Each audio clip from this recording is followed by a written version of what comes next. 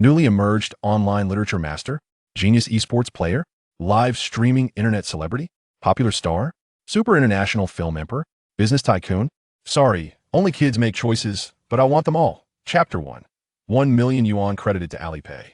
In a parallel world on the water blue star, a Starbucks near Beijing University, Chen Ge looked extremely angry, his eyes fixed on a couple standing in front of him. You too. Chen Ge pointed his finger at the couple, his heart burning with rage, wishing he could strangle the pair. Chen Ge, let me introduce you. This is my boyfriend Zhang Haoyang. Please don't contact me again.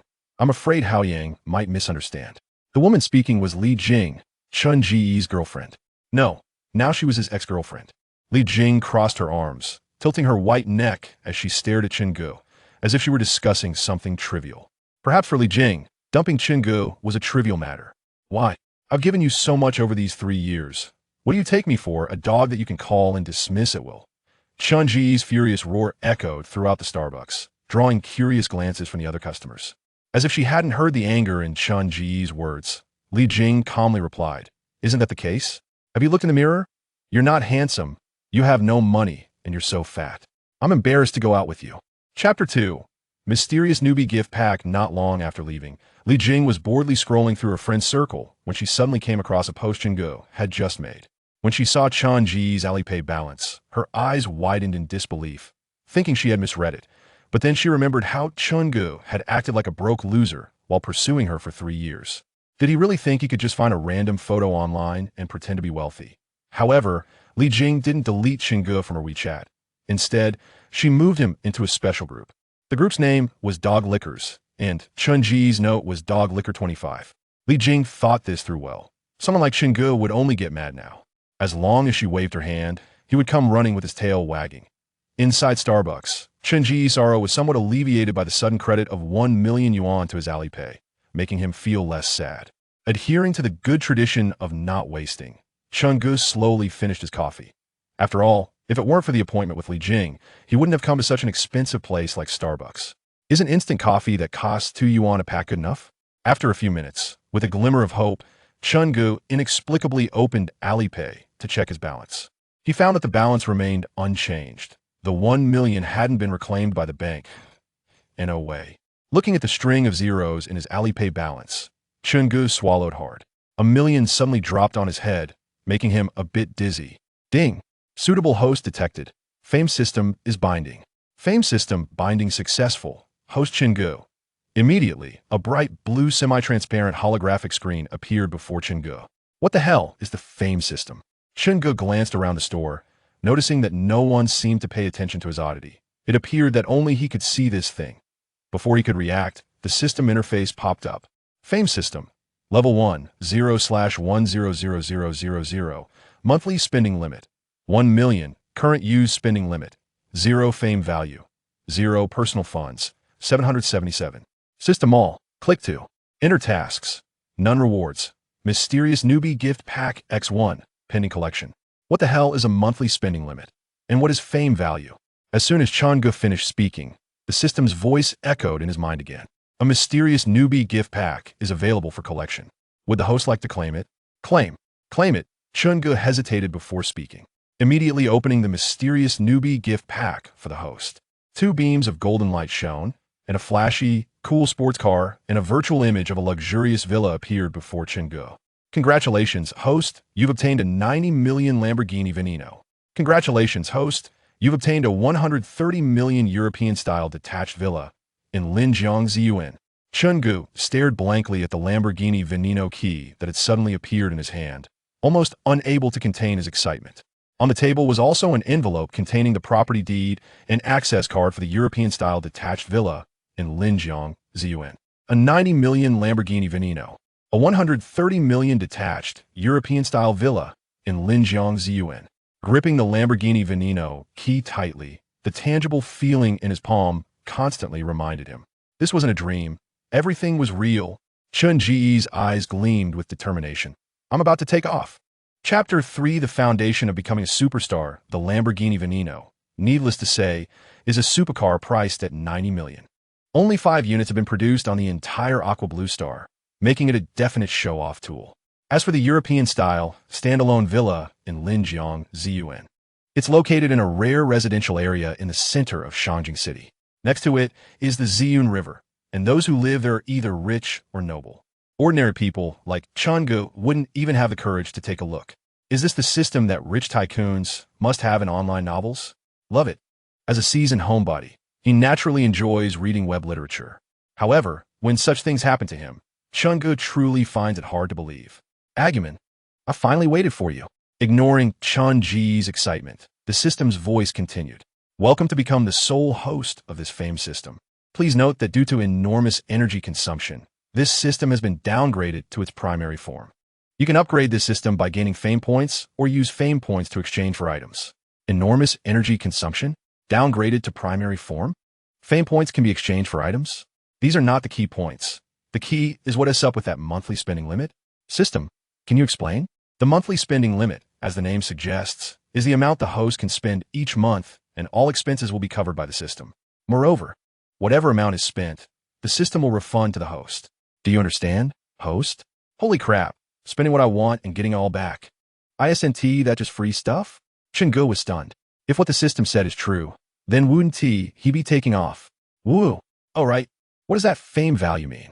Chungu recalled the fame value he saw on the system panel and asked, as the host, you will gain fame points by completing various events. The amount of fame points gained will vary depending on the event. The system recommends that you become a big star to earn fame points more quickly. Hearing the system's recommendation, Chungu looked down at his round belly and sighed in despair. Sigh. ISNT, the difficulty of becoming a big star too high? Nowadays, domestic stars are all about the fresh meat. Those who don't have a good image basically have no chance of debuting. Unless one follows the comedic route, like Xiao Ye and Song Xiaobao. Otherwise, for a big guy like Chungu, weighing over 200 pounds, participating in a talent show is akin to committing suicide. So host, you should consider losing weight.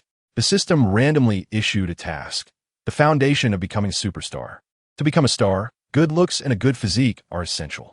Therefore, please lose 50 pounds within a month. The system will determine whether you succeed or not. Task completion rewards: 5 million in cash, 100,000 fame points, and 1 chance for a roulette draw. Task failure penalty: public disclosure of your computer and phone browsing history. The system quietly issued the task, completely ignoring Chungu, who was sulking like a wronged wife. System, are you a dog? You can actually come up with a punishment like public disclosure of browsing history. And to lose 50 pounds in a month, don't you want me dead? Chungu helplessly criticized the system's dark humor. If the browsing history were to be made public, it would definitely be a huge social death scene. Which man's browsing history can be made public without issues? Looking at the countdown on the system panel that had already started, Chungu felt the fat on his face tremble, looking like a 200-pound child. Memories of past painful weight loss flooded back, and Chungu looked forlorn. Sigh. Whether it's a blessing or a curse can't be avoided. ISNT, it just losing weight? I'll give it my all. Chungu picked up the document bag, stood up, gritted his teeth, and said angrily as he walked toward the door. Author's note: the new book has started. Hope everyone supports it. Chapter for the 90 million Lamborghini Veneno. After leaving Starbucks, Chungu still felt a bit dazed. Luckily, after being slapped by the piercing cold wind a few times, he finally zipped up his down jacket. December in Shangjing is truly cold. Chungu suddenly remembered something. Found his mother's bank card number and transferred 200,000 to her. His family still owed over 120,000 in external debts, and now by transferring 200,000 to his mom, she could pay off the debts first. After the money was transferred, Chungu called his mom. Hey mom, it's me. I have something to tell you. A few days ago, I accidentally won 200,000 in the lottery, and I've already transferred the money to you. Please pay off the family debts first. Mom, I really didn't steal or rob. Why don't you believe me? Mom, you can use that money first. Don't go to the factory for night shifts. Your health is important. After finally explaining the money clearly, Chungu hung up the phone. He walked to the street and was about to take the bus back to school. At that moment, the annoying system voice rang out, and a holographic Shiba Inu appeared on Chun-Ji's shoulder. It should have been a healing smile, but it came off as quite cheeky. Dude, you're now worth over $1 billion, and you're still taking the bus? Aren't you embarrassed? I'm embarrassed for you. Chapter 5, is that called liking? The young man, facing Chun-Ji's teasing gaze, stuttered for a long time and couldn't say anything, ultimately running away in shame. Event completed. Showing off wealth. Reward 35 yuan. First completion of this event, fame points 100. Event completed. Showing off. Reward 37 yuan. First completion of this event, fame points 100. Event completed. Showing off wealth. Reward 26 yuan. Fame points 1. A series of system notification messages popped up, and a flash of surprise crossed Chun-Ji's eyes. So this is what the system meant by completing various events to gain fame points. Showing off wealth and being pretentious can also earn fame points? Chun-Gu smiled slightly. Amidst the envious gazes of the crowd, Chun-Gu awkwardly sat in the driver's seat. Once seated, he immediately felt an extraordinary sense of support, comfort, and an overwhelming level of luxury. Don't ask why it feels this way. It's mainly because it's expensive. The only downside of expensive things is that they are expensive, and the only advantage of cheap things is that they are cheap. Looking at the dashboard, central control, interior, etc., the exquisite craftsmanship and cool design all showcase the luxury and extravagance of the 90 million price tag. Closing the car door, looking at his round belly pressed against the steering wheel, Chun-Gu sighed deeply. Losing weight is a must. The roar of the Lamborghini echoed, leaving a graceful tailspin for everyone present. A girl looked at Chun-Gu, who was steering with one hand, her eyes filled with stars. Indeed, one cannot resist the deadly charm of a man steering with one hand. Beside her, a man, upon hearing this, thought about Chun-Ji's 200-pound frame and how it couldn't possibly be related to that deadly charm. The man curled his lip. Is that called liking? You are clearly envious of someone else's Lamborghini. The roar of the powerful engine made Chun-Ji's blood surge, and with one foot on the gas pedal, the strong pushback sensation made him want to shout out loud.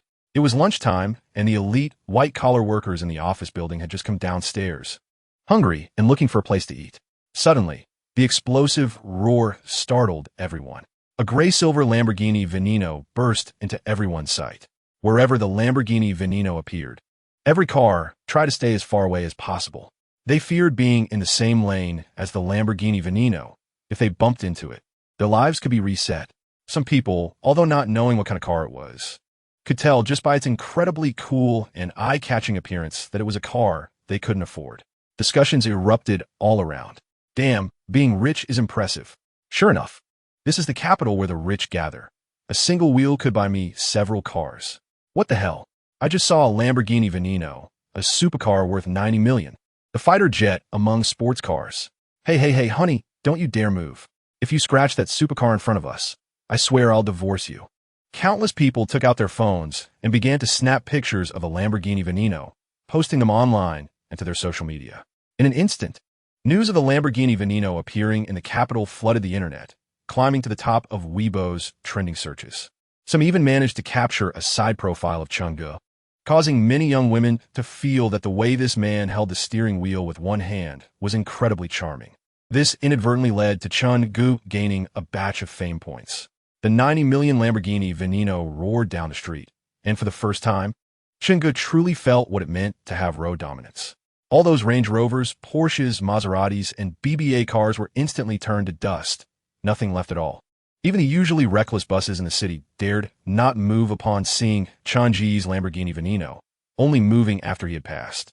As if to vent his anger, Chun-Gu drove quite arrogantly all the way. You regret it now, you little wench. The author has something to say. The new book has started. Hope everyone supports it.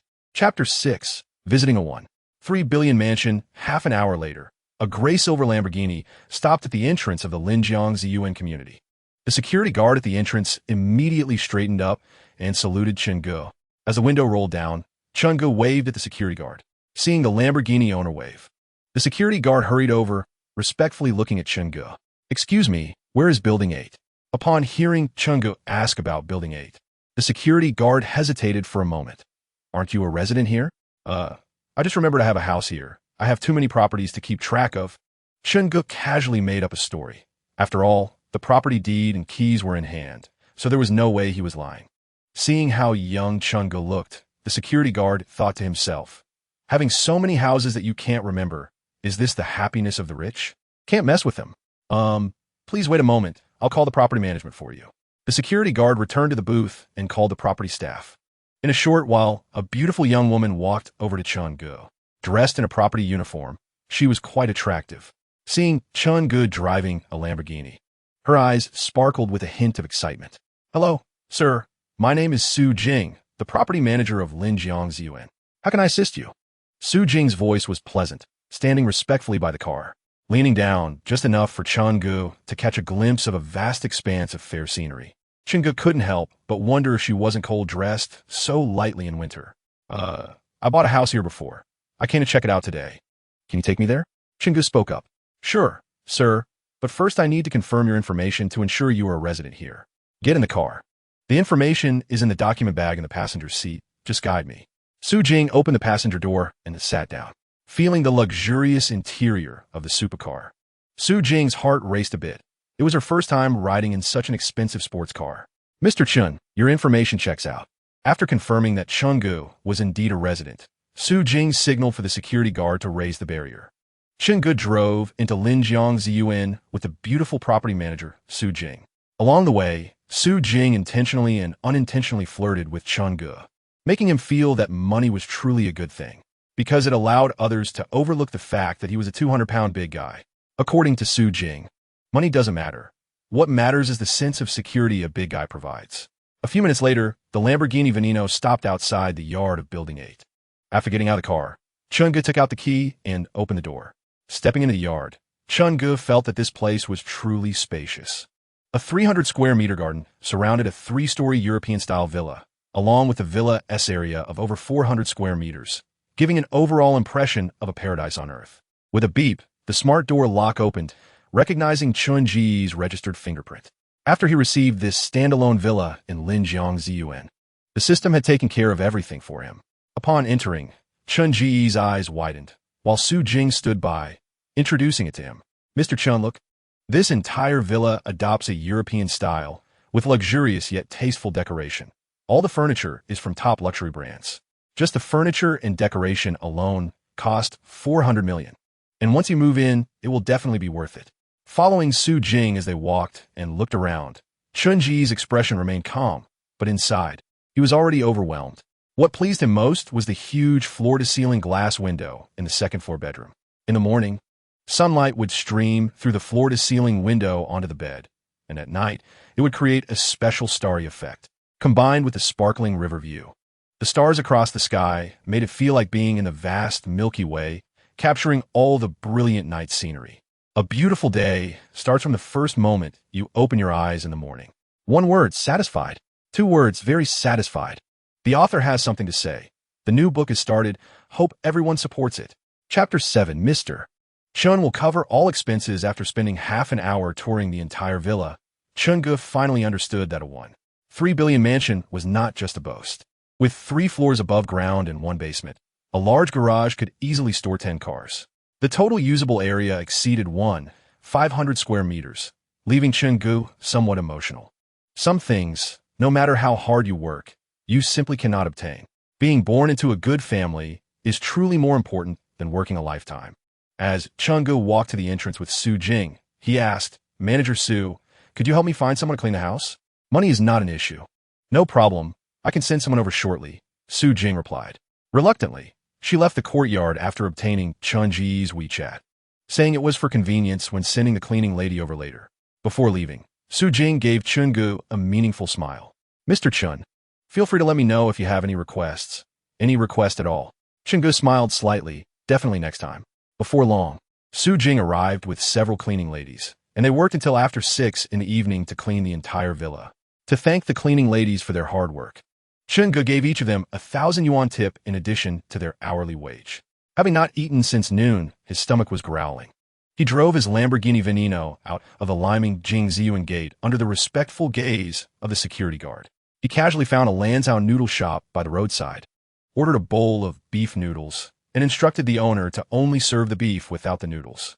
Don't ask, it's the last dinner before dieting. However, when someone saw the Lamborghini Veneno parked by the street, all the customers in the shop seemed to freeze. Their eyes were fixated on the Lamborghini. Someone was the first to grab their phone and rush outside, snapping pictures of the Lamborghini Veneno. Some even started recording short videos while introducing the car. It didn't matter who they were. What mattered was showing off. A few girls sent Chun Gu flirtatious glances, once again making him feel the charm of money. In the past, Even having a girl look at him would have been a cause for celebration. Seeing the shop empty out instantly, the owner, who had just brought Chungu a full bowl of beef noodles, was stunned. "You haven't paid yet. Don't think about leaving." The burly owner was about to chase after them when Chungu stopped her, waving his hand generously. "It's all right. Tonight, all the expenses are on me, Chungu." Hearing this, the owner immediately beamed with joy and added another scoop of beef to Chunji's bowl. The young man may not look great, but he has a good heart. Chungu felt quite frustrated by the owner's compliment. "Thank you, but I'd rather you didn't say that." If only she had seen him when he was slim in high school. He was the school heartthrob back then. He lamented his weight gain during the summer after graduation, when he got addicted to gaming. After finishing the full bowl of beef, Chungu left the shop. He parked his beloved Lamborghini Veneno outside a Huawei mobile phone store. As the Lamborghini Veneno, which had gone viral online during the day, appeared, it naturally attracted a strong crowd of onlookers. Unbeknownst to him, Chungu had gained quite a bit of fame, amassing nearly 3,000 fame points so far. He was here to buy a new phone since he hadn't replaced his old one in years. Huawei is the leading smartphone brand in this world, dominating half the market alongside the foreign brand Pineapple Mobile. The remaining market share is divided among other brands, making Huawei phones relatively more expensive than others. But there was a reason for that. Upon entering the Huawei store, a well-dressed salesgirl approached Chungu. "Hello, how may I assist you today?" Her voice was pleasant, and she had a nice appearance, wearing a professional smile. "Please introduce me to some phones." Chungu smiled back. "Sure." The salesgirl assessed Chungu and thought that, based on his attire, his spending level might not be very high. So she began introducing him to some reasonably priced phones, mostly in the 2,000 to 3,000 range. The salesgirl was quite skilled, clearly explaining the parameters and performance of each phone, and Chungu nodded along. "Have you decided on a phone, sir?" she asked, still smiling professionally. Depending on the price of the phone sold, her commission would vary. Selling a phone in the 2,000 to 3,000 range would net her a commission of 20 to 30 yuan, which was hardly worth it. However, selling the latest model would yield a much higher commission. Seeing that Chungu was silent, the salesgirl assumed he was hesitant to spend 2,000 to 3,000 yuan. So she continued to promote, "We also have some other models with great cost performance, starting from just over 1,000. The salesgirl respectfully escorted Chungu out of the store, her eyes burning with admiration, which made Chungu slightly uncomfortable. Especially when she saw him get into the flashy sports car parked by the roadside, she was once again shocked. Although she didn't recognize the brand of the car, its sleek design clearly indicated it was expensive. She thought about how wealthy Chungu must be, but she never expected him to be so rich. "If I had known, I would have asked for his WeChat." Watching Chunji drive away in the Lamborghini, the salesgirl felt immense regret. Meanwhile, Chungu was unaware of the salesgirl's feelings. He continued driving the Lamborghini Veneno, shopping and making his presence known on the streets. Next, he visited various large malls in the area, buying everything from daily necessities to mainframe computers. He bought both what he needed and what he didn't need, splurging on everything. He only bought expensive items, not necessarily good ones. For this reason, he even hired a moving company to follow him. The Lamborghini Veneno led the way, with a large truck trailing behind. People around were astonished, wondering who would hire a moving company for shopping. After shopping until the malls closed, Chungu finally took the movers to Liming Jiangziyuan. He had them unload everything into the villa and gave each of them 1,000 yuan for their hard work. After resting on the sofa for a while, he felt uneasy being in such a large house alone. "Damn, this house is too big. It feels a bit scary. Maybe I should just go back to the dorm." Chungu muttered to himself, thinking about hiring a few nannies in a couple of days, as living alone felt a bit unnerving. He got up from the sofa, grabbed the things he bought for his 3 dorm mates, and drove the Lamborghini Veneno to the university campus. Arriving at the back street of the school, he noticed a lot of students out buying snacks for the night. When a gray-silver Lamborghini Veneno entered their view, everyone's gaze involuntarily lingered on that cool-looking sports car, and whispers arose from the crowd. "Did I see that right? Is that a Lamborghini Veneno? A 90 million Lamborghini Veneno?" "Yes, you read it correctly. It's one of the 5 Lamborghini Venenos produced globally." "Wow, I haven't heard of any rich second-generation students at our school driving a Lamborghini Veneno. Could it be that a super rich second-generation student came to our school to pick up girls? I'm so jealous." A chubby boy looked at others' 90 million Lamborghini Veneno and then at the spicy roasted chicken leg he just bought, and suddenly it didn't seem so appealing anymore. After parking the car, Chungu got out and noticed that everyone's eyes were on him, or rather, on the sports car behind him. Chungu wasn't surprised at all. If a 90 million supercar couldn't attract attention, it would be better to just end it all. Just as he was about to head back to the dorm, a few pretty girls approached him, wanting his WeChat. Chingu was receptive to being approached by beautiful women. He had seen through it all. To hell with love. What the hell was the use? It was utterly powerless in the face of money. 3 years of sincere devotion, caring and worrying, being meticulous, and delivering breakfast every day at the girls' dormitory. When the goddess wanted the latest pineapple phone, he worked hard at a part-time job to buy it. But what did he get in return? The goddess laughing in someone else's BMW, saying she was out jogging with someone else late at night, and talking about sprinting. Ridiculous. The author has something to say. Your support is my greatest motivation. Chapter 10. I'm done pretending. I'm coming clean. Chungu seriously declined the invitation from a few pretty senior girls to go out for late-night snacks. Sorry, I'm not a casual person. Eating late-night snacks can't just be about the food. We have to drink some alcohol, too. Drinking too much would delay things, and if time passes, the dorm would close. If I can't get back to the dorm, would I have to find a place to sleep outside? That could lead to trouble. So, Chungu firmly refused. Boys must learn to protect themselves when outside and not give women any opportunity. Chingu, I'm really a clever little guy.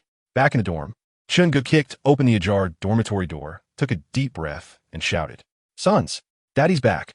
The 306 dormitory, where Chingu lived, fell silent for a second, then erupted with various welcoming shouts. "Wow, old 3, you really deserve a beating, brothers. Come on. Don't, Diego. Get him. Old 3, take a hit from me. Secret technique. 1,000-year kill. Monkey steals peach." As soon as Chungu returned to the dorm, he received a warm welcome from the 3 guys in the dorm. The eldest, Ma Jia, was from the sports department and was all muscle. The second, Meng Jiao, was from the arts department, somewhat handsome, and a local from Beijing. His behavior was a bit effeminate, so everyone sometimes liked to call him Meng Jiao.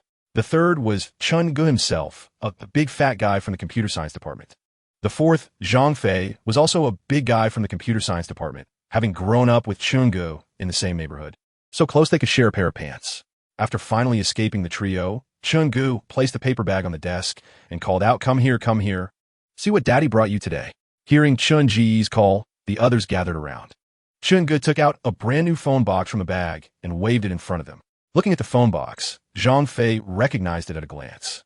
"Wow, isn't this the flagship phone that Huawei just released for $9,999? Did you go donate sperm?" Chungu, Ma Jia, and Meng Jiao also stared at Chungu in surprise. In their impression, Chunji's usual living expenses were only 1,000 yuan, and he had a gold-digging girlfriend. Where did he get so much money to buy such an expensive phone? To hell with it. You were the one who went to donate sperm. Chungu laughed and scolded Zhang Fei. "Here, one for each of you. Everyone gets one." Feeling the heavy phone box in their hands, the others were even more astonished. They thought Chungu had bought just one, but he pulled out 3 to give to them.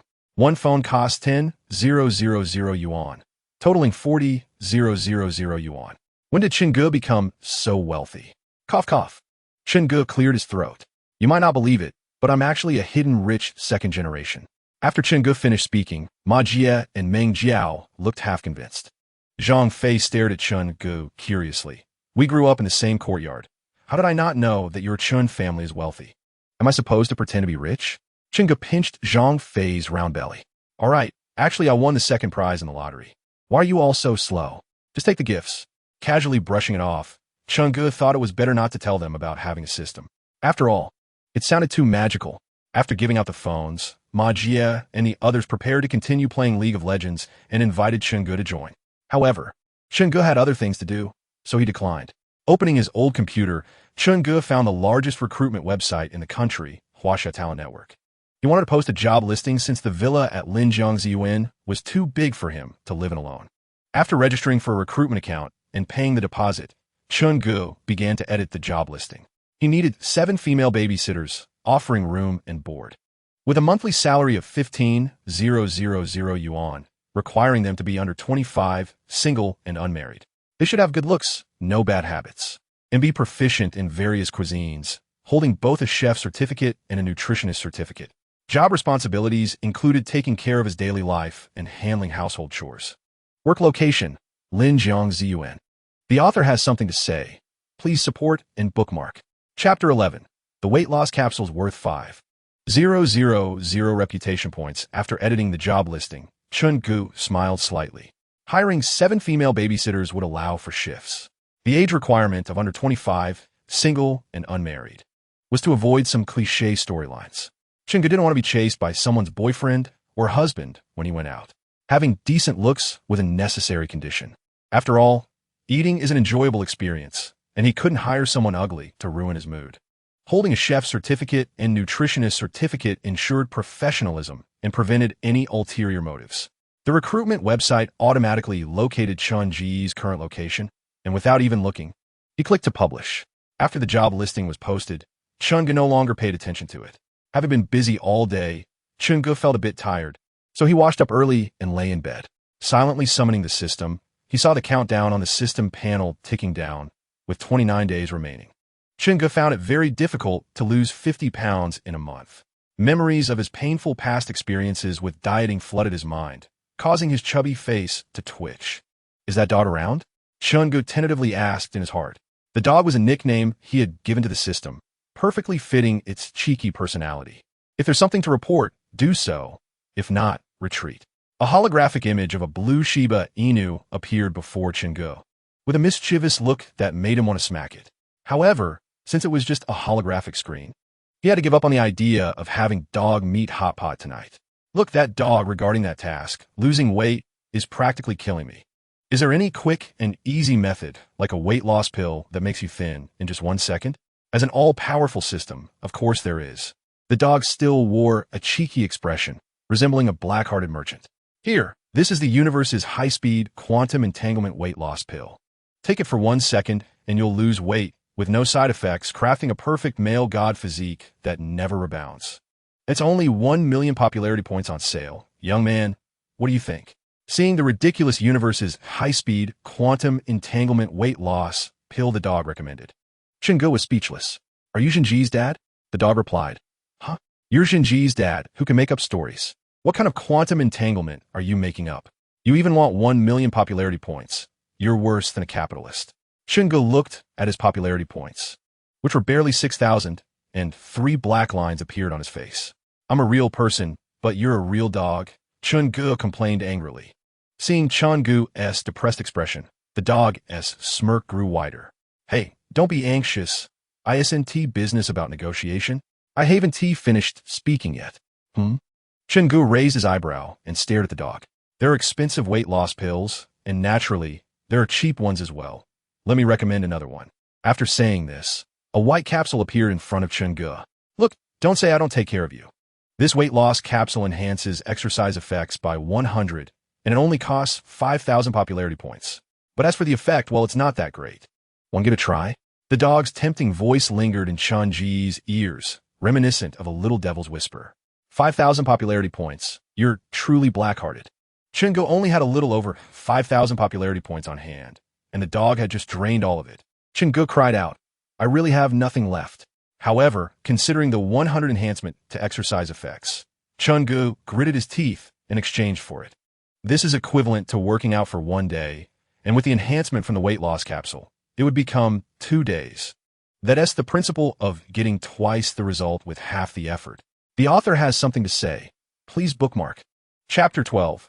Recommended gym. After taking the weight loss capsule he just exchanged, it melted in his mouth, and a cool sensation spread through his body. Soon, Chun-ji's face turned pale, and he jumped out of bed, grabbing a roll of toilet paper and rushing to the bathroom. In the next 2 hours, Chun-gu went to the bathroom nearly 50 times. By the time he lay back in bed, he looked utterly despondent, feeling as if he could no longer feel his lower body. "Chun-gu, my lower body." "Dog. No, you don't have one." According to the dog, Chun-ji's body had too many impurities. He needed to expel the impurities before exercising to achieve the effect of getting twice the result with half the effort. Chun-gu was too exhausted to even curse at the dog and fell into a deep sleep. He woke up around 10 in the morning. Yawning, Chun-gu opened his computer, preparing to find a good gym for his fitness journey. Chun-gu hadn't paid much attention to this kind of thing before, so he aimlessly browsed for a while. Just then, Ma Jia also woke up and, carrying a cup of water, passed by Chun-gu. Noticing he was looking at gym websites. "Old third, you're getting up so late today. Aren't you going to deliver breakfast to your girlfriend? Don't you worry she'll be mad?" "Girlfriend? We broke up," Chun-gu replied without turning his head. At this moment, everyone in the dorm woke up, and upon hearing the news of Chun-Gu's breakup, they all sat up and stared at him. Broken up? You and Li Jing broke up? Weren't you two together for less than half a month? Ma Jie was taken aback. He hadn't expected Chun-Gu and Li Jing to break up so quickly. Good that you broke up. Chun-Gu, you care too much about Li Jing. We've seen her being ambiguous with other guys so many times, and you still treated her like a treasure. Exactly. A woman like Li Jing practically has gold digger tattooed on her face. The more you treat her well, the less she cares. Breaking up is a good thing. Ma Jie and the others spoke one after another, their words filled with concern, afraid Chun-Gu would take it too hard.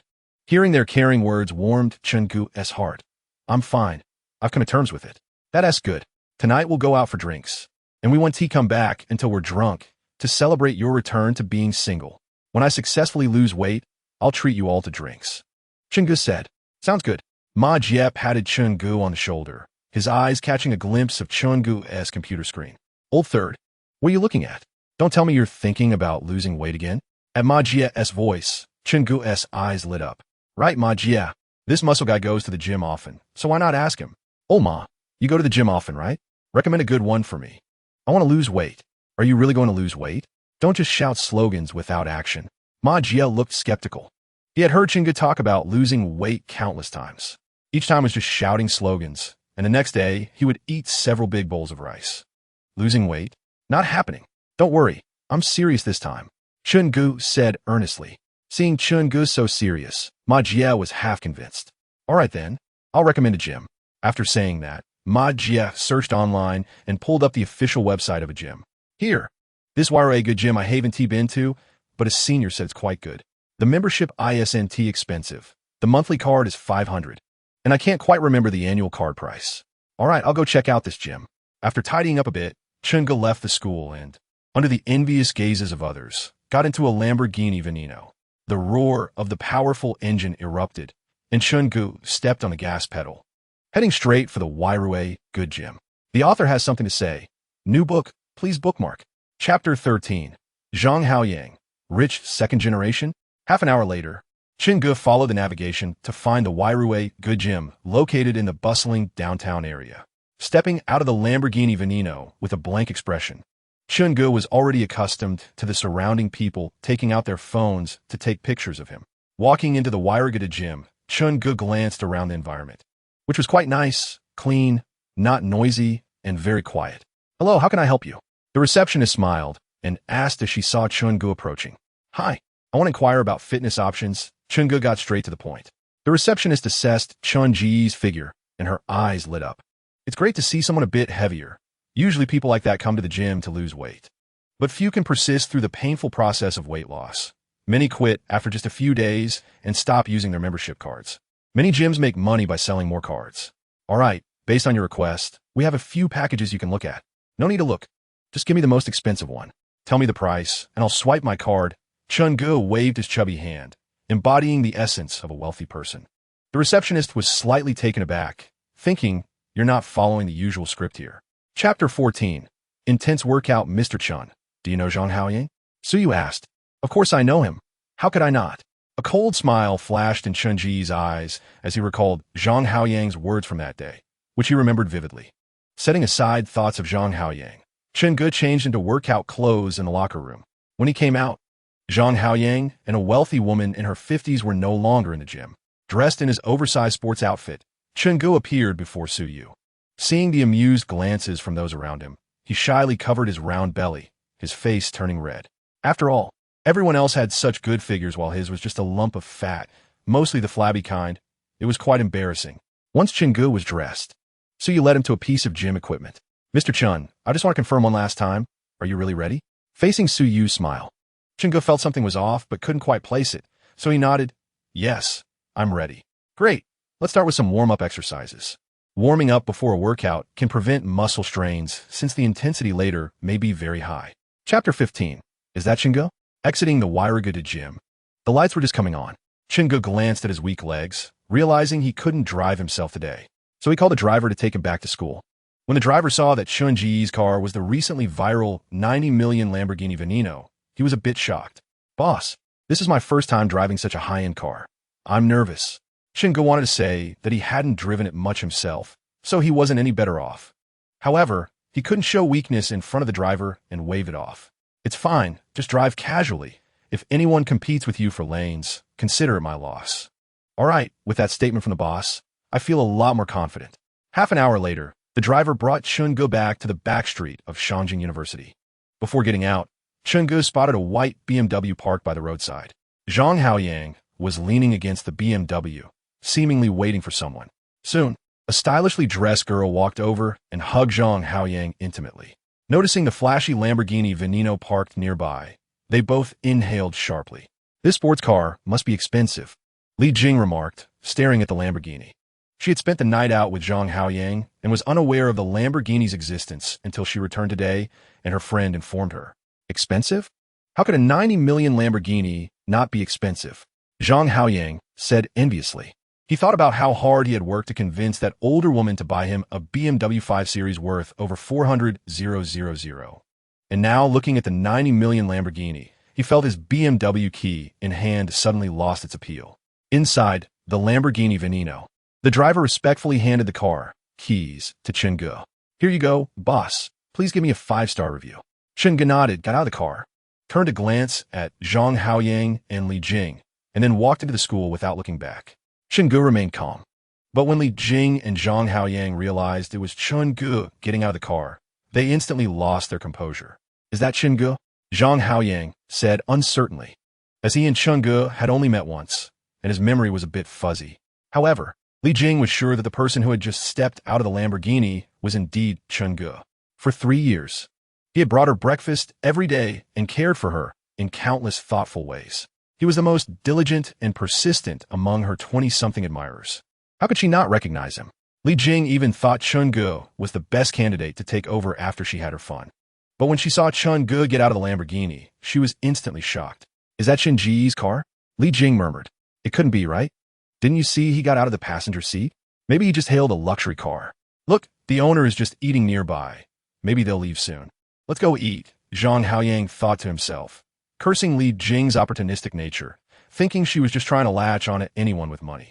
Even after getting into Zhang Haoyang's BMW, Li Jing's mind was still on the image of Chungo stepping out of the Lamborghini. The impact was too great. I need to find a time to probe Chungo, she silently noted. Author's note, new book seeking support. Chapter 16, Denise. So little strength back in the dormitory. Chungo collapsed on his bed, his entire body aching, leaving him with no desire to move. Even when Ma Jie and the others called him for a multiplayer gaming session, he had no interest. Sleep, sleep, life is precious. He slept until after 9 the next morning. It was Monday, and Chungo lay in bed weakly shouting, "Hey guys, there's half an hour until class. Aren't you getting up?" Zhang Fei, in the bed opposite, turned over groggily. Study? What a joke. Me too. He scanned the room and found no one was up. Well, they were all in their 4th year, and most of their courses were over. Although not everyone in dorm 306 was a top student, they had all earned enough credits to graduate. As long as it wasn't a major class, they would skip whatever they could. After getting up, Chungo naturally wasn't going to class. Instead, he was heading back to the Wairagada gym to continue enduring Suyu's training. Rubbing his sleepy eyes, Chungo was surprised to find that his body, which had been in excruciating pain yesterday, felt perfectly fine after waking up. Logically speaking, shouldn't T1 feel sore the day after exercising? Chungo thought for a moment. Perhaps the weight loss capsule given to him by the dog was working. Without giving it much thought, he jumped out of bed, quickly washed up, grabbed his backpack, and headed straight to the Wairagada gym. While waiting at a red light, he played on his phone and noticed several WeChat messages from Li Jing. What did she message me for? Chungo opened the messages to take a look. Chungo, are you there? I had a fight with Zhang Haoyang yesterday, and I'm feeling really confused right now. Can you keep me company? Looking at the 4 or 5 consecutive WeChat messages from Li Jing, Chungo felt a bit bitter. Back when he was pursuing Li Jing, he often sent dozens of messages only to receive one in return, usually something like, I'm going to sleep, or I'm taking a shower, and those replies often came several hours later. But now, she was actually taking the initiative to message him. After feeling bitter, Chungo's lips curled into a slight smile, a hint of amusement. He tossed his phone aside, wanting Li Jing to experience the feeling of waiting. Soon, he arrived at the Wairagada gym, and Suyu was momentarily stunned when she saw Chungo standing in front of her, seemingly not expecting him to show up today. Looking at Chun Ji's beaming smile, it seemed like nothing had affected him at all. Chunga looked at Suyu, also smiling broadly. He thought to himself that the dog's weight loss capsule was so effective that no matter how intense the training was the day before, he could recover completely the next day. If that was the case, then he might as well let Suyu increase the intensity and push him to his limits. As long as he didn't get pushed to death, he would train as hard as possible. The next day, he'd be a tough guy again. With a sense of tragic determination, Chun-gu began his second day of being tortured by Suyu. Miss, didn't you eat? Why is your strength so low? Hey, come on. Where did that fierce energy from yesterday go? Bring it out. Come on, torture me. Let the storm come more fiercely. Listening to Chun Ji's incessant chatter, Suyu was left speechless. The intensity had already doubled the next day, yet Chun-gu was still asking her to increase the training intensity. Was he on the wrong medication? It wasn't he until after 6 in the evening, when the training ended, that Suyu looked at Chun-gu limping out of the gym as if she had seen a ghost. She was somewhat convinced the intensity had been raised twofold today. Yet Chun-gu still gritted his teeth and persevered. Even if it were her, she probably couldn't have managed it. Perhaps she had misjudged him? The author has something to say. New book needs support. Chapter 17. In a lifetime, a true friend is hard to find. When Chun-gu returned to the dormitory today, he still felt energetic, unlike yesterday when he was utterly exhausted. In the dormitory, Ma Jie and the other two were present. Seeing Chun-gu return, Zhang Fei asked without looking back, Chun-gu, group activities?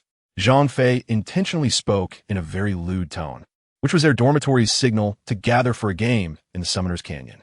Ma Jie and Meng Jiao also looked at him expectantly. The reason was simple. Chun-gu was their strongest king-level player in the national server and had even been invited for tryouts by a professional team.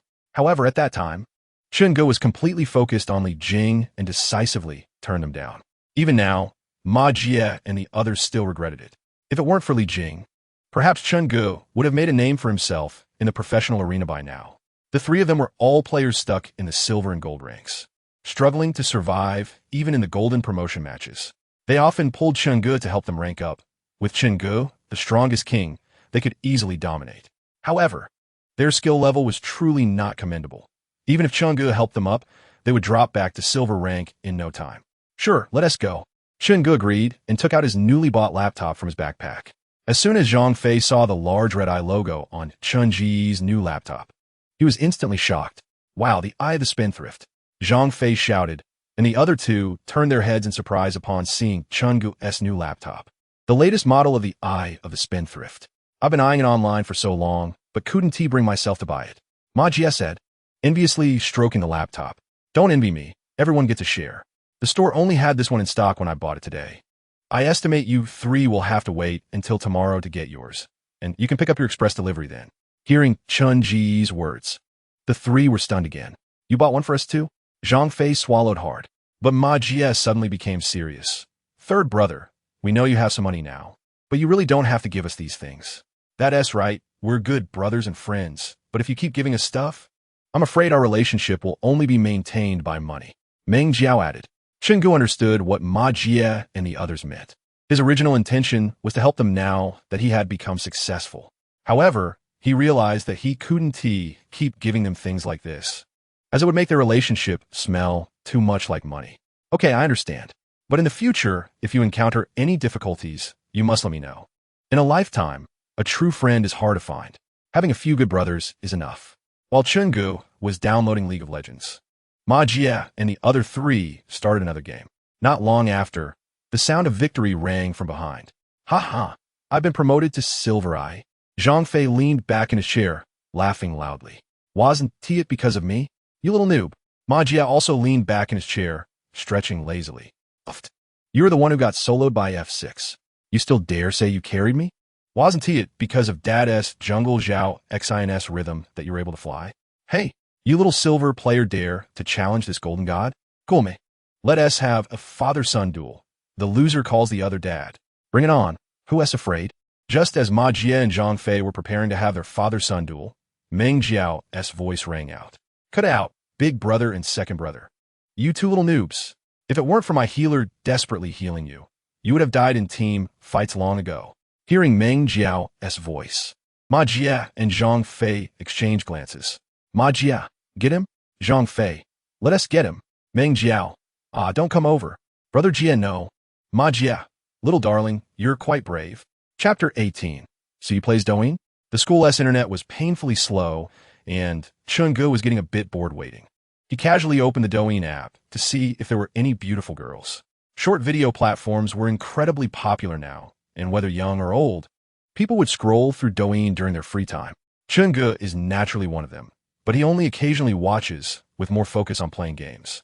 He casually scrolled through, and based on his viewing preferences, what popped up were some beautiful dancing girls. Of course, beauty isn't absolute. With the advancement of beauty software today, a girl with an ordinary appearance can easily become a stunning beauty with just a bit of makeup and filters. After watching a Korean dance video of a dancing girl, a familiar face appeared next. Suyu? Chun-gu was taken aback for a moment, and upon closer inspection, it really was Suyu. In the video, Suyu was wearing a sports outfit with a high ponytail. The hem of her top was tied up, revealing a charming abdominal line. Suyu was lying on a yoga mat, gradually supporting her body with her hands and feet, forming an arch. After a few rounds, she effortlessly completed a set of yoga moves. It wasn't shot with professional equipment. It was clearly filmed casually with a phone, perhaps because it was just released. The video didn't have much traction, with only a few likes and comments. Chun-gu clicked on Suyu's personal profile and found only 5 or 6 videos, indicating she hadn't been on Douyin for long. She had only 1 or 2,000 followers, hardly any fame. Chun-gu casually clicked to follow her. Since they knew each other anyway, it was just a small gesture. After he clicked to follow, a system notification popped up automatically. The Su Xiaoya you're following is currently live. Would you like to watch? Su Xiaoya was Suyu's Douyin account name. Without hesitation, Chun-gu clicked in. Perhaps because Suyu had fewer fans, there were only about 40 people in the live stream. Welcome, you are truly rich, to the live stream. You are truly rich was the name Chun-gu had just changed on Douyin, mainly to experience the feeling of being able to do as one pleases with money. Chun-ji's entry was quiet and did not attract anyone's attention. Suyu was wearing loose pajamas and singing to the camera, with the background appearing to be in a rented room. Suyu's singing was very nice, and after finishing a song, the fans in a live stream began to send her gifts. However, they were all small gifts worth a dime or two, indicating that these folks were just freeloaders. Seeing this, Chun-gu casually sent a gift. You are truly rich sent a Carnival X1. A carnival worth 3,000 yuan was sent out, instantly overshadowing those dime gifts. Wow, someone sent a carnival. Did a big brother take notice? The name of the boss exuded an air of grandeur. Thank you for the carnival sent by you are truly rich, Suyu exclaimed in surprise. She was just casually streaming on Douyin, not thinking about making money. Yet this big brother came in and directly sent a carnival. The carnival was the most expensive gift on Douyin, costing 3,000 yuan. How could Suyu not be surprised? Chun-gu sent the gift without any ulterior motives, purely to thank Suyu for her rigorous training over the past 2 days. Otherwise, he wouldn't have lost nearly 5 pounds in 2 days, and his muscles had become much firmer. After a while, an icon for a live PK appeared in Suyu's livestream. Chapter 19. One against many. The live PK was a newly launched feature on Douyin, where 2 hosts would compete. The side that received more gifts from fans would win, and there would also be penalties for the loser. The purpose was to better harvest fan gifts and increase revenue. When the host who would PK with Suyu appeared, the dozens of viewers in her live stream erupted. Wow, isn't that by Meng Meng? Who is by Meng Meng? Bro, you don't know by Meng Meng? She's a very popular female streamer recently. I can't believe she matched with Su Xiaoya. It's over. There's no suspense now. The other side has so many big brothers. We are definitely going to lose. Don't worry, little Yiya. Even if I have to eat instant noodles this month, I will send you a carnival. I won't let you lose face. The viewers in Suyu's live stream unanimously believed that Suyu is bound to lose this PK. The thousands of viewers in Bai Mengming's live stream thought the same. I thought I could match with a somewhat capable streamer, but instead, a match with a small streamer with only dozens of viewers. How boring, said the #1 fan in Bai Mengming's live stream. Chapter 20. Beautiful woman treats to dinner after the live PK ended. Seeing the 300 carnival sent by You Are Truly Rich, Suyu was completely stunned. Not only did she single-handedly defeat the more than a dozen big brothers on the other side, but she also brought her live stream to the homepage recommendation, increasing her followers by tens of thousands. Suyu didn't know what to say. The gift from this big brother could ultimately amount to over 400,000, more than she would earn in years of working at the gym. Meanwhile, Chun-gu was also pleasantly surprised to see his fame value skyrocketing. He didn't expect that just sending gifts and spending money could lead to such a rapid increase in his fame. In just half an hour, his fame value surpassed 50,000 and was still rising. Given the growth rate, Chun-gu estimated it might eventually reach around 100,000. This fame value from sending gifts was coming in quite fast. Chun-gu then thought, what if I start my own live stream? The more he thought about it, the more feasible it seemed. If he started a live stream, with just a little manipulation, wouldn't the fame value come in quickly? For now, he pushed that thought aside, as starting a live stream still needed careful planning. After sending the gifts, Chun-gu exited Suyu's live stream and happened to see that his private messages had suddenly reached 99. Chapter 21. Suyu's admirers' time passed quickly, and it was now the next day at 7 p.m. at the Wairigu gym. The results of the workouts over the past few days were quite good. He had lost a full 8 pounds in 3 days. Suyu nodded approvingly as she looked at Chun-gu standing on the electronic scale. Chun-gu was also very satisfied. His previously soft muscles had gradually become well-defined under high-intensity training. His previously round belly had shrunk quite a bit, and with some effort to suck in his stomach. He could barely see the outlines of several abdominal muscles. It's all thanks to your training, Sister Su, Chun-gu said as he stepped off the scale. You're the one who persisted enough. Otherwise, no matter how scientific the training is, you wouldn't have achieved this. Hearing Chun-ji's praise, a smile appeared on Suyu's face. Everyone loves to hear good words. Stop flattering, hurry up and take a shower and change clothes. I said I'd take you out for a big meal today. Then Sister Su should be ready for a big hit to her wallet. My 200+ pounds didn't come easily, Chun-gu said, patting his now slimmed-down belly. His face full of confidence. When it comes to eating, he had never been afraid of anyone. A few minutes later, Suyu came down from the second floor and stood downstairs waiting for Chun-gu. Chapter 22. Unexpected encounter at the Gucci store after getting in the car. Both of them sat in the back seat. Sister Suyu, where are we going to eat today? Chun-gu asked, mainly because he had been exercising all day and was starving. Don't worry, I won't let you go hungry. Before long, the Didi car stopped in front of a Wellington Western restaurant nearby. Could you please give us a 5-star review? The driver cheerfully said. After getting out of the car, Chun-gu and Suyu walked in. Following the waiter, they arrived at the table Suyu had reserved in advance, a very quiet corner. 2 Wellington steaks. How do you want yours cooked, Chun-gu? Medium rare, I guess, Chun-gu said after thinking for a moment. It was his first time dining in such a high-end Western restaurant. Usually, he ate those buffet steaks that filled you up. He wasn't sure how well-done Wellington steak should be to taste good, so he casually said medium rare. After all, isn't that how it's portrayed in TV dramas and novels? If you ordered it well done, someone might jump out and mock you, an uncultured bumpkin. Chun-gu just went along and ordered a medium rare Wellington steak. 2 medium rare Wellington steaks, and a bottle of Lafite 2015 to aerate. Okay, after the waiter left, Chun-gu took a glance at the menu. A Wellington steak costs 1,000, and adding a bottle of Lafite 2015 made it over 5,000. A meal cost nearly 5,000 yuan. Luckily, Chun-gu had money now, or he wouldn't dare come to such a place. Compared to the gifts you've given me, this is nothing, Suyu said with a smile, her big eyes turning into crescent shapes, looking very pretty. After a while, the waiter brought out the 2 Wellington steaks and the aerated red wine. Chun-gu, who was already starving, smelled the aroma of the steak and immediately started eating. He cut a piece of steak and put it in his mouth, chewing slowly.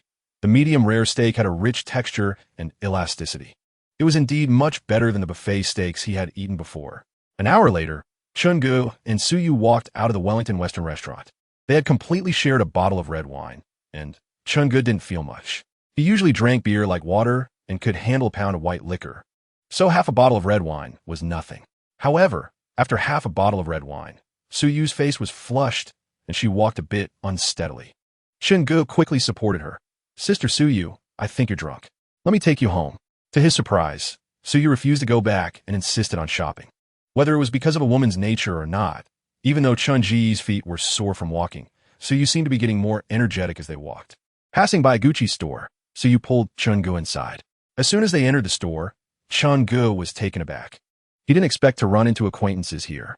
He saw Li Jing holding a new Gucci handbag, unable to put it down, looking at Zhang Haoyang with eager eyes. Haoyang, do you think this bag looks good on me? Yeah, it looks good. The bag is nice, but you look even better. Stop it. Li Jing playfully pouted, then hooked her arm around Zhang Haoyang's, leaning against him. Haoyang, can you buy it for me? Feeling the softness of her arm, Zhang Haoyang suddenly felt a bit flustered. After glancing at the price of the bag, he wanted to curse. Damn, a bag costs 98,000. Are you kidding me? Is this bag for holding gold or silver? Women's money is too easy to earn. Thinking of this, Zhang Haoyang's expression turned serious. Xiaojing, you know I don't like materialistic girls. I like you for who you are, not for my money. Do you understand what I mean? Okay. Hearing Zhang Haoyang's words, no matter how much she liked it, Li Jing had to reluctantly put the bag back.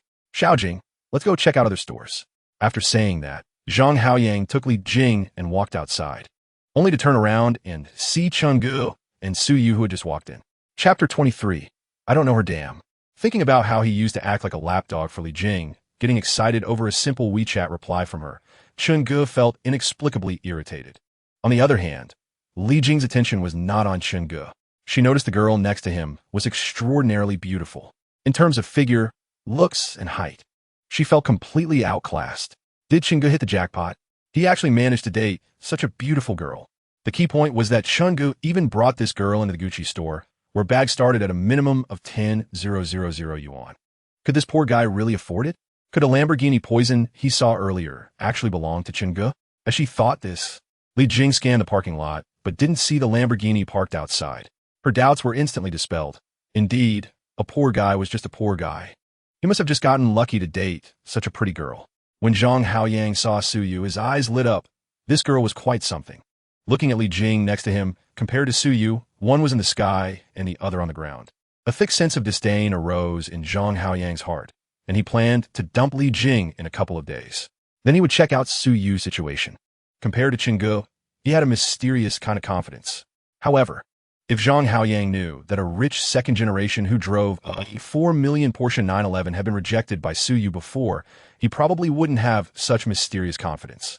As the only one present unaware of the past between the three, Su Yu just glanced and guessed some things.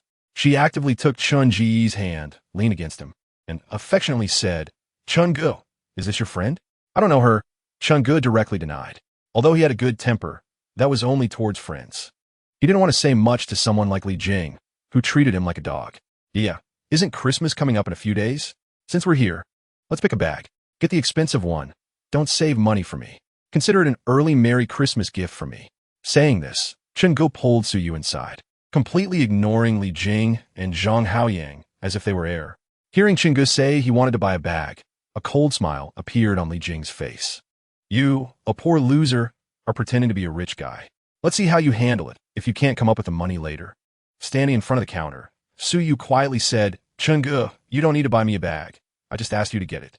Chen Gushing abruptly interrupted Su Yu's words, exuding an aura of a domineering CEO that stunned Su Yu. Oh, Su Yu lowered her head like a little girl and responded softly, then began picking out bags. Before long, she came over with the chosen bag. Li Jing glanced from a distance and noticed it was the latest Gucci bag she had just fallen in love with, priced at 98,000. I made my choice. Su Yu walked over, naturally taking Chun Ji's hand, followed by a sales assistant from the Gucci store. The assistant, wearing white gloves, was holding the Gucci bag that Su Yu had chosen. Chenggu took out his bank card and walked to the counter. Sir, your girlfriend has great taste. This is the latest season's model, and it's only 98,000. The assistant smiled as she spoke. Chenggu handed the card to the assistant. Soon, the card was successfully processed, and Su Yu was overjoyed as she carried the bag. Meanwhile, Li Jing, who had been waiting for Chenggu to embarrass himself by not being able to pay, was left shocked upon seeing him calmly pull out his bank card to make the payment. This is impossible, Li Jing exclaimed in disbelief. Chapter 24. Those who are pitiful must have their hateful sides. In Li Jing's perception, Chenggu was clearly just a broke loser. When she was happy, she would pat Chun Ji's head. When she was unhappy, she would kick him away. Yet this seemingly disposable lickspittle, this backup, had casually given away a 98,000 Gucci bag without a second thought. Meanwhile, Zhang Haoyang, her rich boyfriend, always found excuses to dodge buying her things. And sometimes when they went out, it was her who paid. Watching Su Yu, who was happily carrying her bag and snuggling up to Chengge. Li Jing felt a twinge of jealousy. That should clearly be her position. But before Li Jing could regret, a loud voice erupted. "Zhang Haoyang, you bastard! How dare you find a mistress behind my back?" The crowd in the store turned to see a man and a woman standing outside. The man was tall and handsome, while the woman was fat and unattractive. "It's her." Chengge and Su Yu exchanged glances, recognizing who the woman was. It was the wealthy woman they had seen at the gym. Chengge had even caught Zhang Haoyang being intimate with that wealthy woman when he first went to the gym. "Ah, Fong, what are you doing here? You have to let me explain. It's not what you think." Zhang Haoyang turned around, and upon seeing the wealthy woman, he panicked. He rushed over and hugged her thick thigh tightly, tears streaming down his face, a scene of pure desperation. Chengge thought it was a shame that Zhang Haoyang didn't pursue acting with such talent. Unfortunately, the furious wealthy woman seemed to be unimpressed. "How dare you ask me what I'm doing here? Who is this bitch? And you, this bitch, why don't you learn something good instead of being someone else's mistress?" Saying that, the wealthy woman kicked Zhang Haoyang away from her leg and then slapped Li Jing hard. The sound of the slap echoed throughout the Gucci store. Li Jing, thin and weighing only around 90 pounds, couldn't withstand the force of the 200-pound woman and was knocked to the ground, dazed. Li Jing was stunned. She blankly stared at everything happening in front of her, touching her left cheek, seemingly unable to feel the pain radiating from her face. Zhang Haoyang, who had been kicked aside, crawled back over to hug the wealthy woman's thick thigh again. Even though he was unwilling, everything he had came from this fat woman. If she took back his car, watch, and everything else, his carefully crafted image as a rich second generation would be completely ruined. What was dignity compared to a car and a watch? Fong, you have to listen to my explanation. It's not what you think. It was this bitch who seduced me first. I swear, it's all true. You have to believe me. Upon hearing Zhang Haoyang's words, Li Jing, still in a daze, finally reacted. "Haoyang, you? What do you mean me? It was you, this filthy bitch, who seduced me first. You thought I didn't know what you were thinking? I was just tired of you and was going to dump you. After getting used to being pampered by a loser, you really thought you were a goddess." Zhang Haoyang became increasingly agitated, rushing over to slap Li Jing hard on the right cheek again, knocking her dazed once more. Facing the powerful Li Jing, Zhang Haoyang turned to look at the wealthy woman Fong, throwing himself onto the ground again, hugging her thick thigh. "Fong, you see, it was all her who seduced me first. I've changed. Please give me another chance. Get lost." The wealthy woman Fong kicked Zhang Haoyang aside again, taking back the car keys and other belongings. Zhang Haoyang, lying on the ground, saw that the person next to Fong was looking at him with pity, just like he had once looked at Chengge in Starbucks. Chapter 25. You can't say you're not moved after being ruthlessly abandoned by the wealthy woman. Zhang Haoyang was filled with regret. He had lost everything. His facade as a rich second generation had been brutally torn apart, laid bare before everyone. Jing, sitting on the ground, Zhang Haoyang thought of Li Jing, whom he had just dumped, and immediately crawled over. Zhang Haoyang clung tightly to Li Jing's thigh, like a drowning person grasping at the last straw. Jing, I was wrong. I shouldn't have hit you. It was that fat woman who forced me. Looking at the frenzied, hysterical Zhang Haoyang, Li Jing's thoughts were pulled back to reality. The swelling on her cheeks still throbbed painfully, constantly reminding her that Zhang Haoyang was just a leeching loser. Aside from sweet-talking her, he had never contributed anything substantial. It was only at this moment that Li Jing remembered how good Chengge had been to her. Chunji's kindness was meticulous and compliant. Even when she wanted a bag that cost 5,000 or 6,000, he would work part-time to save up and buy it for her. Yet, she couldn't see Chunji's kindness and instead treated Zhang Haoyang, this scumbag, as her true love. Chapter 26. To say you're not moved would be a lie after leaving. Chengge hailed a cab to take Su Yu back to her place. However, for some reason, the lively and energetic Su Yu fell asleep against his shoulder as soon as she sat in the car. Now it was late, around 11 or 12 o'clock, and the dormitory would be closed. When he asked Su Yu where she lived, all he got were vague murmurs. Chengge felt a headache coming on, reaching into his pocket. Damn it, he had only planned to go out for a meal. Who would have thought he would miss the time to return to the dorm? Chengge didn't think to bring his ID, so he had no choice but to ask the driver to drop them off outside the Linjiang Ziyuan community. After a few dozen minutes, the Didi driver parked at the entrance of the Linjiang Ziyuan community. Please give me a 5-star review. Thanks. Chengge supported the drowsy Su Yu as they walked into the community. Suyu was light, just about 100 pounds, so Chungu didn't feel tired supporting her. When they reached Building 8, Chungu gently placed Suyu on the bed in the bedroom. Looking at the beautiful girl sleeping peacefully on the bed, Chungu felt that the atmosphere in the room had suddenly become ambiguous. If a drunken beauty was lying right in front of him, it would be a lie to say he wasn't moved. But if he was going to be moved, he had to do something, and if he did, it might not pass the review. Sigh. I'm really a great person. Taking a deep breath, Chungu went to the bathroom, grabbed a damp towel, and wiped Suyu's face. Then, he carefully took off Suyu's coat and shoes, covered her with a blanket, and stepped out of the room. Click! As the door locked, Suyu, who was sleeping soundly, suddenly opened her eyes. Looking at the closed door, she muttered softly, "Fool." The embarrassment on Suyu's face couldn't be hidden, and she felt a bit frustrated. You had the chance, but you didn't seize it. Can't you be a bit more proactive, you big man? Do I have to take the initiative myself? What happened to the saying that a woman chasing a man is like a layer of gauze? With endless frustration, Suyu fell back asleep. The next morning, around 9 o'clock, Chungu woke up naturally. Habitually, he reached under his pillow to grab his phone and noticed Suyu had sent him a WeChat message. "I'm going to work. Breakfast is in the microwave." He opened the door and walked to the dining room, taking out the warm breakfast Suyu had made from the microwave. After quickly finishing breakfast and washing the bowl, Chungu suddenly remembered something very serious. He had been busy exercising these past couple of days and had completely forgotten about hiring a nanny. He hurriedly opened his computer and logged into the recruitment website's backend. He found no resume submitted, but he had received quite a few private messages. Clicking to open them, he saw, "Hiring a nanny at the dormitory of Shangjing University? Your scam is too low level. My friend, you're still too young. You should target those luxury neighborhoods to catch some naive girls. Using a job posting as a cover for your dirty dealings, I've seen plenty of scammers like you. I reported your false job posting. Expect your account to be banned. People like you disrupt market order and destroy trust between individuals." Seeing all the messages cursing at him, Chungu was confused. A broken place? A monthly salary of 15,000 being called a scam? How the requirements for nannies become this high? Chungu stared as 1.3 billion broken place, sinking into deep doubt. Chapter 27.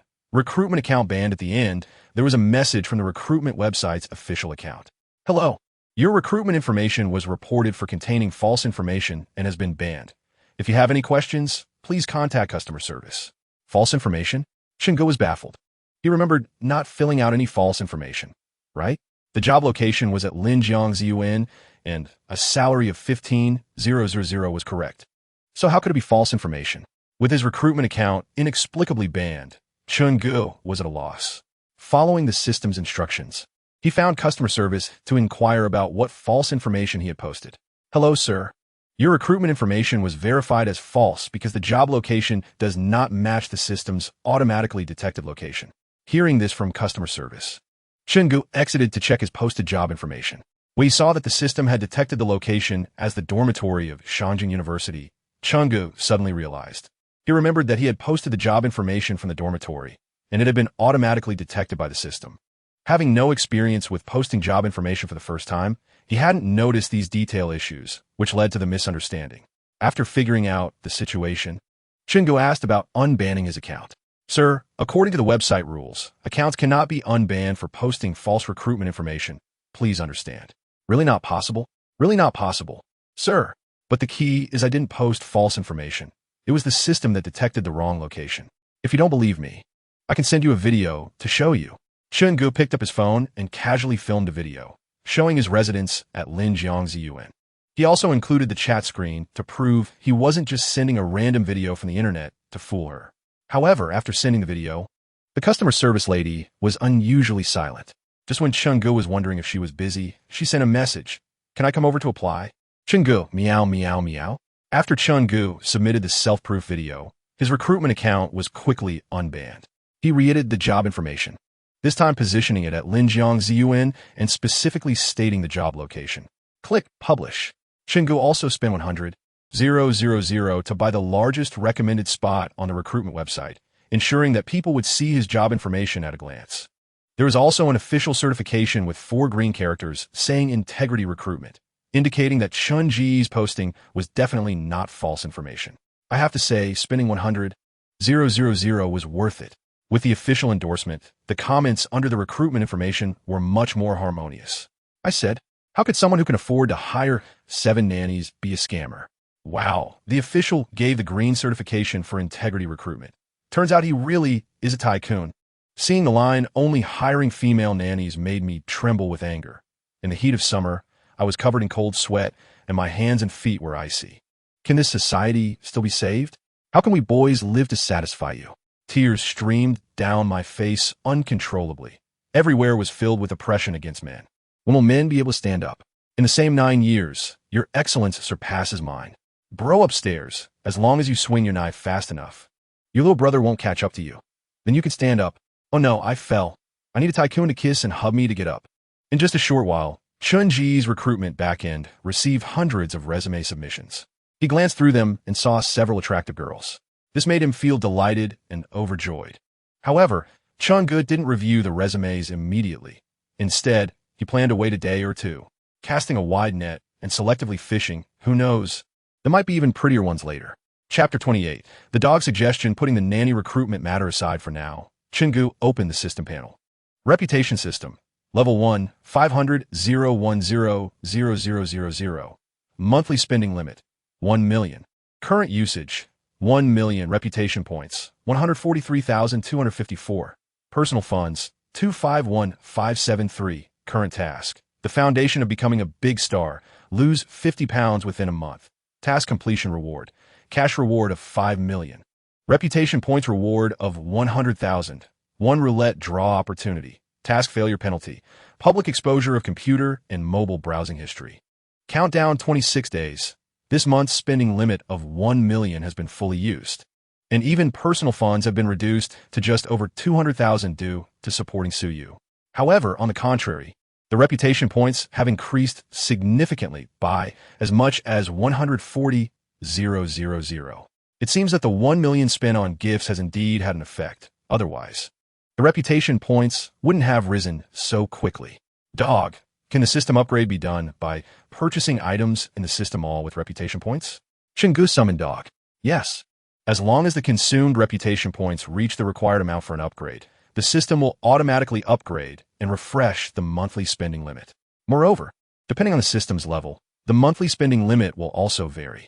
Dog's mischievous voice rang out, and the same cheeky Shiba Inu image appeared in front of Chun-Gu.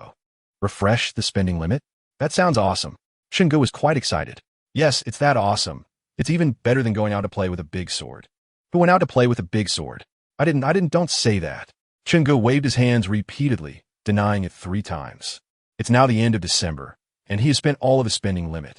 It seems that 1 million a month is far from enough for his antics. Plus, Dog said that after the system upgrade, the monthly spending limit would increase. He doesn't know by how much. Anyway, the points are sufficient. So why not upgrade the system now? However, Chun-Gu still needs to think carefully about what to exchange for, preferably something that can quickly earn reputation points. Dog, is there a method that doesn't require much thought, is particularly simple, has no complicated issues, offers plenty of time, makes a lot of money, and most importantly, brings in reputation points very quickly?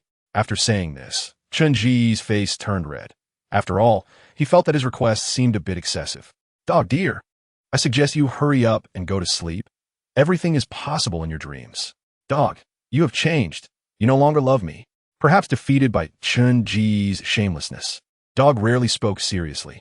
Then just be a literary thief. Publishing novels that people read will increase your reputation points. The more readers, the more reputation points you earn. Literary thief? Chun-Gu repeated the phrase. Originally, he intended to start a live stream. However, after thinking it through, even if he could quickly spend money to get people to watch his live stream, the monthly spending limit is fixed. Once it's spent, if there are no live streaming effects, the audience won't buy it. On the other hand, if he publishes a novel, as long as it's well written and he promotes it a bit, it's definitely a very stable way to earn reputation points. There are many entertainment forms nowadays, and the currently popular short video platforms have greatly impacted online literature. Fortunately, readers of online novels still occupy a significant portion. Short videos provide a lot of sensory stimulation, but they don't leave enough room for audience imagination. In contrast, the world constructed by online novels can be imagined by readers. 1,000 readers can have 1,000 Hamlets. Great authors can resonate with readers, allowing them to experience a variety of life through the book. Dog, isn't it a bit wrong to be a literary thief? Dog, a great person once said, can the affairs of a scholar be called theft? Otherwise, you can figure it out yourself. After careful consideration, Chenggu smiled brightly and half-heartedly accepted Dog's suggestion. Chapter 29. The system finally upgrades. Opening the system mall, he found a book category, which includes classics, online novels, essays, and poetry. Various book titles appeared in front of Chenggu, each followed by a string of numbers indicating the reputation points needed to exchange for the books. However, all these books are from Earth, not local specialties of Waterblue Star, so Chenggu has never seen them. He first looked at the classic literature. Classics, Mao Zedong selected works, 10 trillion reputation points. Note, this book is a dragon-slaying technique. Once exchanged, its power could destroy the heavens and the earth. A single spark can start a prairie fire. Please be cautious with the exchange. On Protracted War, 999. 9 billion reputation points. Journey to the West, 10 million reputation points. Water Margin, 10 million reputation points. Dream of the Red Chamber, 10 million reputation points. Romance of the Three Kingdoms, 10 million reputation points. The Old Man and the Sea, 99 million reputation points. Les Miserables, 99 million reputation points. Jean Ping Mei, 100,000 reputation points. The most expensive book is Mao Zedong Selected Works, which costs a whopping 10 trillion reputation points. Chenggu felt that the system's pricing was so high that it seemed to discourage exchanges. Earning 10 trillion reputation points would take him an eternity. He wanted Dog to explain why it was so expensive, but Dog sternly warned him, don't ask too much about this book if you want it to remain available. After hearing this, Chenggu had no choice but to obediently close his mouth. Classic literature was no longer in Chun-Ji's consideration. Classics are more suitable for physical publication, to be held in hand and read page by page.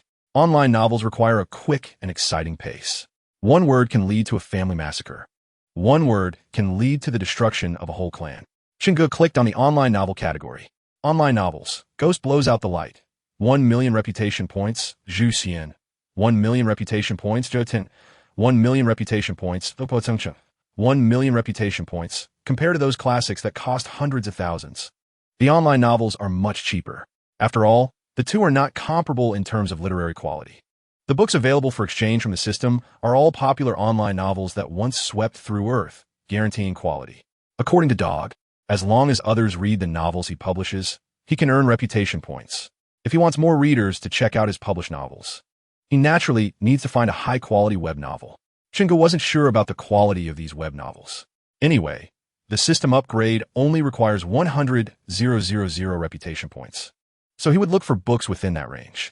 After narrowing down the range, there were still quite a few excellent online novels, and Chenggu closed his eyes and randomly picked one. The Scholar's Black Technology System, 100,000 fame points. It's you.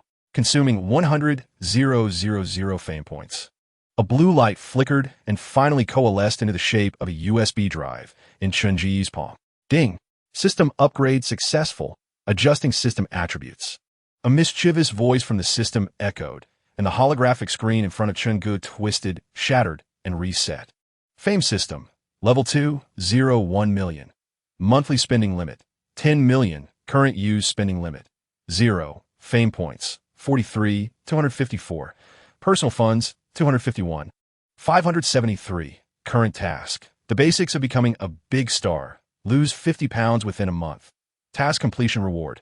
Monetary reward of 5 million. Fame points reward of 100,000. 1 roulette draw opportunity. Task failure penalty. Public disclosure of computer and mobile browsing history. Countdown of 26 days.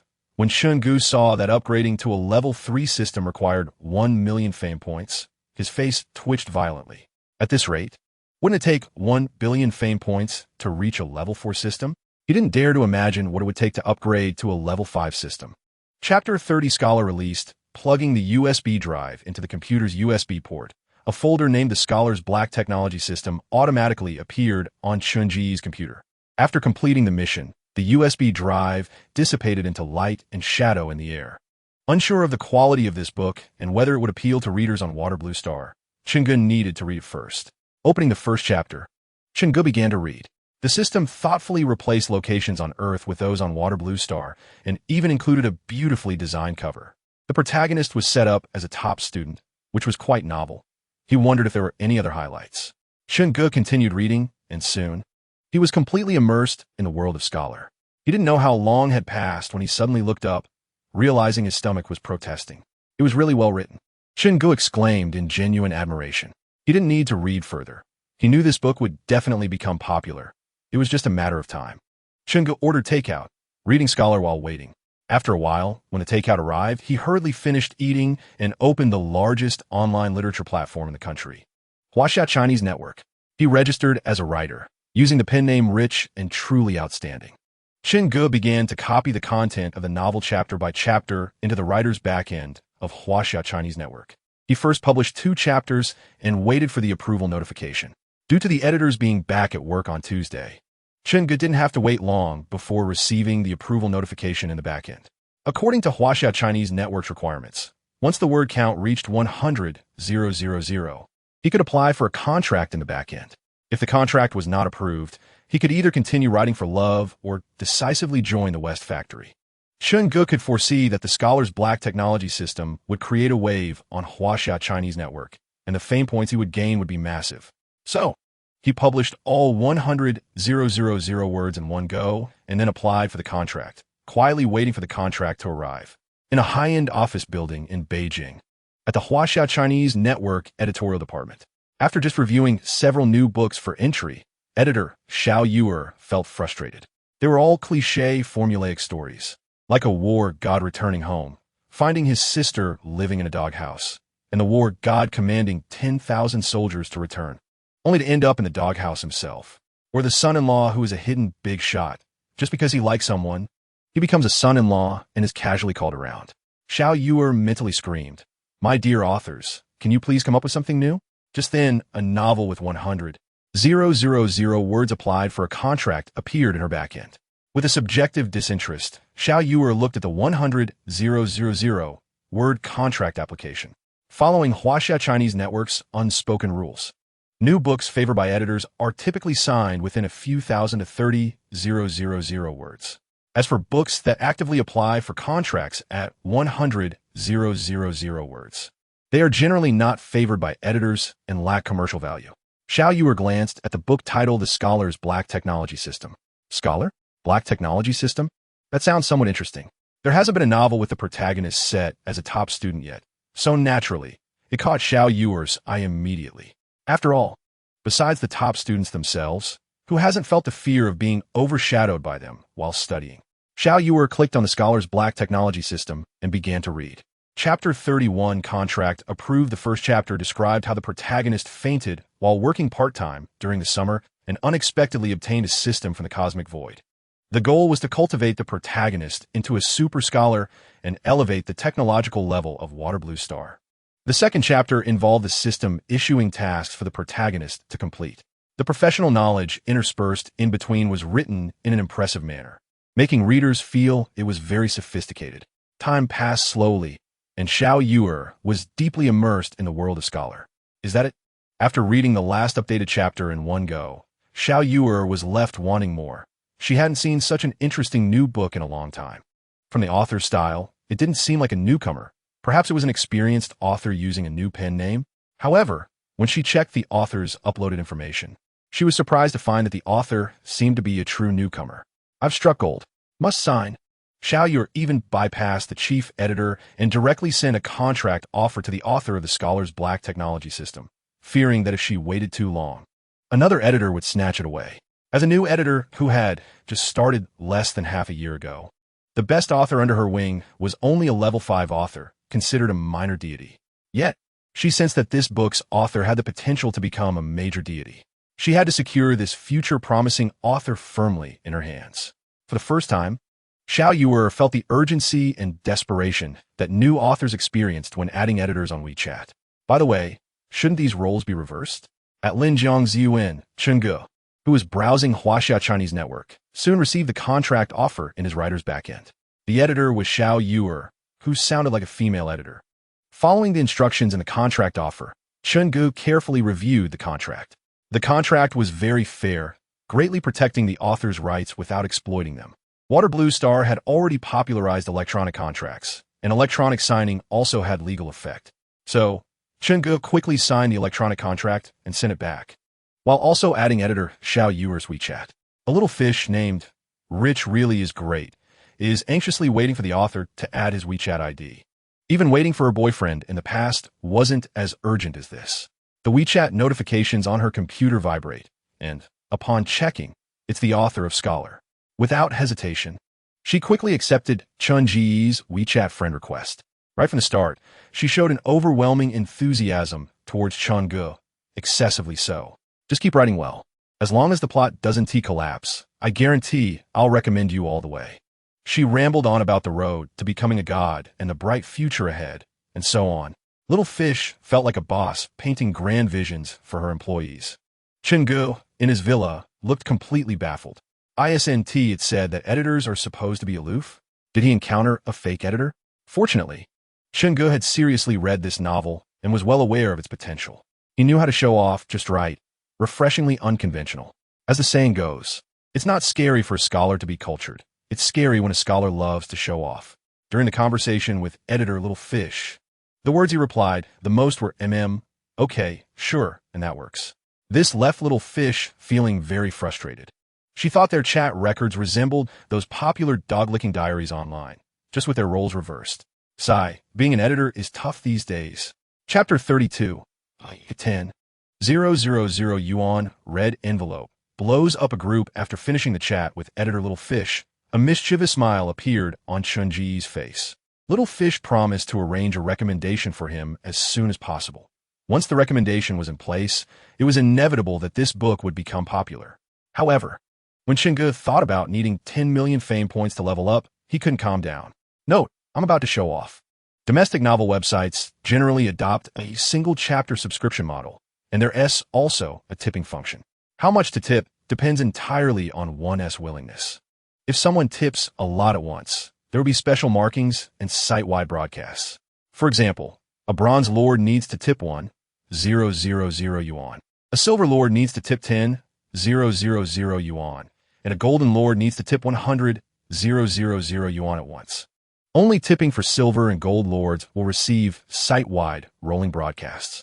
Readers can obtain book coins by grabbing treasure chests, which can significantly increase the book's exposure. Cheng-ge could also tip himself dozens of lords, but that would at most just be a self-promotion gimmick. Once readers grabbed the treasure chests, they would leave, and the retention rate wouldn't be high. Cheng-ge thought of a method. He opened the homepage to the top-ranked novel, titled Soul Martial Strange Tale. The author is Feng Jiu-ge, a recently emerging master writer. The book's introduction page has the author's WeChat group, with no barriers to entry. Anyone can join. Cheng-ge added this WeChat group, and his request was quickly approved. The group was very active. When they saw Cheng-ge join, everyone welcomed the newcomer. Welcome, welcome. A warm welcome. This newcomer has a pretty unique name. Rich Really Is Great. According to the old rule for newcomers, girls should show their pictures, and guys should send red envelopes. The amount doesn't matter. It's the thought that counts.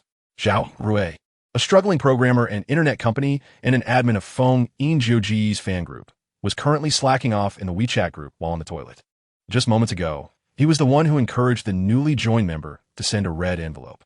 Everyone was just joking around, making a small joke with the newcomer to liven up the atmosphere. Besides, even if someone sent a red envelope, it would only be 1 or 2 yuan, just for fun. So when Zhao Rui saw the red envelope Cheng-ge sent, his hand instinctively clicked to open it. Oh my, another 2 cents. Seeing that he had grabbed 2 cents, Zhao Rui was not surprised at all. Sure enough, he was still his usual luckless self. However, when he caught a glimpse of the total amount of the red envelope, he suddenly gasped for breath. What the heck? 10,000 yuan. Zhao Rui counted 3 times, confirming he didn't misread the decimal point. It really was 10,000 yuan. Zhao Rui looked back at his 2 cents and nearly cried. Grabbing 2 cents from a 10,000 yuan luck-based red envelope, his luck truly was unmatched. At this moment, the group instantly erupted, with some who grabbed, more feeling quite pleased. Boss, you're generous. Does the boss need a leg pendant? I sound super cute. You big muscular guy upstairs. Stop pretending to be a cute girl. Boss, choose me. I can cook and warm your bed. Feng Yingzhou's 10,000 yuan luck-based red envelope blew up the fan group. Many longtime lurkers were also stirred up, all shouting, "Rich person, love me again." Completed event. Sent red envelope. Rewarded 10,000 yuan. First time completing this event, fame value 100. Completed event. Flaunting wealth. Rewarded 26 yuan. Fame value 1. Completed event. Flaunting wealth. Rewarded 21 yuan. Fame value 1. Completed event. Flaunting wealth. Rewarded 18 yuan. Fame value 1. Line after line of system prompt messages flashed by. And Chengu easily gained over 5,000 fame points. Indeed, flaunting wealth brings quick results. It's not that Chengu didn't want to send more red envelopes. WeChat limits each red envelope to a maximum of 10,000 yuan. Plus, with business being urgent, otherwise, Chengu really wanted to continue showering red envelopes in the group to gain fame points quickly. He found the group owner, Feng Yingzhou, in the group, and directly sent a message. "I'm a simple person. You give me chapter recommendations, and I'll give you money." Chapter 33. I, Feng Yingzhou, am a person of principles in a small third-tier county in the country. A slightly balding, slender young man sat in front of a computer. He was Feng Yingzhou, looking troubled with writer's block. He had sat in front of the computer for half a day, deleting and rewriting, but still unable to produce a plot that met his standards. Just as Feng Yingzhou was about to go crazy, pulling at the little hair he had left, a message from a stranger popped up on WeChat. "I'm a simple person. You give me chapter recommendations, and I'll give you money." Feng Yingzhou read the message, but didn't have a pleasant expression. Chapter recommendations mean that the author independently recommends books written by others. The higher the author's status, the better the recommendation effect. A recommendation from a nobody and a recommendation from a master author are certainly not comparable. For someone like Feng Yingzhou, chapter recommendations are generally based on personal relationships, and it also depends on the quality of the book. He wouldn't easily recommend others just for money. If the quality of the other party's book is poor, he would even be criticized by his fans. "What garbage book are you recommending?" Readers are the author's parents. How could one easily offend them?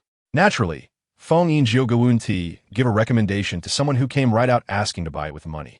Chapter 34. Spending 1,000,000 Chunji's act of rewarding his own books caught Feng Yingzhou's attention, and he quickly edited and sent out the chapter. After the chapter was released, Feng Yingzhou planned to lay low for a few days, waiting for the storm to pass before coming out to admit his mistake, believing that his lovely readers would forgive him.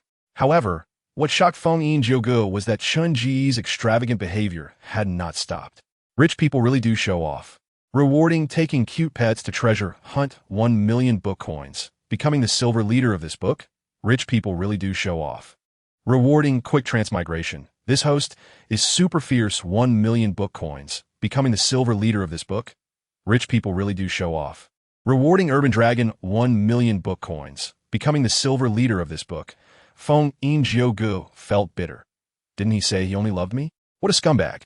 One after another, the notifications rich people really do show off, rewarding XXX 1,000,000 book coins, becoming the silver leader of this book, flooded the site. For a full hour, the ID, rich people really do show off, became well known among all users of Huaxia Chinese Network. In just 1 hour, Chungu directly made 100 silver leaders, spending 1,000,000 in cash. However, correspondingly, Chungu also received chapter promotions from nearly 90 major authors. Meanwhile, in the editorial office of Huaxia Chinese Network in the capital, Little Fish stood in front of her desk, facing a slightly plump, balding middle-aged man, her direct superior, Editor-in-Chief Yang Shu.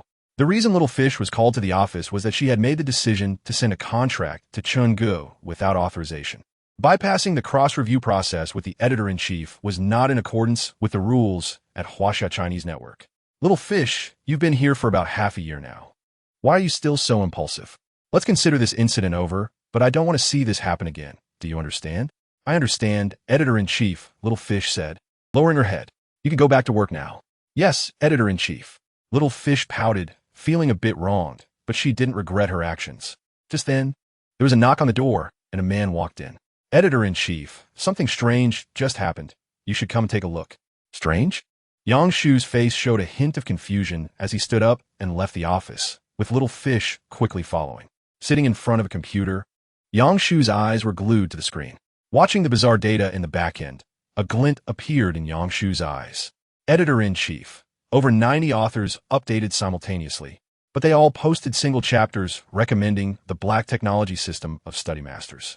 Moreover, these authors are not ordinary. There are platinum masters among them. And the worst are all level 5 authors. Listening to the report from the editor behind him, Yang Shu pondered silently. The Black technology system of study masters? Isn't that the book Little Fish signed? What does the text side say?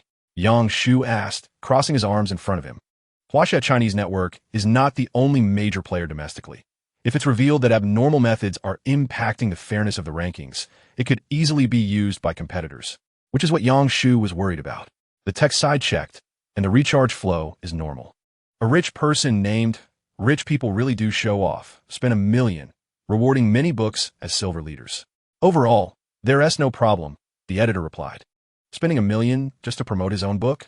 Money really does allow one to do as they please, Yang Shu sighed, standing up with a radiant smile on his face, patting Little Fish on the shoulder with an encouraging look. Little Fish, you did well. I've always said your insight is exceptional. This book you signed is very good. Keep it up. I have high hopes for you. Hearing Yang Shu's words, the surrounding editors looked at Little Fish with envy. Little Fish smiled, but inwardly she was complaining. That's not what you said in the office just now. Little Fish was also quite impressed by Chun Ji's grand gesture of spending $1 million for fame. No wonder he was so aloof when chatting. It turns out he's just writing for fun, not relying on writing for money. Chapter 35. The decision to never go on the shelves compared to the review at Huaxia Chinese Network's editorial department. The readers were quite happy. With 100 silver leader treasure chests, even with bad luck, there would still be a few hundred book coins guaranteed. If one encountered a lucky player, a single treasure chest might even yield thousands of book coins. With nearly 100 well-known authors jointly promoting the Black technology system of study masters, this book was suddenly pushed to an extremely terrifying level of popularity. Every time Chenggu refreshed the backend, he could see the collection, clicks, and recommendation votes skyrocketing. In just 1 hour, it broke through 500,000 collections, even more terrifying than some platinum-level authors' collections. The review section of the Black technology system of study masters was filled with a large number of reader comments. The Feng Fan Club is here to visit the wealthy author. I'm a 10-year fan of the Black technology system. Please, rich person, must marry me on the spot. You upstairs, what are you thinking? If you don't know what to say, then let us say beyond the Milky Way, my yin is the most beautiful. To the south of the Milky Way, I burn for yin. Society is my sister yin. She is beautiful and wild. Hey, why is the floor tilting? Isn't this a tour of the wealthy? Although most readers came with a mindset of watching the excitement, many still seriously checked out the Black technology system of study masters. The setting is very innovative. The protagonist is established as a study master, and the plot is quite good. I've decided to follow this. I never thought watching a study master show off could be so enjoyable. It actually gave me a strong urge to study. I'm not afraid of study masters being knowledgeable. I'm afraid of study masters loving to show off. I'm in love. From the various professional terms in the text, it's clear that the author has put in considerable effort and research. Just a struggling second-year math student passing by. I'm not envious of SCI journals, manual doghead for life. This is really good. It's only 100,000 words, and I finished in one go. I rewarded a bronze leader, asking the author for updates. You upstairs, who are you looking down on? Does the wealthy author even care about you as a bronze leader? Without a golden leader, I feel like you're insulting the rich. Chenggu was quite happy now. Whether it was the popularity of the Black technology system of study masters in the review section or the continuous system prompts popping up. Completed the event of reading books. Rewarded 76 yuan. First time completion of this event, fame value 100. Completed the event of reading books. Rewarded 71 yuan. Fame value 1. Completed the event of showing off wealth. Rewarded 25 yuan. Fame value 1. Money and fame points were rapidly increasing. In a short while, Chenggu had nearly 100,000 fame points credited, and the monetary reward also exceeded 1 million. After updating 2 chapters in the author backend, Chenggu proceeded to open a single chapter. My dear readers, I'm the author of Top Student, Yu Qianzhen Shidasai. Thank you for enjoying my book. Writing is purely a personal hobby for me. I also want to mention that I am not short of money, and you should know this, so please, dear readers, do not tip me. As long as you enjoy reading my book, I will be very happy. After all, I'm not writing for money, because none of you are as rich as I am. Additionally, after careful consideration, I have decided that this book will never be put on the shelves and will be available for free reading. When updates are released, readers who have been eagerly waiting for updates will immediately click into Top Student. Upon seeing the latest chapter, the comment section will once again be buzzing. Wow, the authorly Shurjin is really something. Yu Qianzhen Shidasai. I have never written for money because none of you are as rich as I am. Never going on the shelves, free to read. For this reason, I will support the author for life. Bowing down to the wealthy author. Author, can I touch your trophy? Indeed, the type of author determines the type of protagonist. Both love to flaunt their wealth and show off. Chapter 36. The sneaky Zhao Feng Changji's decision to keep the book off the shelves is certainly based on his own considerations. If the novel is put on the shelves, it will naturally be charged. However, once the novel is charged, it may cause some readers who are not financially capable to reluctantly give it up and turn to piracy. This is a dilemma that every author encounters. However, Chen Ge has never written for money. He only needs others to read his book more, as gaining fame is the most important. Therefore, as long as Top Student never goes on the shelves, it greatly ensures that readers will continue to pursue the legitimate version. They can also post funny and silly comments in the comment section and interact with others, which is enjoyable. Thus, Chen Ge can continue to gain fame through Top Student. Perhaps the amount is not large, but it is stable. 2 words, perfect. Chen Ge has used his extravagant spending of millions to make Top Student famous. Additionally, the quality of Top Student itself is solid, attracting a group of loyal readers. Although Chen Ge mentioned in the single chapter that he does not need money and that readers should not tip him, he cannot resist the enthusiasm of the readers. Every time Chen Ge opens the back end, he receives quite a few tips. Putting aside Top Student, Chen Ge leaned back in his esports chair and stretched. He also opened the Huaxia Talent Network recruitment website. In just half a day, he received 999 resumes in the back end, which is truly terrifying. Many people applied, which is not hard to understand. A monthly salary of 15,000 yuan, working in a luxury apartment like Linjiangzi Yuan. Plus, the job requirements are very simple. You just need to cook and clean. Simple work, generous salary, naturally attracts people. After filtering through resumes for most of the day, Chen Ge selected 7 that met his requirements. Without exception, all had a beauty score of over 90, held chef and nutritionist certificates, and were all unmarried and single. Of course, Chen Ge cannot be sure whether they're truly unmarried and single. He has no way of knowing unless they say so. He sent interview invitations to these 7 lucky individuals, asking them to come for an interview at 10 a.m. the next day at Linjiangzi Yuan. He also sent a WeChat message to Su Jing from the property management, saying that a few interviewees would be coming tomorrow, and she just needed to bring them over. After resting for a while, Chen Ge set off to the Y-Ride Good Gym. As usual, the Lamborghini Veneno roared onto the street, stopping outside the Y-Ride Good Gym. Getting out of the car, Chen Ge glanced at the Porsche 911 parked in the adjacent spot. Not a bad car. After taking a look, Chen Ge approached the front desk, and a figure caught his eye. Zhao Feng, recognizing the person at the front desk as Zhao Feng, who had been pestering Su Yu that day. He noticed Zhao Feng was speaking in a low voice with a girl at the front desk. The distance was too far for Chen Ge to hear clearly, but he caught the words birthday and KTV. As Chen Ge walked past Zhao Feng into the gym, he noticed the struggle and hesitation on the front desk girl's face from the corner of his eye. He didn't think much of it and walked into the gym to find Su Yu. For some reason, Chen Ge felt that Su Yu was looking at him strangely today. Practicing without holding back, the intensity increased again, causing Chen Ge to grimace in pain. Is Aunt Flo here? Why is my temper so irritable today? With a belly full of questions, Chen Ge plunged into the painful yet enjoyable high-intensity training. After being pushed around by Su Yu until after 6 in the evening, Chen Ge finally ended a day of brutal training. After Chen Ge left, the girl at the front desk approached Su Yu. Sister Su Yu, it's my birthday tonight. Do you want to come?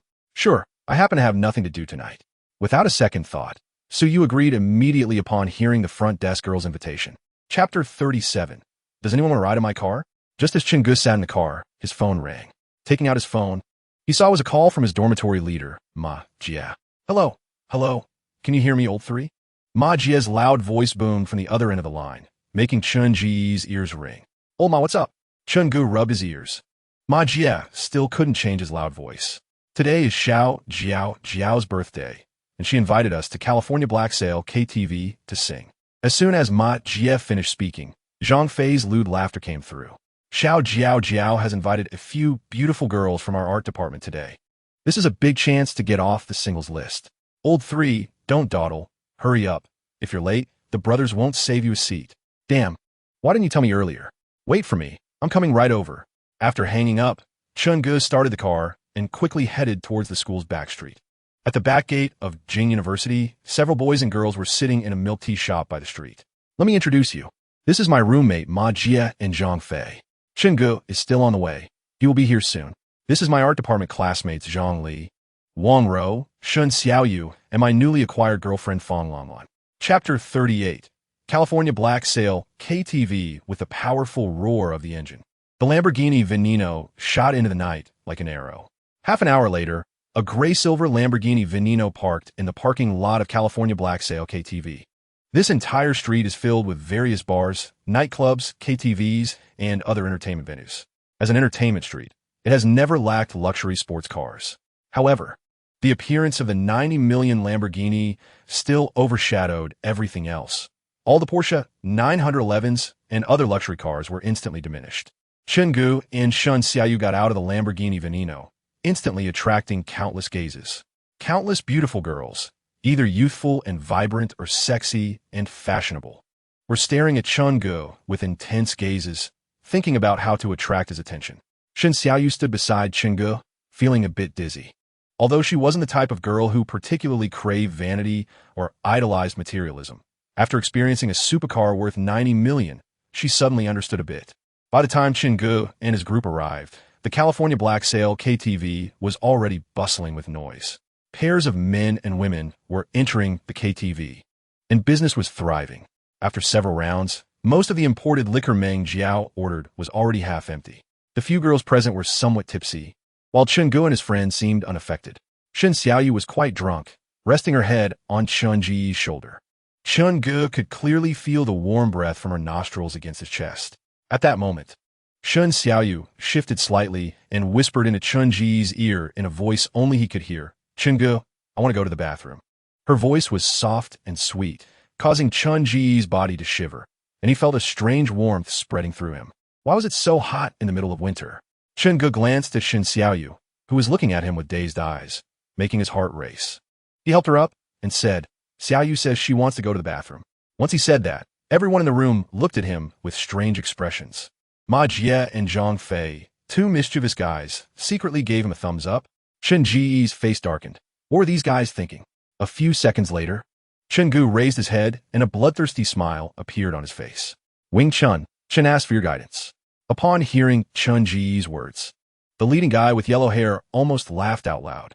"Oh, so you're an expert? Huh? Come on, let Grandpa see your Wing Chun." The yellow-haired guy sneered and suddenly swung a slap towards Chun-ji's face.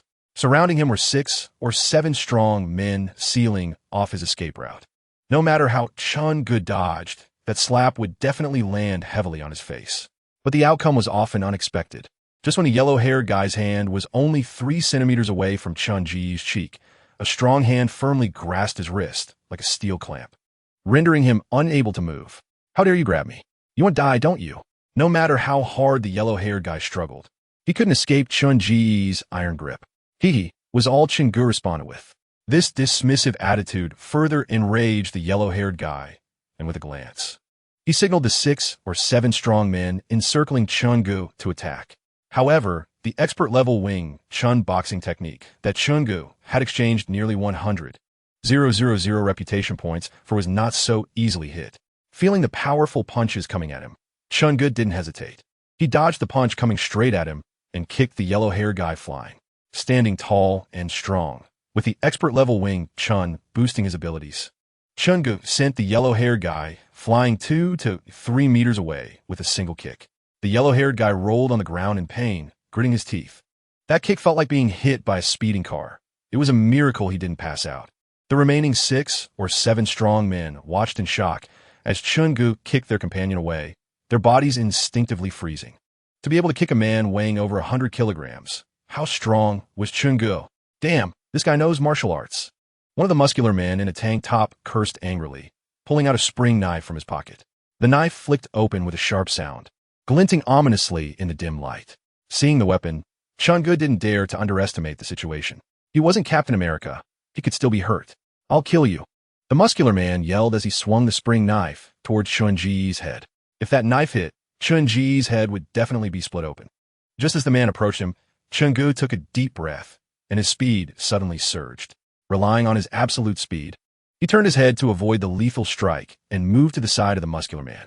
In the man's terrified gaze, Chun-Gu kicked the spring knife out of his hand, along with the man's body.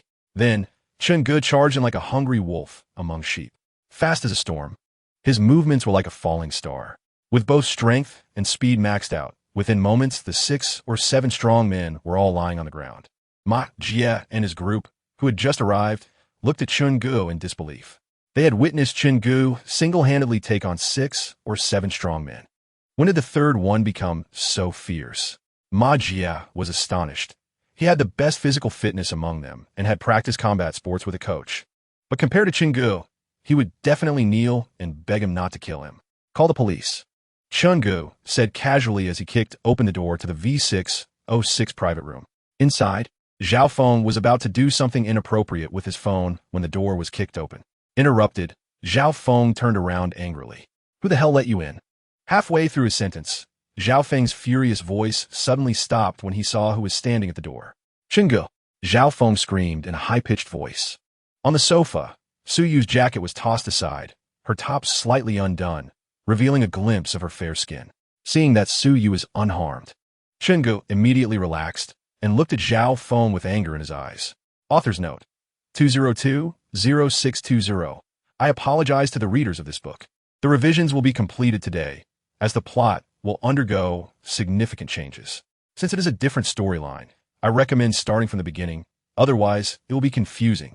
Future updates will return to normal. Are you threatening me?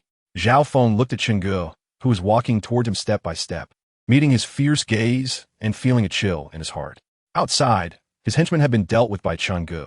He knew he was no match for him. However, this didn't mean Zhao Feng would back down. He shouted at Chun-Gu, trying to sound tough. What do you want to do? Do you know who I am? Try touching me. Chun-Gu stepped forward, towering over Zhao Feng, and grabbed him by the collar. Are you threatening me? Tianyi circled lightly. What if I am? Do you have any idea how wealthy my family is? You, who can't even afford a car. Have you ever been in a 4 million sports car? I indeed haven't. Chun-Gu replied seriously because he really had never been in a 4 million Porsche 911. And all these people are your friends, right? Good. I'll remember each one of them. You can fight, but what about your friends? Zhao Feng sneered as he glanced at Ma Jie and the others standing behind Chun-Gu, coldly threatening him. He was quite displeased to be grabbed by the collar by Chun-Gu. No one had ever dared to speak to him like that. Chapter 42. I'm here to get my phone. Do you believe me? Walking up to Su Yu, Chun-Gu patted her shoulder. Wake up. Can you hear me? Chun-Gu called out several times, realizing that Su Yu was in a deep sleep and completely unaware of the commotion around her. Even the fight that had just occurred in the private room hadn't woken her. After shaking her a few times without success, Chun-Gu had no choice but to pick Su Yu up from the sofa and walk toward Ma Jie and the others. I'll take her back. You guys should hurry back to school. All right, third brother, you shouldn't stay out these days. I'm afraid this guy will find someone to retaliate. Okay, Chun-Gu nodded, carrying Su Yu as he walked out of the California Black Sale, KTV. Lao Ma and the others followed behind him, while Shun Xiaoyu looked at Chun-Gu, who was holding Su Yu ahead with a complicated expression. The girl named Su Yu was just as attractive in figure and appearance as she was, and seeing Chun-Gu holding Su Yu filled Shun Xiaoyu with jealousy. She wished the person Chun-Gu was holding was her. Arriving in front of the Lamborghini Veneno, Chun-Gu placed Su Yu in the passenger seat. Not bothering about having drunk, he greeted Lao Ma and the others briefly before hurriedly driving away.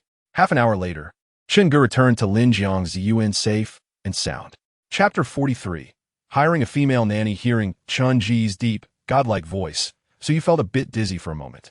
Chun-Ji's warm breath brushed against Su Yu's ear, making her feel suddenly flushed all over. Why was it so hot in the middle of winter? Sister Su Yu, I want. Just as Chun-Gu was about to say what reward he wanted, the doorbell rang.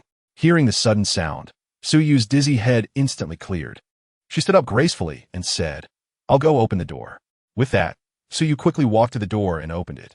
As soon as she opened the door, she saw several tall and attractive girls standing outside. Who are you looking for? Seeing so many beautiful girls at the door triggered Su Yu's instincts. Looking back at the groaning Chun-gu on the bed, she immediately felt alert. "Hello, I'm the property manager of Linjiang Ziyuan. My name is Su Jing. May I ask if Mr. Chen is home?" Su Jing, dressed in a property uniform, spoke. Upon seeing Su Yu, surprise flashed in her eyes. Even though Su Jing was a woman, she thought the girl in front of her was excessively beautiful. If full marks were 10, she would give Su Yu a score of 95. Chapter 44. Live streaming for the first time under the intense training of a bodybuilding champion male coach. Chun-gu achieved remarkable results today. Perhaps he had adapted to this high-intensity weight loss training. After finishing his workout, Chun-gu returned to Linjiang Ziyuan, still full of energy, not feeling drained at all.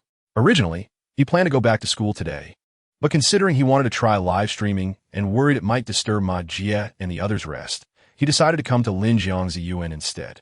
Upon returning home, a group of beautiful girls dressed in different colored maid outfits, led by Zhao Yun, welcomed Chun-gu back.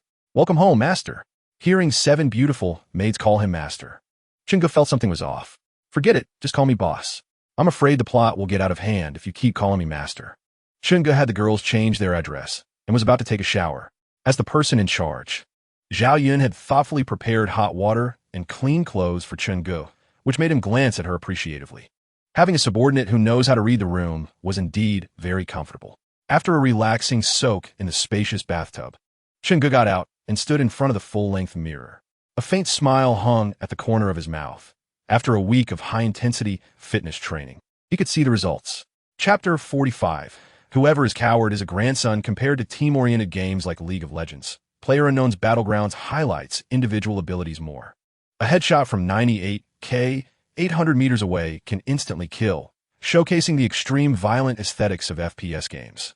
It provides an intuitive visual feast for the audience.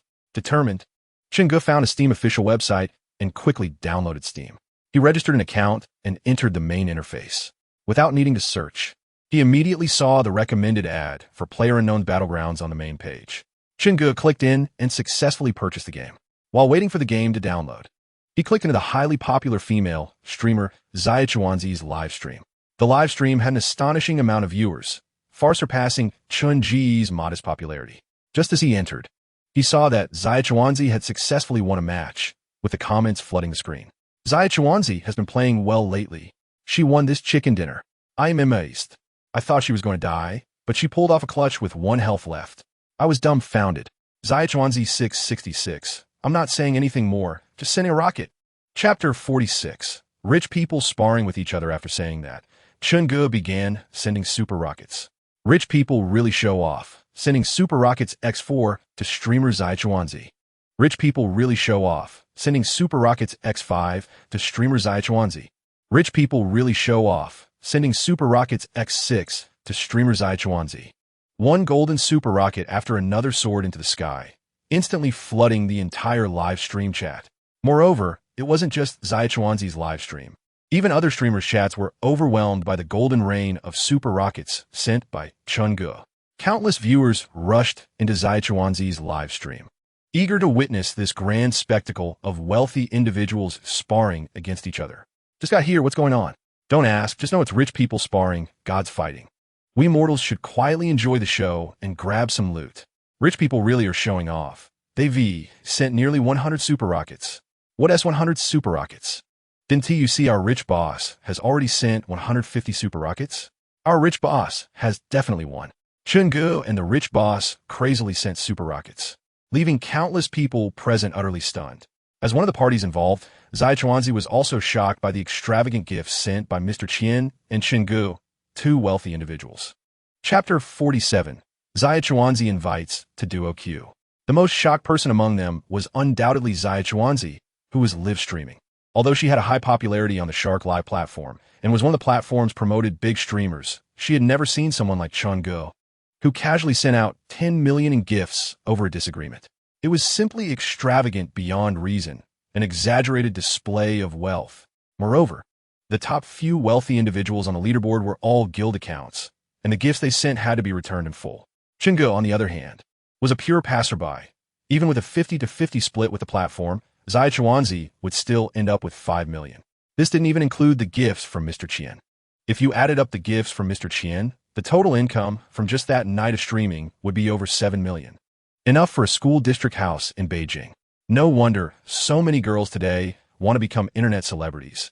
If they catch the eye of a wealthy individual, they can easily become part of the upper class. Thank you so much to this boss for the gifts. I really appreciate it. Zaya Chuanzi expressed her gratitude to Chungu several times and even proactively sent him a private message on the back end. Hello, boss. I'm Zaya Chuanzi. Thank you very much for the gifts. Could you add me on WeChat? Let's play some games together later. Chapter 48. Chun-Ji's Fancy Death, Happy Dragon Boat Festival. As the countdown ended, 100 players were all seated on the plane. The voice channels on the plane were filled with people continuously shouting, "Airport, airport. Who dares to jump at the airport? I have invincibility hacks. I'll jump at the airport with you." Hacks? Damn. If you dare to curse at me, meet me at the airport. Whoever backs down is a coward. Are there any pretty girls who want to team up with me? I'm super strong. Knowing it was Chun-Ji's first time playing PUBG, Zaya Chuanzi still asked him, "Boss Chun, where are we jumping? Didn't someone just say to jump at the airport?" "Let's jump at the airport," Chun-Gu casually replied. Jump at the airport? Zaya Chuanzi was taken aback. She originally thought that since Chun-Gu said he wouldn't play well, he would just follow her, but she didn't expect him to directly suggest jumping at the airport. A newbie who was playing for the first time actually dared to jump at the airport. Zaya Chuanzi felt that Chun-Gu hadn't yet experienced the harsh realities of society. Boss Chun, the airport is a resource-rich location in the game, and a lot of people jump there every time, Zaya Chuanzi began to say. But Chun-Gu understood that she was reminding him that jumping at the airport would likely lead to a poor gaming experience. Chapter 49. Installment Payment, Happy Dragon Boat Festival. Seeing Chun-Ji's ghostly expression, the dog was increasingly amused. The PUBG human-shaped auto-hack. As long as you purchase and use it, the host will automatically gain game skills that are comparable to hacks. Listening to the dog's introduction, Chun-Ji's eyes lit up. Although he could improve his gaming skills by continuously playing PUBG all day, except for eating and sleeping, compared to such a hack-level skill, practicing would be time-consuming and labor-intensive, with uncertain results. So, how much fame is needed to buy this PUBG human-shaped auto-hack skill? Chun-Gu excitedly rubbed his hands together, unable to wait to exchange for this PUBG human-shaped auto-hack skill to dominate the game. Ahem, seeing that Chun-Gu had taken the bait, the dog cleared his throat. The fame required for the exchange isn't much. Rounding it off, it's about 5 million. What? Chun-Gu exclaimed, nearly cursing after hearing the dog's words. He forgot that he was still on voice chat, and Zaya Chuanzi heard him. When Zaya Chuanzi heard Chun-Ji's exclamation, she thought he was just frustrated from dying too many times and was having a bit of a meltdown. Chapter 50. Sorry, I have a boyfriend. Not sure how long he had slept. When Chun-Gu woke up, it was already bright outside. After using the PUBG human-shaped auto-hack skill yesterday, his head hurt like hell, and his body felt as if it had been electrocuted by the King of Thunder, Yang Yongxin, in pain. So damn uncomfortable. Tian Yi complained. He pulled out his phone from under the pillow to check the time. It was just a few minutes before 9. He had a public class at 10. Chun-Gu remembered that the teacher loved to take attendance, and if anyone was absent, they could forget about passing the final exam. He didn't want to face a makeup exam for a class he was already struggling with as the semester was ending. So, after hastily eating the breakfast prepared by the maids, he drove his Lamborghini Poison straight to Beijing University. Half an hour later, after arriving at the back street of the school, Chun-Gu parked the car and didn't bother to go back to the dorm to get his books. He headed straight to the teaching building for class. As he stepped into the large classroom for the public lecture, he scanned a room and noticed that there were quite a few people inside. Just as he was about to find a random spot to sit, he heard someone calling his name. Chun-Gu, over here. Looking up, he saw Zhang Fei, the chubby guy, sitting next to Ma Jie and Meng Jiao in the row beside him. Chapter 51. High School Classmate. Chun-Gu was also stunned by the fact that Shan Xiaoyu was sitting next to him. Although Shan Xiaoyu hadn't explicitly said it, just by sitting next to him, wasn't she giving everyone the impression that Chun-Gu was her boyfriend? What is going on? Chun-Gu whispered. Shan Xiaoyu smiled slightly upon hearing this, tucked her hair behind her ear, leaned toward Chun-Gu, and whispered in his ear, "Help me out. I'll treat you to lunch. 1 meal isn't enough, make it 2. Deal." The scene of Chun-Gu and Shan Xiaoyu whispering to each other was seen by those around them. At this moment, everyone had already confirmed that Shan Xiaoyu was not lying. Chun-Gu was indeed her boyfriend. Otherwise, why would they be so close? Su Kuan, holding a bouquet of roses, nearly fell apart upon seeing the intimate scene between Shan Xiaoyu and Chun-Gu. In terms of looks and figure, he was no worse than Chun-Gu, the fat guy. Yet Shen Xiaoyu had rejected him and chosen Chen Ge instead. Unable to bear the blow, Su Kuan dashed out of the classroom, throwing the roses into the trash can, disappearing from everyone's sight. Meanwhile, in a corner of the large classroom, Li Jing watched the intimate scene between Chen Ge and Shen Xiaoyu, feeling even more bitter inside. Chapter 52. Please call me Keyboard Warrior. As the class bell rang, Lin Duo hurriedly packed up her things and stood up to speak to Chen Ge. Tian Yi, I'm leaving first. I'll treat you to dinner sometime. Sure. After Lin Duo finished speaking, she hurried to the podium and followed the bald teacher Wang out of the classroom. Nearby, Zhang Fei leaned in with his chubby head, looking at Chen Ge with envy, sizing him up from head to toe. Sai, our school beauty from Dongwan No. 3 High School personally invited you to dinner. How many people would dare to dream of such a thing? Come on, isn't inviting someone to dinner just a formality? Besides, Lin Duo is already a graduate student now, spending all her time in the lab. How could she have that much time? Chen Ge shot Zhang Fei a glance, as this guy's gossiping habit never changed. It's true, but Lin Duo is just too impressive. We all got into Peking University together for the college entrance exam. And now she's already being recommended for graduate school, while we're still worrying about our graduation thesis. No wonder they call her an academic genius. How can we mere mortals compare? Let us go, it's time to eat. After leaving the classroom, Chen Ge and his group headed straight to a stir-fry restaurant on the back street, ordering a full table of home-style dishes. After finishing the meal, and with no classes in the afternoon, Chen Ge drove to the Wairugada gym. He couldn't neglect his physical training. Chapter 53. Is this what it feels like to cheat? When the plane was still some distance from the airport, Chen Ge decisively jumped out. Adjusting his perspective to an angle almost perpendicular to the ground, he quickly flew towards the airport. Looking back, he noticed a player following closely behind him, descending towards the airport. Chen Ge was somewhat surprised by the timing of this parachute jump. He calculated in his mind that he had definitely jumped at the best moment. Being the first to land at the airport would give him the advantage.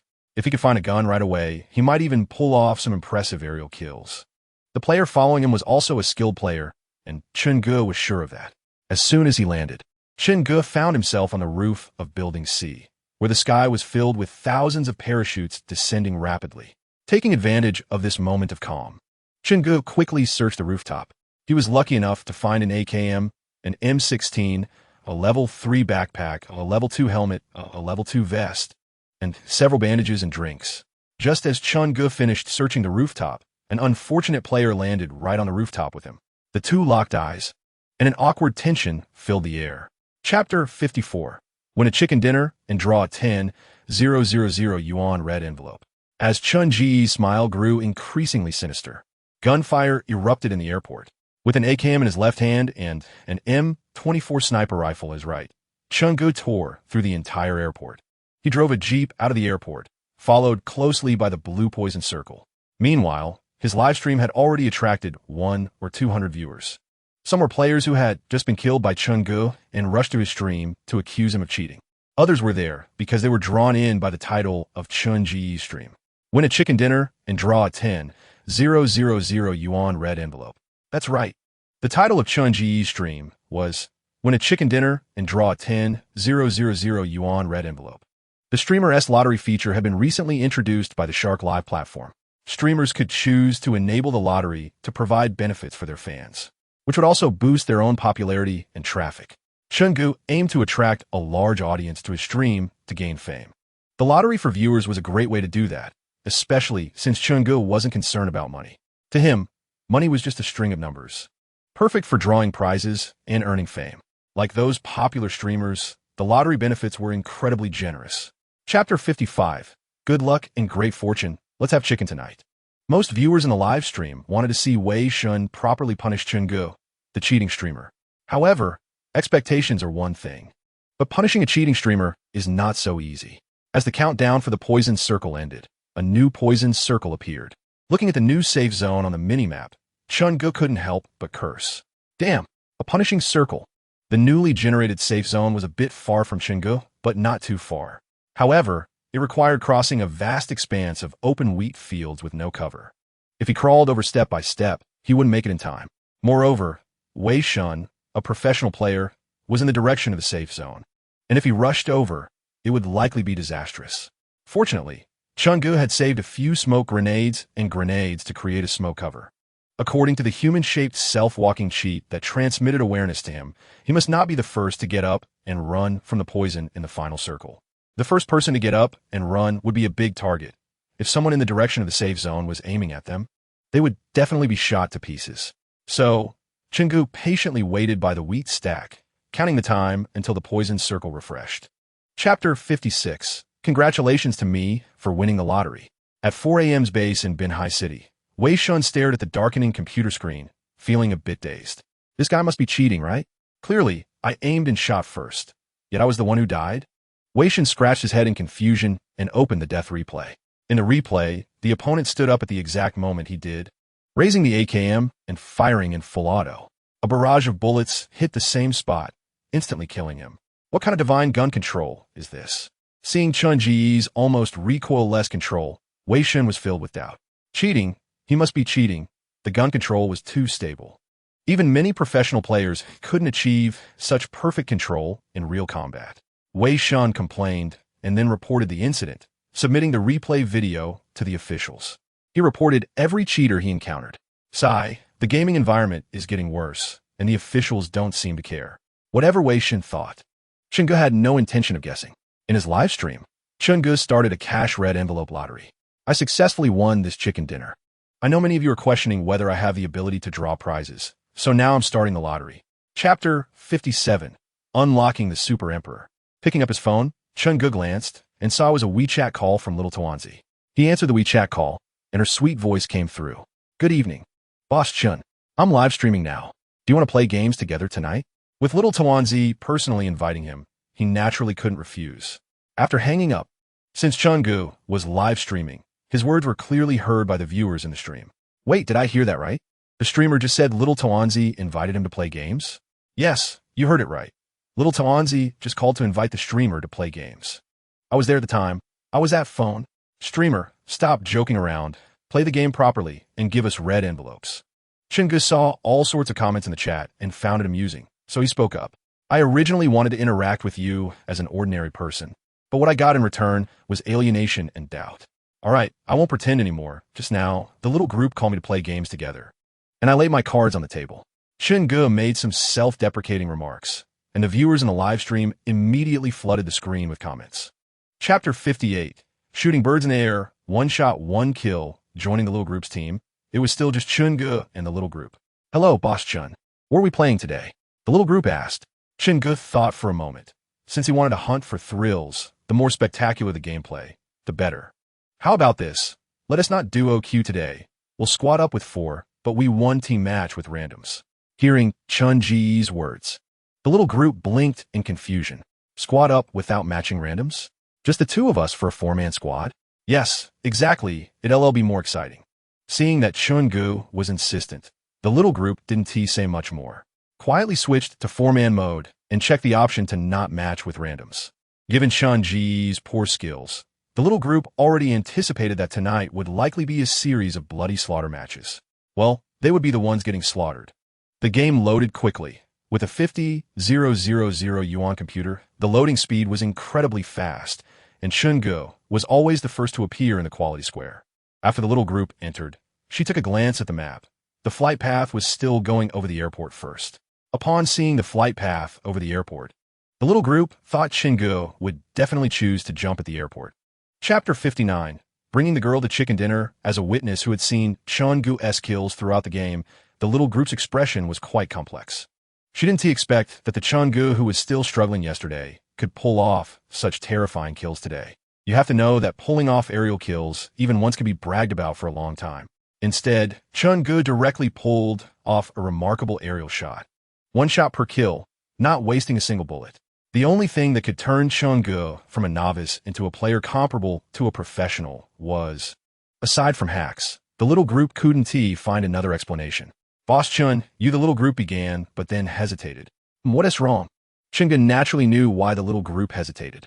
For a normal person, seeing someone who struggled yesterday suddenly perform so well today would trigger thoughts of whether that person was hacking. However, Chungu didn't explain. He just let the little group follow him, and he would take her to chicken dinner. It wasn't that Chungu didn't want to explain. But the concept of a human-like self-operating hack was too surreal to explain, so it was better not to. Next, Chun-gu led the little group to loot at the airport. Almost the moment they encountered someone, the little group often hadn't reacted yet. Chapter 60. Yes, I'm streaming live, what should have been an extremely arrogant statement. When spoken by Chun-gu, everyone found it quite reasonable. As expected of my boss Chun. Even his words are so arrogant. I love it. The key was that when boss Chun said it, I actually found it quite reasonable. Is there something wrong with me? Little group, ask boss Chun where he is streaming. We want to see his first-person perspective. What is it to be rich? Hacks are just trash. I look down on it. Damn, this brother is a bit bold. Boss Chun even dares to curse. It seems he doesn't want to mix into sharp platform anymore. The little group looked at the comments in the live stream and then asked Chun-gu for his room number. Chun-gu didn't hesitate and gave the little group his room number. Hey fans, did you just hear? Boss Chun's room number is 1047062. Go help him with some follows. The sweet voice of the little group indeed had a great impact. Under a call, a large number of her fans flooded into Chun-gu's livestream. They casually gave Chun-gu a follow, pushing his follower count directly over 100,000 and still increasing. Chapter 61. Gu Andy's concert in Beijing. Waking up naturally the next day. Thanks to Saturday, Chun-gu didn't have to rush to school early. After having the nutritious breakfast prepared by the maids, Chun-gu opened his computer and sent out the latest chapter of Top Scholar. He glanced at the author backend of Huaxia Chinese Network. Now Top Scholar was steadily bringing Chun-gu a stable amount of fame points. About 10,000 fame points were credited each day, neither too much nor too little, and Chun-gu was quite satisfied. Closing the computer, he grabbed his backpack and prepared to drive to the gym to continue his weight loss plan. As he walked into the living room, he happened to see several maids sitting on the sofa, playing on their phones and chattering away. What are you so happy about? Chun-gu couldn't help but ask. Boss, we're watching videos of my fatty D. A cute maid with a bit of baby fat on her face, Yang Feiyue, handed her phone to Chun-gu. Fat D. Chun-gu took Yang Feiyue's phone and looked. In the video, a sweet-looking girl exuding infinite tenderness was singing. Chun-gu knew Fat D. Gu Andy was a rising female singer who had just become popular in the past 2 years, and she was only 20 years old. Chapter 62. Beer Bottle Headshot. Thunder crackled when Chun-gu saw the girl's face clearly. He couldn't help but exclaim, and the alcohol buzz faded significantly. Who is it? The nearby Ma Jie slurred. Gu Andy. Before Chun-gu finished speaking, he picked up an unopened beer bottle and hid it behind him, then quickly walked over. Hearing Chun-gu's words, Ma Jie's head buzzed. He seemed a bit slow to react. Gu Andy, Ma Jie repeated to himself, his eyes widening. Damn, Gu Andy, that girl is my Fat D? How dare they harass my Fat D? I'll kill you, you bastard. Saying that, he grabbed the beer bottle and followed Chun-gu over. Zhang Fei, still a bit dazed, saw Chun-gu and Ma Jie with bottles in hand. Having fought countless times with Chun-gu since childhood, Zhang Fei didn't think twice before grabbing a beer bottle and following along. Before they got close, Chun-gu clearly saw Gu Andy's beautiful face, but she was showing a look of panic. Dressed so beautifully, she looked like someone who came out for business. Is she pretending? Come on, tell me how much for one time. I'll pay for you today. Chapter 63. Chun-gu the old scumbag. While the few of them were chatting, suddenly, the sound of police sirens rang out. A police car stopped by the roadside, and 2 uniformed police officers got out. Seeing a large crowd gathered, the 2 police officers quickly made their way over. Squeezing into the crowd, they immediately saw the overturned tables and the broken beer bottle shards. On the ground, there were 7 or 8 tattooed delinquents moaning in pain. The 2 police officers immediately formed their own judgment, suspecting that these delinquents were drunk and causing trouble again. As soon as they saw the police officers approaching, the young man with yellow hair screamed even louder. He crawled over to the police officers, grabbing their clothes as if he had found a savior, filled with excitement. With a terrified expression, he looked at Chun-gu not far away, tears streaming down his face as he confessed to the police officers. Officers, you finally came. Please take me away. I was drunk and harassed a girl. There's no need for evidence. I admit it. Hearing the yellow-haired young man's voluntary confession, the 2 police officers were momentarily stunned. In their years of service, it was the first time they encountered someone who admitted to their crime so willingly. Chapter 64. Not jumping the airport, but going to the wild without hesitation. Chun-gu clicked to accept the team invitation. In the past few days, Riding the wave of the small group S popularity had brought him over 300,000 in fame points. Chungu was very happy. Don't worry. I'm just riding the wave, not intruding. While waiting for the match, Chungu opened his personal profile. Due to his successful chicken dinners in recent days, his rank on the Asian server had risen to over 3,000. The players he was matched with were far stronger than those in the previous beginner matches. At least in terms of skill, they were definitely on a different level, and he even occasionally encountered professional players. Chungu casually started a live stream. Within minutes of starting the stream, many viewers who subscribed to Chungu's channel flooded in. Every day, the first question asked during the stream was, "Has Chun Boss been cheating? How many red envelopes is Chun Boss planning to give away today? Even though you cheat at games, I will still watch your stream every day." Upstairs, is that love? You clearly just want Chun Boss S red envelopes. As if you're not tempted. No amount of money can stop me from cursing cheating streamers. Chapter 65. Showing off driving skills. Chun Boss, are you okay over there? Do you need me to come help you? The sweet voice of the small group echoed. I'm fine here. It's all resolved. I killed 2 people, and there should still be 2 more nearby. I'll go take care of them. Chungu replied calmly, without a hint of emotion, as if the 2 people he just killed weren't his doing. Chun Boss, someone enter my house. I can hear 2 people's footsteps nearby. You hide and don't panic. I'll come over right away. Chungu quickly controlled his character to run to the balcony, watching the activity in the house where the small group was located. After observing, he confirmed that 2 people had indeed entered her house and were crouching at the stairs, likely preparing to assault. Small group, set up at the stairs, don't get too close. After saying that, Chungu took out a frag grenade from his backpack. With the 2 enemies standing so close together, he couldn't pass up the opportunity to throw a grenade. He pulled the pin, counted to 3, and threw the grenade in a perfect arc, shattering the window and landing it right at the bottom of the stairs. With a loud bang, 2 kill notifications popped up on Chungu's screen. Chapter 66. Encountering the 4 a.m. team charging into the house without any danger, the small group, who was covering for Chungu, immediately opened fire when a car chased them. With a 4-time scope on her M4, she fired rapidly, hitting one of the vehicles, creating sparks, but miraculously not landing a single shot on the enemy. With the small group providing cover, Chungu calmly attached an 8-time scope to his M249 machine gun. The viewers in the live stream saw Chungu attach the 8-time scope to the M249. Having witnessed Chungu's various impressive maneuvers, the audience remained remarkably calm. Wow! Attaching an 8-time scope to the M249, Chun Boss is as steady as ever. An 8-time scoped M249 spraying bullets. I'm in love. This isn't even acting anymore. When has my Chun Boss ever acted? He's just straightforwardly telling you all that he's cheating. What are you going to do about it? What the audience thought didn't concern Chungu, as he focused on the task at hand. He extended the M249 with the 8-time scope out of the window, aiming at the vehicles rushing towards the airdrop. As they approached, the opposing players had already started shooting at each other.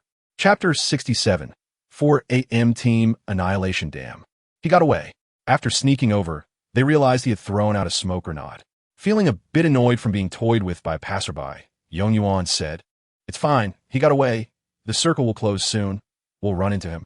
Wei Shun comforted Yong Yuan and then began looting the small group's backpack.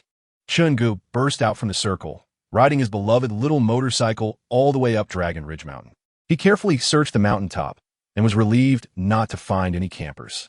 Holding the M249, he found a hidden spot and lay down, deciding to play it safe for now. After lying there for a while, perhaps luck was on Chungu's side. By the 5th poison circle, he had been within the safe zone the entire time. During this period, he eliminated a few lone wolf players who mistakenly wandered into his vicinity and looted some supplies. When he glanced at the top right corner, he saw there were 20 surviving players left. The final circle was also within the broad area of Dragon Ridge Mountain and the slope below. Gunfire erupted from the direction of the hospital, but it quickly faded away. Chungu looked at the kill notifications and saw it was Wei Shun and the 4 a.m. team. Chapter 68. Reported by Wei Shun looking at the gray screen of the computer, the 4 a.m. training base was silent. After a while, Wei Shun slowly spoke. "What do you think? If this person isn't cheating, their skill is terrifying," Yong Yuan said. "Let's check the death replay." Saying that, Yong Yuan brought up the replay of their recent deaths, watching the entire process of Chungu eliminating them. In just a few minutes of the death replay, Wei Shun and the others had complex expressions on their faces. The 8 times scoped M249 was stabilized so well that the barrel hardly shook. It felt like there was no recoil at all. Indeed, and it's an 8 times scoped M249. Even we can't do that in full auto. How can a random player be this strong? So what do you think? It's definitely cheating. All right, I'll submit the recording to the officials. In my capacity as a professional player, this person must be banned. After finishing, Wei Shun prepared to submit the saved recording to the officials. They all knew that Wei Shun was merciless towards those who cheat. If he could ban them, he would, without any hesitation or excuses. After a while, Wei Shun submitted the saved footage to the authorities. Chapter 69. The first task completed. Spending every day in the Warrigu gym, Chun Ji's body visibly changed. With more than 10 days left on the countdown, Chun Ji's weight dropped from 205 pounds to 140 pounds, with his height of 185 centimeters. He showed no signs of obesity. Instead, his well-defined muscle lines and 8-pack abs were truly enviable. Standing next to Chun Gu was his muscular coach, Wang, who looked at Chun Gu as if he had undergone a transformation, his face filled with disbelief. In less than a month, losing nearly 70 pounds and achieving a perfect male model physique was impressive. He had seen Chun Gu when he first came in, looking like a complete couch potato. Compared to now, it was like night and day. Chun Gu, in less than a month, you've achieved such a perfect body. I believe, if you continue training with me, you could definitely win a national bodybuilding championship. Chun Gu glanced at Coach Wang, who was a muscle-bound man. No wonder he had won a national bodybuilding championship. His muscles were clearly defined. However, Chun Gu found Wang's excessive muscularity a bit hard to accept. He just wanted to have an 8-pack and a lean waist. There was no need to pursue excessive muscle mass.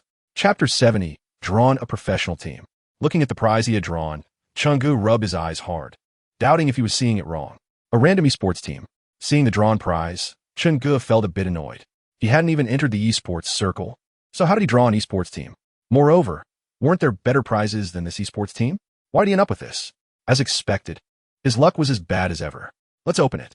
Annoyed as he was, since he had drawn it, he had to open it. A flash of golden light appeared, and a line of big characters materialized before Chun Ji's eyes. Congratulations, you have drawn the PUBG Tianba professional team.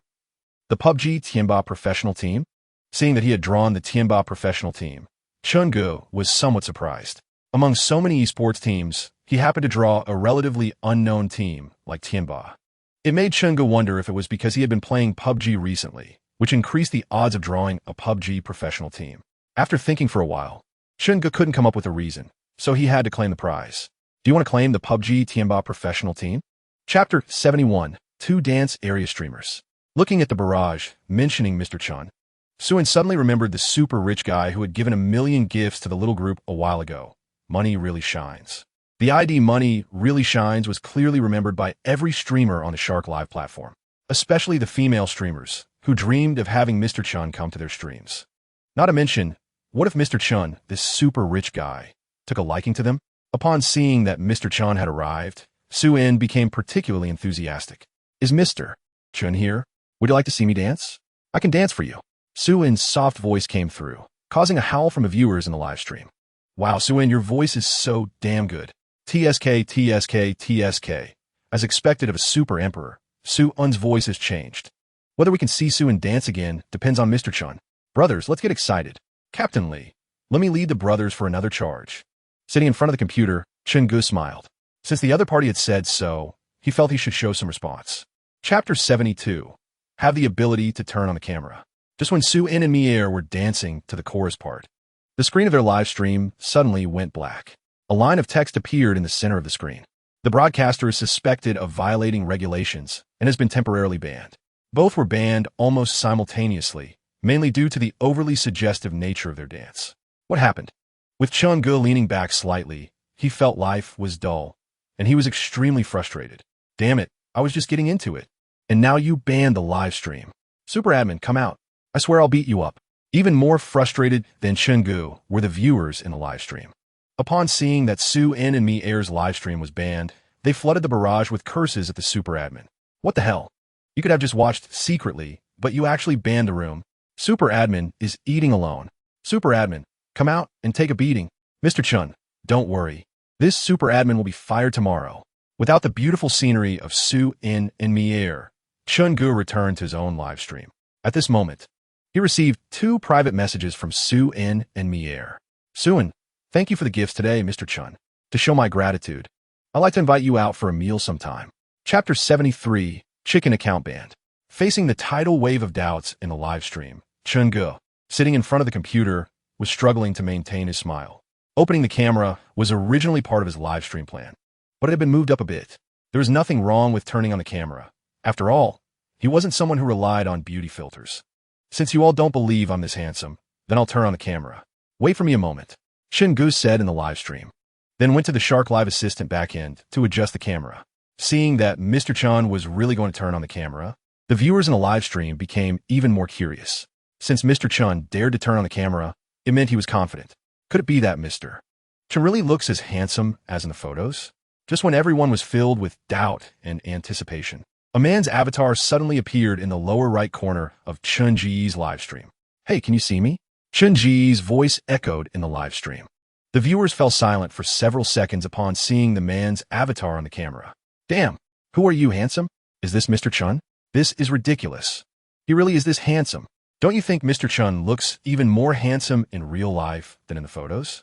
Chapter 74. Being a boss is enjoyable.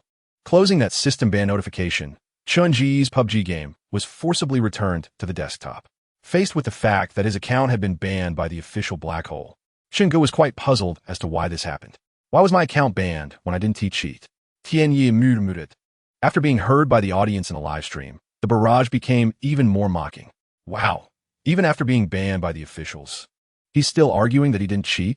Boss Chun, just admit you cheated. I'll give everyone a brief explanation. The chance of an official mistakenly banning someone is quite small. So Boss Chun must have cheated to get banned. Boss Chun, the moment I saw the ban notification, I realized that some things cannot be bought with money. Alas, Boss Chun's account has been banned, and we won't be able to see him giving out red envelopes anymore. What a pity. Not only in Chun-ji's live stream, but even in Little Taonzi's live stream, the rhythm was also heightened. They said Little Taonzi and the cheater were duo ranking. Now that it has been confirmed he cheated, Little Taonzi might also suffer some consequences. Speaking of which, Little Taonzi was also feeling a bit confused. She had been duo ranking with Chun-gu, and at first, Chun-ji's various unbelievable operations did make people suspect he was cheating. Chapter 75. Suyu borrows money leaning back in the esports chair. Chun-gu felt a sense of satisfaction for the first time as a boss. As long as he threw out the words, the rest would naturally be taken care of by those below. Should I start a company for fun? Chun-gu muttered to himself, but after thinking it over, he temporarily gave up on the idea of being a boss. Nowadays, with only 10 million in spending limits each month, what kind of company could he start? At least he should wait until the system upgrades to level 3 before considering it. Chun-gu made a call to Wudong, asking him to help apply for a professional player identity. The goal was to participate in the PUBG World Championship held in Seoul after the new year. Chun-ji's thought was simple. Since you banned my account, I will participate in the World Championship you are hosting and bring back a championship. Can I cheat in your offline competition? Before going to bed, Chun-gu found the official customer service for Black Hole and submitted an application for unbanning. If the Black Hole officials unban him, it would mean they mistakenly banned his PUBG account. This would also prove that he didn't cheat while playing the game. After sending the email, Chun-gu lay on his bed with his phone. He glanced at his phone and noticed 2 friend requests on WeChat. Chapter 76. Going to the concert time quickly passed to 6 o'clock in the evening. As Chun-gu drove to the back street of the school, he immediately spotted Shun Xiaoyu standing on the street, tiptoeing and looking forward eagerly. Next to Shun Xiaoyu were Ma Jie, Zhang Fei, Meng Jiao, and Meng Jiao's girlfriend, Fang Lanlan. Originally, the manager of Guandi had given Chun-gu 4 concert tickets, just enough for the 4 of them in the dorm to go together. However, Chun-gu had spent a lot of money through Yang Fei Yue to buy a few inner circle tickets. Naturally, Chun-ji's regular concert ticket was no longer needed, so he had Meng Jiao give it to his girlfriend. The Lamborghini Veneno steadily stopped in front of Shun Xiaoyu and the others, followed by a black Toyota Alphard business car. The Lamborghini Veneno supercar was Chun-ji's signature. Seeing the Lamborghini Veneno was like seeing Chun-gu. After opening the car door, Chun-gu got out of the car. He greeted Ma Jie and the others. Then his eyes fell on Shun Xiaoyu. Today, Shun Xiaoyu looked exceptionally beautiful. giving Chun-gu a stunning feeling. She wore a light, gray tight sweater on top and a pair of fitted jeans below, perfectly outlining her long, straight legs. Chapter 77. God-level music skills. Gu Andy's singing was gentle and healing, like a spring breeze brushing against the face, seemingly capable of washing away people's wounded souls. Chun-gu was also immersed in it, and he seemed to understand why Gu Andy had such high popularity after debuting for 2 years. Beautiful and sweet-voiced, with no gossip. Who wouldn't love such a star? As Gu Andy sang one-hit song after another, the atmosphere of the concert grew increasingly intense. During the climax of the songs, there was even a spectacular scene of 100,000 people singing along together. After Gu Andy finished another song, it quickly transitioned to the interactive segment with fans. This was also a fixed program that every star would have at their concerts. All right, now it's your turn. You pick a song, and I'll sing it for you. Gu Andy's gentle voice spread throughout the entire Beijing sports stadium, triggering waves of screams from the fans. As the big screen quickly rolled, it locked onto a young man sitting in the outer area. Realizing he was chosen, the young man was so excited he was almost in tears. May I ask what song you would like to request? Gu Andy asked gently. Chapter 78. Give me the mic. I'll sing. Gu Andy. Shun Xiaoyu. The entire audience? The viewers watching the live stream on their computers? As Chun-gu finished speaking, Gu Andy was stunned. Everyone was also bewildered, seemingly completely unprepared for such an occurrence. However, soon the fans in the audience erupted into cheers, fully excited as if they were watching a spectacle. The barrage on major video streaming sites exploded instantly. This guy's show-off gets full marks from me. This dude is too hilarious. I won't request a song. Just give me the mic, I'll sing. Learned it. I'll show off like this in the future. If this brother sings poorly, I fear there will be another viral sensation in the Bilibili QSO section tomorrow. Haha. The recording software is on. I'm just waiting to record the video. Meanwhile, in the Shark Live platform, in Little Tuanzi's live stream, she wasn't playing PUBG at the moment and was watching the live stream of Gu Andy's concert. When she saw the handsome face appear on the big screen, the entire live stream barrage exploded. Damn, who did I just see? Boss Chun? Oh my god, it really is Boss Chun. Chapter 79. I drive fast and steady as the applause gradually faded. The audience was filled with cheers for Chun-gu. The barrage on the video website instantly flooded the screen. Oh my god, this guy's got something. After the young man sang, I remembered my first love. Boo-hoo. I cried. How about you? All right, I take back what I said earlier. There's no new material for the Bilibili QSO section, but there is material for the music section. Good looking and a great singer. This brother's going to be famous. In 3 minutes, I want all this man's information. Boss Chun is amazing. Gu Andy, who was originally thinking that if Chun-gu didn't sing well, she was ready to step in to support him, found that as soon as Chun-gu opened his mouth, he was a powerhouse. From her professional perspective, even top singers in the industry couldn't compare. Gu Andy walked over to Chun-gu and praised him to the fans. This is something everyone can see.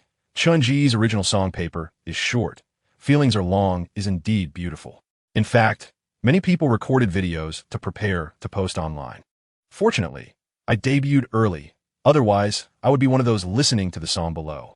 Gu Andy teased Chun-gu with a microphone, making all the fans laugh out loud. Chapter 80. This nickname has been taken in a high-end business hotel in Binhai City. Li Juanxi, a hot rising star in the entertainment industry, suddenly developed feelings for Gu Andy, a beautiful little diva in the music scene, after a business collaboration. After all, Gu Andy is pretty, has a good figure, and a gentle personality. In 2 years since her debut, there hasn't been any scandal. She is fully devoted to music, a type of dedicated girl Li Juanxi has never experienced before. However, it seems Gu Andy isn't interested in him and ignores all his attempts to get close. Nonetheless, Li Juanxi remains optimistic, firmly believing that with his methods, he can win Gu Andy over. He had originally bought tickets to see Gu Andy's concert live, but due to a last-minute change in a business collaboration, he couldn't attend. Unable to watch the live stream, he had to settle for the recorded version. TSK. Andy is still so beautiful. I really want to chase her right now. Watching the recording, a smile crept onto Li Juanxi's face as various colorful images flashed through his mind. Who is that guy? Upon seeing Chun-gu take the stage and stand next to Gu Andy, Li Juanxi frowned. Chapter 81. Coming to catch you along the internet cable in a basement rental in the western suburbs of Shangjing City. A scruffy man in his late 20s glanced at his phone's transfer notification and let out a sinister laugh. Another fool has fallen for it. These little girls are too easy to deceive these days, haha. He is the scammer impersonating Chungu on Weibo, relying on Chunji's popularity. He claimed to be the real Chungu on Weibo and gain a wave of followers. He knew that if the real Chungu appeared, he would definitely be exposed as a fraud. So, he hurriedly posted many Weibo updates, claiming he was sick and needed money for treatment, describing himself as pitiful. Surprisingly, quite a few naive girls privately messaged him and sent him money, dozens, hundreds, even thousands of yuan. Just a couple of hours after posting his borrowing request on Weibo, he had already received nearly 30,000 yuan. Near noon, the man luxuriously added a tea egg to his instant noodles as a reward for his hard work. Just as he was waiting for the noodles to be ready, his Weibo private message notification suddenly went off. Another fool is coming to send money. Chapter 82. An olive branch from Behind Media. Originally, this matter wouldn't have been handled so quickly. However, Chungu, through his dog, spent 1,000 fame points to prioritize the issue. This led to the scene where Chungu reported the case, and the police quickly tracked down the perpetrator, with Zhao Tieju's arrest. The official Weibo of Shangjing Gongan released a message, clarifying that the high imitation account was a scammer and restoring the real Chunji's Weibo. Various prominent figures on Weibo saw this message from Shangjing Gongan and retweeted it. What? The Chungu Weibo account I followed is a fake? Good job catching him. Let's give a thumbs up to the police. Just yesterday, he became famous, and today there's already a high imitation. These scammers really have no conscience. Everyone can see that the Shangjing Gongan account is the real Chunji's account. Don't get it wrong. Due to the retweets from various influencers, countless people flocked to Chunji's Weibo account. At this time, Chungu happened to post a video update. Hello everyone, I am Chungu, the one who sang at the Peng Di concert yesterday. The events that happened today have caused a negative impact on everyone. Fortunately, everything has been resolved. And I want to give a thumbs up to the police here. Chapter 83. It seems like I'm really getting famous rejecting the olive branch thrown by Behind Media, a big company in the entertainment industry. Chungu didn't feel sorry at all. It's not that he didn't want to take the path offered by Behind Media. After all, Behind Media is one of the top companies in the entertainment industry. Climbing onto Behind Media would mean having the potential to become a top star. Signing with Behind Media to debut is not out of the question. The key point, however, is that the other party approached him with a high and mighty attitude, as if signing him was a form of charity. This made Chungu quite unhappy. Respect should always be mutual. Since you don't respect me, why should I bow down to you? Moreover, I don't have to follow your path at Behind Media. Just then, he received an email in his computer inbox. Upon opening it, he saw an official reply from the Black Hole Company. The content roughly stated that Chunji's account was banned because he was cheating, and that the Black Hole Company absolutely did not have the possibility of mistakenly banning him. After reading the email from the Black Hole official response, Chungu couldn't help but laugh in anger. Does he not know whether he cheated or not? Since you insist that you did not mistakenly ban me, I won't bother explaining further. Chapter 84. Are you teaching me how to work? Tian Yi. Hearing someone call his name, Chungu turned around to take a look. He found a girl dressed in a red hanfu, holding a 3-foot-long sword, walking towards him. Lin Duo? Chungu exclaimed in surprise, almost not recognizing her. He recognized the girl as Lin Duo, his high school deskmate, with whom he had a good relationship. However, after entering university, Lin Duo majored in physics and spent all her time in the lab. She had already been recommended for graduate studies even before graduating, working under the balding old Wang as a graduate student. At that time, Chungu had been pursuing Li Jing, so they hadn't kept in touch much. The last time they met was in a large classroom during an open lecture. Lin Duo walked up to Chungu, scrutinizing him from head to toe, her big eyes filled with disbelief. Chungu, it really is you. I thought I was mistaken. How did you suddenly lose so much weight? And you become so handsome. Hearing Lin Duo's incredulous tone, Chungu felt inexplicably pleased. All his hard work at the gym was finally paying off. Every fat person is a potential stock. This saying has always been true. Not bad. I've just restored about 1/10 of my previous peak beauty from Dongwon 3rd Middle School. Chapter 85. I will never wear women's clothing. Chungu was admiring the beautiful scenery when he suddenly sneezed. I have a bad feeling about this. Just after sneezing, Chungu saw Lin Duo walking towards him. Chinyu, who was standing in front of Chungu at an angle, noticed Lin Duo approaching and immediately puffed out his chest, raised his head, and pulled in his stomach, showing Lin Duo a smile he thought was charming. As Lin Duo got closer, Qinyu reached out to greet her. However, before he could finish his sentence, Lin Duo didn't even glance at him and walked straight to Chungu. Standing in front of Chungu, Lin Duo flashed him a sweet smile. Chungu, can you help me with a small favor? How small? Chungu asked warily. He had experienced firsthand that whenever Lin Duo showed this kind of smile, someone would end up in trouble back in high school. Don't worry, sister won't do anything to you. Just come with me. Why do I have a bad feeling about this? Come on. Lin Duo didn't care whether Chungu was willing or not and directly grabbed his hand, afraid he might run away. Seeing Lin Duo take the initiative to grab Chunji's hand, all the boys standing nearby felt their hearts shatter. Chapter 86. The Wandering Pipa. After looking at his stunning face, Chungu seemed to have opened the door to a new world.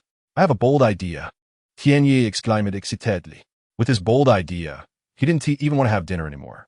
He immediately opened his computer and uploaded the 9 pictures from WeChat onto his computer. Then, he logged into his Weibo account and checked his current number of followers. He had already reached over 2 million, not much less than some minor celebrities. He also glanced at the trending topics, and to his surprise, 5 out of the top 10 were occupied by Li Juanqi.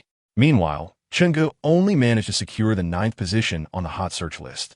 The top trending topic was dominated by a top-tier idol named Li Juanqi. Universe god Li Juanqi's new song Yuri Too Beautiful is released today.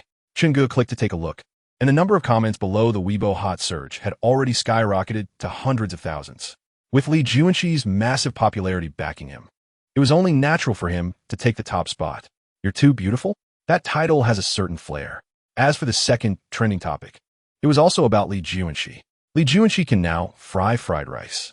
Looking at this trending topic, Chungu felt a bit speechless. Chapter 87. I have a sister. Since Chungu was quite popular now, many people were following his Weibo. As soon as he posted this Weibo update, there were hundreds of comments within just a few minutes. Wow, this young lady is so beautiful. Mom, I'm in love. I thought it was Chungu releasing a new song again, but it turns out it's his sister's song. Chunji's sister is beautiful. Look at this family's heavenly genes. I'm envious. Chungu sings so well, his sister must not be too bad at singing either. I'll go listen. The vibe of being both righteous and wicked looks super appealing. Oh my god, who is this ancient costume young lady? Chungu already said, this is his sister, Chun Xiao. Can you pay more attention? Chunji's sister? From today on, you're my brother-in-law. As soon as I saw your sister, I decided to be friends with you. Wow, the brother is handsome, and the sister is so beautiful. What kind of heavenly genes are these? Chungu, quickly give me your contact number. I want to have your little monkey. So cute, I want to sunbathe. Looking at the continuously increasing comments, Chungu had a big smile on his face. Chapter 88. Ultimately exposed. After Chungu uploaded his photos in women's clothing paired with the ancient-style BGM of Wandering Pipa to Weibo, he unexpectedly became popular again. Although this time his sister Chen Xiao was the one who gained fame, all the fame eventually came back to him. So, Chungu didn't care whether it was him or his sister Chen Xiao who became famous. Whether Chungu was out shopping or scrolling through Douyin, he could always hear Paper Short, Love Long, and Wandering Pipa. During this time, Lin Duo somehow found out about Chungu uploading his women's clothing photos to Weibo. She even specially messaged Chungu, inviting him to take more sets of women's clothing photos. Tianyi decisively rejected Lin Duo de Sugihun. Are you kidding? Last time you tricked me, a 1T were women's clothing again. But why did he feel a sense of regret after rejecting her? Could it be that wearing women's clothing could be addictive? A few days later, the few photos of Chungu in Hanfu women's clothing were ultimately recognized by the all-seeing netizens. Initially, some people didn't believe it, but eventually, a netizen overlapped Chunji's women's clothing photo with his men's clothing photo. They discovered that Chungu and his sister Chen Xiao had exactly the same facial features and face shape, down to the slightest detail. Chapter 89. Get lost. A person got out of a Lamborghini Gallardo, and it was none other than the wealthy second-generation Qinyu, who everyone had been discussing. Qinyu walked straight up to Lin Duo, showing a smile he thought was charming. Duo, where are you going? I'll give you a ride. Seeing Qinyu's somewhat pretentious, charming smile, Lin Duo shook her head and decisively refused. I have an appointment, so there's no need for young Master Qin. It's fine. Bring me along. Are you going to the high-speed train station or the Beijing airport? I'll take you all there. Even though Lin Duo refused, Qin Yu still persisted, eager to know who Lin Duo was waiting for. No need. Lin Duo reiterated her refusal, leaving Qin Yu's little thoughts in vain. Seeing Lin Duo reject him twice in a row, and with so many people watching, Qin Yu felt somewhat embarrassed. As a wealthy second generation with a Lamborghini Gallardo, he had spent months pursuing Lin Duo, only to find that after several months, he still hadn't won her over. In the past, whenever he pursued girls, as soon as he showed up in his $1,000,000 Lamborghini, those girls would go wild, their eyes sparkling with excitement, almost begging him to take them to a hotel. Chapter 90. Dongguan County. When Chungu and Lin Duo arrived at Beijing Airport by car, nothing particularly special happened during ticket collection, baggage check-in, security check, and boarding. If being recognized by some fans counted as something special, then that was it. Sitting in first class, Chungu experienced the meticulous care of the beautiful flight attendants. Because Chungu had looked at the pretty flight attendant serving him a few more times, he was scolded as a scumbag by Lin Duo sitting next to him. Chungu was somewhat speechless. The flight attendant was serving him. So shouldn't he at least say thank you? When saying thank you, one should at least look at the person's face, right? Not looking at their face would be disrespectful and impolite. Chungu, as an outstanding young person of the new era in the 21st century, is naturally a polite person. What's wrong with looking a bit longer? I'm not looking because she has a big chest. After an hour and a half of flight, the plane finally arrived at the destination, Yunjiang Municipality. However, the journey for Chungu and Lin Duo did not end here. Dongguan is just a small county under Yunjiang Municipality. The distance between the two is not too far. It takes just over an hour to drive. Chapter 91.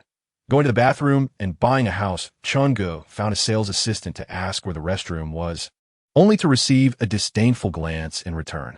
The entire conversation between Chungu and Li Yang had been witnessed by them. As salespeople, they would never look down on others based on their appearance. The cliché of someone being looked down upon for wearing ordinary clothes while buying a house only appears in novels. A good salesperson would assess someone's wealth based on their attire, but a sensible one would never look down on others. However, they overheard the content of the conversation between Li Yang and Chungu. They didn't know who Chungu was, but they certainly recognized Li Yang, whose family owned a large restaurant in Dongguan County, worth millions, making him one of the wealthiest in the area. Knowing that Chungu had no money, they naturally wouldn't give him a good response. He came to the restroom with a stomach ache. What did they think of their place, Yufeng Haijing? It was good that they didn't call security to kick him out. People are practical. Since you can't bring me any commission, why should I care about you? With the sales assistant's disdainful look, Chungu found out where the restroom was. After spending some time there, he solved his personal issues. Chapter 92. Boss. Give me a pack of Union. The sales assistant was beside Chungu, introducing him to the largest and most expensive unit available. The first floor was 250 square meters, with a total of 2 floors, and there was a 300 square meter lawn outside the villa. The total usable area of the villa, combining both floors, was 500 square meters. The villa was located in the central area of Yufeng Haijing, with various large shopping malls nearby, making shopping very convenient. After taking a look, Chungu thought it was acceptable. However, compared to his 1.3 billion 4-story standalone villa in Beijing, it felt a bit small. But thinking about it, in a small county like Dongguan, where the average house price is only 4,000 to 5,000, it was already a top luxury. I'll take this one. How much is it? I'll buy it.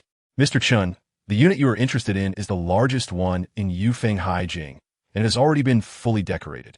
Therefore, the price we offer is 5 million. Would you prefer to pay in full or in installments? I'll pay in full. I hate installment payments. As soon as installment payments were mentioned, Chungu felt a wave of resentment, all stemming from that heartless dog. Dog, Did I hear someone say I'm handsome? Naturally, the sales assistant had no idea about Chunji's grievances. Upon hearing him say he would pay in full, she was once again shocked. Chapter 93. Someone has been cheated returning home. Looking at the familiar furnishings, the fatigue accumulated from a long journey instantly relaxed. Although this little nest was not so luxurious, it was Chunji's warmest refuge. After placing his backpack in his room, Chungu felt it was still early, so he went out. When he arrived at Aunt Bai's small shop, it had already closed. With nowhere else to go, he wandered to his high school, Dongguan No. 3 High School. Dongguan County has 5 high schools, among which Dongguan No. 3 High School is the only key school. Each year, 5 or 6 students from Dongguan County get accepted into Beijing University and Tsinghua University, with at least 3 spots from Dongguan No. 3 High School. Chungu came to the school to see Bai Xiaobai. Bai Xiaobai grew up with Chungu, and they had a very close relationship. Although Bai Xiaobai was not Chunji's biological sister, he treated her like one. School ended at 5:30 p.m., and Chungu didn't have to wait long. Soon, the familiar school bell rang, and students began to exit the school in 2s and 3s. As more and more students poured out, Chungu, with his keen eyesight, spotted familiar faces. Chapter 94. Are you being kept by a rich woman? Back at home, Aunt Bai had returned from the market and was busy preparing dinner in the kitchen. As soon as he entered the living room, Bai Xiaobai shot him a glance. Chungu understood and didn't tell Aunt Bai about Bai Xiaobai's homeroom teacher calling home. Watching Aunt Bai busy in the kitchen, Chungu thought to help out, but Aunt Bai drove him out, saying it was rare for him to come home, so he shouldn't be in the kitchen. With no other choice, Chungu could only sit on the living room sofa and watch TV. As time passed, and it was almost 6 o'clock, a sound of keys jingled outside the door. While playing with his phone in the living room, Chungu flipped over the sofa and opened the door before it swung open. The door creaked open, and Chungu saw his mother standing outside with a surprised expression, which made his heart ache. His mother was already 42 this year, working shifts at a garment factory. The long-term irregular schedule had left her once delicate face with some wrinkles, and the crow's feet at the corners of her eyes were more pronounced. Although her hair was still black, upon closer inspection, traces of time could still be found. Feeling a pang in his heart, Chungu forced a smile on eye. Chapter 95. Fame Value System. Level 3. Hearing Bai Xiaobai's shocking words, Chunji's expression turned dark. This girl's mind was always filled with strange thoughts. Seeing that his mother still had some hesitation on her face, Chungu took the rest of the documents from his bag to show them. After looking through them, his mother, Lin Rong, stared at Chungu, and the crow's feet at the corners of her eyes deepened. Son, tell me honestly, where did you get the money to buy a house? Understanding his mother's concern, Chungu knew that before he obtained the fame value system, his family's financial situation was indeed quite ordinary. His father had left over 500,000 in debts that had not yet been repaid. Where would there be extra money to buy a house, especially one in Yufeng Haijing? Therefore, it was normal for his mother to worry if the money was obtained through improper means. Otherwise, it would be hard to explain how an ordinary university student could afford a 5 million house. To this, Chungu was already prepared with a response. Mom, would you believe me if I said I won the lottery? After a round of persuasion from Chungu, his mother finally believed him. After all, there had indeed been news on TV recently about a lottery winner. Chapter 96. Can I meet the principal? After sleeping until the next day, Chungu got up early because he promised Bai Xiaobai that he would go to her homeroom teacher's office today. After having breakfast leisurely, Chungu strolled to the gate of Dongguan 3rd Middle School. At a glance, he saw Bai Xiaobai standing at the gate, next to a middle-aged man with a receding hairline. The middle-aged man glanced at his watch, looking somewhat impatient. Bai Xiaobai, did your parents call? Why haven't they come yet? Mr. Liang, they should be here soon, Bai Xiaobai said uncertainly, looking at the empty schoolyard. However, her big eyes soon lit up as she waved at the approaching Chungu. Brother, over here. Here. Hearing Bai Xiaobai's voice, Chungu walked over quickly. Mr. Liang, this is my brother. My mom said she had something to do today and couldn't come, so just talk to my brother if there's anything. Bai Xiaobai introduced Chungu to her homeroom teacher, Mr. Liang. Mr. Liang glanced at Chungu from head to toe with a sideways look, but said nothing. He then told Bai Xiaobai to go back to class and asked Chungu to follow him to the office. When they arrived at the office, a plump woman in her 40s was already waiting inside. Chapter 97. Donating a teaching building when Chungu mentioned wanting to meet the principal, Mr. Liang's right hand holding the thermos shook. He had originally handled this matter in a rather unsavory way, fearing that this naive Chungu might blow the whole thing up.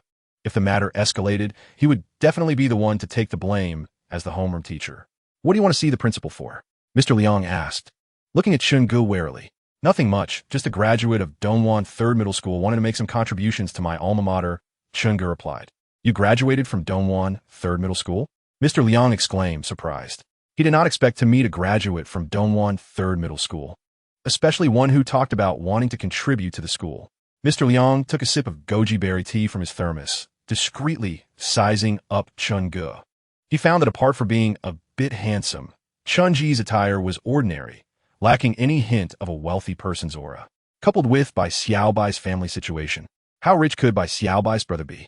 You think you're so impressive that you can donate a building to the school? Thinking this, Mr. Liang stopped feeling anxious, and his hand steadied as he continued. I completely understand your desire to contribute to your alma mater. However, the principal is very busy, and it's not as easy as you think to meet him. Chapter 98. The overwhelming Chun-gu. After some small talk with the principal, Chun-gu got straight to the point. By the way, principal, I heard from Teacher Zhou that the school wants a digital teaching building. Hearing Chun-ji's words, the principal gave an approving look to Teacher Zhou beside him. Teacher Zhou, however, looked confused, wondering when he had mentioned this to Chun-gu and why he couldn't remember it. Yes, schools are gradually promoting digital education nowadays, right? You know, the situation in Dongwon County is just like that. The funds allocated from above are simply not enough to build a fully digital teaching building. So this matter has been delayed. After the principal finished speaking, Chun-gu calmly said, Principal, I would like to donate a digital building to the school. The principal was momentarily taken aback, then couldn't hide his smile anymore, enthusiastically shaking Chun-ji's hands again. Oh, I would like to thank you on behalf of all the teachers and students of Dongwon 3rd Middle School, Mr. Chun. The name of the teaching building will be named after you. The principal was joking. I'm also a graduate of Dongwon 3rd Middle School, and just want to make a little contribution to my alma mater, Chun-gu replied, pausing slightly. He glanced at the somewhat dumbfounded Mr. Liang and the plump woman before continuing. Chapter 99.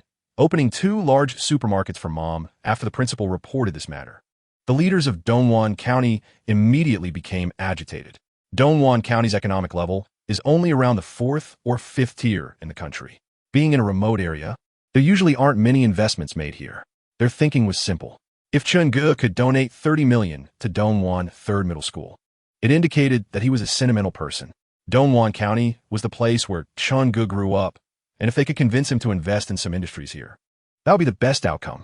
Attracting investment means concrete achievements for them. Those in power are all quite astute. They would never let such an opportunity for merit slip away.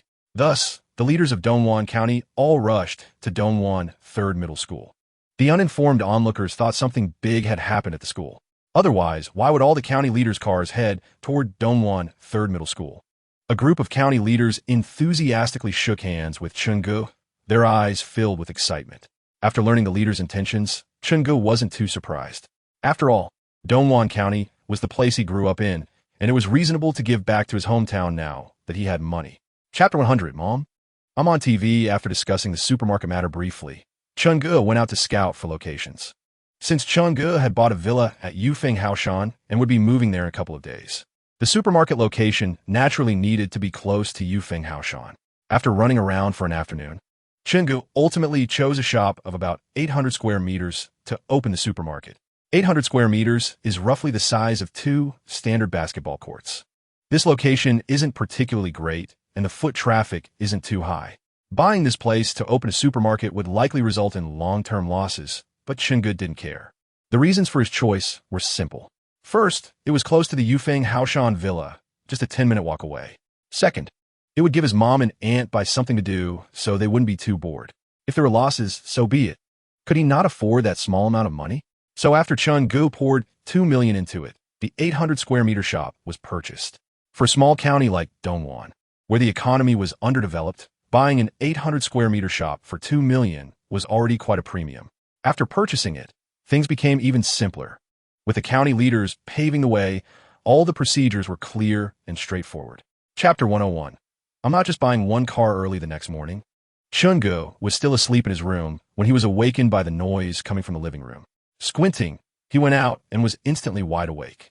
In a not-so-large living room, more than 10 middle-aged women were chatting with his mom and Aunt Bai.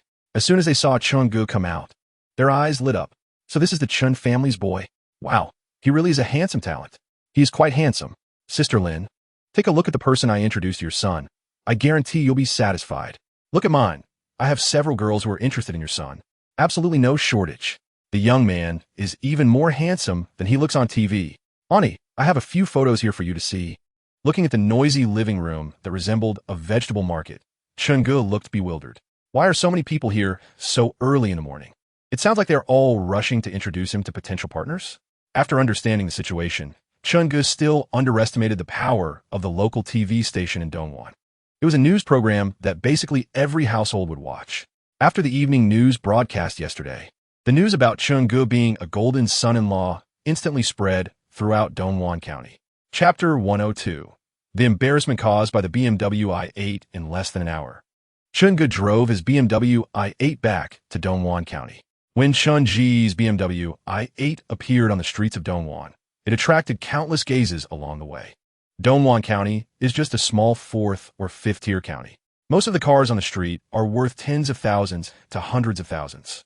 Now suddenly, a flashy and cool sports car appeared, directly capturing everyone's attention. At the same time, a long-awaited system notification popped up. Event completed. Show off wealth. Reward 46 yuan. Fame value 1. Event completed. Show off wealth. Reward 43 yuan. Fame value 1. Event completed. Show off wealth. Reward 40 yuan. Fame value 1. The system notifications kept flooding the screen, and Chun-gu felt a bit emotional. The people back home are still so simple. Driving a sports car worth over 2 million can earn so much fame. The city is too complicated. I want to go back to the countryside.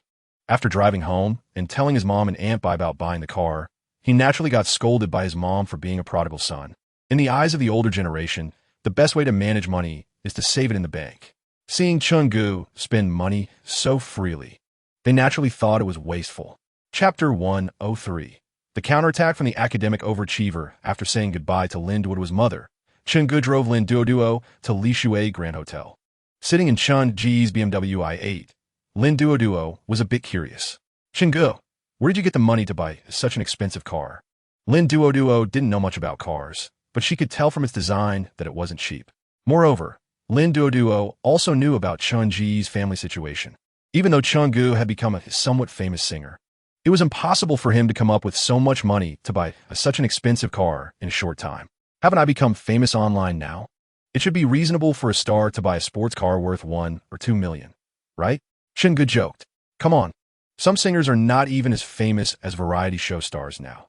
Even if you perform constantly, you still can't afford such an expensive car, okay? Lin Duoduo wouldn't believe Chun-ji's nonsense. Okay, since you found out, I won't pretend anymore. I've been supported by a rich woman. I've come clean. Cut it out. I believe the rich woman would give you money to buy a car, but do you think she would donate 30 million to you to buy a building? Sigh. It's all because of my damn charm being too captivating. Chapter 104. Li Yang's retaliation hearing Lin Duoduo mention those high-sounding professional books. Everyone present began to doubt their own intelligence deeply. Do I often feel out of place with the academic overachievers because of my lack of intelligence? Forget about others. Even Chun-gu, a computer science student at Beijing University, could only understand higher mathematics, and the rest left him puzzled. All he knew was, when in doubt, refer to quantum mechanics. Fortunately, at that moment, a waiter brought the dishes to the table, breaking the awkward atmosphere. As they drank, ate, and chatted, the atmosphere in the private room gradually became lively. This roasted duck is really good. The old duck soup is also delicious. You can't make such good soup without decades of experience. Come on, bro, eat more kidney to replenish yourself. After we finish here, I'll take you to see something big. Damn, am I that casual? Bring me more. Throughout the meal, Li Yang kept observing Chun-gu. He had seen his sister-in-law crying when he got home yesterday. Upon asking, he found out that she had been bullied. In Dongwon County, their Li family had been bullied. How could Li Yang, a local tyrant in Dongwon, tolerate this? After inquiring further, Li Yang learned that the person who bullied his sister-in-law and forced her to kneel down and apologize was actually Chun-gu. Chapter 105. Mr. Chun. You're here too in another VIP room of Li Shui Grand Hotel. Li Guifu was accompanying a group of county leaders, drinking and discussing business. When he received a call from his son, Li Guifu was slightly taken aback. What does this brat want to call me for? He doesn't call me for months usually. Li Guifu stepped outside the private room to answer the phone. As soon as he picked up, Li Yang's hurried voice came through. Dad, tell Uncle Air to hurry over. I can't hold the scene here anymore. Your son is about to be beaten to death. Upon hearing this, Li Guifu became alarmed. Damn, which bastard is so blind as to dare touch you? Tell me where you are. I'll bring people over immediately. Dad, I'm in VIP room 502 of Li Shui Grand Hotel. Hurry over, the other side knows martial arts. Wait for me, son. I'm next door. I'll be right there. After hanging up, Li Guifu walked back into the VIP room and smiled apologetically at the group of leaders. "Excuse me for a moment. Something small has come up. My son is being beaten, and I need to handle it. I'll be back quickly." Hearing Li Guifu's words, the slightly tipsy county leaders showed surprised expressions. Chapter 106. What to do if someone checks your WeChat. The county leaders were all smart. Li Guifu was just a dog they raised. If the dog died, they could raise another. If Chungu stopped investing, then he would really be finished. They understood the priorities clearly. Seeing the county leaders' actions, Chungu also understood. The county leaders were interested in the money in his pocket, while Chungu was leveraging their power. It was a mutual benefit, purely an exchange of interests. Chunji's principle was not to take the initiative to cause trouble, but also not to fear it. "If you offend me, I will crush you." Moreover, the Li family had always been a bully in Dongwon County. Over the years, they had caused chaos in Dongwon, and the local people dared not speak out against them. Therefore, Chungu had no psychological burden in crushing the Li family. "Mr. Chun, I was wrong. I didn't know you were here. I kneel and apologize to you." "You little brat, hurry up and come over to apologize to Mr. Chun." Li Guifu shouted at Liang. If it weren't for the fact that Liang was his son, he would really want to kick him to death. Liang, being yelled at by his father, had no thought of resisting at all. He followed Li Guifu and knelt in front of Chungu. Looking at the father and son of the Li family kneeling before him like stray dogs, constantly bowing their heads like pounding garlic. Chapter 107. Moving to Yufeng Haijing. 3 days passed in a flash. The villa that Chungu bought at Yufeng Haijing was finally ready, and they notified Chungu that he could move in at any time. Just in time, Bai Xiaobai had also finished her final exams, and the whole family was there. So, Chungu drove the BMW X7 SUV and took his mother, Aunt Bai, and the family to Yufeng Haijing. Upon learning that Chungu was coming, the chubby sales manager at Yufeng Haijing even organized a welcoming party for Chunji's move-in, which left his mother and the others astonished. They never expected that their son Chungu was already so impressive. Moving houses actually had people welcoming him along the way. After arriving at the yard outside the Western-style detached villa they bought, the group got out of the car. Chungu pointed at the villa proudly and said, "Look, this is the kingdom I built for you." As soon as he finished speaking, he received a slap from his mother. "You little brat, what nonsense are you talking about? Instead of learning good things, you only learn bad ones. Do you really think you're a domineering president?" Although Lin Rong scolded her son, her eyes were filled with pride and admiration when she looked at him. The Western-style detached villa only had 2 floors, but the first floor was 4 meters high, not much different from an ordinary 3-story villa. Plus, it had a garden of several hundred square meters outside, which looked like a palace in the eyes of his mother and the others. Chapter 108. The decision to participate in the world competition because Chungu had previously activated the Super Emperor Noble title as soon as he entered the live broadcast room. A cool entrance effect flooded the screen. The audience in Chunji's live broadcast room was stunned when they saw the Super Emperor's entrance effect. Immediately, the barrage in the entire live room suddenly surged. "What the hell did I see wrong? Boss Chun actually came to the live room? Boss Chun, you don't know that I couldn't eat or sleep well when you weren't live streaming. Boss Chun, I support you. Boss Chun, just because you got banned doesn't mean you can't start again. Just buy another account. Come on, let us see the barrage of 666 to support Boss Chun continuing to stream." Chungu didn't expect to have a group of die-hard fans after starting his live broadcast, and he was greatly moved. After thinking for a moment, he opened the live stream in the background, and the camera turned on as well. As soon as the fans in the live broadcast room saw that Chungu had unexpectedly started a live broadcast today, they were all excited. "Boss Chun is live streaming. My youth has returned. I've been watching Boss Chun's live stream for free, and I feel a bit embarrassed. I'll get a card and say it." In the entire Shark Live platform, only Boss Chin's live broadcast room had the possibility of getting rich overnight. Chapter 109. Let the stakes come stronger. Someone posted Wei Shen's remarks in Chunji's live broadcast room, trying to create a wave of rhythm. Compared to Chungu, who relied on hacks to play games, Wei Shen's credibility was much stronger. Initially, when Wei Shen retired from League of Legends and switched to PUBG, he also faced a lot of doubts. Because his performance during the live stream was too outstanding, everyone suspected that he was using hacks. In response to the doubts, Wei Shen directly recorded his screen and hands to refute those who questioned him. The operations he showcased while screen recording were still dazzling, and the doubts gradually diminished. As Wei Shen's popularity in live streaming grew, some intentionally rhythm-creating haters began to question whether he was using hacks again. In the end, Wei Shan directly announced that he would become a professional PUBG player, participating in major domestic and international events. His continued outstanding performance in professional competitions silenced those who had doubted him. In this regard, Chun Ji's current situation was somewhat similar to Wei Shan, who was initially questioned by everyone. Both were newcomers who were suspected of using hacks due to their incredible operations. Both announced they would play professionally to prove they weren't using hacks. Chenggu had no objections to Wei Shan's words. After all, doubts needed to be broken by oneself.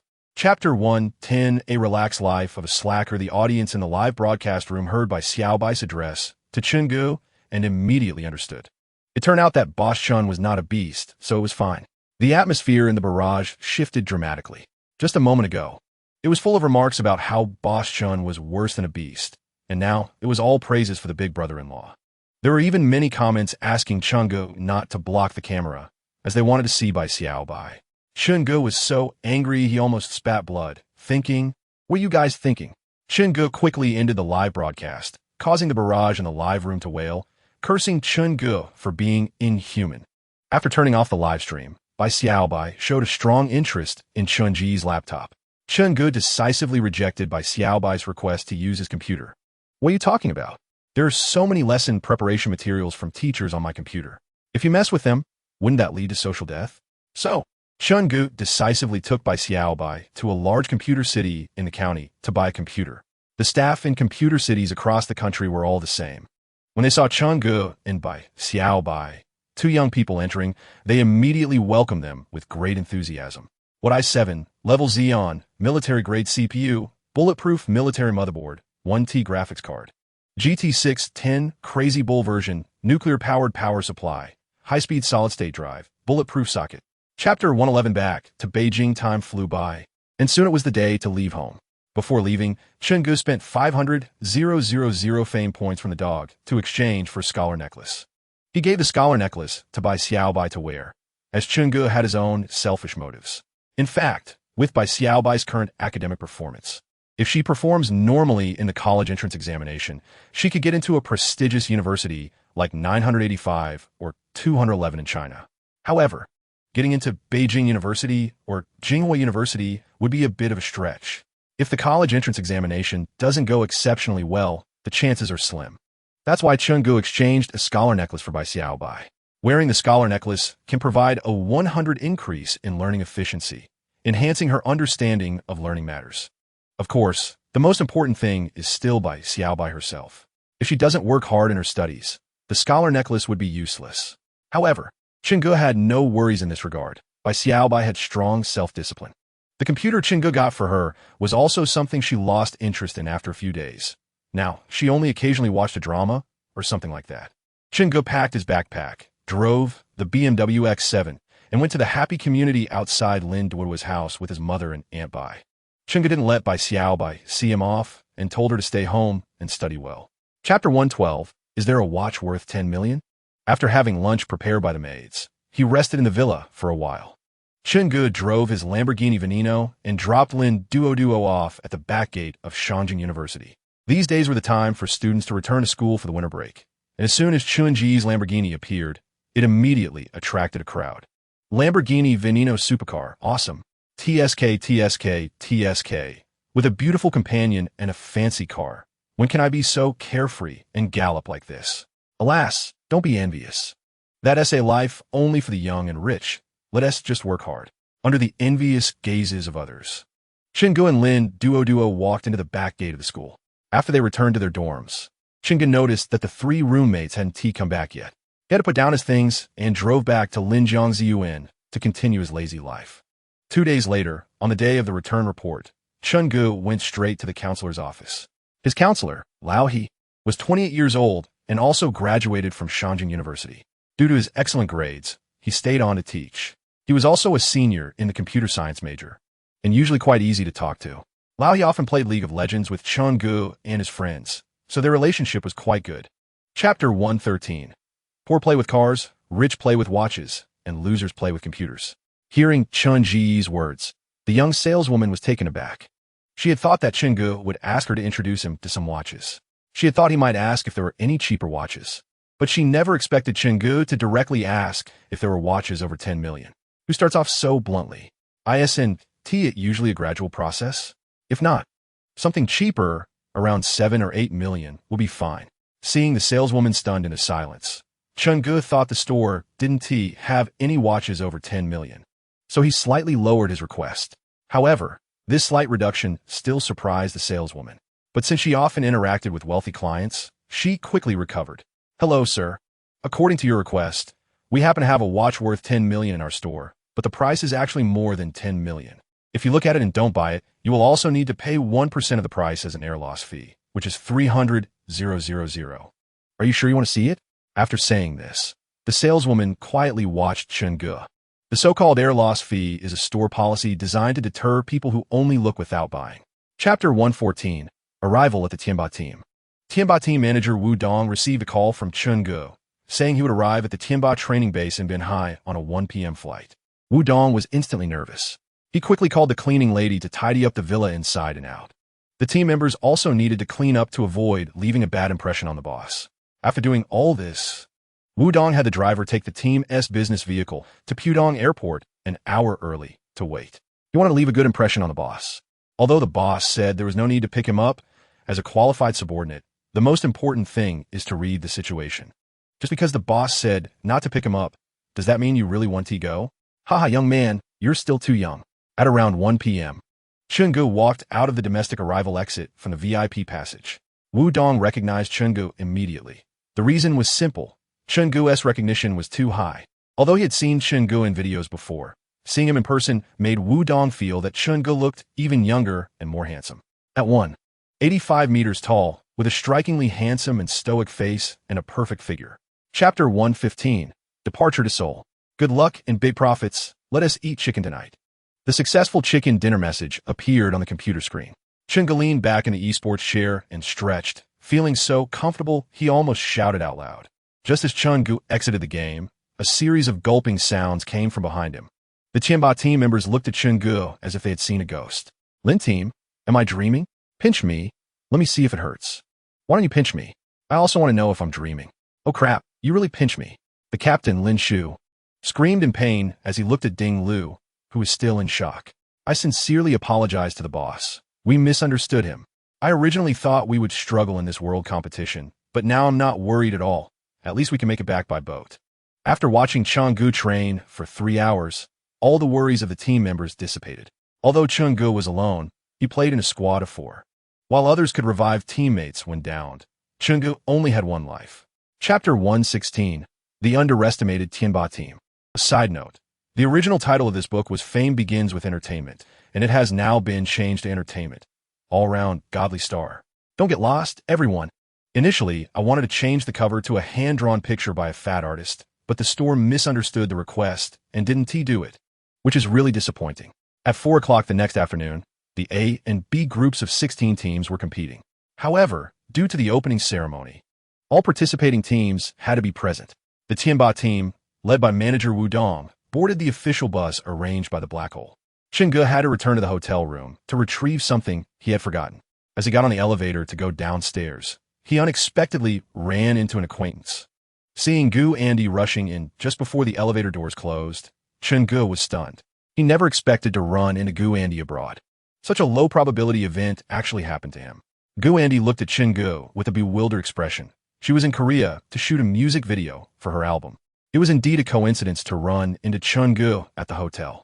Curiously, Gu Andy asked, Chenggu, what are you doing here? I'm here to bring glory to my country. Chapter 117. Silence filled the venue. The Tianba team's previous strategy was to choose a medium resource location and develop cautiously.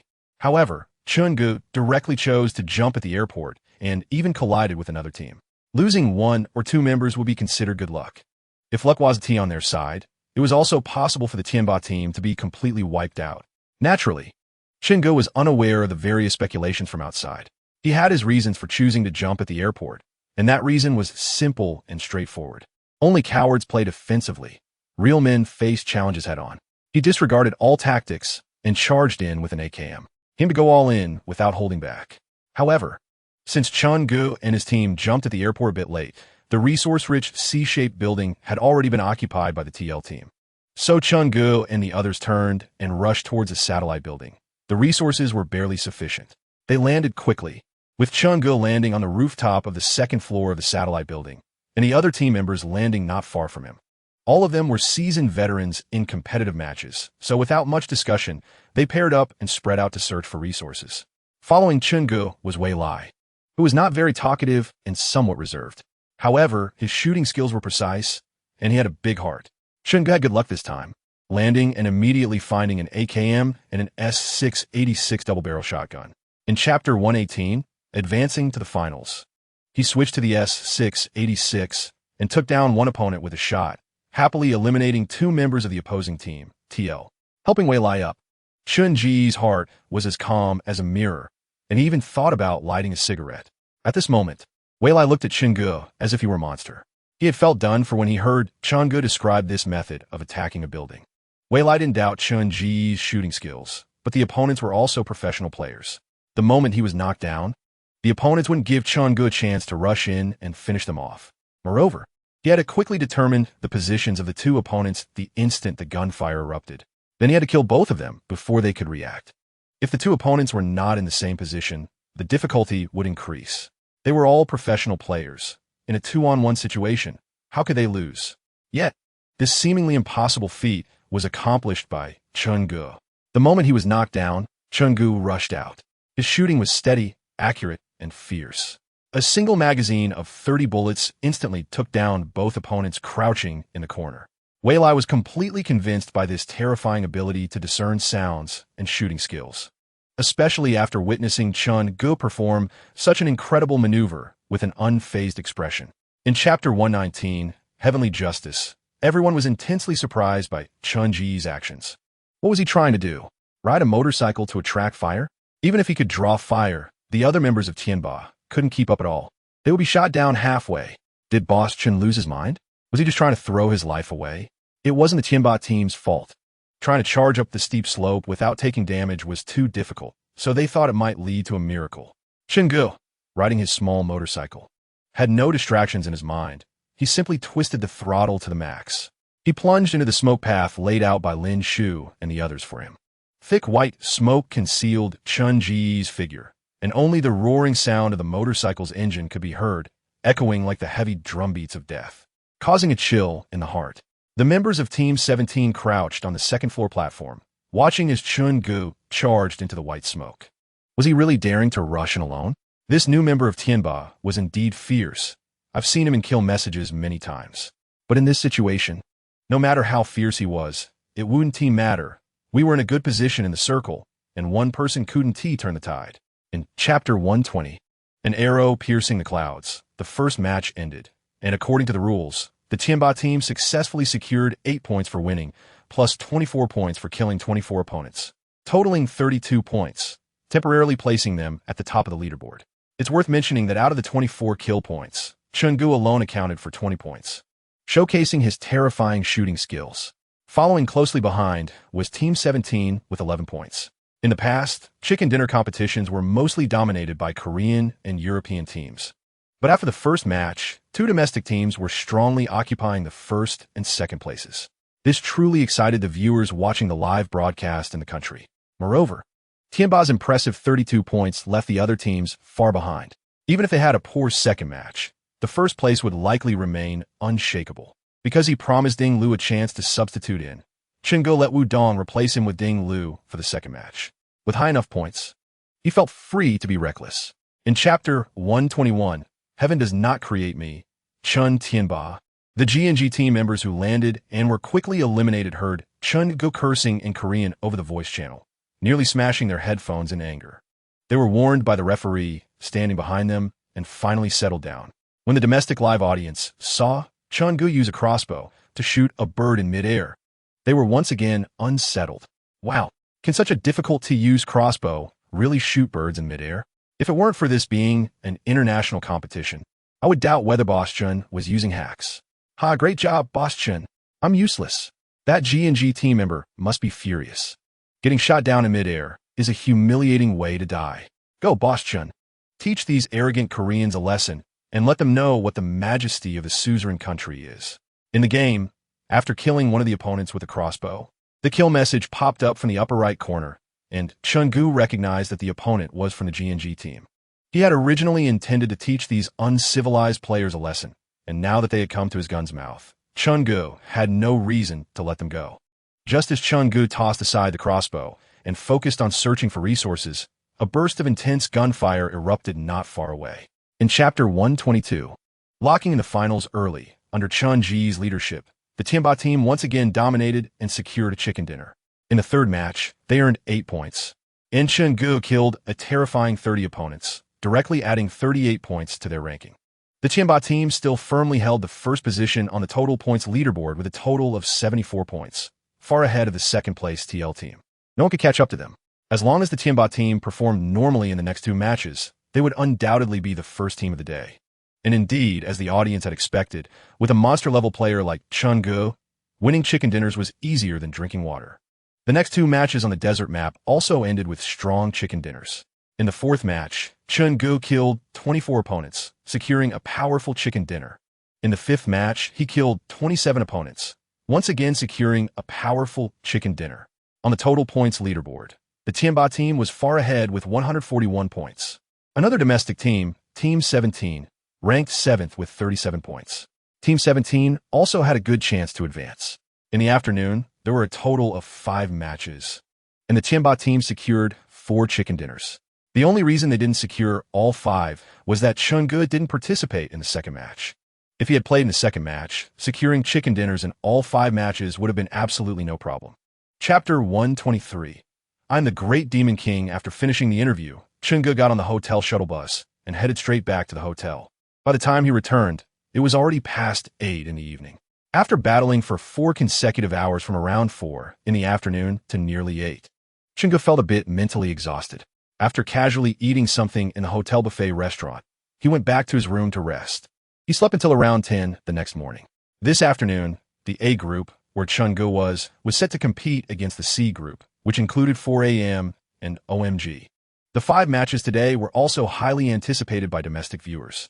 Among the 16 participating teams, there were 4 domestic teams competing together. Each team's fans were quite numerous, cheering for their favorite teams in the official live broadcast room. 4AM, let's go. Weijiang, let's go. Tianba can play freely today, no pressure. I also have high hopes for OMG. Both 4AM and OMG have the strength to advance.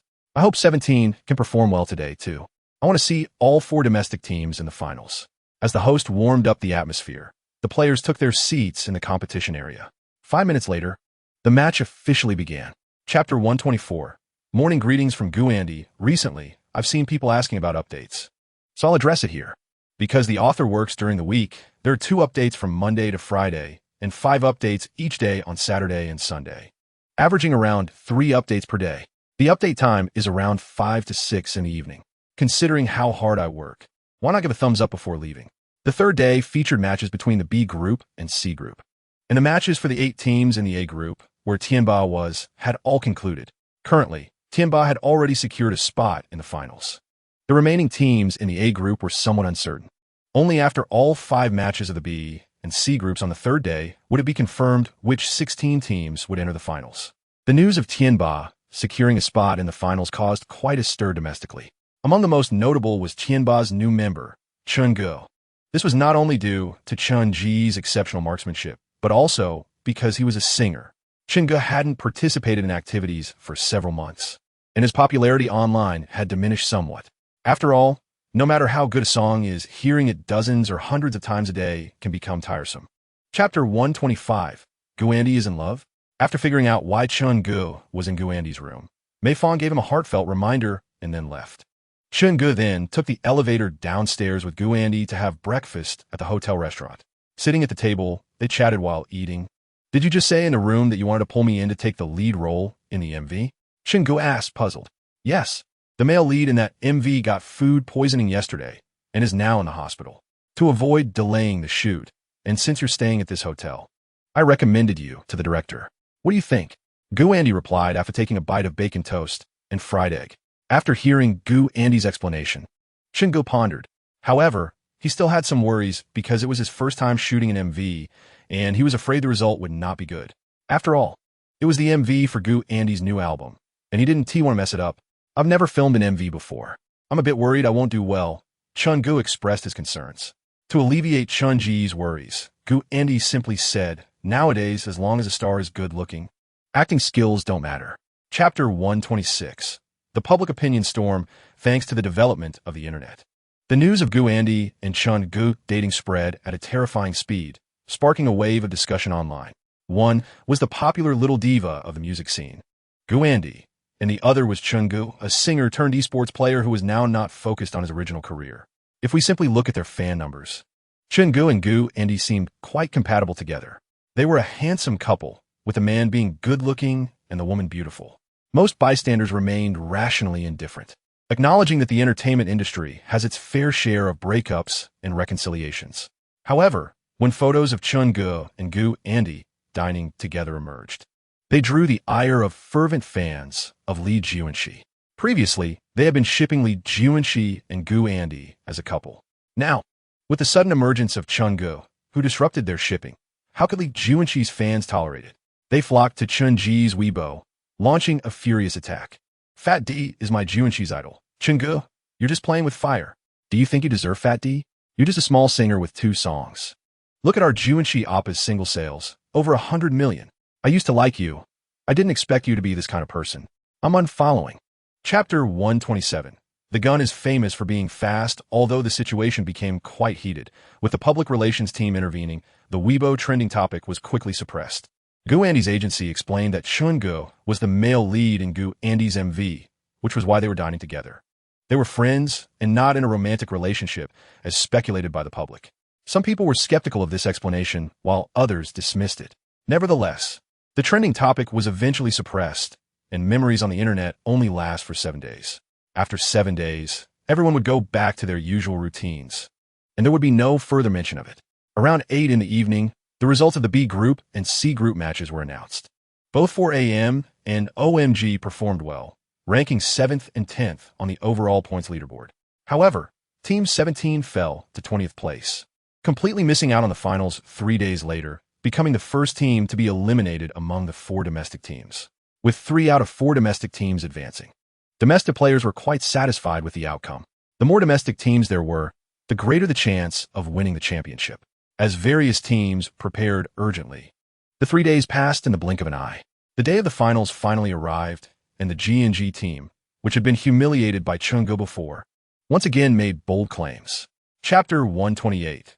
The mentality went wrong-faced with Chun Ji's menacing gun barrel. The Navi team member could only yell in anger. He was then swiftly taken down by Chun Gu with 2 quick headshots, turning him into a wooden box that Chun Gu looted clean. Seeing their teammate killed, the remaining 3 members of Navi were about to retaliate. However, upon seeing the kill ID pop up in the top right corner, the 3 Navi members exchanged glances. Thanks. That's that Tianba Chun Gu. Do we still want to rush up for revenge? I think we should forget it. How about we retreat? The 3 surviving members of Navi quickly reached an agreement. After silently mourning for their deceased teammate, they decided not to search for resources and quickly drove away. This left the unfortunate Navi player who encountered Chun Gu feeling quite frustrated. Wasn't it promised that they would help him take revenge? You cowards. However, if it were him, he might have run away faster than anyone else. In recent days, Chun Gu from the Tianba team had become a nightmare for countless professional players. No one wanted to face him, as he represented 99 of the terrifying strength of the Tianba team. Chapter 129. Final battle at the commentary booth in the Seoul Sports Arena.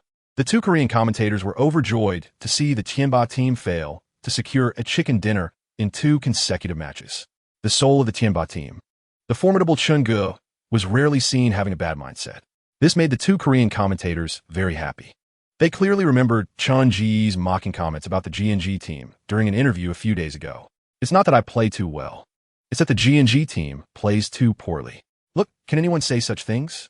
You acted so arrogantly, and now you're facing retribution. One of the Korean commentators laughed, saying, our GNG team performed quite well in these 2 matches. If it weren't for the mishap in the final circle of the 4th match, we could have secured 2 chicken dinners. That's right, the GNG team's strength is beyond doubt.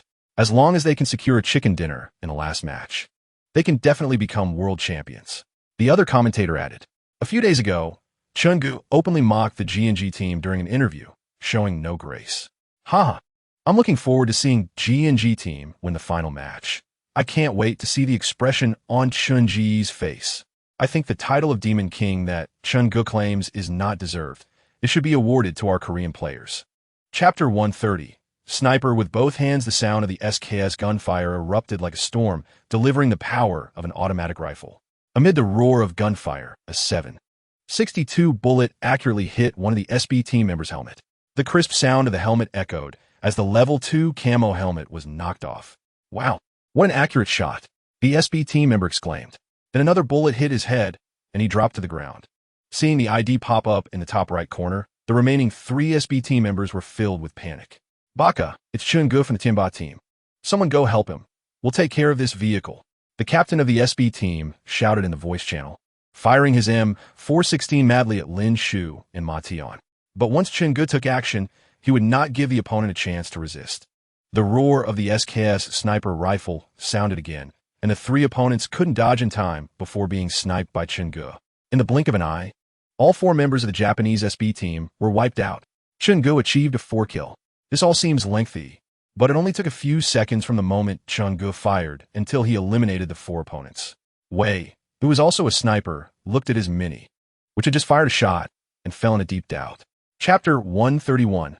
World Champion achieved. The match continued. As the last safe zone refreshed, all surviving players were on edge. Whoever could seize the center point of the mine's safe zone would have a higher probability of securing a chicken dinner. However, everyone present restrained their impulses and lay still. Finally, just as the poison circle was about to shrink in 10 seconds, a duo team rushed out from their hiding place. Seeing the 2 exposed lambs under gunfire, Chun-Gu resolutely pulled the trigger. A dull sound of the suppressed 98K rifle rang out. One of the running individuals suddenly knelt on the ground, and a teammate ahead chose not to rescue him. Instead, he desperately continued to dart towards a safe zone, where there was cover. If he made it inside, he would be fine, but his wish was good, while reality was harsh. Another sound of the suppressed 98K gunfire rang out, and that person fell, landing on the edge of the safe zone. Chun-Gu scored 2 more kills. Boss, let's go. The poison circle is about to start shrinking. Lin Shu urged Chun-Gu anxiously. At this moment, the poison circle was closing in on them. The last circle's toxicity was too strong to withstand more than a couple of hits. It's okay. You 3 go down first. I'll cover you from behind. Chapter 132. Misunderstanding. It's all a misunderstanding. In response to Chun-Ji's questioning, the entire venue fell silent. They had roughly understood from Chun-Ji's words that he had been banned by the Black Hole official due to his abnormal and unreasonable skills during a live broadcast. Therefore, the main reason Chun-Gu participated in this World Championship was to prove that he wasn't cheating. You banned my account, claiming I was cheating, right? Then I'll just participate in the World Championship and win a championship. My goodness, even novels wouldn't dare to write this. In short, Chun-Gu is impressive. Hearing Chun-Ji's question, the manager of Black Hole Company twitched his face in anger, mentally cursing all the programmers in the company. Aren't you usually bragging that you won't mistakenly ban accounts? Now, someone has come to my door, pointing at my nose and asking if it was a mistake. Others are playing so impressively and have won the championship. What can I say? Can a person who can win the World Championship possibly cheat? Moreover, the matches in the past few days were all conducted under official monitoring. If you say Chun-Gu can cheat during the competition, wouldn't that be slapping the Black Hole officials in the face? And a powerful professional player like Chun-Gu wouldn't need to lie. Chapter 133. Retiring after winning the championship. Because the Tianba team members barged in, they disrupted the ambiguous atmosphere in the lounge. Guandi felt embarrassed to stay there any longer and ran out with a flushed face. Once Guandi ran out, Lin Shu and the others gathered around with gossiping expressions. Wow, the boss is awesome. He managed to win over Guandi. A big star? I've only seen her on TV. I didn't expect her to be even more beautiful in person. Boss, I'm a 10-year fan of Pandai. Can you give me 2 signed copies? Get lost, go away. Pandai has only debuted for 2 years. Where did your 10-year-old fan come from? After this, Chun-Gu and the other Tianba team members began packing their things to return to Binhai City. Guandi had purposely changed her flight ticket to the next day to be on the same flight as Chun-Gu. Initially, Chun-Gu wanted to hold a celebration banquet at the hotel. But after thinking about it, he decided against it. Being abroad made everything inconvenient. It would be better to hold the celebration banquet back in Binhai City. The next day, everyone got up early and took a car to the Seoul airport to catch their flight. When returning to Binhai City, it was just in time for lunch. As the owner of the Taeyangba team, Chun-Gu naturally would not neglect his team members. Chapter 134. I am still that young boy the next morning. Chun-Gu woke up under the warm sun of early March. After having a nutritious breakfast served by 7 beautiful maids, he quickly remembered his promise to Gu Andy to write her a song. So, he summoned the system panel. His fame value had already exceeded 13 million, all earned from the world competition. Since the fame value was sufficient, it was time to complete the task. Dog, Chun-Gu silently thought. Oh, my dear host, it's great to see you. The dog spoke with a strong translation accent. You're just after my fame value. Chun-Gu rolled his eyes at the dog. Dog, I have earned over 13 million fame value from my PUBG gaming skills, and now I want to repay my installment loan in one go. Upon hearing that Chun-Gu wanted to repay the debt, the dog's eyes lit up, grinning mischievously. All right, no problem. Would you like to repay the remaining 9 million fame value installment loan? Repay. Without hesitation, Chun-Gu chose to repay the 9 million fame value installment loan in one go. As Chun-Ji's voice fell, his fame value dropped from 13 million to just over 4 million. Chapter 135. Haven't you eaten? Hearing Chun-Gu say he was blocking the door, Hee-Chang's expression immediately fell. He reached out to stop Chun-Gu from entering. Didn't you hear what I said? Gu Andy is not someone a minor character like you can just meet. You even say you're writing a song for Gu Andy. Can a small-time singer like you write something worth listening to? This time, we have specifically invited the industry big shot producer Han Won-Shan to make the title song for Miss Gu Andy's album. So you might as well save yourself the trouble and not embarrass yourself. After Hee-Chang finished speaking, he crossed his arms and looked at Chun-Gu with a smug expression. Hearing Han Won-Shan's name made Chun-Gu slightly stunned. Most people generally only remember the names of singers and rarely remember the songwriters. However, Han Won-Shan was an exception. His name was known even to many who were not in the music circle. Han Won-Shan had written songs for many top stars, and many of his songs had high popularity.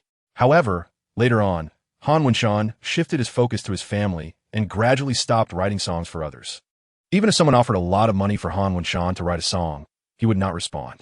That Han Won-Shan could be invited by Lee Juin-shi to write the title song for Gu Andy's album was indeed a big deal.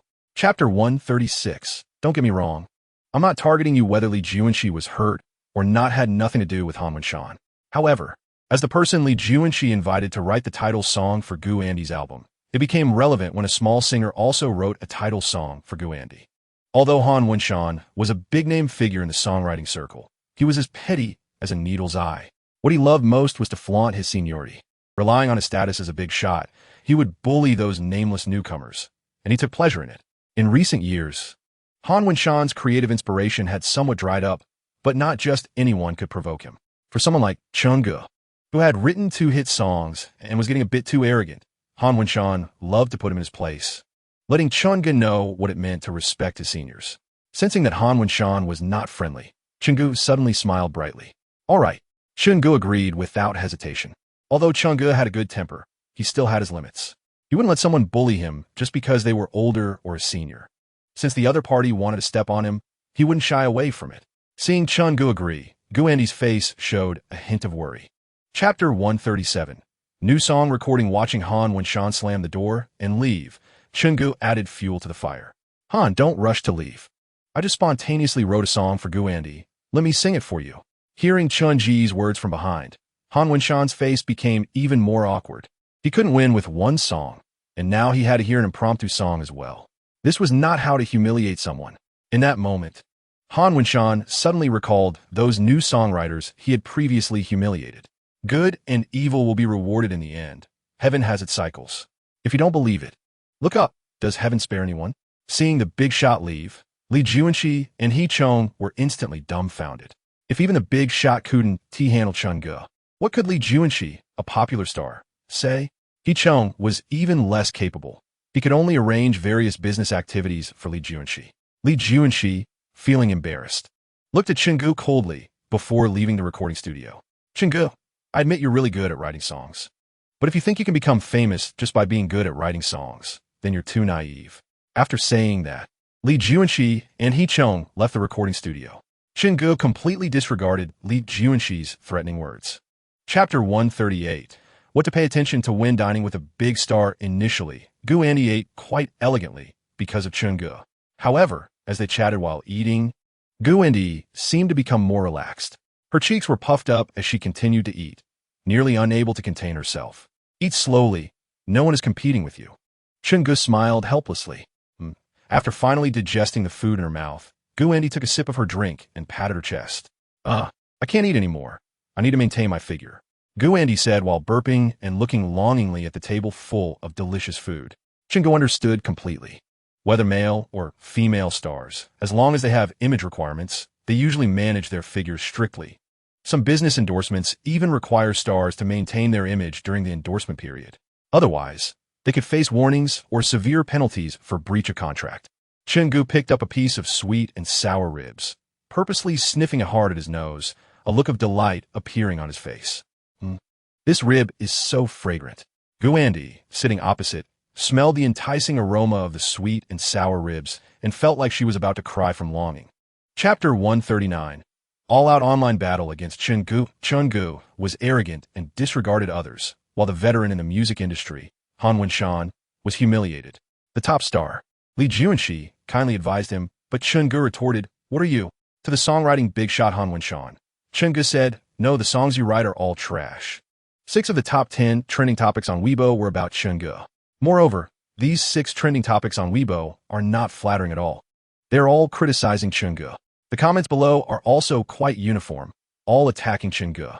How dare a small singer who has only written 2 decent songs disrespect the senior Han Wenshan when Han Wenshan was writing songs? You were probably still playing in the mud. My idol Juanxi even specially invited senior Han Wenshan to create the title song for Pundi's album. What are you, Chen Ge?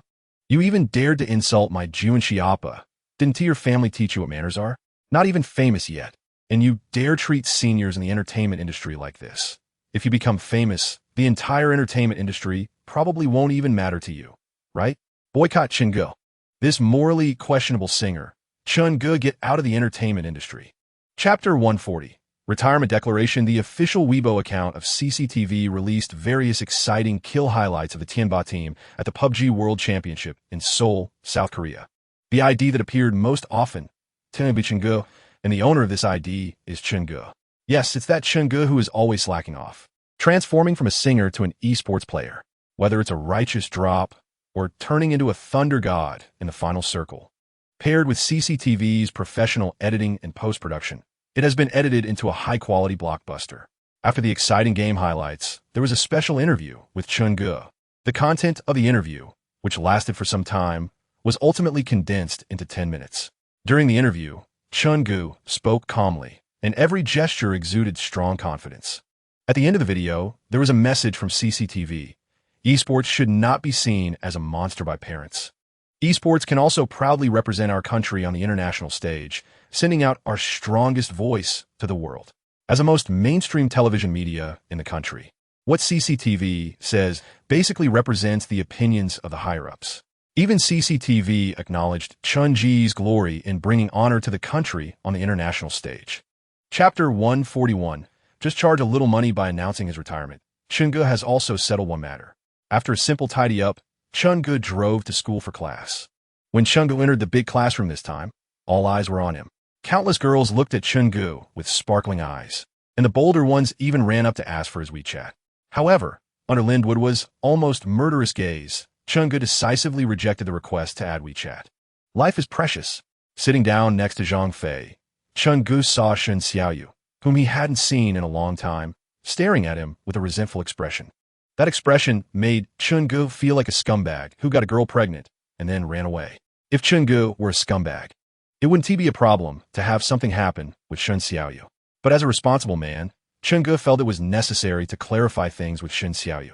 Chen Ge hesitated about whether he should say that sentence. Perhaps sensing something, Shen Xiaoyu jokingly said, "So you have someone you like now? Is it the one on the podium?" Chen Ge looked up at the podium. The bald old Wang was absent from class today. Chapter 142. So you're called Dragon Brother Bro. Let us go. I'll take you to get your revenge. Chen Ge typed a message. Unable to find the position of the best player in the game, He directly bought a large horn and shouted in the World Channel. That guy called the best player in the game. Come out and fight if you have the guts. As soon as the horn was sent out in the World Channel, it immediately attracted many players in the game. Who is this rich guy? How dare he provoke Dragon Brother? This guy has personality. I like it. What is the use of liking it? Everyone in the district knows that Dragon Brother has money. Dragon Brother is the #1 rich player in our district. Having spent millions in the game, no one in the entire district can withstand a hit from him. There's a good show to watch. Let's go and watch. At this moment, the best player in the game, who was busy killing at the resurrection point, suddenly saw this big horn. He already had a bad temper, and now seeing someone daring to openly provoke him, the best player in the game was very angry, and the consequences would be serious. He immediately sent a big horn message. Which little brat is seeking death? Your Dragon Brother is right here waiting for you. Whoever doesn't come is a grandson. After saying that, the best player in the game sent his location coordinates in the World Channel. Chapter 143. Bodyguards, bring me 100 after Chinga logged off. He was thinking about the matter of meeting that best player in the game offline. From the tone of this Dragon Brother, he seemed to be a thug. Chunga murmured and frowned. Although he had expert-level Wing Chun skills and could take on 10 people, what identity does he have now? It would be too embarrassing to do it himself. It wouldn't reflect the demeanor of a wealthy person at all. How about hiring a few bodyguards? Chunga thought of the idea of hiring bodyguards, and immediately his eyes lit up. The more he thought about it, the more feasible it seemed. It should be reasonable for wealthy people to hire a few bodyguards, right? Deciding to do it, Chunga directly went online to search for security companies in Beijing. As soon as he searched for security companies, the browser page immediately displayed a number of names. Chunga carefully looked through them and ultimately chose a security company called Blue Shield International.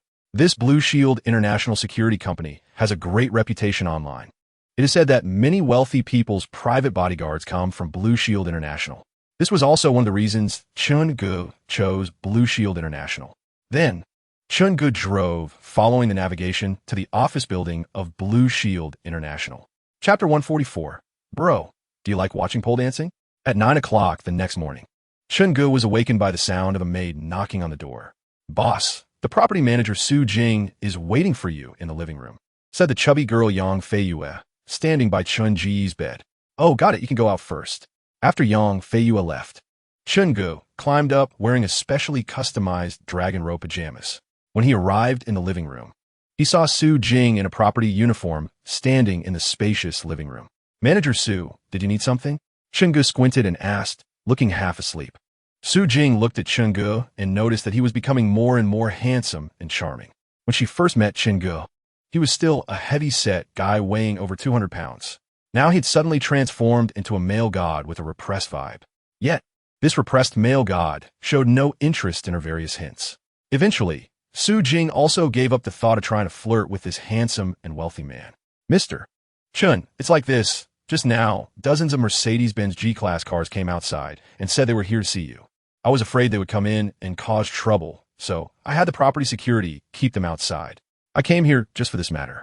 Hearing Su Jing's words, Chunga suddenly remembered that he had asked those people from Blue Shield International to find him at Linjiang Ziyuan the next day. Chapter 145. Brother Long, who loves pole dancing, looking at the dozens of Mercedes-Benz G-Class cars that had stopped around them at some point, as well as the tall and strong men in black suits with earpieces surrounding them.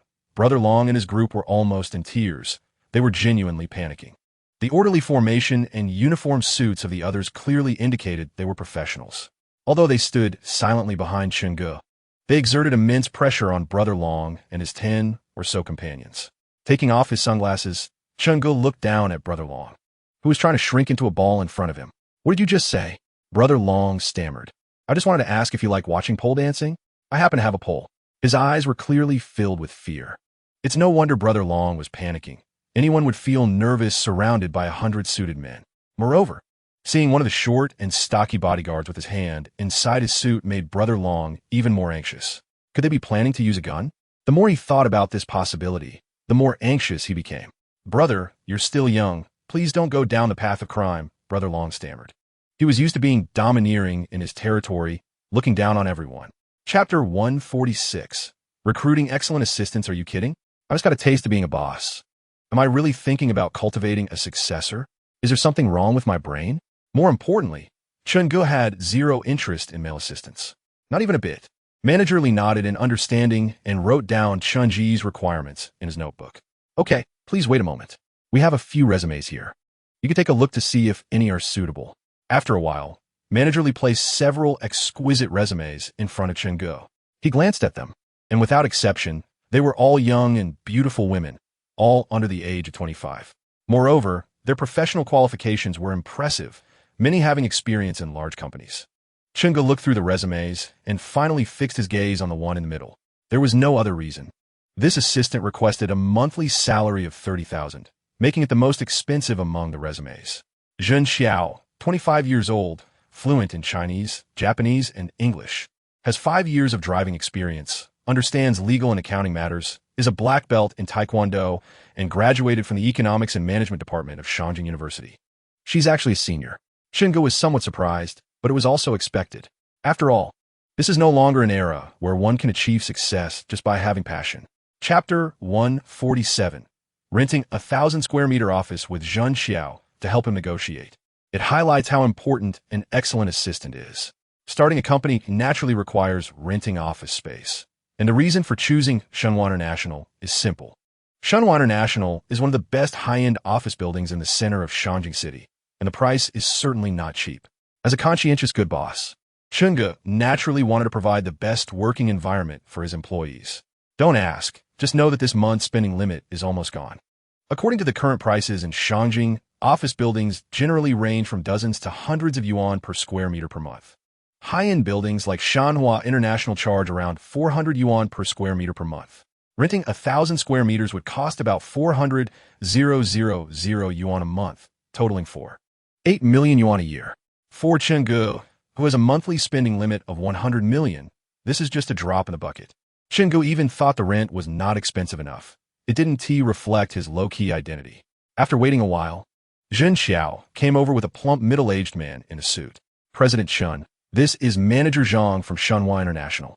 According to your instructions, we have reached an agreement. After saying this, Zhen Xiao stepped aside, and the two followed Manager Zhang to his office. Chapter 148. Signing a contract to debut in Zhen Xiao's view. Procuring everything to the best standard doesn't quite conform to logic. Most companies basically have cubicle offices. The distance between two people is no more than half a meter, and it's often even more cramped. Other companies try to save as much as possible on these hardware conditions. Yet, here with President Chun, everything is required to be the best. Furthermore, he mentioned needing one monitor for work and another for relaxing, playing games, and watching shows. It seems President Chun implies that one can play games and watch TV during work hours. Zhen Xiao didn't know about other companies. But in her previous job at a global Fortune 500 company, this was absolutely prohibited. The company hired you to play games and watch TV during work hours? How could you justify the salary they pay you? But as an assistant, Zhen Xiao's job is to execute, not to question. After Chun-Ge stated his requirements, Zhen Xiao recorded them in her notebook. Okay, President Chun, I will take care of this quickly. Also, what is your maximum budget you can accept? Zhen Xiao asked. Chun-Ge thought for a moment. There were still over 80 million in spending limits left this month. 10 million is the maximum budget. If possible, let us spend all 10 million. Chapter 149. Invitation to China's Good Voice. Have you signed with a management company? Congratulations, Boss Chun, on your debut. Which company is Guangying Entertainment? I've never heard of it. It seems unknown. Oh my God, I just realized that Boss Chun didn't have a management company before. Were those agencies blind? Boss Chun, the #1 player in PUBG, surprisingly has no reputation. Who does he look down upon? Haha. What does it matter if they're a management company? Do you really think they'll make you a big star? No way, no way. My Juanxi is such an excellent person, and Chun-Ge has no respect for him at all. One can imagine what Chun-Ji's character is like. Boycott Chun-Ji's debut. Boycott Guangying Entertainment. Everyone, let us report that unscrupulous Guangying Entertainment Company. Most comments were congratulating Chun-Ge for being noticed by a management company and successfully debuting. However, along with the praise, there were also haters mixed in just to criticize. Chun-Ge glanced at the comments. Most of the haters were fixated on Li Juanxi's avatar and ID. It seems they were undoubtedly Li Juanxi's rabid fans. The two had developed a feud over the Gu Andy incident. Chapter 150. Participating in the audition, just then, the system prompt sounded. Random task triggered. Champion of Huaxia Good Voice. Task requirements. Participate in Huaxia Good Voice and ultimately win the championship. Task completion rewards. Cash reward of 100 million yuan. Fame points reward of 30 million. One chance for a roulette draw. Task failure punishment. Public disclosure of computer and mobile browsing history. Looking at the sudden system task notification, Chungu was slightly taken aback, but quickly returned to normal. While listening to Jin Xiao's report, Chungu read the task details. The rewards for completing the task were pretty good. Although 100 million yuan wasn't much for him now, it was better than nothing. He valued the 30 million fame points and the roulette draw opportunity even more. Such roulette draw chances would definitely yield good items. However, he was a bit speechless about the punishment for failing the task.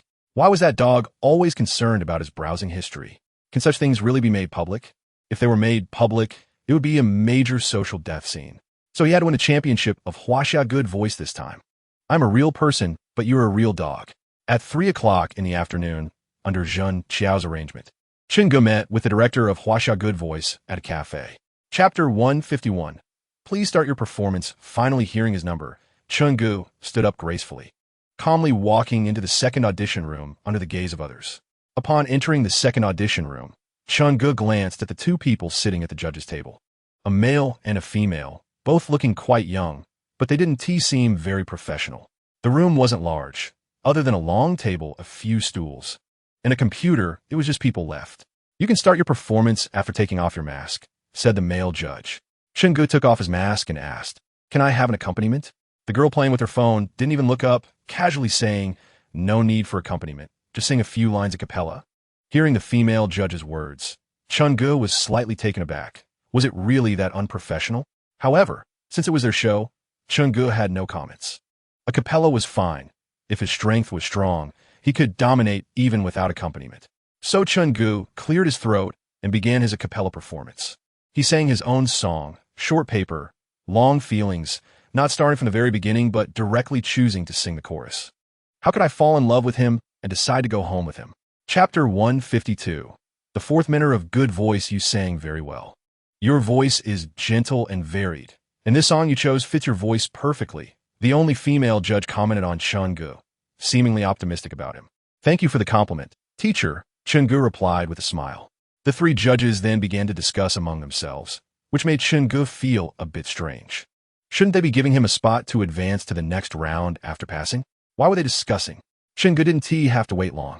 A few minutes later, the three judges seemed to have finished their discussion. Chungu, we discussed among ourselves, and considering your singing level is far above the others, we decided to make an exception and let you directly participate in the final selection of the Beijing audition division. Hearing the judge's decision, Chungu was a bit surprised.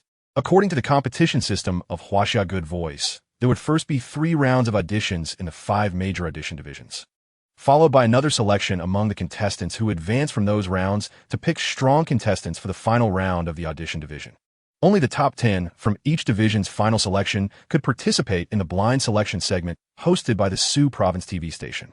Chapter 153. Selection. Concert with the host's voice falling. The 20 contestants present began to get nervous. This was Chun Ji's first time participating in such a singing competition. He originally felt no pressure singing in front of tens of thousands of people, but at this moment, he felt a slight, inexplicable nervousness. Shortly after, a staff member walked to the contestant waiting area with a box for drawing lots.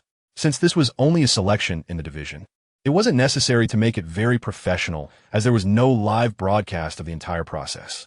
The 20 contestants drew lots in turn, and Chungu drew number 9, which was relatively good. In competitions, the first contestant to perform usually gets very nervous and easily makes mistakes. The last few contestants also have it tough because as time goes on, the judge's energy gradually declines.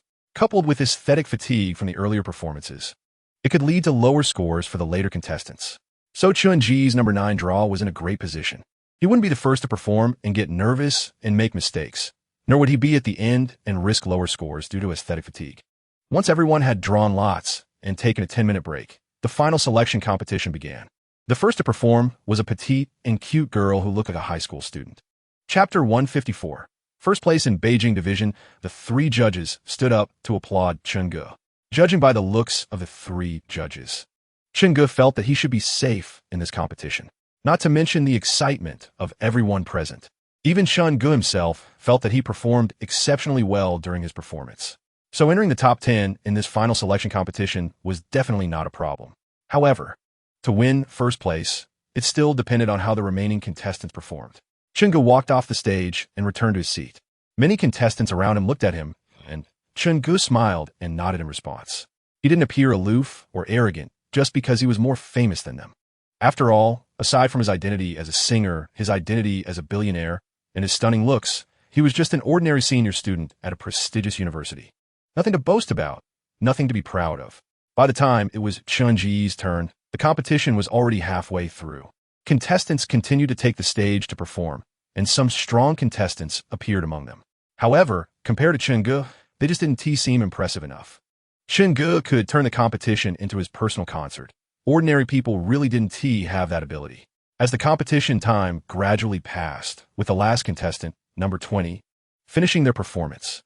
Chapter 155. By Xiaobai's gift for the college entrance examination, many of Chen Ji's fans ran to his Weibo, asking for confirmation. Upon seeing this, Chen Ge readily posted a Weibo acknowledging his participation in Huaxia Good Voice. There was no need to hide this. Everyone would know sooner or later. Wow, that first place in the Beijing division is really Chen Ge himself. So awesome. Boss Chen 666. Let's see how our retired PUBG player wins the championship trophy of The Voice. Among the singers, he plays the best game, and among the professional players, he sings the best. Boss Chen, that's right, it's me. Boss Chen, when will you return to the Shark platform for a live broadcast? Without you, I can't eat or sleep well. You up there are clearly just trying to get into Boss Chen's wallet. Go for it, Boss Chen. At this moment, the official Weibo of The Voice of China is gradually releasing some interview highlights of the contestants. Among them, Chen Ji's interview is the most eye-catching. In the interview, Chen Ge candidly expressed that his goal is to win the championship. This immediately caused dissatisfaction among the fans of Yisong, the first place from the Binhai subregion. Such arrogant talk, really not subtle at all. Chapter 156, approaching graduation season, considering that he would participate in The Voice of China. Chen Ge thought for a moment and ran back to school to find his counselor, Lao He. His purpose for finding Lao He was the same as before, to ask for leave. However, as soon as Chen Ge approached the office and hadn't even opened his mouth to speak, Lao He jumped in to speak first. Chen Ge, I was just about to find you. Come here quickly. Lao He waved at Chen Ge, who walked over with a puzzled expression. He dragged over a chair and plopped down next to Lao He. Seeing Chen Ji's carefree demeanor, Lao He looked helpless. Can you show some respect for my profession as a counselor? After all, I am a teacher. Lao He, who are we to each other? I'll help you rank to diamond in a few days. Grandmaster. No problem. Chen Ge readily agreed, leaving Lao He with a feeling of regret. If he had known, he would have asked Chen Ge to help him reach the highest rank instead. By the way, it's not me looking for you. It's the school looking for you. Lao He said to Chen Ge, the school is looking for me? Chen Ge looked bewildered. What does the school want with me? Could it be that I haven't completed enough graduation credits? That can't be. I remember I have enough credits for graduation. Could it be that my secret trip to the girls' restroom got exposed? Chapter 157, buying a guitar after listening to the song. Chen Ge closed his eyes and leaned back in his chair, unwilling to open them.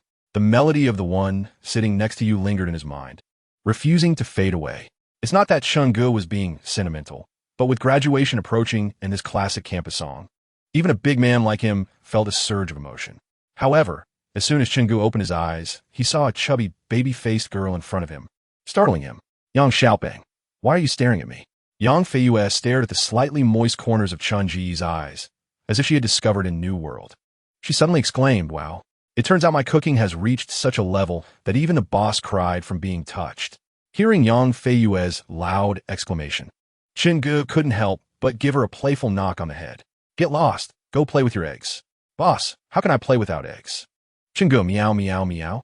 Chen Ge was speechless. Yang Xiaoping had learned to tease him. The boss's authority is not something a little chubby girl can provoke at will. Punishment must be administered. Yang Xiaoping, have you been getting a bit too carried away lately? I'll punish you to clean the toilets for a month. Chapter 158, the one sitting next to you. As soon as Chen Ji's words came out, the others present looked at him with curiosity. Who is this guy? Coming in and offering to pay for someone? 32,000 isn't exactly a small amount. but it's not particularly large either. Zhao Lei's father felt even more embarrassed upon hearing that Chun-gu wanted to pay for them. Every father wants to hide their vulnerable side from their daughters. However, he, being a disabled security guard, really couldn't come up with 32,000. The female guitar shop assistant also breathed a sigh of relief upon hearing someone was going to pay for the impoverished father and daughter. Whoever pays, as long as someone does. He swiped his card to pay 32,000 for Zhao Lei and her father, putting an end to this commotion. The reason Chun-gu helped Zhao Lei and her father was simple. First, he had plenty of money. 32,000 was just a small fraction of what was in his bank account. Second, he didn't want to let go of such a good talent like Zhao Lei, who was singing folk songs. After all, Chun-gu had just opened a talent agency, right? Once the voice is over, he would arrange for her. Chun-gu also wanted to develop Guangying Entertainment into a large entertainment company. Naturally, he would need other signed artists. He couldn't rely solely on himself to carry the company. Chapter 159. Friends walked together for life with a gentle voice tinged with a hint of hoarseness. The sadness was hard to conceal, making it heart-wrenching to listen to. In a large playground, tens of thousands of students from Beijing University were initially a bit noisy. But as Chun-ji's slightly melancholic singing began, the entire crowd gradually quieted down. They heard the thoughts of parting in Chun-ji's song. For freshmen, sophomores, and juniors, the feelings of parting might not be that strong. But for the soon-to-graduate seniors, Chun-ji's voice felt like a heavy hammer that struck open their tear ducts. Wow, why does this song sound so sad? It seems to have a hint of sorrow in it. I didn't expect Chun-gu to play the guitar so well. I'm envious as someone who has studied guitar for 3 years. The whispers from the audience went unnoticed by Chun-gu, as he was completely immersed in his emotions. Teachers can no longer recall. You can't guess the problem. I also accidentally flipped through photos. Only then did I remember you, the one sitting next to me. Who married the sentimental you? Who read your diary? Who tied up your long hair? Chapter 160. Conscientious Boss. Full benefits. What Chun-gu didn't know was that the video of him singing at the Beijing University graduation farewell party had gone viral on Douyin again. Covering the words of the Beijing University graduation farewell party behind him, it really looked like Chun-gu was holding his own solo concert. As a newly signed singer whose agency had not yet started providing resources, Chun-gu was able to sing in front of tens of thousands of people and even sparked a wave of enthusiastic singing from the audience. In an instant, how many star singers were moved to tears? What they dream of achieving, Chun-gu accomplished with ease. Chun-gu, the future is promising. After finishing the last line of lyrics, the accompaniment gradually faded away. At the moment the song ended, the tens of thousands of students at Beijing University erupted into deafening applause. This applause, like a mountain torrent, turned into a surge of fame flowing towards him. A performance. 2 songs, 300,000 popularity points earned. Of course, this is related to the fact that the live broadcast was not opened on all platforms. If the live broadcast had been enabled, the popularity points gained would have been even more. Just as Chun-gu was about to say something, a boy rushed over with a bouquet of flowers. He immediately gave Chun-gu a big bear hug, and to be honest, it was quite strong. Chapter 161. Picking up by Xiaobai on June 10th at Beijing Airport. A gray-silver Lamborghini Veneno was parked in the underground parking lot of Beijing Airport. Chun-gu got out of the car and closed the door. He went to the domestic arrival area to find a spot to wait quietly. Today, Chun-gu was naturally here to pick up Bai Xiaobai. A couple of days ago, Bai Xiaobai finished her college entrance examination and estimated her score, finding that if nothing went wrong, she would easily score over 700. A score of 700 in Yunjiang Municipality essentially guarantees admission to any 985 or 211 university in the country. Beijing University and Tsinghua University are also not difficult. It just depends on whether Bai Xiaobai is willing to go. Chun-gu has always believed in Bai Xiaobai's academic ability. If Bai Xiaobai estimates she has over 700, then her final score shouldn't be too far off. Since Bai Xiaobai performed so well in her exams, Chun-gu naturally needs to fulfill his promise of a trip to Su Province. After a short wait, a girl with a ponytail and a small suitcase walked out. She wore a white boat-neck t-shirt on top, with denim shorts below. Further down were a pair of long, straight legs that made it hard to know where to look, and a pair of cool sandals. Chapter 162. Chun-gu becomes a scumbag, again shocking. Someone in the entertainment industry actually committed such despicable and beastly behavior. Breaking. A certain singer named Chun is rumored to be secretly contacting other girls after stirring up gossip with a pop diva, exposing a roundup of stories in the entertainment circle that you didn't know about. The accompanying image under the trending topic was exactly what happened between Chun-gu and Bai Xiaobai during their time at the airport and shopping earlier in the day. This so-called Chun singer has already been directly named as Chun-gu. Below, some clueless netizens were commenting in a frenzy. "I can't believe it. This girl looks underage. How can she learn to do such things? I'm dying of laughter. This Chun-gu was still stirring up rumors with Guandi before, and now he's turned around to flirt with another girl. His persona has collapsed. Chun-gu is indeed a scumbag. Indeed, the better-looking someone is, the more scummy they are. Chun-gu still has to participate in The Voice. How can he show his face now after this news breaks? Our idol Junshi is so good, keeping to himself and not associating with those unsavory women. Our song is also amazing. The Voice champion must belong to our song. You get the kind of artist you deserve. Guangying Entertainment is not a good thing either." Chapter 163. Reporting to Sioux Province Television at 8:30 the next morning, it was the day for reporting to Sioux Province Television. So, Chun-gu got up relatively early. After a hearty breakfast delivered by the hotel, Chun-gu took Bai Xiaobai and others in a Cullinan to head to Sioux Province Television. After about 10 minutes, they got out of the car outside Sioux Province Television. At this moment, many people carrying instruments and backpacks were walking towards the entrance of Sioux Province Television. There were people of all ages, looking like contestants advancing to the mentor blind selection stage from various subregions. As soon as they reached the entrance, a staff member came up to greet them. "Hello, are you contestants?" The staff member asked. "Hello, we are 2 contestants from the Beijing subregion. Here is our invitation letter for advancement." Chun-gu pointed to himself and Zhao Lei, while taking out the invitation letter issued by the Voice production team from his backpack and handing it to the staff member. After the staff member carefully checked the invitation letters from Chun-gu and Zhao Lei, they said, "Okay, please follow me." Chun-gu and his group followed the staff member to a spacious room in the television station. Inside, there were many tables and chairs set up. And before Chun-gu and the others arrived. Chapter 164. The Voice competition officially begins according to director Xiao Lu. This competition will be conducted through a live broadcast format, allowing netizens to interact in real time. Starting from a mentor blind selection, a 50 to 40 elimination mechanism will be used. This means that in the mentor blind selection phase, each mentor's team can have 10 members. Once a team is full, no more contestants can be chosen, while mentors who have filled their teams can continue selecting. If, in the end, there are still mentors with fewer than 10 members, they will have to conduct a revival competition among the eliminated contestants. This ensures that all 4 mentors will have 10-member teams. After passing the mentor blind selection, the competition enters the second phase. The second phase is a more brutal internal elimination round, where each mentor's team will only keep 5 contestants to advance to the next round. The third phase will be a team competition among the 4 teams, where only 1 contestant from each team will advance to the final. In the final, the 4 contestants will compete on stage together. Whoever receives the most votes from the national audience will be crowned the ultimate champion.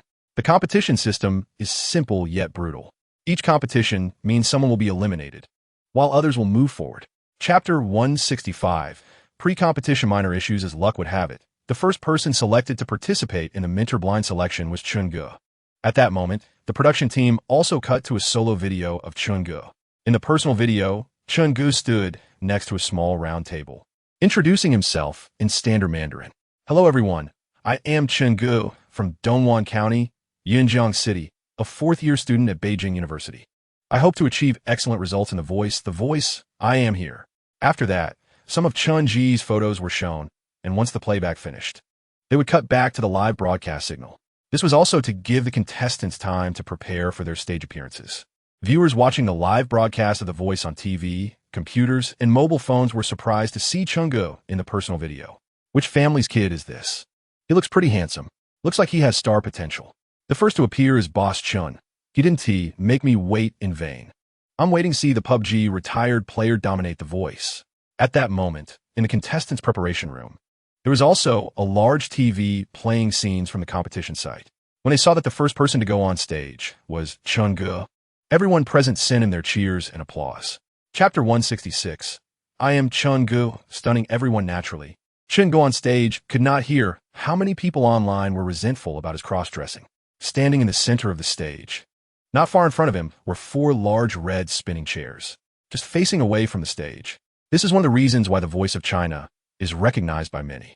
Only listening to the voice, not looking at the appearance. It doesn't matter if you're handsome or ugly.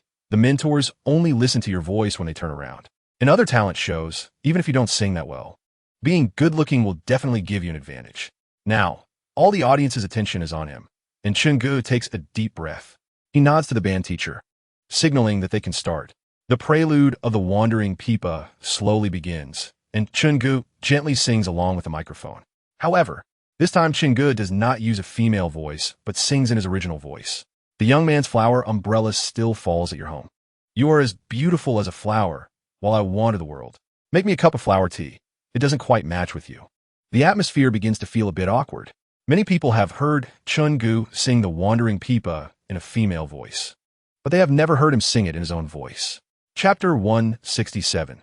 Confrontation. The audience becomes tense, including several mentors who have their eyes on Chungu. They are eager for Chungu to join their team. Having him basically secures a spot in the finals. Seeing that he has stirred the audience's curiosity, Chungu no longer teases them. I choose teacher Wang Feng. Yes. Upon hearing Chunji's choice, Wang Feng jumps up excitedly from his seat. Although it's a bit exaggerated, it's for the sake of the show. Wang Feng rushes over to hug Chungu and says, "Young man, you have good taste. You won't regret joining my team. Thank you for the compliment, teacher Wang Feng. I will work hard. Don't call me teacher. Everyone knows your strength. If I hadn't debuted earlier than you, I would be the one standing here, singing now." Teacher Wang Feng is joking. Chungu replies, understanding the commercial flattery. The people around are taken aback by Wang Feng's words. They are not professional musicians. They only know that Chungu sings beautifully, but don't understand what makes it so beautiful. However, Wang Feng and the others are professional musicians who have been in the industry for decades and are big figures in the singer circle. Chapter 168. Little Fatty D, Zhao Lei. In the end, Chungu and Yi Song did not clash openly, which finally relieved the director Xiao Lu. As long as nothing strange happens during the voice, they can do whatever they want. The competition continues, and the second performer is Wang Fei from the Beijing division. Wang Fei is the 10th contestant to qualify from the Beijing division, and his strength is decent. Chungu has heard Wang Fei sing. He follows the classic Hong Kong style, which has a nostalgic flavor. If nothing unexpected happens, Wang Fei will likely choose to sing an old-style Hong Kong song today. In fact, as Chungu expected, Wang Fei chose a classic Hong Kong song that he excels at. He sang quite well, but during the performance, perhaps due to nerves or something else, he made a few small mistakes. These small mistakes and slightly unstable stage presence led to none of the mentors turning around until the song ended. After Wang Fei finished singing, it was time for the 4 mentors to give their feedback. 9. Your voice is not bad, very flavorful, but it still doesn't meet the stage requirements. It's a pity. Wang Feng, you need to practice more. Keep it up. Halin, what a pity. Li Juanxi, I don't think it's good enough. Chapter 169. Departure to Hongyan Film City. Chungu woke up leisurely from his dreams at 9 o'clock the next morning.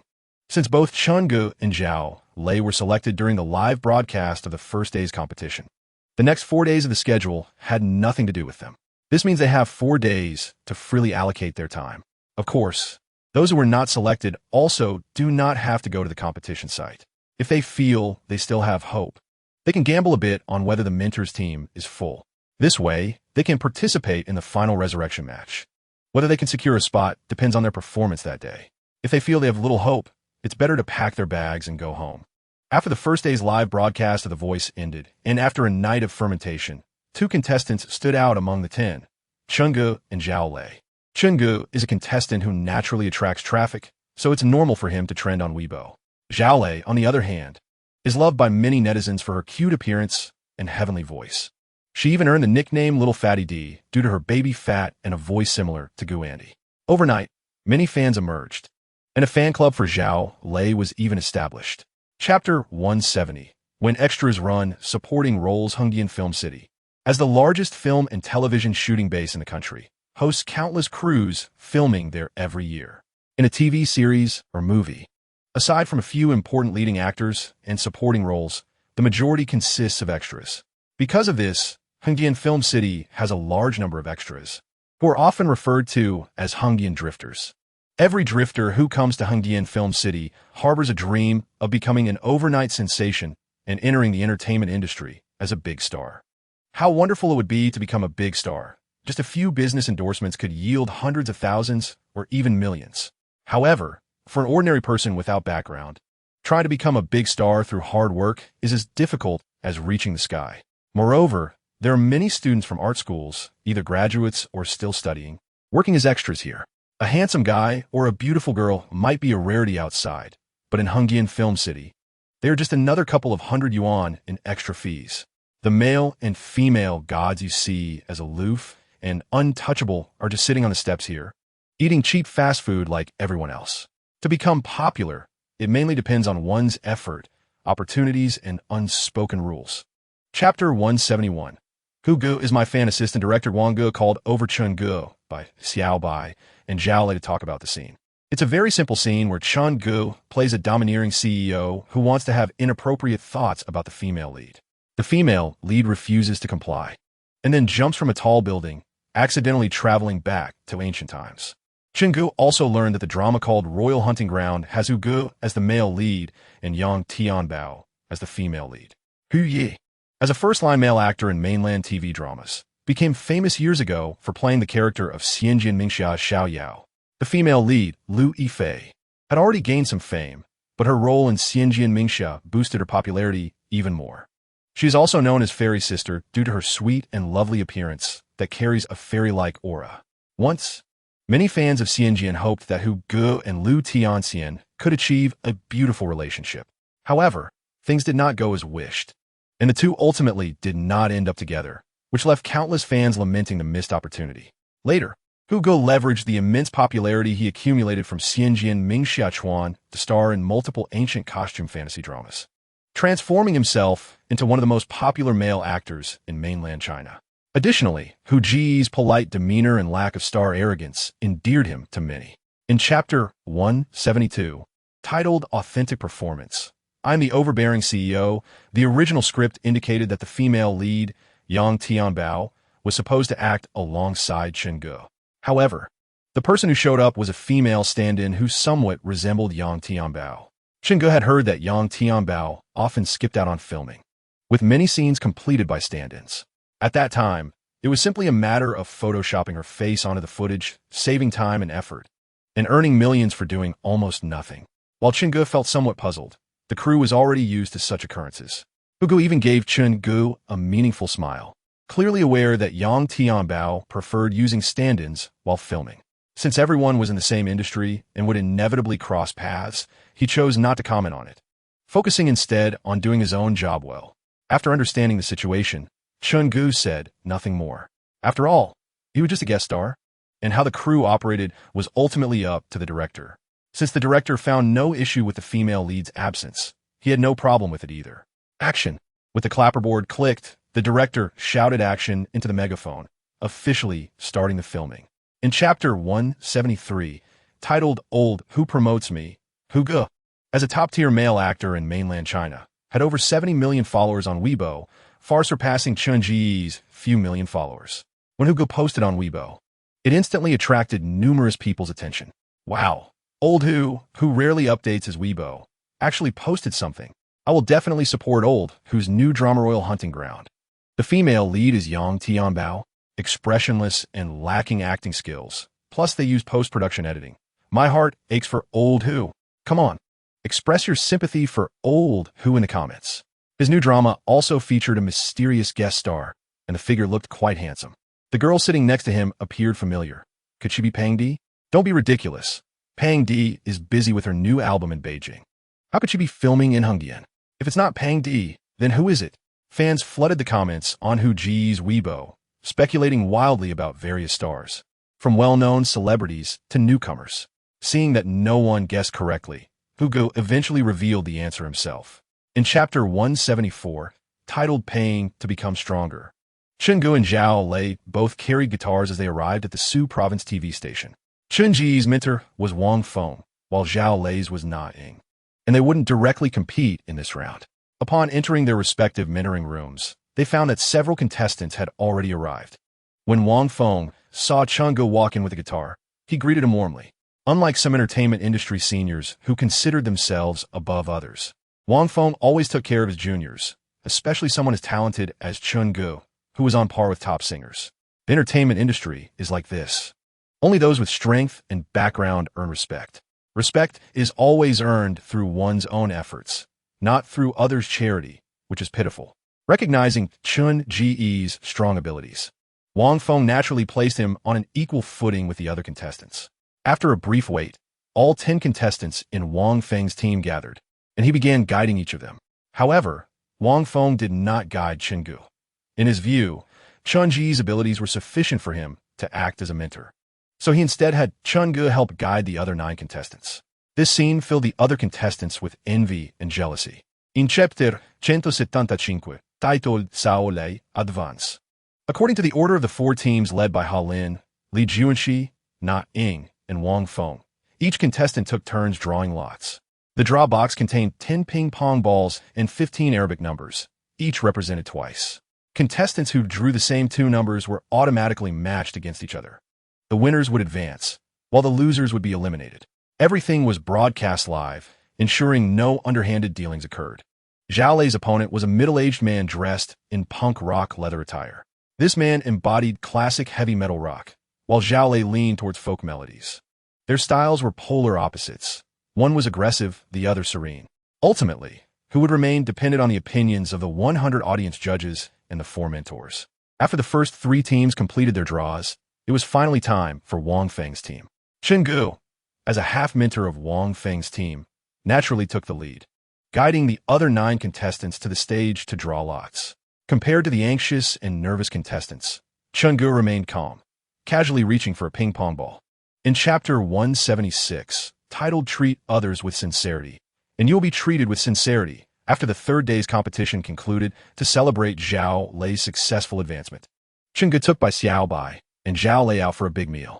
During the meal, Chun Ge learned from Zhao Lei's father that due to her outstanding performance in the recent competitions, at least 7 entertainment agencies had contacted him. Among these agencies were large companies like Behind Media, offering contract classified as C-level for newcomers. Upon receiving the contracts, Zhao Lei's father passed to him. Chun Ge raised an eyebrow. Wow, these were all standard predatory contracts. The contract term was 5 years, with a revenue split of 80-20 in favor of the company. The company would provide certain resources to help the artist, who could also seek their own opportunities but had to share the earnings with the company in the same ratio. Moreover, the contract prohibited any breaches during the 5-year period. If the artist breached the contract, a penalty of 30 million awaited them. There are also various small, unfortunate clauses in tiny print, which required careful reading. Many unscrupulous businessmen set traps in these small print clauses. If one did not read carefully and signed recklessly, they might suffer significant losses in the future. Chapter 177. Chun Ge's bold move sitting on the stool. Chun Ge embraced his guitar, his fingers gently brushing against the strings. The cheers around him gradually subsided, and Chun Ge's dark eyes drifted into the distance. Under the night sky filled with twinkling stars, he quietly closed his eyes to the soothing and melodious accompaniment. Chun Ge sat there quietly, just like a Prince Charming stepping out of a painting. I admit, I'm feeling jealous. Boss Chen's looks are truly top-notch.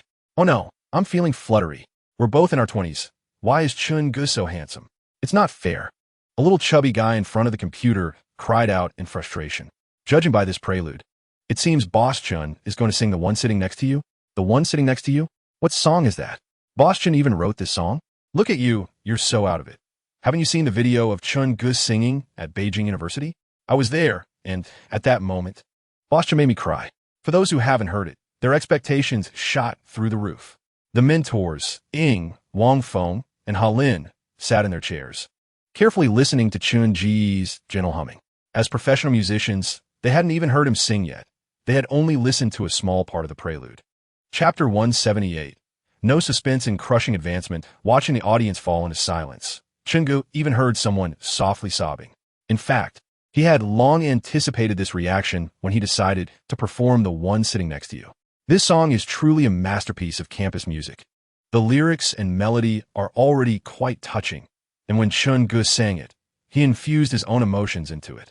The combination of the two was like a heavy, tear-jerker bomb dropping down, hitting everyone's soft hearts and awakening the beautiful memories of their youthful days. So, Chungu didn't rush. He was waiting for the enthusiastic applause that, though delayed, would surely come. Just as Chungu had envisioned. After more than 10 seconds of emotional release, applause erupted like thunder, and the audience stood up, giving Chungu the most enthusiastic cheers. Singing well is easy, but singing in a way that moves people is difficult. Compared to the relatively restrained audience on site, those watching from their computers, phones, or TVs were already shouting out loud. Wow, Boss Chun's the one sitting next to you really surprised and delighted me. Chapter 179. A lawyer's letter under the guidance of some professional online trolls. Some people who were unaware of the truth launched a fierce attack on Chungu on Weibo. If it weren't for the video circulating, I wouldn't have known that Chungu was this kind of person. Sure enough, once he gained a little fame, he started to get arrogant. Huh? How dare he shout at my girl song? Who do you think you are? No matter how good Chungu sings, it doesn't matter. His character is what counts. He claims to be original, but it turns out he's a plagiarist. There's evidence. Chungu, what else do you have to say? However, the fans Chungu had accumulated were not to be underestimated. They immediately engaged in a verbal battle with those trolls on Weibo. Most people were skeptical of these accusations. After all, Chungu had just conquered everyone with his unparalleled performance. The next day, someone came out with a smear campaign. It was hard not to think that someone was deliberately trying to tarnish Chunji's reputation. Chungu had watched that short video himself. After watching, he could only say one thing. Today's post-production technology is really impressive. They had forcibly swapped the identities of the two, turning Chungu into the perpetrator and Yi Song into the victim. Chapter 180. Ultimate hacking skills seeing the chat content on Zhao Lei's WeChat. Chungu let out a curse. Damn it. That bastard Yi Song somehow got Zhao Lei's WeChat. He was trying to take advantage of Zhao Lei in the chat, even threatening her with her father to force her to comply. Zhao Lei was just a high school sophomore, barely 16 years old, naive and easily scared. She was threatened not to tell anyone. How could Chungu tolerate this scum? He had always regarded Zhao Lei as his own sister. With his own sister being threatened like this, Chungu felt a murderous rage toward Yi Song. He was about to go find that bastard Yi Song. However, after taking a few steps, Chungu quickly calmed down. Yi Song was currently in the spotlight. Even if he simply exposed this matter, it would be insignificant. Moreover, if he rushed over, the most he could do was beat up Yi Song, which wouldn't ensure he received the punishment he deserved. If someone captured the incident on video, it would likely turn into another smear campaign against him. This kind of scum deserves to go to jail. Leaving him out in the open is just a disaster. Chapter 181. Perfect layout after the female assistant sent the message. She put her phone down and went to take a shower. Unbeknownst to her, someone was quietly using her WeChat account to chat with Yi Song. There was no need to worry about the chat records. Everything was being conducted in a hacker tool simulation interface. The real WeChat chat records would not show up, which is the power of ultimate hacking skills. Lying in bed, feeling restless, Yi Song finally picked up his phone. At that moment, the female assistant happened to send another WeChat message. Lil Song, I miss you, Mua. Seeing the message from the female assistant, Yi Song immediately lost his drowsiness and felt energized. Wow, it's only been a few days and you're like this? Yi Song laughed and scolded. Originally, he had been thinking about the company and manager's advice, but under the female assistant's continuous flirtation on WeChat, he lost all rationality. What is rationality? Can it be eaten? I haven't done anything in so long. I don't care anymore. I have to do it today. It's not far from here. Calling her over shouldn't raise any suspicion. Yi Song muttered to himself, increasingly unable to control his excitement. I got it, but I'm not convenient to go over now. So you take a taxi here. Just remember not to let anyone see. Chapter 182.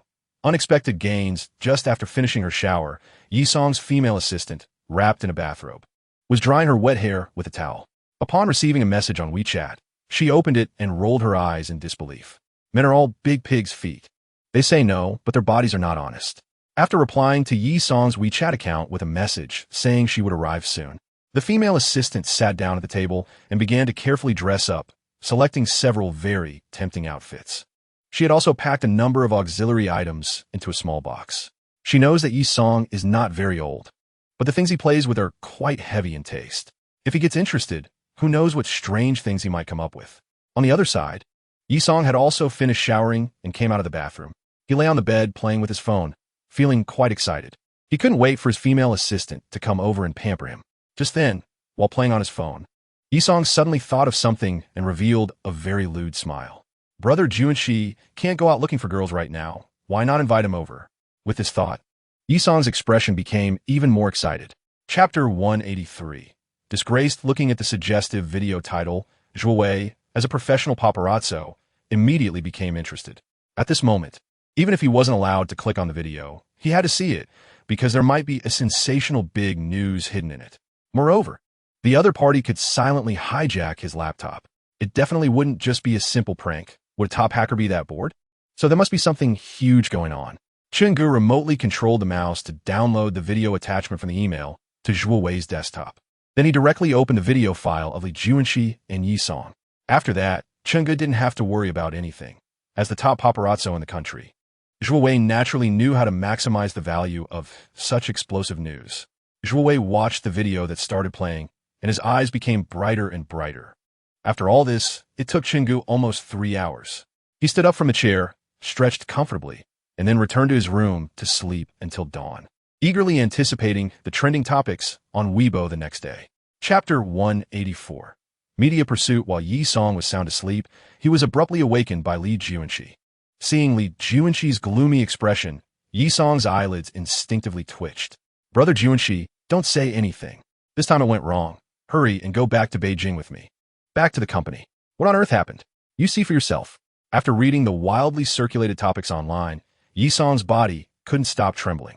Brother Junshi, they're all talking nonsense. How could we possibly be gay? We clearly. Before Yi-song could finish his sentence, he was rudely interrupted by Li Junshi. Do you think saying these things now is useful? The video online has already been exposed. There's no way to explain it anymore. I've booked the next flight to Beijing. As long as the company doesn't abandon us, we still have a chance. Brother Junshi, what about tonight's competition? Yi-song timidly asked. Li Junshi shot him a fierce glare. Damn it, we're about to be banned, and you're still thinking about tonight's competition? Are you a pig? After being scolded harshly by Li Junshi, Yi-song didn't dare to retort and could only vent his frustration on the female assistant who had just woken up. Chapter 185. Despair of the two. Seeing a woman in professional attire walk in, everyone in the chairman's office was surprised. Hezhong stepped forward and coldly said to the newcomer, "Who are you to barge into the chairman's office?" Security, security. But Hezhong's words were ignored by the newcomer, which made him feel quite embarrassed. The woman was followed by several men wearing thin-framed glasses and carrying briefcases. The chairman of Behind Media recognized one of the men and said in surprise, "Lawyer Zhang, what are you here for?" The middle-aged man, referred to as Lawyer Zhang, coughed lightly and said without changing his expression, "Mr. Chairman Li, I have now joined Guangying Entertainment, so I'm not here to reminisce. Our assistant Zhen Xiao will tell you the answer." Hearing Lawyer Zhang's words, everyone in the chairman's office turned to look at the woman in professional attire. This woman was, of course, Zhen Xiao. Under Chun Ji's instructions, Zhen Xiao brought the company's legal department to Behind Media to provide the final straw that broke the camel's back. "Hello, Chairman Li, my name is Zhen Xiao, and I am the assistant of the owner of Guangying Entertainment," Zhen Xiao said coldly. Chapter 186. Gu Andy joins The Voice. The official Weibo account of Huaxia The Voice immediately updated a statement. Due to force majeure, mentor Li Junshi and contestant Yi-song have withdrawn from the recording of the second season of Huaxia The Voice. Today's live broadcast of the competition has been postponed for 3 days, during which we will re-invite a heavyweight mentor to join. Please look forward to it. The two consecutive statements directly sentenced Li Junshi and Yi-song to death. They faced not only indefinite bans and concealment, but also exorbitant breach of contract fees. At the same time, Guangying Entertainment also quickly stepped forward, publicly issuing a statement regarding Yi-song's alleged verbal harassment of a minor girl. This move left Yi-song with no chance of comeback, and Guangying Entertainment filed a lawsuit against him in court. The banning of the infamous artist Li Junshi and Yi-song also sparked strong cheers from many netizens, celebrating the reduction of two expressionless stars in the entertainment industry. Many stars who had conflicts with Li Junshi also took the opportunity to expose some of his scandals, allowing numerous netizens to feast on this juicy gossip. Chapter 187. A different Gu Andy. The next morning, a ray of sunlight filtered through the sheer curtains, waking up the sleeping Chun-gu. He fished his phone out from under his pillow and saw that it was already 8:30. Gu Andy's flight was scheduled to arrive at Su Province Airport at 10 o'clock, and it would take about an hour to get there from the hotel. This meant that Chun-gu could wash up a bit and get ready to leave. He got up from bed, quickly washed up in the bathroom, took care of his personal hygiene, changed into a casual loose t-shirt and shorts, put on a hat, and stepped out of the room.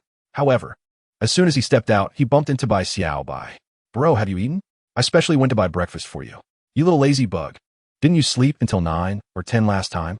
Why are you up so early to buy breakfast for me? Taking the soy milk and fried dough sticks Bai Xiao Bai bought for him, Chun-gu looked suspicious. Bai Xiao Bai's quirky demeanor and unsolicited kindness made him think she must have some ulterior motive. Upon hearing Chun-gu's doubtful words, Bai Xiao Bai pouted, puffed up her cheeks, and looked angrily at him. Bro, how can you not trust your little sister? I'm so heartbroken. Born as a sister, I'm very. Chapter 188. The third round match is void when the official Weibo account of Huaxia the Voice announced the news. All the netizens who were online and eating melons instantly erupted. Ha ha, I knew it was my fat D. Long live Pandai. I can't wait to see my Pandai excel in the voice. The live competition is starting tomorrow, and the third round format is too brutal. Right now, I feel like the only strong contenders for the championship are Chun-gu and Zhao Lei. Boss Chun has a slightly better chance. Little Pandai Zhao Lei's stage presence is still a bit immature compared to Boss Chun. Even so, it doesn't stop me from loving Little Pandai Zhao Lei. 10,086. My focus is on the fact that after Yi Song's withdrawal, a spot has opened up in the third round. Could it be that someone will get a bye directly into the finals? The production team of The Voice of China quickly responded to this question raised by netizens. Regarding the issue of a bye in the competition due to a contestant's withdrawal, our program team has made the following decision after serious discussion. Before the start of today's third round competition, a contestant will be drawn live to directly advance to the finals. Chapter 189.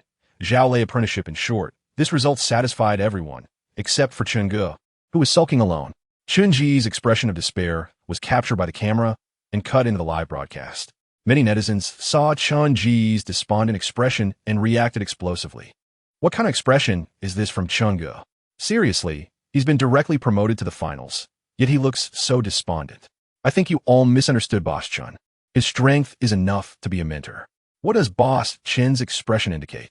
It shows that he doesn't want to enter the finals through a direct promotion.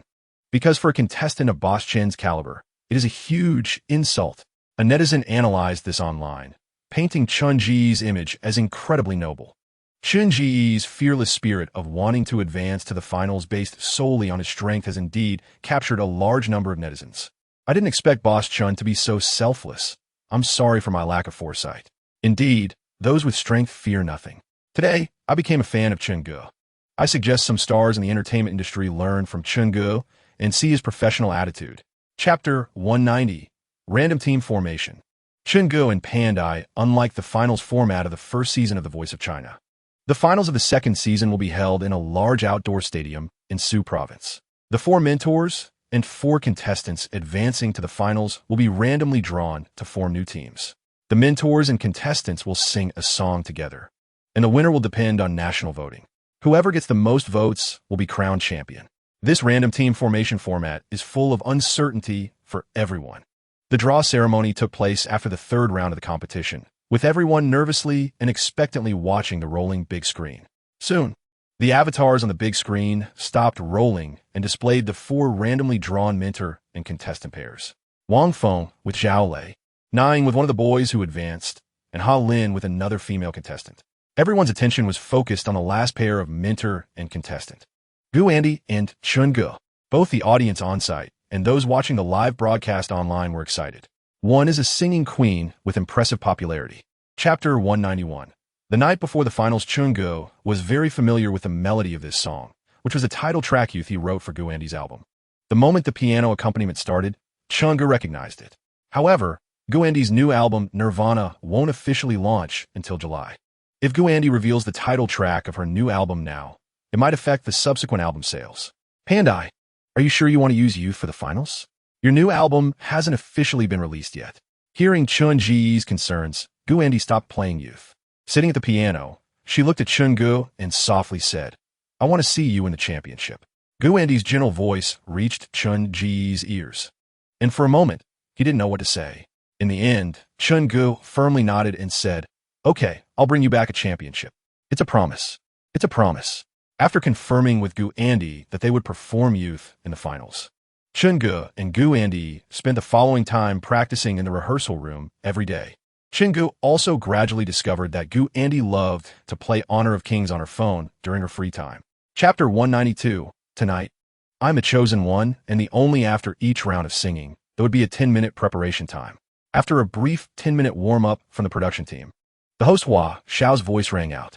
Now let us welcome the final mentor-student combination with the warmest applause, Gu Andy and Chun Gu. As Hua Xiao's words fell, a huge cheer erupted from the audience. Many people were banging their support sticks loudly. Additionally, many support signs with Chun Gu and Gu Andy's names were raised high, making them easily visible. Holding Gu Andy's hand, they walked from the backstage to the stage. Gu Andy whispered, "Are you nervous?" Chun Gu replied, "It's okay." Gu Andy said, "That's good." Holding Gu Andy's hand and stepping into the spotlight, Chun Gu and Gu Andy appeared in the center of the stage. Seeing Chun Gu holding Gu Andy's hand, the audience on-site and the thousands watching the live broadcast went wild. Wow, wow, wow. Chun Gu is actually holding hands with Gu Andy. I feel so envious. Although I know it's for the show, I still have to strongly criticize Chun Gu. Let go of my wife. Pandy's hand is so comfortable. It's white and tender, soft to hold, and cool. Too bad I've only held it in my dreams. Chapter 193. The Voice Grand Champion achieved the climax of this song. Youth is really addictive. Indeed, the chorus "I am still that young boy, not a bit changed" is stuck in my head. The last 4 high notes are truly impressive. I swear my wine glass shattered from the impact. The wine glass is indeed classy. These high notes are powerful, feeling like they exceed high C, heading toward high F. Pandy's voice is still so beautiful. My ears are going to get pregnant. What does it mean for ears to get pregnant? Your metaphor is a bit strange. As Chun Gu and Gu Andy finished their performance, the second season of The Voice of China officially came to a close. However, before that, a national audience SMS voting was still needed to determine who would be the champion of the second season. The host Hua Xiao took the stage to announce the rules for the national audience voting. Now, to the audience present and those watching on TV and online, please take out your phones and send the contestant's number to the number below to cast your valuable vote for your favorite contestant. Chapter 194. 5 million donated the mentor. Nying personally awarded Chun Gu the championship trophy. In addition to the championship trophy, there was also a championship prize of 5 million. Chun Gu held up the Season 2 championship trophy of The Voice of China, and the crystal music symbol at the top of the trophy looked quite dazzling. The tens of thousands of audience members below applauded Chun Gu once again with the warmest applause. The Voice of China program team also invited some previously eliminated contestants to the stage. Mentors, contestants, and hosts took a group photo together, marking a perfect end to the second season of The Voice of China. Next came the interview with the champion, Chun Gu. Hua Xiao.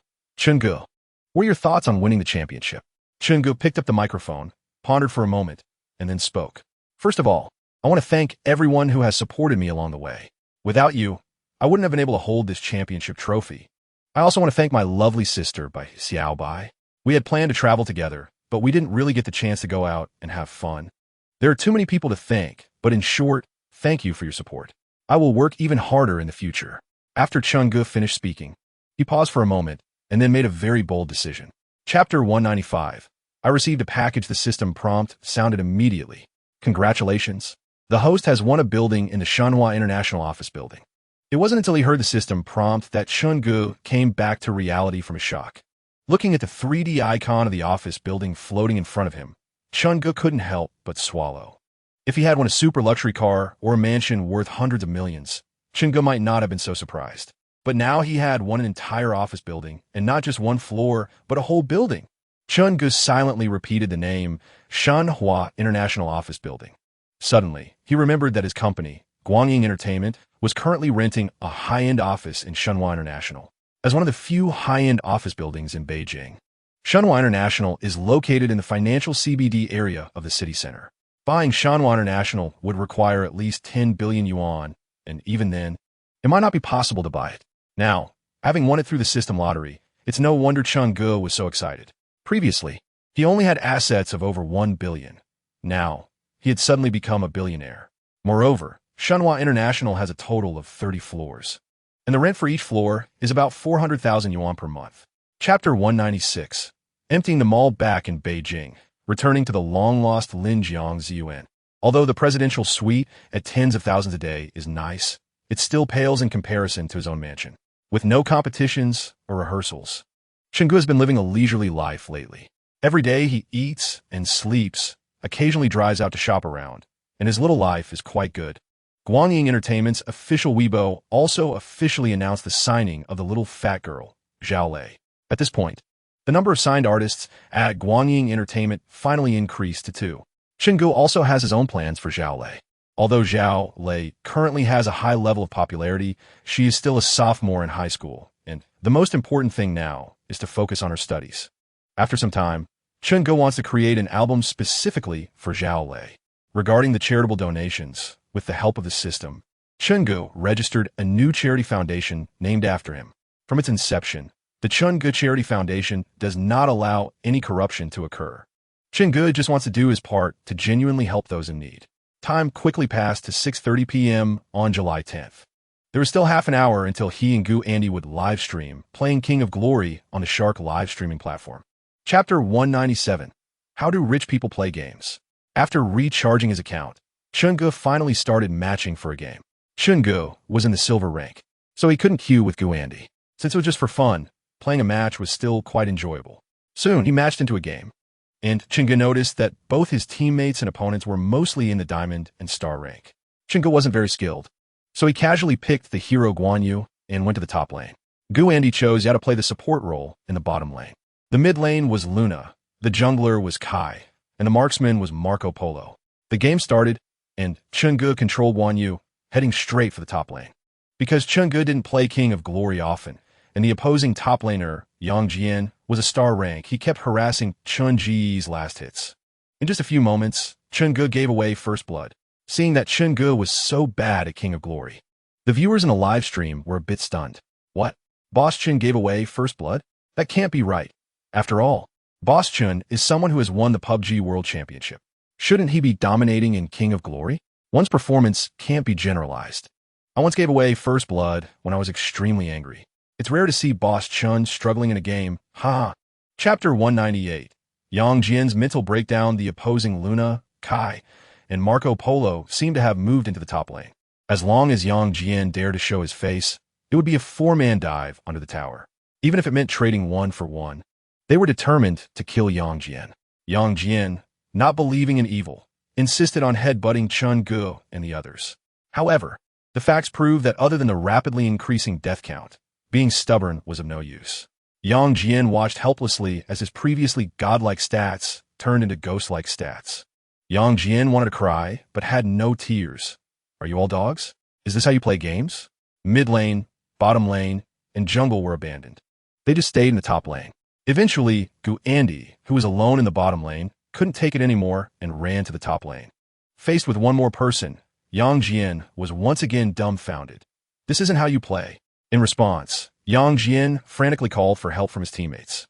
Yang Jian, guys, I'm at the top lane with 5 people. I can't play like this. Who's going to help me? In response to Yang Jian's plea for help, his teammates all opened their microphones. Don't panic, brother. Stay calm, and we can win. Hang in there, brother. You have to think differently. You are holding off 5 of them for us and securing a valuable victory. We will always remember you in our hearts. Chapter 199. Running Man's Chief Director. Liu Ping, after Chenggu harvested an astonishing 18 kills, he led his minions and successfully pushed down the opponent's crystal. After the game ended, Chenggu added the 3 teammates on his side as friends. According to the skins chosen by the opponents, Chenggu gifted them 3 skins worth 288 each. After sending the skins, Chenggu and Gu Andy started matching again. Many netizens who had been lurking in their live stream were already ready and clicked to match. As it went on, Chenggu hardly needed to say anything. His 3 teammates directly ran to their bottom lane. Sometimes, even the 5 opponents happened to be matched with water friends. They stopped fighting and farming, gathering in the bottom lane and creating a chaotic scene.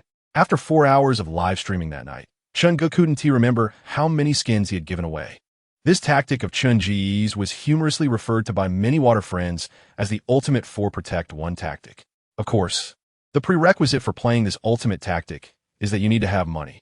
Boss Chun, come protect me. Everyone gets a skin. The game can be played like this. Learn something new. Boss Chun, although I'm not good at the game, I have money. Chapter 200. Invite me to run, man. The next morning, Chun got out of bed. It wasn't that he didn't want to sleep in, but he was woken up by a phone call from Zhun Xiao. Hello. Are you still sleeping, boss? Chun mumbled in response. Sorry to disturb your rest. I'm calling because I have something to report. I know. You wouldn't call me if there was nothing. What is up? It's like this, boss. Zhun Xiao cleared her throat and said, I just received a call from the Running Man program team. They want to invite you to participate in the filming of 2 episodes. After hearing Zhun Xiao's words, Chun Ge, who was still a bit dazed after getting out of bed, gradually became alert. The Running Man program team wants to invite me to participate in filming 2 episodes? Chun Ge was slightly surprised. He naturally knew about the variety show Running Man, which had led the nationwide craze for the show in its first season. The ratings for the first season were far ahead of all other variety shows. Being invited to participate in the recording of the second season was unexpected for him. After all, while his popularity online was decent, his experience was still quite shallow. Chapter 201. So you, long time no see about half an hour later. Chun Ji's Lamborghini Veneno parked in the parking lot downstairs of the Wairagyu gym. Chun Ge got out of the car, wearing a black mask. Since becoming a star, wearing a mask had become a common accessory for Chun Ge. Fortunately, it was past working hours and not many people noticed him. Chun Ge made his way up to the second floor of the Wairagyu gym. Upon entering, he saw a receptionist he didn't recognize. Next to the front desk stood a tall girl with a high ponytail dressed in sportswear. The two were chatting and seemed to be discussing something amusing. Sister Suyu, look at this idol I recently started following. He's so handsome. I really like him. The receptionist, looking at a picture on her phone, exclaimed with a lovesick expression. If my idol appeared in front of me right now, I would think gaining 10 pounds would be worth it. Suyu, hearing the receptionist's infatuated tone, couldn't help but shake her head and smile helplessly. Every day you should tone down the infatuation. Your idols change every day. Let me see who you've switched to this time. Chapter 202. Main quest released after driving back to Linjiang. Chun Ge collapsed onto his bed and didn't want to move at all. Although he hadn't seen Suyu in a long time, she was still as fierce as ever. Chun Ge felt exhausted. Just as he had rested for a while and slightly regained some energy, a mechanical system prompt sounded in his mind. Main quest triggered. China-Korea Running Man battle. Main quest description. As a variety show that quickly accumulates popularity, even an ordinary small artist has the chance to become an overnight sensation. Please, host, lead the Running Man team to defeat the Korean Running Man in the China-Korea showdown. Completion reward. 1 billion monetary reward. Divine acting skills. And an excellent TV drama script. Failure penalty. Randomly strip 1 acquired skill. Suddenly, the system's task prompt popped up in Chun Ji's mind. He instantly felt that his back and legs were no longer sore. With a leap, he jumped up from the bed, opening the system panel. His gaze fell on the system task section, and Chun Ge carefully read through the task issued by the system. Still main quest. Chun Ge muttered to himself. Chapter 203. Hotel encounter with Chun Chi at 9 a.m. on July 19th. Mei Zhao Yun drove Chun Ge to the Beijing airport. Accompanying him was a small assistant named Bao Yu, whom Zhun Xiao had arranged for him. The assistant Bao Yu looked quite ordinary with a round face, and was a recent graduate. She had a strong desire to work in the film and television industry and was discovered by Zhun Xiao by chance, which led her to become Chun Ji's assistant. To be honest, Bao Yu is a relative of Zhun Xiao's. Regarding this kind of recommendation for a relative to enter the company, Chun Ge honestly did not oppose it, as long as the recommended person had sufficient ability. If someone incompetent was recommended, Chun Ge would definitely not agree. Currently, Zhun Xiao was busy with a lot of tasks in the company, and it was no longer appropriate for her to continue being Chun Ji's assistant. Finding a new assistant for Chun Ge was quite reasonable. At least for this assistant Bao Yu, Chun Ge was quite satisfied. She easily carried 2 suitcases without any trouble, and her physique was quite strong, making her suitable to be used as a bodyguard. After boarding the plane, Chun Ge and Bao Yu sat down in their seats. Chapter 204. Tianbadongbata. Soon they arrived at the Su Province TV station, where the black nanny car stopped in the spacious parking lot outside the station. Chun Ge and Chun Chi got out of the car, and during the journey, Chen Qiqi shared many tips about recording variety shows with Chen Ge. When participating in a variety show, nothing else is important. The most crucial thing is to stand out. What does it mean to stand out? It means to have as many camera shots as possible and to last until the end. Whether it's doing something unexpected or comically absurd, as long as you can be remembered by more viewers, that's what counts. As for some name tag tearing techniques, Chen Ge had practiced quite a bit before coming. And while he wasn't an expert, he was at least at a beginner level. However, these were all just theoretical. The most important thing was to practice during the recording of the show. Chen Ge and Chen Qiqi chatted and laughed as they walked to the entrance of the Su Province TV station. Upon seeing Chen Ge and Chen Qiqi, a staff member dressed in a bright yellow Running Man work uniform approached them. "Teachers, please follow me," said the staff member. Hearing this, Chen Qiqi, who had experience from the first season's filming, quickly realized what was happening. Given the producer's usual pattern, being called over a day in advance meant they were likely going to be undercover. After filming the undercover mission scenes, the show's director Lu Ping kept Chen Ge and Chen Qiqi behind. Chen Ge, as a guest on the show. There will be a talent showcase segment at the beginning. Do you have any talents you would like to perform? Talent showcase? Chen Ge was momentarily stunned. He hadn't thought about preparing any talent before coming. Chen Qiqi, who was no longer in front of the camera, appeared more relaxed. Aren't you a singer? Just sing when you make your entrance. Any of your songs will do. That way, the audience will guess who it is right away, Chen Qiqi suggested. Actually, the only talent Chen Ge could showcase was singing. It would be ridiculous to do a runway walk just because he was good looking. Then I'll sing. Chen Ge nodded in agreement. What song are you planning to sing?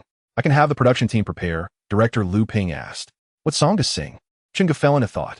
He had sung his old songs many times. Singing them again wouldn't be fresh. Since that's the case, he might as well sing a new song. When Running Man airs, it would definitely get a lot of exposure. Chen Ge stood up, holding an A4 sheet of paper as he walked over to Lu Ping and Chen Qiqi. Have you written it? Chen Qiqi quickly asked. Yes, it's done. Chen Ge replied, handing the A4 sheet to Chen Qiqi, who took it while Lu Ping leaned in to take a look. The A4 sheet was filled with dense handwriting but had no musical notation. The song is called Actor, Chen Ge said. Seeing that the song was titled Actor, Lu Ping's eyes flickered. He then remembered that in this episode, Chen Ge and Chen Qiqi were playing undercover policemen.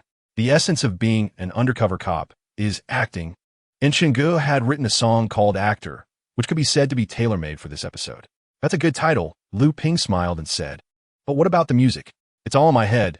Chen Ge pointed to his head and then walked over to a piano in the recording studio. Sitting in front of the piano, Chen Ji's fingers gently pressed on the black and white keys. The sound of the piano was very beautiful, and it sounded like it was quite an expensive instrument. He had never learned piano before, but thanks to his incredible music skills, he was able to play well. Agreeing to Lu Ping's request to quickly record the new song, Chen Ge began the process of recording Actor, from recording the demo to finishing the final product. It took him about an hour. Before handing the final product of Actor to Lu Ping, Chen Ge successfully registered the copyright for the new song with the help of the system. It wasn't that he didn't trust Lu Ping, it was just that in society, it's always wise to keep a hand in reserve.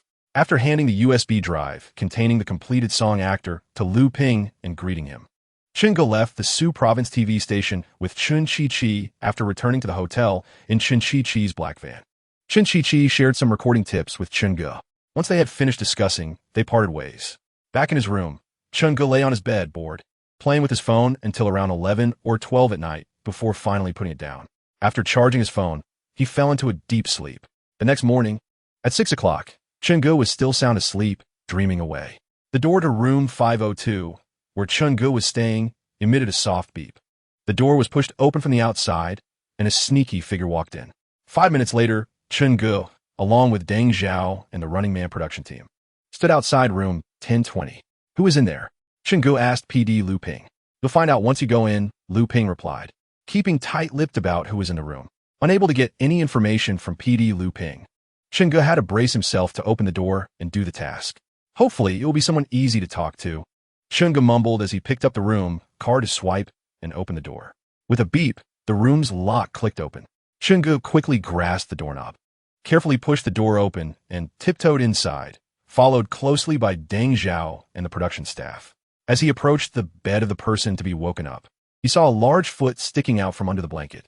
Since the room's lights were off, and, apart from the foot, the person was completely covered by the blanket, Chungu couldn't tell whether the person lying in bed was male or female. However, judging by the size of the foot, which looked to be around size 45, it definitely couldn't belong to a woman. After completing the wake-up task, everyone returned to their rooms to freshen up. Then they headed to the hotel's restaurant for breakfast prepared by the production team. After finishing breakfast, everyone arrived at the filming location to report. Deng Zhao, Chun Chi-Chi, and the other fixed MCs from the first season of Running Man were chatting with each other. However, among the original 7, only 6 were present today. The missing one was Wang Zunin. Wang Zunin was participating in another variety show that clashed with the filming schedule of Running Man, so he couldn't return in time.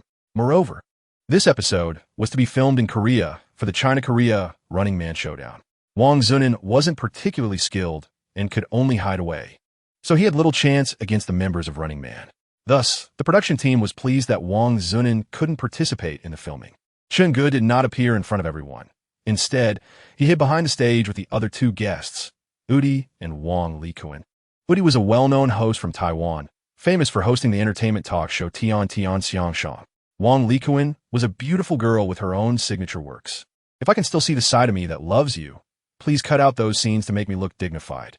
But why did you love me so much before, only to put on such a performance? The indifferent look is my final act. It was because I loved you that I chose to perform. This kind of fulfillment. As Chun-Ji's voice slowly faded, the audience below seemed a bit stunned. It was Chun-Hee and Deng Chao who reacted first and started clapping. Hearing their applause, the others finally came back to their senses, and they all gave Chungu the warmest applause. The 2 girls, Baby and Wang Likuan, looked at Chungu with excitement in their eyes. Men like beautiful women, and conversely, beautiful women also like handsome men. With singing skills, good looks, and a height of 185 meters, Chungu is almost a perfect male god. Hardly any girl can resist his charm. Not to mention that Chungu has a great talent for cross-dressing. Chun Xiaoxiao's charm is no exaggeration. If it weren't for a netizen revealing Chun Xiaoxiao's true identity back then, who knows how many people would still regard her as a goddess. He appeals to both genders.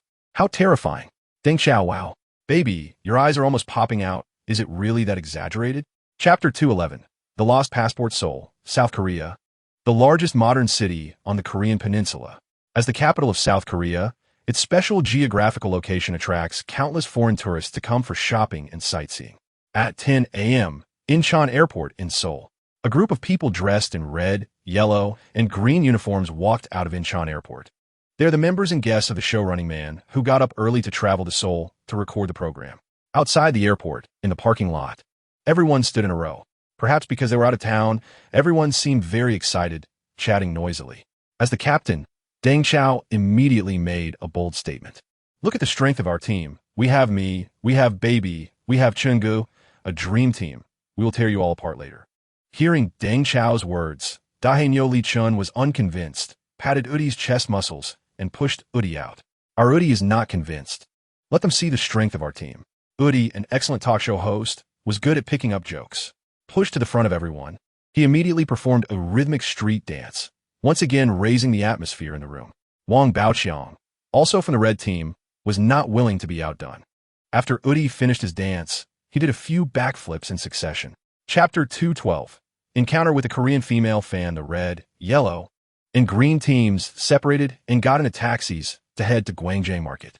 The 3 members of the green team, including Chungu, sat in the back seat of the taxi, with Chungu and Deng Chao on either side and Baby in the middle.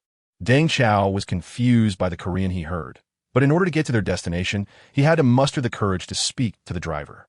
Master, Gwangjang Market?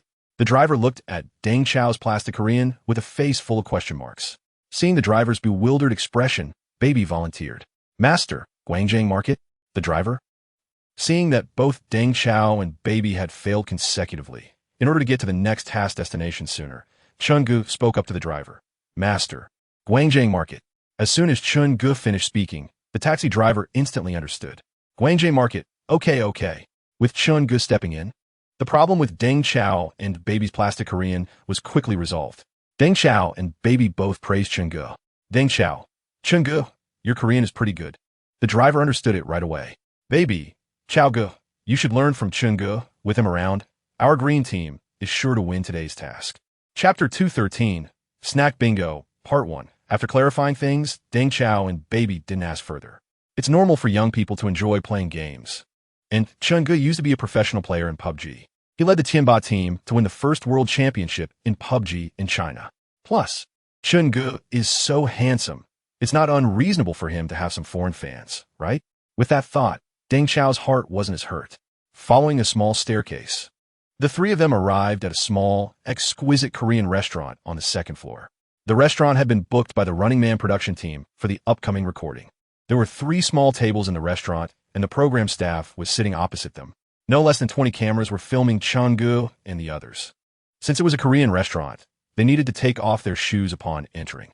However, as soon as Deng Chao took off his shoes, a strong sour odor filled the entire restaurant. Chungu and Baby both covered their noses, looking at Deng Chao with disdain.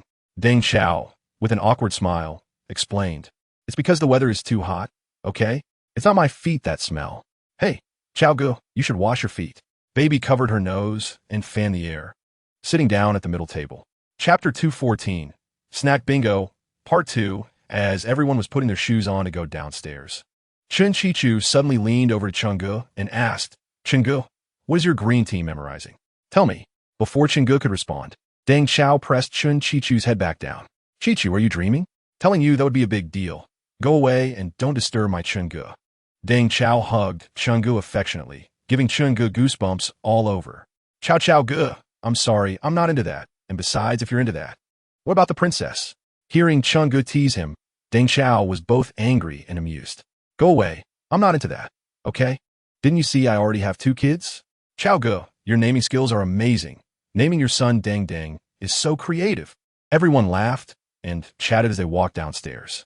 When they reached the bottom, the 3 teams split up to search for food. The green team, led by Deng Chao's plan, also split up to look for food. After finding food, they would call Chungu to come over and communicate about their purchases. Chungu and Baby weaved through the bustling crowd of Guangzhou Market. Chapter 215, Snack Bingo, Part 3. At this moment, Chungu and Deng Chao had already finished eating and whistled to the production team. In the 5x5 grid of 25 squares, the squares for gukbap, bibimbap, and tekbaki had turned green for the green team. Seeing the red team Dahe Nyo preparing to eat, Deng Chao suddenly had a mischievous thought. Deng Chao, Chungu, and Baby exchanged glances and understood each other. The 3 of them stood up, chuckling, and rubbed their hands as they walked towards the 3 members of the red team. Li Chun saw Chungu and the others approaching with mischievous smiles and immediately knew they were planning to cause trouble. "Old Deng, Baby, Chungu, what are you guys up to?" "No, we can't let them mess things up. Let's hurry and eat. Quick, eat. Let us each have a bite of that mango." Before Chungu and the others could come over to cause chaos, Li Chun, Udi, and Wang Baoqiang swiftly devoured the mango with lightning speed. They had already gotten the mango into their mouths and looked at Chungu and the others with triumphant, provocative expressions. Li Chun pouted. "Do you think you can still cause trouble? That's just wishful thinking." Udi remarked, "This mango tastes a bit strange. It's hard to chew. Do we eat it wrong?" Chapter 216, Hennek Village. Because the green team came in first, they would receive a reward of departing 10 minutes early. The red team, having come in second, could only depart 10 minutes after the green team. The yellow team would have to wait until both the green and red teams had departed before they could leave. "Now, please send someone from each team to come up and collect your rewards." "Nice." Upon hearing that the green team had won first place, Chungu, Deng Chao, and Baby high-fived each other in celebration of their victory. After PD Lu Ping finished speaking, the red, yellow, and green teams each sent someone to collect their rewards. Chungu represented the green team and received the first-place reward from PD Lu Ping, which was an envelope. When he touched it, he found that there was something slightly hard inside. Chungu excitedly handed it to Baby, and Deng Chao began to tease the other 2 teams. "I told you all. Today we have Chungu, plus myself and Baby. What a dream team this is." Deng Chao laughed heartily, wearing a rather smug expression. "Old Deng, don't get too cocky. This is just the first game we VE won. We won T lose to you again." Chapter 217, Pre-sleep songs. After waiting for a while, the red team and yellow team finally arrived at the Hannak Inn. Upon meeting, Old Deng and Old Li couldn't help but start bickering, which was quite amusing. The red and yellow teams each drew a task card. The red team drew less, while the yellow team, led by Chun Chi-Chi, drew paper. Everyone looked at their drawn task cards and found that the words had no obvious connection. Act less paper? Act paper less? Less act paper? Less paper act? What does this even mean? After some speculation, they ultimately couldn't come up with anything reasonable. As night fell, everyone settled into the Hanok Inn, and they all went to the restaurant for a hearty dinner. At the end of the meal, something funny happened. With so many people dining, Captain Deng Chao took the initiative to pay the bill. When Wang Baoqiang saw the outrageous bill of over 3 million won, he screamed in shock. What the heck? Brother Chao, this meal costs over 3 million? His words caused Chun Gu and the others to burst into laughter. Chun Gu went up to Wang Baoqiang and explained the situation to him. Chapter 218. The sounds of snoring as night deepened. Chun Gu was surprised to find himself unable to sleep. He was not alone. Deng Chao and the others, sporting panda eyes and looking exhausted, were also wide awake. Chun Gu held up his GoPro and activated the night shooting mode. Brother Chao, do you have anything to say? Chun Gu asked with a helpless smile at Deng Chao, who looked like a panda. I want to lodge a complaint with the production team. Who can sleep with that snoring sound? Deng Chao said with a face full of indignation. Tomorrow we have a heavy recording schedule, and now it's all ruined. I represent all the Running Man members in protesting sleeping in such a place. Listening to Deng Chao's complaints, Chun Gu's expression was not much better. It was now 2 a.m., and he, Brother Chao, Chun Gu, and Baoqiang were all still awake. What is causing this? Let us go listen, Chun Gu said, taking the GoPro with Deng Chao to the room where the red team was sleeping. At that moment, Li Chun and Baoqiang were staring blankly at the ceiling, completely unable to sleep. Chun Gu squatted next to Li Chun, holding up the GoPro and asking the big black cow, let us interview Brother Chun. How are you feeling right now? Chapter 219. A beautiful day starts with morning exercise in the end. Chun Gu played the video he recorded with the GoPro from the previous night for everyone to see. As they listened to Udi's unique snoring sound, everyone couldn't help but laugh uncontrollably. Baby exclaimed, There's even this kind of snoring? Ha ha ha. Wang Likuan chimed in, Udi and Baoqiang are so funny. Chun Gu added, Baoqiang, now you know why we had to mess with you. You're not any better than Udi. Seeing the trouble they caused, Udi and Baoqiang quickly put on apologetic smiles. Especially Li Chun, we're clearly on the same team. Why do you two have to hurt me like this? After some noisy banter, the production team handed out wet towels to everyone. They wiped their faces clean to avoid looking messy on camera. Once everyone finished cleaning up, PD Lu Ping spoke up. Did everyone notice the fitness equipment in the yard? A beautiful day starts with morning exercise. Since everyone is up so early, let us get some morning exercise in. Upon hearing PD Lu Ping's words, everyone looked at each other in disdain. Did we want to get up this early? It's not like it didn't set off the alarm outside. Ignoring the crowd's complaints, PD Lu Ping continued. Chapter 220. Tanhian SBS TV station. Once everyone had laughed to the point of exhaustion, the challenge was finally able to continue. It wasn't that they didn't want to laugh anymore.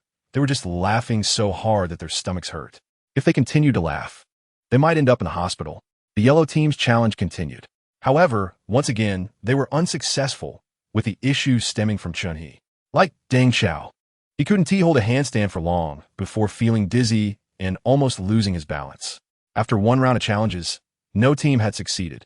When it was once again the green team's turn to challenge, this time Deng Chao opted not to do a handstand while singing. Instead, he chose to do pull-ups, as at least it wouldn't cause dizziness and was safer. Chun Gu and Baby maintained their original choices, with one lifting weights and the other using a resistance band. When the music played, the accompaniment of actor echoed in the small Hanok courtyard. Keep it simple, keep the way of speaking simple. Skip the escalating emotions. You're not an actor. Don't design those plots. From the very beginning, Chun Ji's singing overshadowed Deng Chao and Baby. With both hands holding the barbell, Chun Gu appeared effortless, even having time to lift the barbell back and forth. Chapter 221. Searching for the lost passport upon arriving outside the SBS TV station in Tansian. They spotted staff members holding our signs from a distance.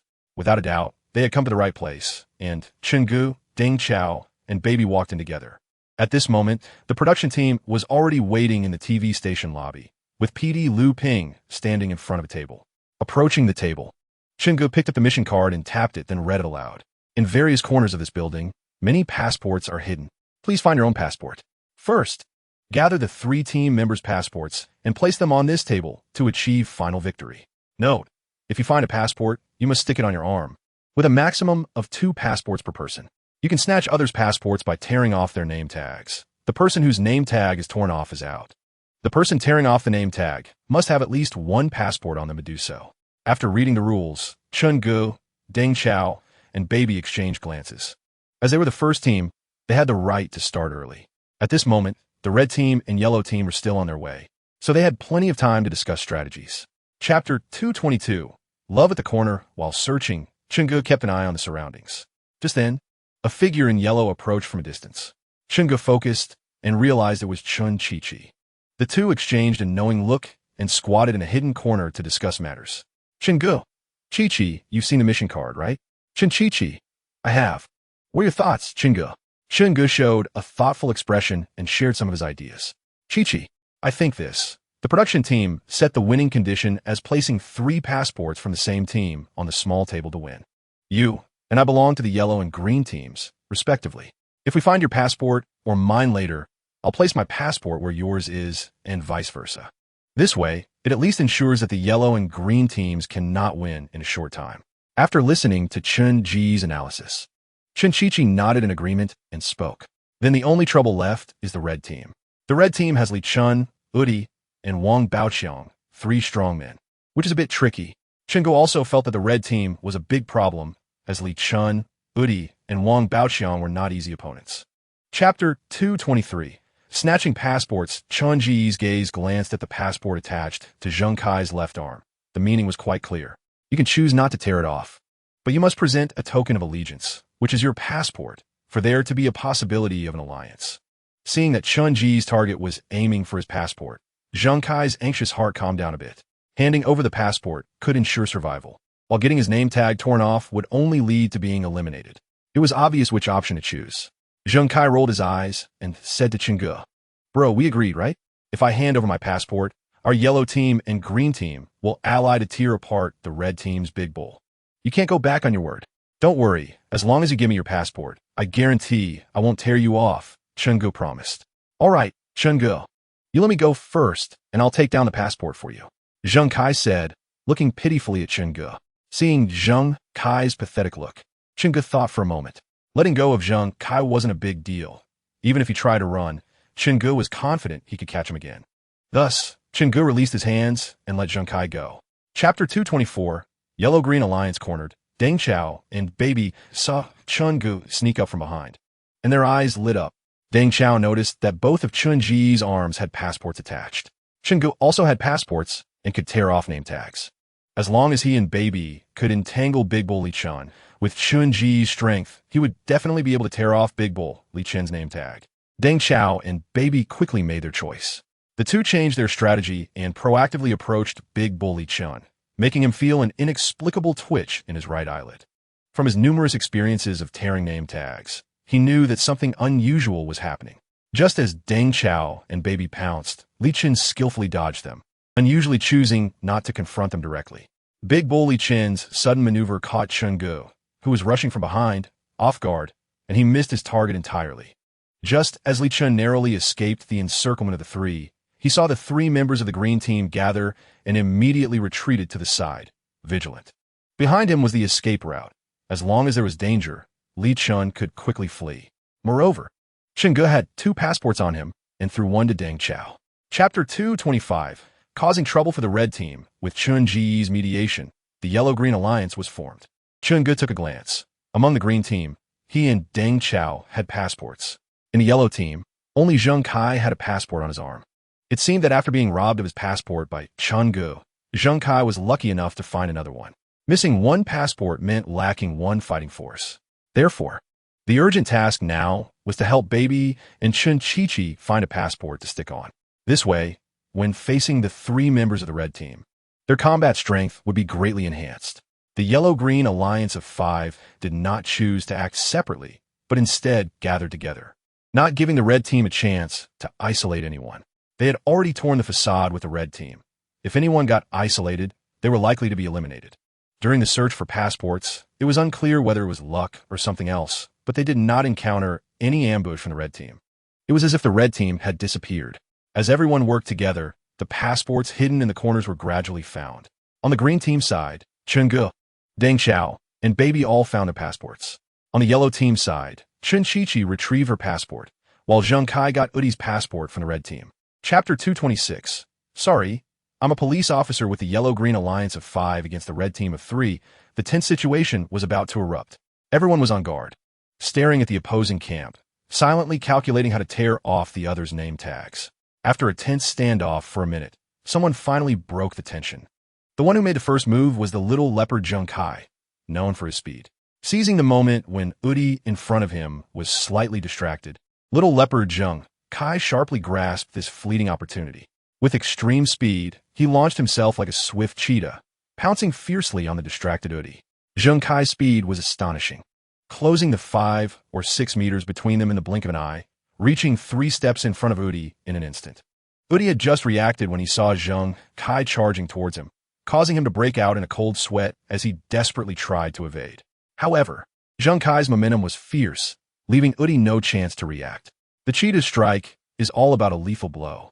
Just as Zheng Kai's hand was about to touch Udi's back, a large hand blocked his way. Li Chun, Zheng Kai exclaimed in surprise. As the strongest ability user, Li Chun remained extremely calm during the name tag tearing game. Chapter 227. Acting with the best actor, Chun Ji's right hand formed a gun shape with his index and middle fingers, pressing it against Deng Xiao's head. The two who were fiercely tearing name tags suddenly fell silent. Feeling the gun against the back of his head, Deng Xiao seemed to realize something. He let go of his opponent Chen Qiqi and turned to face Chenggu, who was pointing the gun at him. Give me a chance.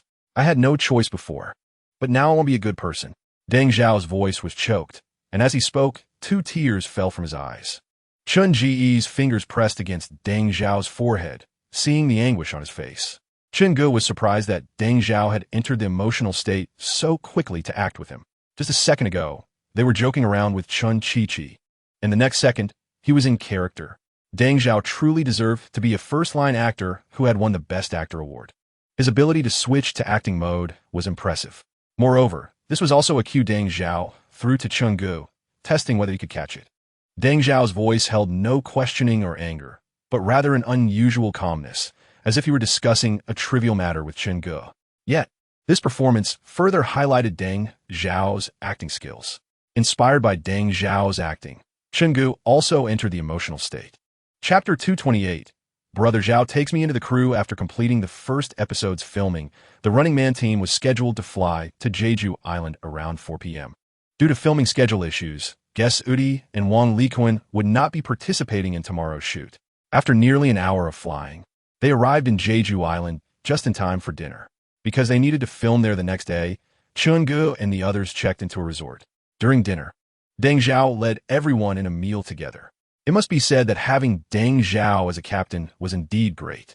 During the meal, Deng Xiao also talked about the last scene where he acted with Chungu.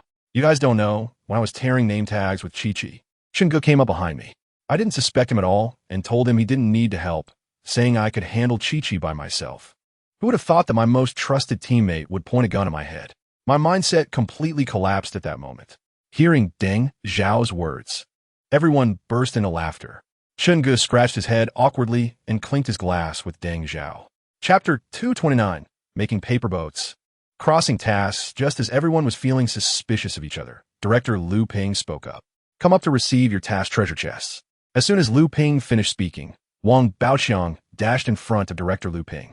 He brought the task treasure chest to everyone, and upon opening it, they found a task card inside. Complete the task I assign, and you can gain the most favorable conditions in the final name tag tearing segment. Below is the task description, which Chungu continued to read. The task is to divide into 3 groups of 7, forming 3 teams of 2, 2, and 3. Before 3 p.m., all 3 teams must successfully cross the new bay of Jeju Island to complete the task. After completing the task, they would receive a condition favorable for the name tag tearing. After hearing the task explanation, everyone looked slightly stunned. Making paper boats and crossing? How do we cross with paper boats? Chen Qiqi exclaimed. Making paper boats? This is setting us up to cross Jeju Island. Deng Xiao responded. Director, are you sure the paper boats we make will float? Baby added, I hope the paper boats don't just sink while we're sitting in them, haha. regardless of everyone's complaints. The task still had to continue. Chapter 230. A programmer who can't build a boat isn't a good singer. Chengge grabbed paper and a pen again and began drawing on the white paper. Nearby, Baby and Deng Zhao exchanged glances while the other two teams had already started building their boats. Meanwhile, Chengge and his team were still in the design phase. If the other two teams finished their boats before they did, it would be quite awkward. On the other side, Chen Qiqi teamed up with Big Black Bull Li Chun. Li Chun acted like both a father and mother to Chen Qiqi, who was constantly looking for ways to slack off, leaving Li Chun quite helpless. Zheng Kai and Wang Baoqiang were also clueless, relying solely on their blind determination. Regardless of any design plans, they just got to work. Chen Qiqi, while slacking off, kept an eye on the situation around. Seeing Deng Zhao and the others still discussing with Chengge without having started building, Chen Qiqi began to tease Deng Zhao. Brother Zhao, why haven't you started building the boat yet? Look at our mom Chun, who is almost done with the boat body. Do you see the stick, big stick? That's the keel, got it? Well, never mind. Seeing your confused expression, you probably don't know what a keel is, so it's pointless to explain. Chapter 231. Crossing the new bay from left to right, the teams were Zheng Kai and Wang Baoqiang, Chengge, Deng Zhao, and Baby and Li Chun with Chen Qiqi. After Li Chun and Chen Qiqi finished their boat, Li Chun was exhausted. He had been busy the whole time, while Chen Qiqi kept finding excuses to slack off, claiming either that he had no strength or that his back hurt. Chen Qiqi, on the other hand, looked relaxed and comfortable, not even sweating on a hot day. Meanwhile, Zheng Kai and Wang Baoqiang had built their huge air conditioner. Not only that, but the giant air conditioner was also tied with two external units. If one didn't know they were making paper boats, Chengge would have thought they were moving houses. The boat built by Li Chun and Chen Qiqi was quite standard, practical, and unadorned. What surprised everyone the most was Chen Ji's team, or rather, the paper boat they had built. The paper boat was not only aesthetically pleasing and practical, but also considered individual seating for each person. Moreover, their three-seater paper boat was longer than the others, looking very professional. Seeing the rest of the people looking over here with surprised expressions, Deng Zhao finally started to show off after holding back for a long time. Look, the ship made by us professionals is just different. Chapter 232. I have a bold idea. With Li Chun and Chen Qiqi desperately paddling, they've already begun to pull away from Chengge and the others. Although it is a team battle and not an individual one, the task is considered successful only when all members reach the opposite dock. But with a task comes competition. Li Chun, who lost to Chengge during the name tag tearing game, is quietly building up motivation to make a comeback elsewhere. Chengge also senses Li Chun's intentions and smiles. Honestly, in a team battle, it doesn't matter who arrives first. However, since Li Chun wants to surpass him to prove he is stronger in other areas, Chengge naturally has to respond. Moreover, the director said that after the team's success, they would receive advantageous items for the name tag tearing game. In Chen Ji's view, there are very few of these advantageous items, perhaps only one. Otherwise, if everyone has an item, it would essentially negate any advantage. As for who can obtain this advantageous item, it naturally depends on how well they can conquer the others' performances. Otherwise, if you slack off during the task and then demand the advantageous item, the others would certainly be dissatisfied. Since they want to win, they might as well win fiercely. Chen Ji's eyes sparkled with intense fighting spirit as he turned to Baby and said, Chapter 233. Enthusiastic Citizen Mr. Chen, this is the first time Chengge showcased his perfect male god physique in front of the camera. Chen Ji's skin is fair and clean. His physique is great, with 8-pack abs and sharp angles. Deng Zhao, watching Chengge with his shirt off, secretly pinched his not-so-obvious little belly. Sigh. Time is a killer. Deng Zhao let out a light sigh. On the other side, Baby looked at Chengge with slightly shining eyes. What a perfect physique. A male god standard with a V-shaped waist. At 185 meters tall, his body proportions look quite good. Too bad she has Huang Jiaozhu. How wonderful it would have been if she had met Chengge earlier. Baby thought to herself, filled with regret. Chengge also noticed the reactions of those around him out of the corner of his eye, which was intentional on his part. Being able to display his perfect physique on camera would definitely attract a wave of female fans when the show airs. A wave of female fans? Don't ask. Just know they're craving Chen Ji's body. Brother Zhao, Baby, you two take the boat over. I'll swim over. All right, but Chengge, make sure to pay attention to safety and don't overdo it. Chengge replied, and then went to the edge of the dock. Chapter 234. The start of the China-Korea Running Man battle. Everyone boarded the bus prepared by the production team and traveled for about half an hour. They arrived at the final destination of their trip to Korea, the Jeju Island Aviation Museum. Upon entering the museum, the director, Liu Ping, was already waiting for them.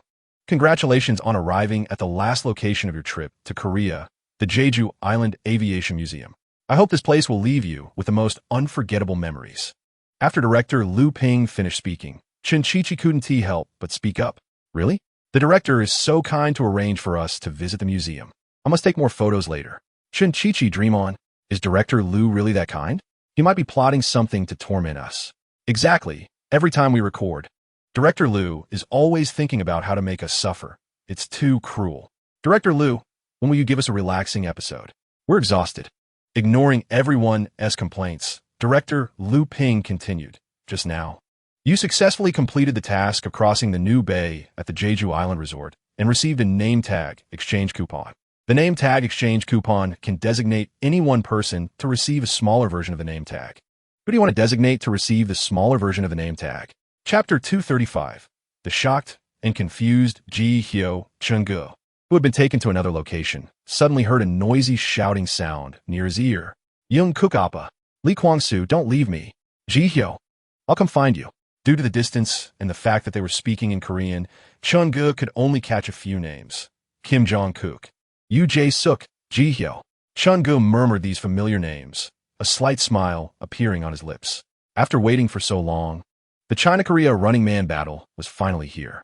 What was all that crazy fitness training for before coming? It was to defeat the Korean Running Man in the battle. The 14 members of the China-Korea Running Man were taken to various parts of the Jeju Island Aviation Museum. The air seemed to be filled with an invisible tension, making everyone's hearts race. Except for the excited Chun-gu, the others felt a bit nervous and uneasy, unsure of what would happen next. Just as everyone was lost in their thoughts, the announcement echoed throughout the vast Jeju Island Aviation Museum. Hello, members of Running Man. The final task is about to be announced. Chapter 236. The first round of elimination. Hearing Chun Ji's words, Song Ji Hyo felt a bit troubled. Known as confused Ji Hyo, she couldn't dance, couldn't sing, and when it came to acting cute, she was even worse. Who could withstand her straightforward way of being cute? If she turned and ran, given Chun Ji's long legs, catching her would be an easy task. With no other choice, Song Ji Hyo could only blush and perform a dance in front of Chun-gu. This dance was the only one she knew, as she had a background in acting. However, even so, the dance paired with her slightly stiff body gave off a strange vibe. In short, it looked awkward. What was that saying? It was just a bit silly and cute. After the embarrassing dance in front of Chun-gu, Song Ji Hyo covered her face, unable to look at him. It was one thing to dance in front of others, but now doing it in front of such a handsome guy like Chun-gu made her feel a surge of shame. Chun-gu watched with great satisfaction. He had always seen Ji Hyo on TV. Now meeting her in real life and having her dance for him made him very pleased. Ji Hyo, you can go now. Your dance was great. Chapter 237. Chun-gu takes action on the other side. Chun-gu was walking in the second floor Aviation Museum. The announcement echoed again. Running Brothers Lee Chin out. Running Brothers Lee Chin out. Running Brothers Lee Chin out. This sudden announcement caught everyone off guard. Especially all the members of the Running Man team felt disheartened upon hearing the news of Lee Chun being out. At that moment, Chun Chi-chi, who was in the prison, was eagerly waiting for the announcement to be about a member of Running Man being out. However, when he heard it was his teammate Lee Chun, his face instantly dropped. Lee Chun is out? So soon? Who did he run into? Could it be Kim Jong-kook? How could Lee Chun be out so quickly? Deng Chao looked incredulous. Zheng Kai was also stunned. What's going on? Big Black Bull Lee Chun is out. Chun-gu, who was walking on the second floor, was also surprised. He didn't expect Big Black Bull Lee Chun to be out so quickly. As the strongest member of Running Man, although he was completely defeated by Chun-gu, he was still stronger compared to the others. Who could be strong enough to out Lee Chun? It must have been Kim Jong-kook. Chapter 238. The Running Man team converges seeing the heartbroken Lee Kwang-soo. Baby, being very understanding, gave him a hug. After receiving a hug from the baby goddess, Lee Kwang-soo, who had just been filled with grievances, couldn't help but smile. This made Chun-gu secretly laugh. Lee Kwang-soo was too easy to comfort. Give him a bit of sunshine, and he can live brightly. Give him a bit of paint, and he can open a dye shop. When they heard the broadcast again not long after, everyone perked up their ears to listen. They heard that Running Man's Lee Kwang-soo and Ji Suk-jin were out. The members of the Running Man team breathed a sigh of relief, glad it wasn't one of their teammates being eliminated. In the prison, Chun Chi-chi and Lee Chun excitedly high-fived each other. Chun Chi-chi, nice, well done, just don't know who did it. Lee Chun, I guess it was Chun-gu. Didn't you hear the broadcast announcing 2 people at the same time? I can't think of anyone else besides Chun-gu. Chun Chi-chi, Chun-gu did great. The remaining members outside, Deng Chao, Zheng Kai, Wang Baoqiang, and others, were also very excited after hearing the broadcast. Finally, it wasn't their Running Man team members who were eliminated. Chapter 239, 1v2, Instant Terror. Seeing Chun-gu having nowhere to retreat, he finally backed into a corner. The smiles on Haha and Yu Jae-suk's faces couldn't help but emerge. However, they couldn't just start tearing without any introduction. Hello, I'm Yu Jae-suk, the captain of Running Man. Hello, I'm Haha.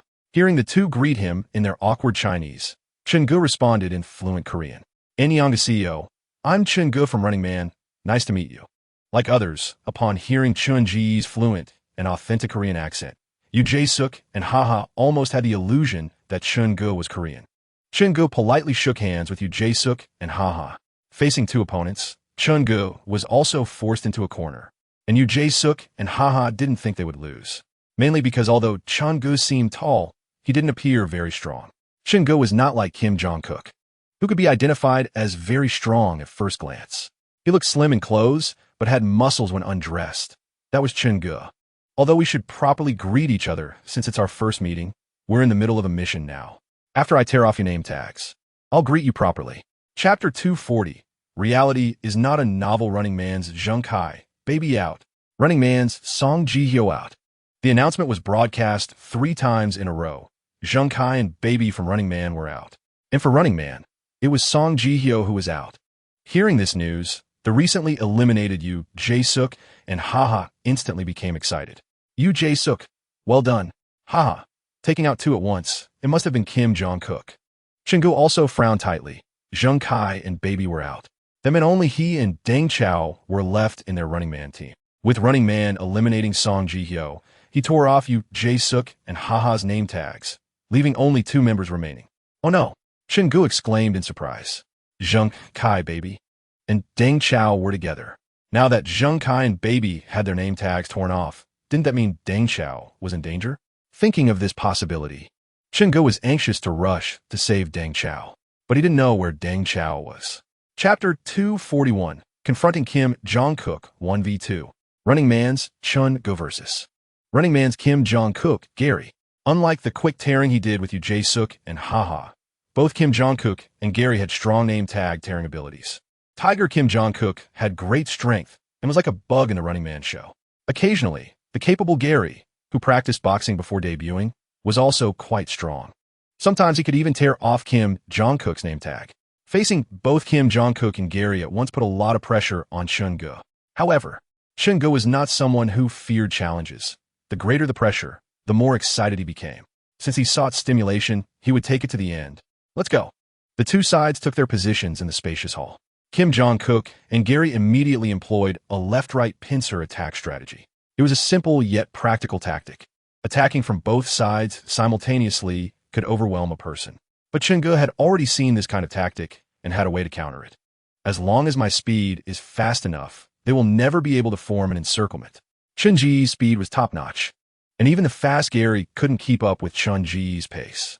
Chapter 242, I am Chun-gu. Arrogant Chun-gu. Chun-ji's fingers were almost touching the name tag behind Kim Jong-kook. Kim Jong-kook, coming back to his senses, reacted quickly.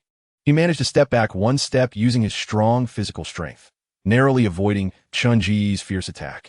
Seeing that Kim Jong-kook had neutralized his first attack, Chun-gu felt a bit regretful. If he had been just a little faster, he might have torn off Kim Jong-kook's name tag directly. On the other side, after Kim Jong-kook deflected Chun-ji's attack, he also broke into a cold sweat. This guy, who didn't seem very strong at first glance, was hiding so much depth. Even he almost fell for Chun-ji's trap. In the brief few seconds of their exchange, Chun-ji's strength was completely on par with his, and his speed and reaction time even surpassed him. This made Jin Jong's heart tighten, and a serious expression appeared on his face. Originally, he only regarded Chun-gu with importance, but now he had risen to being a strong opponent. It was evident how much of a threat Chun-gu posed to Jin Zhonghua. However, Jin Zhonghua raised objections regarding the small brand behind Chun-gu. The production team informed Jin Zhonghua that these were beneficial props that Chun-gu had won from playing games earlier. Although Jin Zhonghua no longer objected, the look of unwillingness in his eyes remained. Chapter 243. The Running Man recording concludes perfectly. Everyone hugged and greeted each other. And then the director, Liu Ping's voice rang out. Congratulations to the members of the Running Brothers team for winning the final victory in this China-Korea Running Man showdown. Next, the victory prizes will be awarded to the members of the Running Brothers team. As director Liu Ping's words fell, the production staff brought out a square brocade box. Upon opening it, 7 shiny gold coins were revealed. The front of the coins bore a large R logo, and the back was engraved with each person's name. Chun-gu curiously bit one and found it was indeed made of real gold. Hearing that the coins were made of real gold, the members of Running Man were filled with envious expressions. The Korean entertainment industry is highly developed, and so-called artists are merely a common profession. The great Lee Jae-suk has become a national-level MC in Korea. The cost of recording an episode of Running Man is only equivalent to 170,000 RMB. Compared to the hundreds of thousands or even millions in appearance fees in China, it's like comparing a small witch to a big witch. Just imagine how much the top program hosts in China earn per episode. Knowing the fee differences between the two, one can see the huge gap. Chapter 244. Inspecting the company, this was also Chun Ji-yi's first time looking at a script, but one can still somewhat tell whether a script is good or not. The script's title prominently reads My Love from the Star.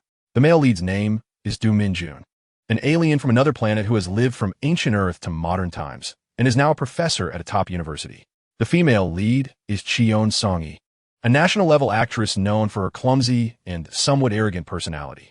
The main story revolves around the love story between male lead Do Min-jun and female lead Cheon Song-yi. Due to its campus-related scenes, it can also be labeled as a campus youth idol drama. Chun-gu spent some time reading through the entire script and felt it was indeed very well written. It didn't contain the cliché plot lines like abortion that are popular in current domestic youth idol dramas. Its storyline is fresh and unique. Definitely a breath of fresh air in today's youth idol TV dramas. Moreover, the system thoughtfully replaced various place names with domestic ones, avoiding confusion for the audience. The script is excellent, so it's decided. Determined, Chun-gu put away the paper script and backed up the contents of the USB drive to his computer. Chapter 245. To be honest, I am still a director. Zhang Xiao stood up, holding a laser pointer, and began to report some recent matters of the company to Chun-gu. The little assistant Bao Yu was also granted permission by Chun-gu to listen in. After all, she was Zhang Xiao's relative. Mr. Chun, you previously instructed me to prepare the film and television department of the company, and this period has seen significant progress. Because of our generous salary at Guangying Entertainment, we have received many resumes. The basic configuration of a production team has been established, but there is a very serious problem. Zhang Xiao glanced at Chun-gu, who gestured for her to continue. The serious problem is that we can't find a good director. According to your instructions, we need to find a good director to lead the team. However, good directors are mostly already with management companies, and Guangying Entertainment is still a newly established company. So far, we haven't produced a representative work, which means many excellent directors won't even consider us. As for the less competent directors, you have instructed to be picky. After hearing Zhang Xiao's words, Chun-gu understood the issue. In summary, Guangying Entertainment is too young to attract enough excellent directors to join. Chapter 246. A generous budget with a script and director selected. It was time to determine the budget. Chun-gu has never been stingy when it comes to budgets. Don't ask, just fill the budget to the max. After finishing the script, Chun-gu asked, who was in charge of the film and television department? Hearing Chun-ji's question, a slightly plump middle-aged man stood up. Boss, it's me. My name is Yuan Run, and I'm the head of the film and television department, having just joined the company recently. Upon hearing Yuan Run's words, Chun-gu looked at his somewhat round physique and was momentarily taken aback. Director Yuan, you really do live up to your name. You're quite plump. Chun-gu smiled and teased Yuan Run. Not to mention, Chun-gu found Yuan Run quite likable since he used to be a big guy himself. Director Yuan, you should pay a little more attention to your health in the future and not gain too much weight. Doesn't the company have a gym? You should go work out there when you have time. All right, boss. Yuan Run smiled awkwardly, not expecting his boss to care about his health. It seems he should find time to work out in the gym that the company is renovating. All right, not to digress, Director Yuan. You will be responsible for all future TV series and film production work at the company. Chapter 247. A call from Deng Zhao. The caller was Deng Zhao. If possible, Deng Zhao really did not want to make this call to Chen Ge. After returning from Korea, Deng Zhao was thinking about fulfilling his promise to arrange a second male lead role for Chen Ge. So, he contacted the producer of the new drama to see if he could arrange Chen Ge into the production. However, the other party informed him that the second male lead had already been decided. It was a second-tier actor arranged by Behind Media. Deng Zhao knew that person as well. Supposedly the son of a senior executive at Behind Media. They wanted to promote their son, so they used connections to get him into the production. As the leading male star, Deng Zhao naturally couldn't change that role. However, taking the second male lead was not an issue since Behind Media was investing in this new drama of Deng Zhao's. When investors spoke, no one would complain about adding a second male lead. Nowadays, investors are the kings. Now that Behind Media suddenly inserted a second male lead, it made Deng Zhao quite awkward. While dining in Korea, he had patted his chest and guaranteed Chen Ge's entry into the production. He even said that with his connections, securing a second male lead role would be no problem. But the slap in the face came so quickly. The promise to secure a second male lead for Chen Ge seemed to be slipping away. Chapter 248. Main quest triggered again before that. Chen Ge decided to exchange for the god-level director skill. Having directing skills and not having them were completely different matters. It was like the difference between how an ordinary person sees things and how a director sees things. The discoveries made are entirely different. Entering his room and locking the door, Chen Ge lay on his bed and summoned the system panel. Fame value system. Level 3, 20. 1 million out of 1 billion. Monthly spending limit. 100 million. Current spending used. 100 million. Fame value. 50, 68 million. Personal funds. 3, 024, 298. 435. Current task. None. After glancing at the various attributes on the system panel, Chen Ge noted that his fame value had grown to over 50 million. Originally, he had over 4 billion in personal funds, but after transferring 1 billion to the company account of Light and Shadow Entertainment, he was left with over 3 billion. At this point, it seemed that money was not an issue for Chen Ge. Entering the system shop, Chen Ge quickly found the directing skills under the professional skills category. Amateur director skill, 1 million fame value. Professional director skill, 5 million fame value. Chapter 249. Audition turmoil according to the script. The university where the male protagonist Du Minjun teaches is one of the top universities. Therefore, Chen Ge needed to find such a top university in reality. He thought of his alma mater, Shangjing University, as one of the only 2 universities in the country that people would give a thumbs up to. It was the highest level institution pursued by countless students preparing for the college entrance examination. Shangjing University undoubtedly ranks among the best in the country. Thus, Chen Ge wanted to set the filming location at Shangjing University. However, due to its strong academic atmosphere, the university rarely produced stars or entertainers. Over the years, only Chen Ge had emerged as a well-known star. To rent the venue for shooting the drama, he needed to discuss it with the school leadership. To solve this problem, Chen Ge thought of his former counselor, Lao He. Since the school had not yet started, the relevant leaders were still around. Chen Ge planned to use Lao He's connections to talk to the school leaders about renting the venue. He took out his phone and called Lao He to inquire about renting the school's venue. Lao He, being just a counselor, could not make decisions on such matters. So he reported it to the leaders still on duty at the school. Chapter 250. Change of female lead. After finishing his conversation with Sun Fei Fei, her agent turned to the group sitting behind the table. Our sister Fei Fei is here for the audition. Hurry up and bring the audition script.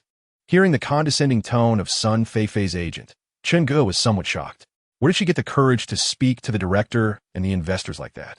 An outdated second-tier actress really thought of herself as a top-tier star? Even if she were a top-tier star, acting big in front of Chen Ge would lead to her being kicked out in the next second. There was no way around it. Having money gave him that confidence. Chen Ge looked at Yuan Run, who was sweating profusely. It was he who had invited Sun Fei Fei for the audition. Thinking her image was fitting, he had invited her to try out. Yet, she came in and immediately acted like a diva, even directing the director and the investors. You're outdated. Who the hell isn't? Staring at Yuan Run, who looked like he wanted to hide under the table. Chun-gu turned to Sun Feifei's agent, standing in front of him. Are you all deaf? Didn't you hear me? Hurry up and bring the script for Sister Feifei. No need, Chun-gu said Donbon. Chapter 251. Low-key start of filming after more than a month of preparation. Everything was ready. The two luxury homes bought for the male and female leads were decorated according to their respective character settings. There was no high-profile opening ceremony. Apart from the crew involved in the filming of My Love from the Star, there were no media reports, making it just another unremarkable production among countless others. On August 20th, the crew of My Love from the Star went to Linjiang for the first shoot. Since they had already communicated with the property management, they faced no obstacles along the way. After all, with a wealthy owner like Chun-gu, the property management had no reason to obstruct them and instead cooperated fully. No matter how you looked at it, the appearance of Linjiang in the drama was a good way to enhance its reputation. The crew first arrived at the male lead's luxury home, where they would shoot the scenes for the day. Upon entering the lavishly decorated interior of the male lead's home, everyone in the crew paused in awe, exclaiming their admiration. Linjiang. Each house here starts at 50 million. Only super rich people live in Linjiang. If you don't have at least a few billion in assets, you won't even be allowed to view the property. Chapter 252.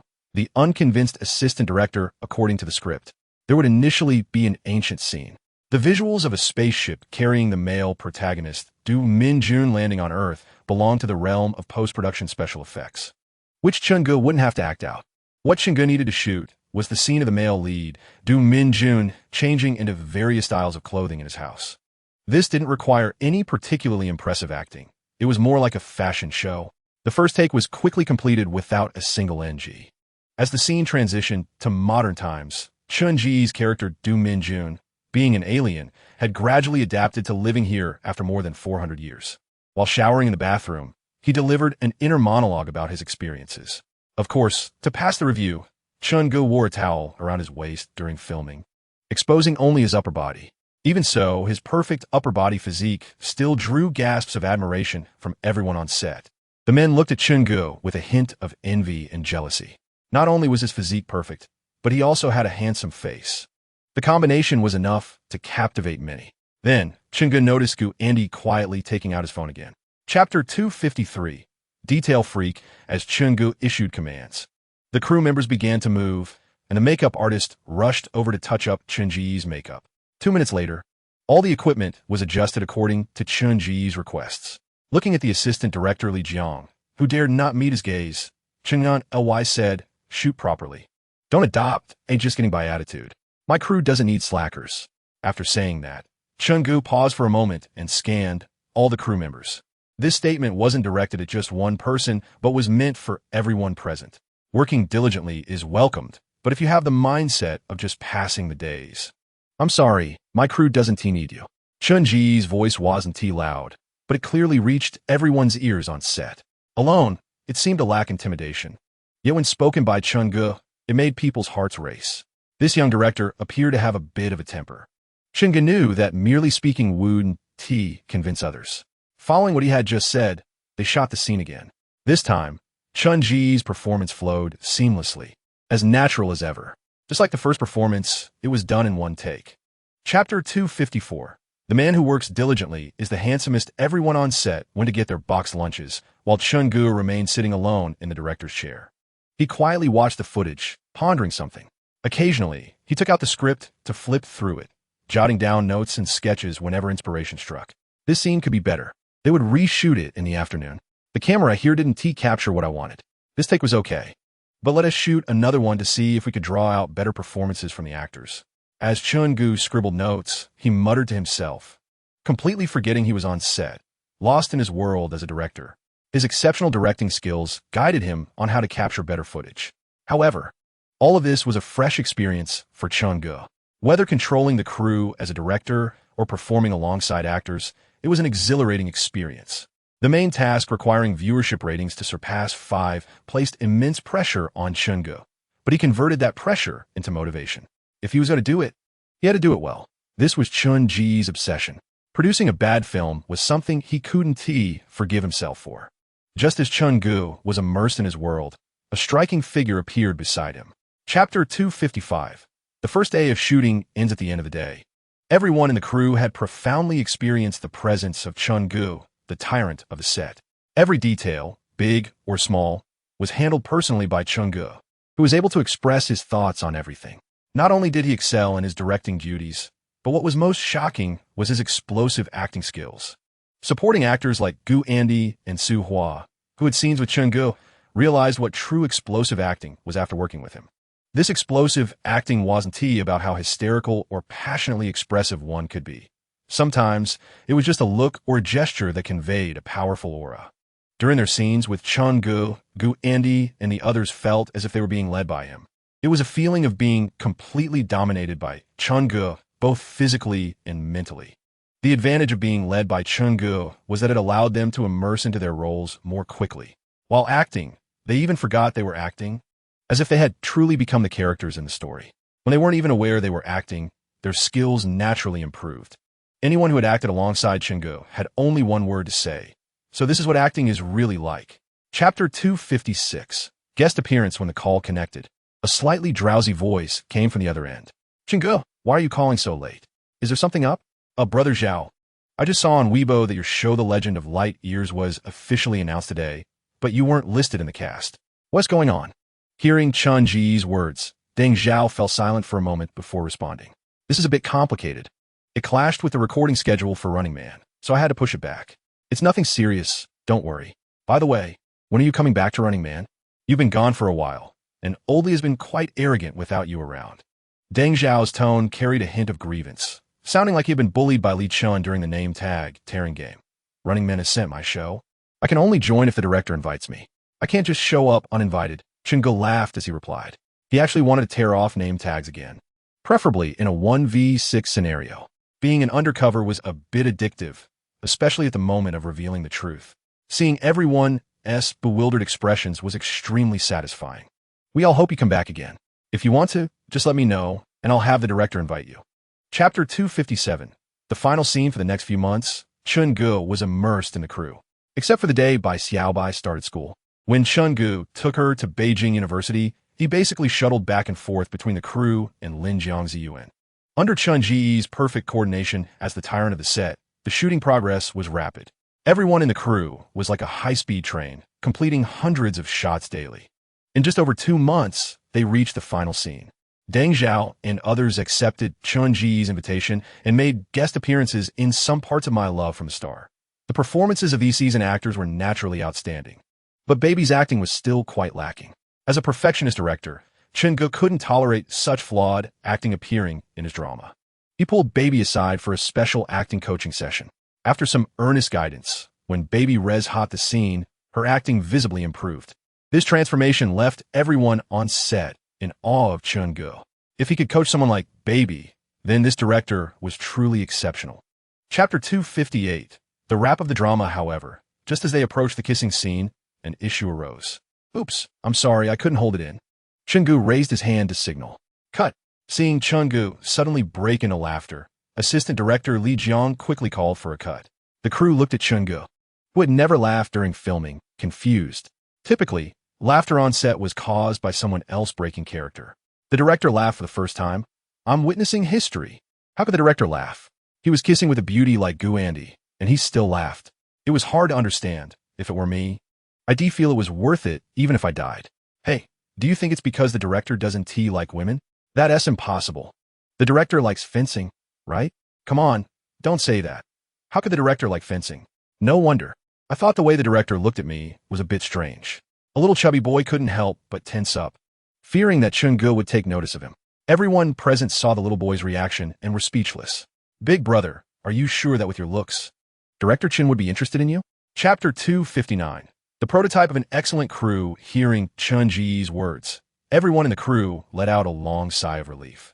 It was like a wound-up toy that had finally run out of energy and stopped moving. Yay, wrapped up. Wow, we're finally free. Wow, I've never felt these 2 months have gone by so quickly. Haha, we're done. I'm going to travel and relax during the upcoming vacation. Count me in.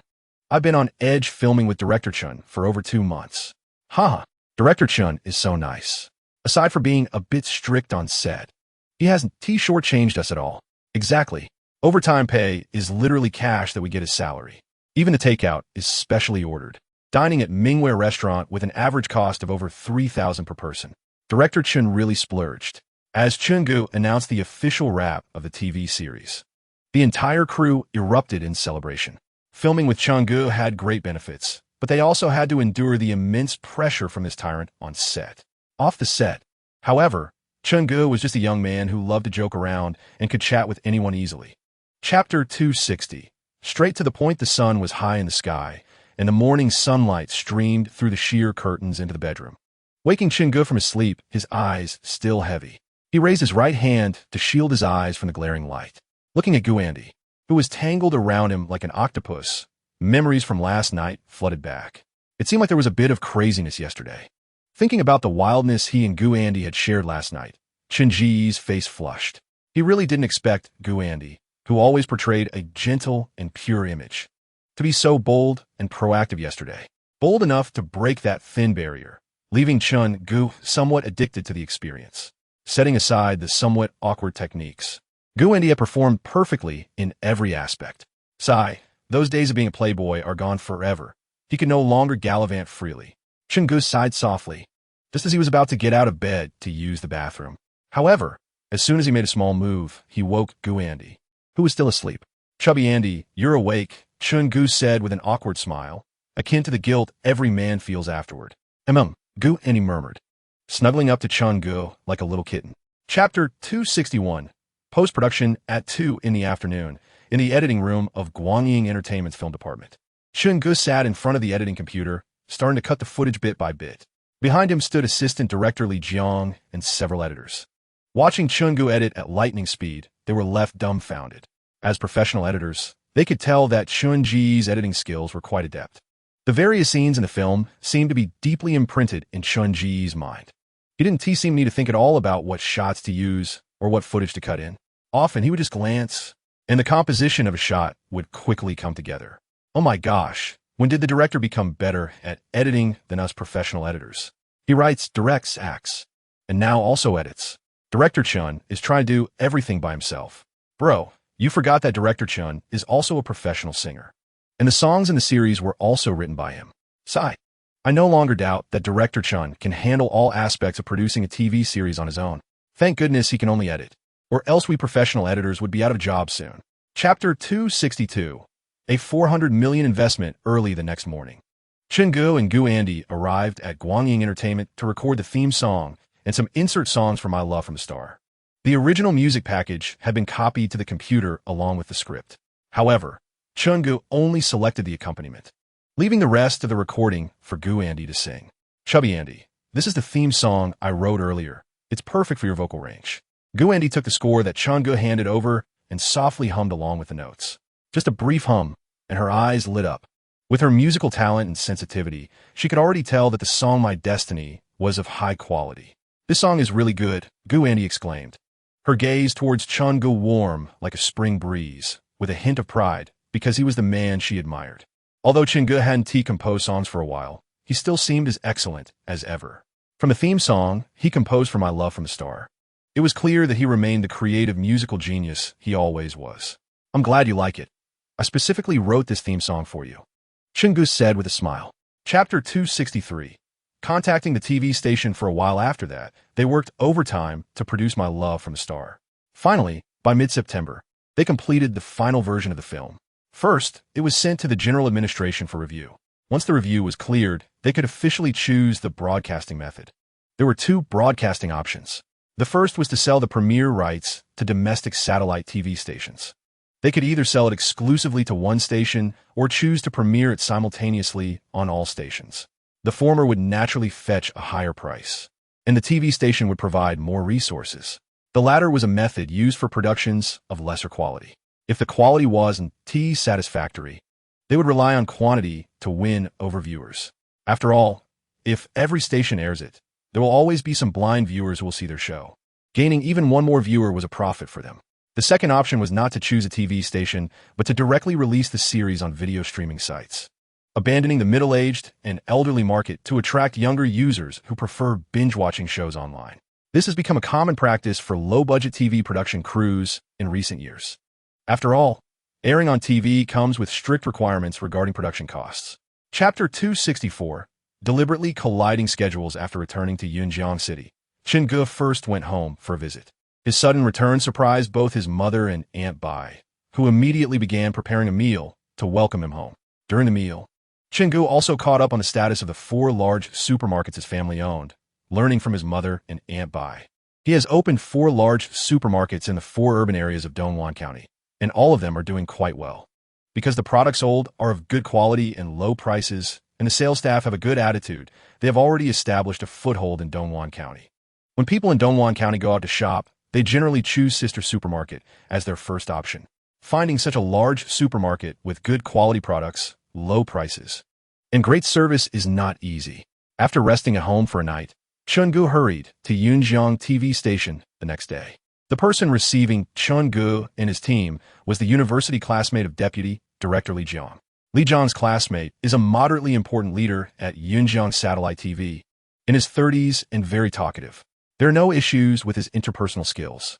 Subsequently, Chen-gu and his team began negotiations with Yunjiang Satellite TV regarding the TV drama My Love from the Star. The purpose of the negotiation was to determine the price per episode, purchase the first-round broadcast rights, and discuss some finer details. Chapter 265. Public opinion decline. The 2 companies had some past grievances. At that time, the newly established Guangying Entertainment sent a lawyer's letter that pushed Behind Media into the spotlight. So now, Behind Media claims to invest $200 million in a large costume drama, The Legend of Light Years, deliberately scheduling it to clash with Guangying Entertainment's first work, My Love from the Star, both set to air on the same day, September 30th. It was clearly aimed at Guangying Entertainment, wanting to clash during the 7-day long holiday in October. It would be interesting to see whether the established Behind Media would crush Guangying Entertainment or whether the startup Guangying Entertainment would step on Behind Media's face to rise. This was Guangying Entertainment's first work, and if it failed, it would definitely become a joke in the industry. It was also a battle for Guangying Entertainment's foothold in the entertainment circle. However, many people online believe that Behind Media was almost guaranteed to win. Take Behind Media's large costume drama The Legend of Light Years, for instance, which used their popular leading actor Lin Hai and some new actors. With Lin Hai, a professional in costume dramas, the acting would naturally not be an issue, ensuring good viewership ratings. Chapter 266. TV drama premiere on September 30th, Friday. In a regular rental apartment in Beijing City, Lu Chuxue is an employee of a listed company. She doesn't have many hobbies. Apart from playing games, her biggest hobby is binge-watching dramas every day. Additionally, Lu Chuxue has an extra identity as an amateur film critic. This critic scope includes not only movies but also TV dramas. Whenever a new movie or TV drama is released, Lu Chuxue will share her thoughts on Weibo after watching it. Because her viewpoints are quite unique, many people enjoy reading her reviews. She has over 100,000 followers on Weibo, making her a minor Weibo celebrity. Today, she got off work early, coinciding with the premiere of the TV drama The Legend of Light Years, which she had been looking forward to for a long time. The reason she was interested in The Legend of Light Years is simple. The lead actor Lin Hai is one of her favorite actors. Although The Legend of Light Years chose to premiere on a television station, it didn't matter. The ordinary apartment Lu Chuxue rented happened to be equipped with a flat-screen TV. In a hurry, she turned on the TV and checked the time. Chapter 267. Disappointing ratings on October 1st, facing a 7-day long holiday. Some people chose to travel and appreciate the beautiful landscapes of the country. Others, too lazy to move, opted to stay at home and enjoy a more comfortable life. With a bottle of soda and fried chicken in hand, they were quite happy. Guangying Entertainment, which never advocates overtime, had all its film and television department staff come to the company today. Meanwhile, Chen-gu and some senior executives were in a meeting room discussing the viewership ratings of My Love from the Star, which premiered yesterday. Shi Liangwei, one of the first executives hired by Guangying Entertainment, is currently in charge of the film and television department's operations. In his mid-20s, he has decent looks and is somewhat popular among girls. Boss, Shi Liangwei stood up, looking troubled, hesitated for a moment, and then spoke. Boss, the viewership rating data for Our My Love from the Star premiere last night has come out. His voice echoed in the spacious meeting room. Everyone's eyes were on Shi Liangwei, which made him feel a bit pressured. What are the viewership ratings for the premiere? Chen leaned back in his chair and spoke lightly. Chapter 268. online reviews after typing out the title, Lu Chushue continued to type on her laptop keyboard. Upon seeing that a drama was tagged with youth, campus, and idol labels, the first thing that jumped to many people's minds, including mine, was definitely the term bad movie. That's right, like everyone else. When I saw My Love from the Star had youth, campus, and idol tags, I immediately labeled it as a bad movie. So when The Legend of Light Years and My Love from the Star premiered simultaneously last night, I chose the former. Unfortunately, The Legend of Light Years only brought me disappointment. However, I am also quite grateful to The Legend of Light Years for the disappointment, as it led me to discover a gem in the idol genre. The moment I heard the theme song of My Love from the Star, I was deeply attracted by Gu Andy's heavenly voice. Perhaps you might say that the excellence of a TV drama cannot be determined by a good theme song alone. After all, there's a saying, bad movies produce great songs. So, with a curious mindset, I continued watching. Chapter 269, Reputation Reversal with various thoughts in mind. More and more people began to feel a slight anticipation for the drama My Love from the Star. Having been ridiculed before, the day after the premiere, fresh reviews emerged from various film critics, giving My Love from the Star a chance for a reputation reversal. Many viewers who hadn't seen the first 2 episodes of My Love from the Star were thinking, I want to see if this drama that these critics are praising so highly is really that good. If it turns out to be bad the next day, they would definitely directly insult those critics' families. Due to missing the plot of the first and second episodes, many people rushed to the Starry Sky website, clicking on My Love from the Star to mark it as wanting to watch, so they could receive updates as soon as new episodes were available.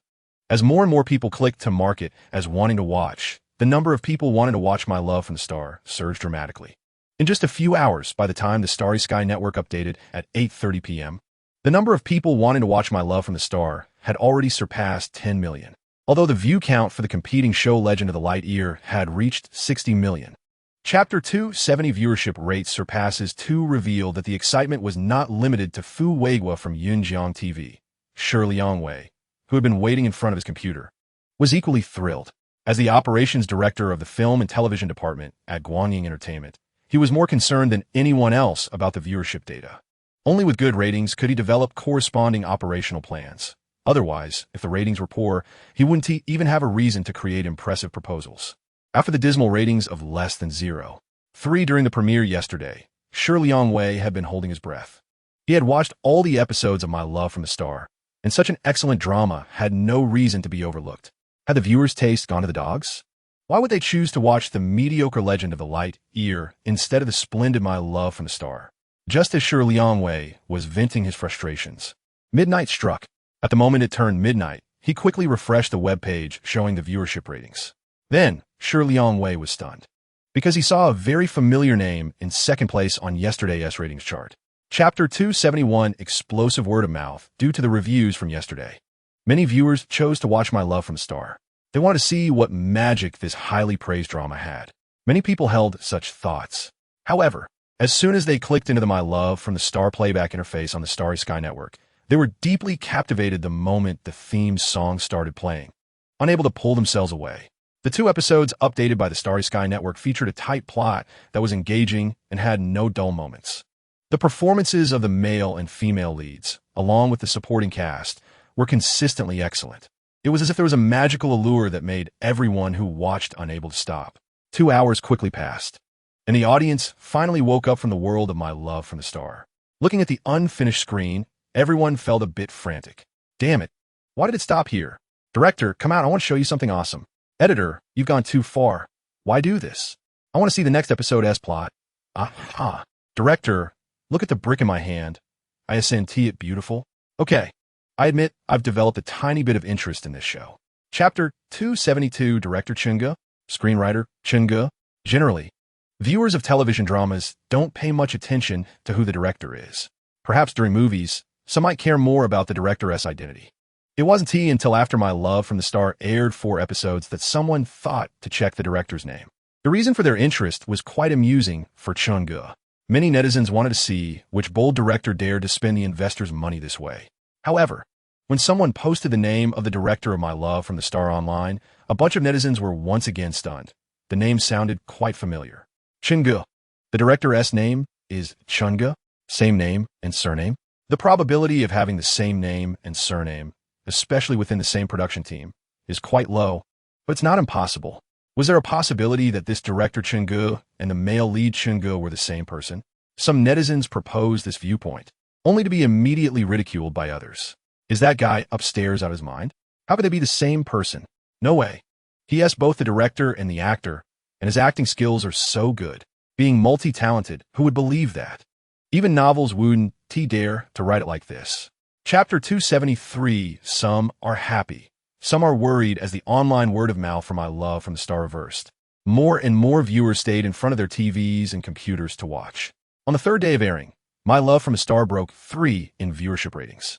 With an astonishing 37 rating, it surpassed Legend of the Light Year, which had a 29 rating, claiming the top spot of the day. The number of people wanting to watch My Love from the Star on the Starry Sky network surpassed 70 million. The Starry Sky rating reached an impressive 47 points, standing out in the generally low-rated idol genre category. On the 4th day of airing, the viewership rating broke 4, reaching an astonishing 46. This high rating far surpassed any primetime program on other satellite TV stations. The Starry Sky rating for My Love from the Star remained unchanged at 47 points. Seeing My Love from the Star achieve such high ratings, some were happy while others were worried. By High Media was naturally among those worried. Their investment in Legend of the Light Year had already been overshadowed by My Love from the Star on the 3rd day. By the 4th day, the ratings had dropped to 22, dangerously close to falling below the 2 rating threshold. Chapter 274 receiving a new script today. Chun-gu was staying at the Linjiang Ziyuan, as Guandi had travel arrangements and went out of town. Chun-gu also returned to Linjiang Ziyuan to stay.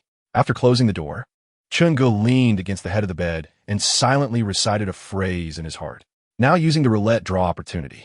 Opening the roulette draw opportunity for the host. As usual, a golden roulette wheel, about the height of a person, appeared in front of Chun-gu.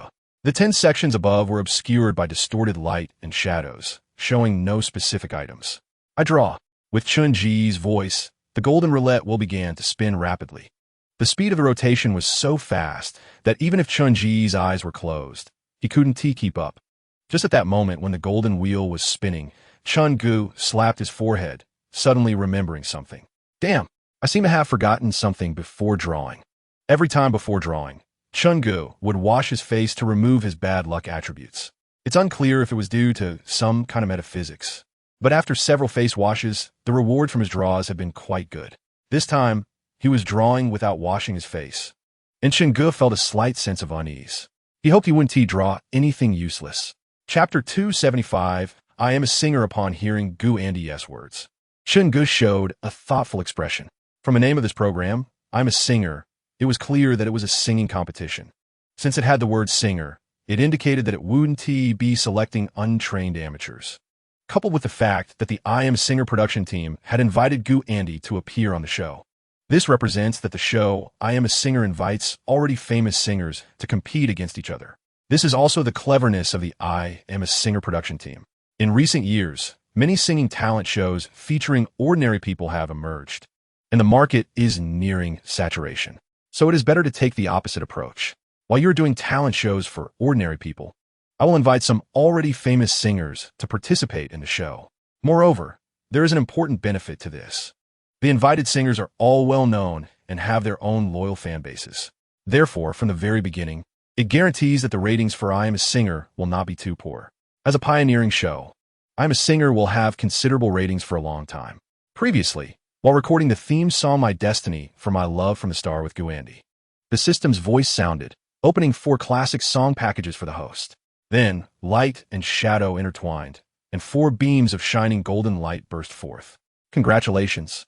The host has obtained the classic song Encounter X1. Congratulations! The host has obtained the classic song A Little Bit X1. Congratulations! The host has obtained the classic song Time Thief X1. Congratulations! The host has obtained the classic song Queen X1. The continuous system prompts rang in Chun-ji's ears. Looking at the 4 classic songs that appear before him, Chun-gu became interested. Based on his previous experience exchanging songs in the system mall, each song required a fame value of over 1 million. Even if Chun-gu exchanged for it himself, he would need to spend at least 4 million fame value. However, since these 4 songs are labeled as classics, it indicates that their fame value is definitely worth more than 4 million. Just like the difference between internet songs and classic songs. In the hierarchy of the singer's circle, internet songs often occupy the lowest tier. Internet songs tend to suddenly become popular at a certain point in time. In the conference room of light and shadow entertainment, Chungu sat in the boss's chair and announced his next filming plan. Buns. Chungu nodded to his assistant, Bao Yu. The assistant understood and took out a paper script and a USB drive from her bag. She plugged the USB into the conference room's computer, and the electronic script of Nirvana in fire quickly appeared on the white screen. "What is this?" asked Shi Liangwei, the operations director sitting next to Chungu, curiously. "This is a new script I wrote at home these days, titled Nirvana in Fire, which is an alternate history costume political drama." Upon hearing Chun Ji's calm words, whispers of discussion arose among the higher-ups of light and shadow entertainment in the conference room. An alternate history costume political drama? Can a costume political drama work? Young people nowadays prefer romantic dramas dressed in ancient costumes. The audience for political dramas is only favored by older people. The audience for political dramas is too niche. I feel it's not a good choice. Listening to the various discussions among the higher-ups of light and shadow entertainment, Chun Ji's expression remained calm and composed. "So far, My Love from the Star has brought nearly $100 million in cash flow back to the company. With a total investment of $400 million, it has lost $300 million. However, Chungu did not feel heartbroken at all. Whether it was the various business invitations brought to him after My Love from the Star became a hit, or various leading roles in dramas, it was enough to recover some losses. What he valued most was the fame value brought by My Love from the Star. Over the past few days, his fame value has risen to over 60 million, approaching 70 million. The growth rate has not been as rapid as before, and Chungu estimates that he will ultimately reach over 80 million in fame value. Although he has not broken through the 100 million fame value barrier, Chungu is still satisfied. This is just his first trial work in the entertainment industry. As long as the work is done well enough, fame value is not a problem at all. With the Nirvana in Fire project officially established at Light and Shadow Entertainment that day, the official Weibo account of Light and Shadow Entertainment also posted an announcement. The large-scale costume political drama Nirvana in Fire has officially been established.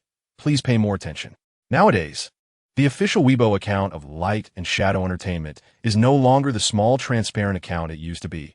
It now has over 6 million followers. After the broadcast of the hit drama My Love from the Star ended, the first episode of Running Man Season 2, produced by Sioux Province Television, officially debuted to the audience. Even the national-level variety show Running Man chose not to clash directly with My Love from the Star. One can imagine how terrifying the ratings of My Love from the Star were. On the day of the finale of My Love from the Star, the ratings directly broke 6, finally settling at 6.47. If no other explosive dramas come out later, My Love from the Star is likely to be the highest-rated drama of the year. Moreover, the scene in which the male and female leads drink beer and eat fried chicken has greatly increased business for many fried chicken shops. It can be said to have objectively boosted the business of fried chicken shops. Chungu did not expect that this would also have such an effect.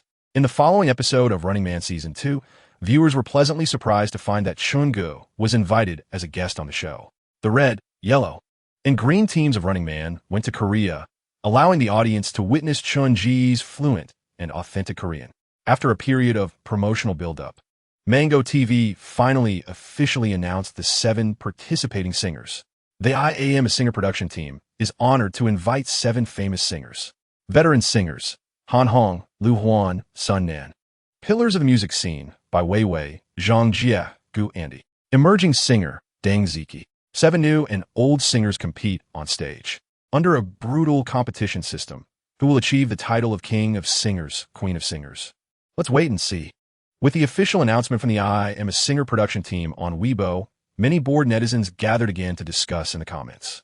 The 7 singers invited by I Am a Singer are great. They're all singers I like. Han Hong, Sun Nan, and Lu Huan are all very strong vocalists.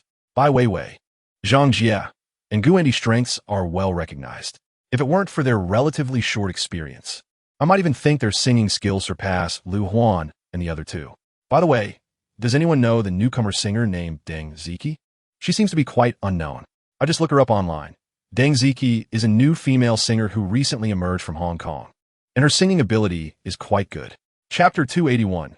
Discontent from the first meeting hearing the cool voice, Chungu slightly turned his head to look. He found a stylishly dressed and bold, beautiful woman staring intently at Gu Andy. If Gu Andy is gentle and poised, then this beautiful woman represents fiery and passionate, with a touch of sharpness. The two have completely different styles. Gu Andy is water, while this beautiful woman is fire. Naturally, water and fire have never been compatible. Bai Weiwei. Gu Andy fixed his gaze on Bai Weiwei, who was not far away, his expression unreadable. Upon hearing the woman's name, Chen Gu remembered this strong-willed female singer who has also been in the spotlight in recent years. Bai Weiwei debuted from the same singing competition as Gu Andy. She was dissatisfied with Gu Andy winning first place while she only got second place, refusing to accept the trophy and leaving angrily. The organizers naturally canceled Bai Weiwei's ranking, moving it to third place. However, the music industry took note of Bai Weiwei as a newcomer singer with considerable talent.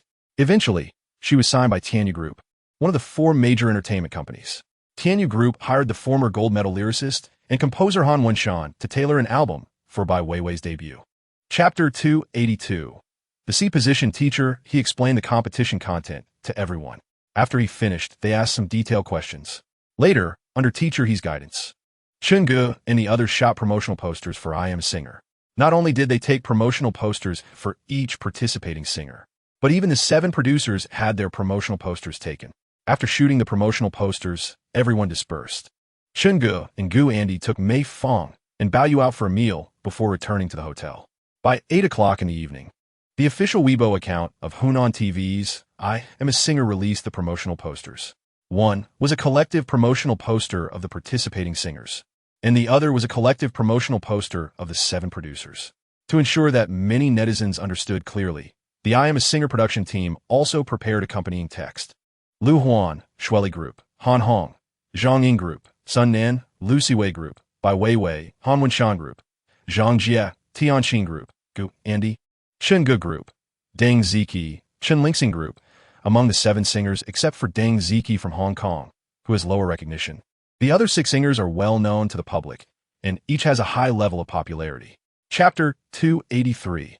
A willful choice hearing Chen Ji's words. Gu Andy showed a thoughtful expression. The first round of the competition is the only one that allows singers to sing their own songs, so the others will also present their representative works. This time, I want to choose the song I debuted with, Honey Love. It has been a long time since I sang Honey Love. A hint of nostalgia and yearning appeared in Gu Andy's eyes. Honey Love is the title track from her debut album. It was with this song that Gu Andy successfully established herself in the music industry, earning her the title of a little diva over the years. Honey Love? Chen Gu thought for a moment, searching his memory for the melody of Honey Love. Honey Love is a song Gu Andy released 3 years ago, and it became a hit upon release. At that time, Chen Gu had just entered college and naturally had heard the song. However, since it was quite a while ago, he couldn't quite recall the melody. He could only smile awkwardly, took out his phone, listened to it once, and casually picked up a guitar in the practice room, tuning it. Chen Gu looked at Gu Andy and said, Pang Di, you sing it first, and I'll accompany you on the guitar to see if there are any adjustments needed. Chapter 284. The first round ranking battle begins before the competition started. The production team staff took each of the 7 teams to their respective small rooms. The production team considered that some singers might not get along well, so it would be better to keep them in separate rooms. In case any issues arose, they could quickly edit the problems out. Everyone had no objections to this arrangement. Regardless, they needed to relax. It was still a competition. Since it's a competition, there will inevitably be rivalry. Everyone's strength is strong, especially with industry giants like Han Hong, Lu Huan, and Sun Nim present. Losing to the younger generation would be quite embarrassing. In Chen Gu and Gu Andy's room, there were 2 sofas, and facing them was a 65-inch LCD TV. Through this 65-inch LCD TV, the people in the room could see the competition venue. With 1 or 2 minutes left before I'm a Singer started, Chen Gu and Gu Andy were chatting. Pang Di, are you nervous? Chen Gu asked with a smile. Chapter 285. A stunning debut. Deng Ziki, hearing that newcomer singer Deng Ziki from Hong Kong was about to perform, although many audience members were not very familiar with her, they still gave her a warm round of applause and cheers. Some audience members who knew Deng Ziki shouted her name loudly. Deng Ziki, go little goldfish. Go Deng Ziki. You're the best. Amid the enthusiastic cheers and applause from the audience, Deng Ziki, dressed in a white blazer on top and tight black leather pants on the bottom, walked out under the spotlight. Standing in the center of the stage, Deng Ziki had a hint of baby fat on her face, which is one of the reasons many netizens referred to her as Little Goldfish. Although Deng Ziki's face wasn't particularly beautiful, with her half-shoulder wavy hair, she still looked quite appealing. Users on major live streaming video websites were also flooding the comment section. Cute little goldfish Deng Ziki. This newcomer singer from Hong Kong looks good. I just don't know how her singing will be. I heard Deng Ziki won the Newcomer Golden Melody Award when she debuted in Hong Kong, so her strength should be quite impressive. Although I support Pundi, it doesn't stop me from cheering for Deng Ziki. Chapter 286. The Sour Smell of Love. Hearing teacher He's voice on stage, Chungu and Guandi, who were already prepared, arrived at the backstage early. According to the program's rules, when the singer performs on stage, the accompanying producer also needs to wait backstage. Go for it, Chungu encouraged Guandi. Guandi nodded obediently, indicating that she would give her best. Once teacher He finished speaking, the director began playing Guandi's solo promotional video. In the video, besides Guandi, there were also scenes of Chungu. The two practiced the song together in the rehearsal room. Chungu sat on a stool, playing the guitar, while Guandi softly sang beside him. Under the intentional camera work of the program's photographer, it gave the impression that the two were sweet like lovers. This scene also triggered a lot of sour comments from netizens. I can smell the sourness of love through the screen. The program team is so thoughtful, knowing I haven't had dinner. They prepared a full bowl of dog food for me. I've eaten the dog food, what about you? It looks so sweet. In my love from the star. Do Min-jun didn't end up with Cheon Song-yi, but now seeing Chungu and Pundi together, I think it's quite good. Chapter 287. Intense ranking competition. Back in their contestant lounge, Guandi stared intently at the large LCD TV in front of her. Although she pretended not to care much about Bai Weiwei, she actually regarded her as her biggest competitor. It was clear that Guandi wanted to win the conflict between them. Chungu noticed Guandi's seriousness and made up his mind not to let her be willful anymore. Since this was a competition, they should win it. On the LCD TV, Bai Weiwei had already arrived at the center of the stage. The song I brought today is Flowing Years. Bai Weiwei's words were brief and quite individualistic. It seemed reasonable for Bai Weiwei to refuse to accept an award back in the day. Hearing Bai Weiwei's words, the audience became excited. Just like Guandi's performance of Honey Love, Bai Weiwei's Flowing Years was also a representative work. Both little pop queens showcased their signature songs in the first round. This inevitably led to some speculation, having a somewhat confrontational meaning. The accompaniment started to play, and Bai Weiwei's cold voice followed. Hearing Bai Weiwei's singing, Chungu had to admit that her strength was indeed impressive. Chapter 288. Unfavorable start. The fifth-ranked singer and producer combination was Guandi and Chungu. As teacher He announced, a wave of commotion erupted in the audience. Everyone was surprised that Guandi and Chunji's combination ranked fifth. Fifth place? Upon hearing the announcement, Guandi tightly pressed her lips together, a hint of disappointment flashing across her face. Noticing Guandi's disheartened expression, Chungu comforted her. It's okay, it's just the first ranking, better than I expected. There are still several rounds of competition to come, and I will personally take charge next. Chunji's confident voice inspired Guandi, making her feel less down. I won't be willful anymore. I'll listen to you from now on. In fact, when Guandi wanted to be willful, Chungu had already anticipated this situation. Guandi's choice to sing her signature song Honey Love without any changes would likely lead to a low ranking. Although Honey Love was Guandi's signature work, it was also from 3 years ago. Guandi's singing skills posed no problem, but the key issue lay in the lyrics. Chapter 289. Artist trainee. The day after returning to Beijing, Chungu hurried to the company early in the morning. As usual, he attended a meeting to listen to reports from various departments. The first to speak was Deputy Director Li Jiang, who usually managed things while Chungu was away from the crew. Director Chun, the preparations on the crew side are basically complete. The crew size has expanded from 130 to 200 members. As per your instructions, all the newcomers are experienced professionals. No fillers. Hearing Li Jiang's report, Chungu nodded and then looked at the head of the film and television department, Yuan Run. Seeing Chungu looking at him, Yuan Run quickly stood up and spoke. Boss, as per your instructions, most of the actors for Nirvana in Fire have been contacted and signed contracts. Some actors who truly have scheduling conflicts or don't want to participate have also contacted other actors as requested. However, we still haven't found a suitable candidate for the young actor playing Fei Lu. After Yuan Run finished speaking, Chun-gu showed a thoughtful expression. The script required a very young actor for the role of Fei Lu. If the age was slightly older, they wouldn't be able to portray that agile feeling. Chapter 290. Acquiring the Flame Cube Studio, seeing the 20 new trainees standing neatly in front of him, looking at him with hopeful expressions.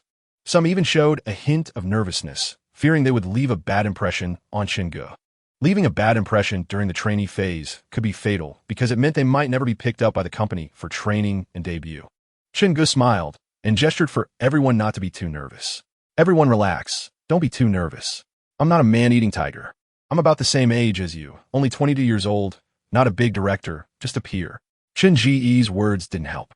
Once he mentioned being only 22 and their peer, the expressions of the 20 trainees became somewhat unnatural. Yes, Chun-gu was not old, only 22, which made him their peer. But Chun-gu had already become a well-known actor in the entertainment industry at that age, even shooting the annual hit drama My Love from the star. And they, at the same age, had just begun their trainee careers. Not knowing is one thing, but comparing made them shocked. Chapter 291. Is someone offering to help?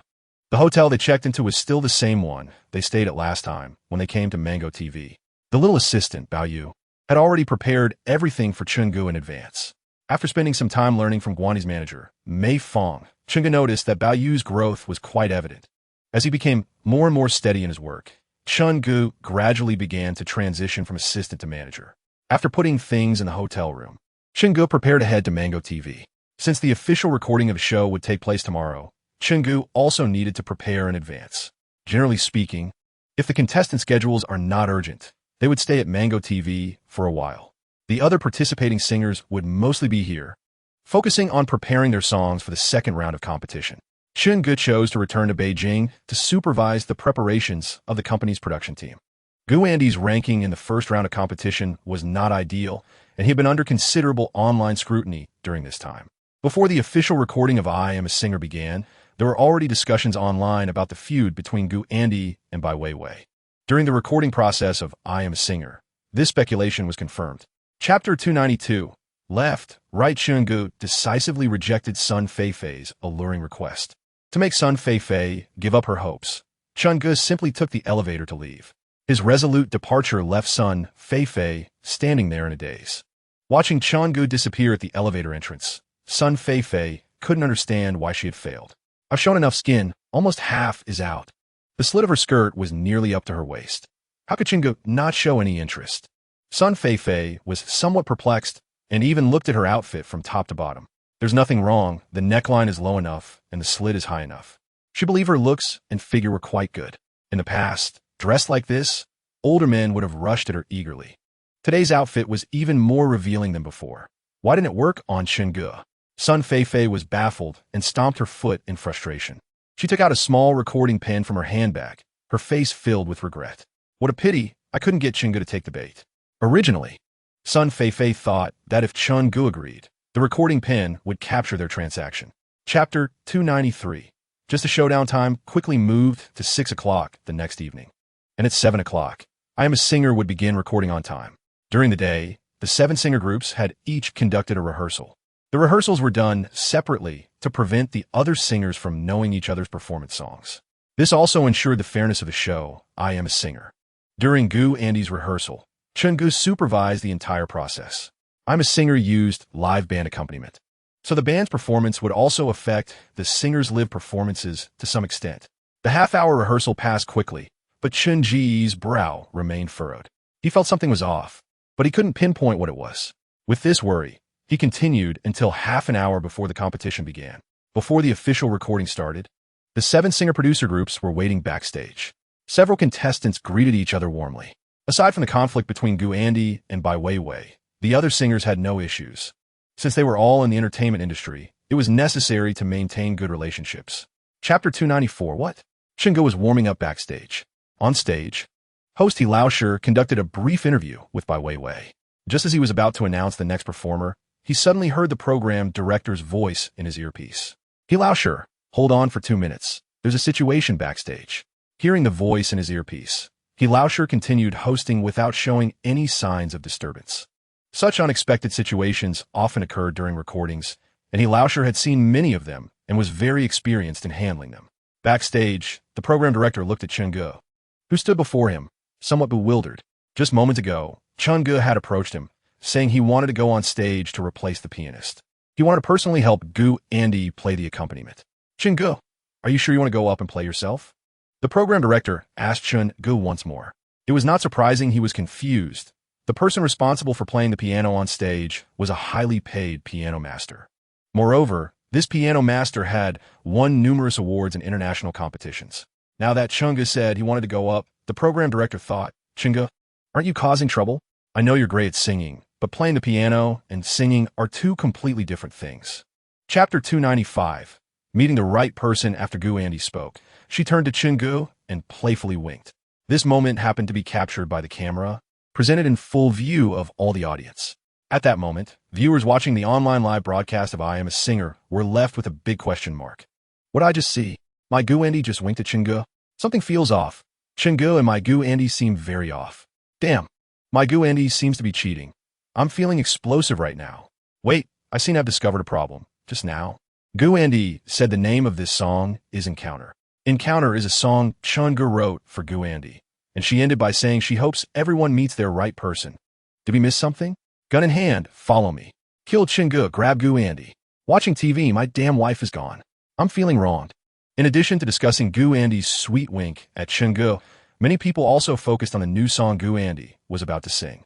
Chapter 296. High-quality performance, thunderous applause erupted throughout the venue, and the audience stood up to give Chun-gu and Gu Andy the warmest applause.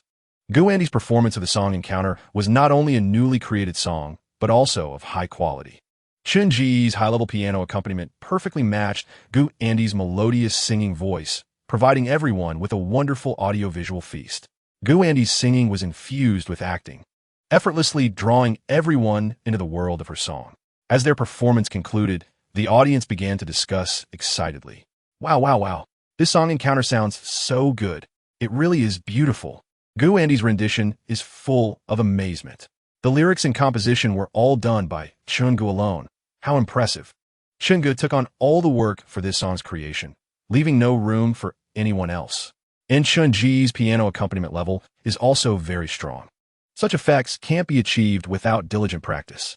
Previously, BB Chun-gu could only write shallow internet songs, and the critics came out to attack him. This song also fits Gu Andy's vocal tone perfectly, as if it was specially written for him. Chapter 297. The first pair of eliminated groups after announcing the fourth-place singer and producer combination. Teacher, he paused before speaking again. The fifth-place singer and producer combination is Deng Ziqi and Chun Lingxing. The sixth-place singer and producer combination is Zhang Jie and Tian Qing. The seventh-place singer and producer combination is Sun Nan and Lu Siwei.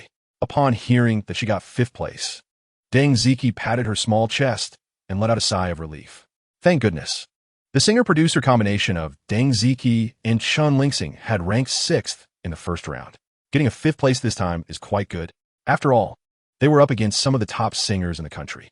On the other hand, Zhang Jie and Sun Nan, who ranked sixth and seventh, did not look as good, especially Sun Nan, who is considered a senior figure in the music industry. Being repeatedly surpassed by newcomers made him feel quite uncomfortable.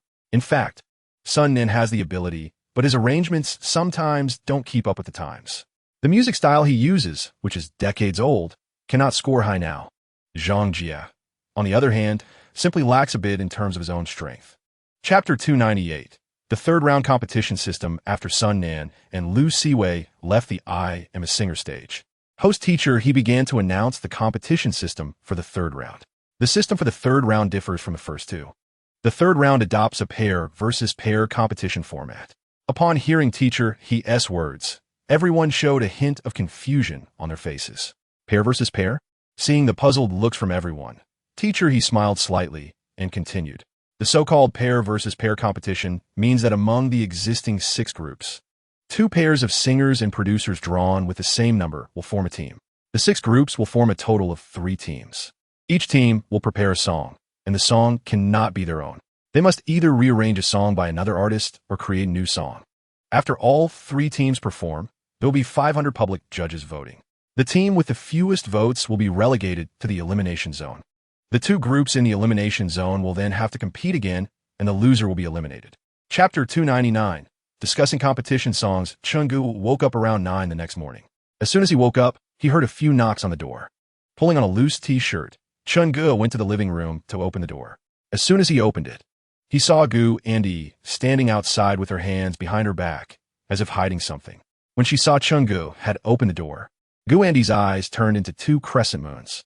Guess what I'm holding? Their essay prize for getting it right. Hearing Gu Andi's words, Chun-ji's nose twitched as he caught a strong aroma. It smells quite authentic. It's my favorite sweet tofu pudding. Seeing that Chun-gu guessed what she was holding right away, Gu Andi deflated. You guessed it so quickly. How boring. No matter how boring it is. I got it right, so I should get a reward, right? Chun-gu stepped forward, wrapping an arm naturally around Gu Andi's slender, soft waist. Their bodies were pressed tightly together. Noticing Chun-ji's restless intentions, Gu Andi's face instantly turned slightly red. Why, you big bad guy, what are you thinking? We're in a hotel right now. Gu Andi's voice was barely a whisper, and her head buried directly into Chun-ji's sturdy chest. Chapter 300. A song worth 5 million popularity points. Upon hearing Chun-gu's words, Tianqing showed a thoughtful expression. Chun-gu was right. This song was specifically crafted for Zhang Jie's style. It was meant to be saved for a critical moment later on. Now that the third round competition suddenly turned into a team battle, and with Chun-gu lacking good ideas, Tianqing prepared to use it at this moment. Having a high-quality new song is better than having none at all. Plus, Chun-gu had just released a new song, Encounter. Tianqing didn't think Chun-gu could produce another high-quality new song. Director Chun, the quality of this song is already quite good. If you need to write another song of similar quality, it might be a bit rushed. Chun-gu understood the implication behind Tianqing's words. It was basically saying that if you have the ability, go ahead. If you can't write a new song, then stop complaining. Hearing this, Chun-gu smiled slightly and took out the paper and pen he had prepared in advance from his backpack. Isn't just writing a new song? Just give me a little time. Looking at Chun-gu sitting at a nearby table, Zhang Jie and Tianqing exchanged glances. What did Chun-gu just say? Teacher Tian, did you hear that clearly? Chapter 301. See you again after a minute or two. Tianqing and the others saw Chun-gu sitting at the table without moving. He neither closed his eyes to think nor showed any signs of contemplation. It didn't look like he was in a creative state to them. It seemed as if he was really just zoning out.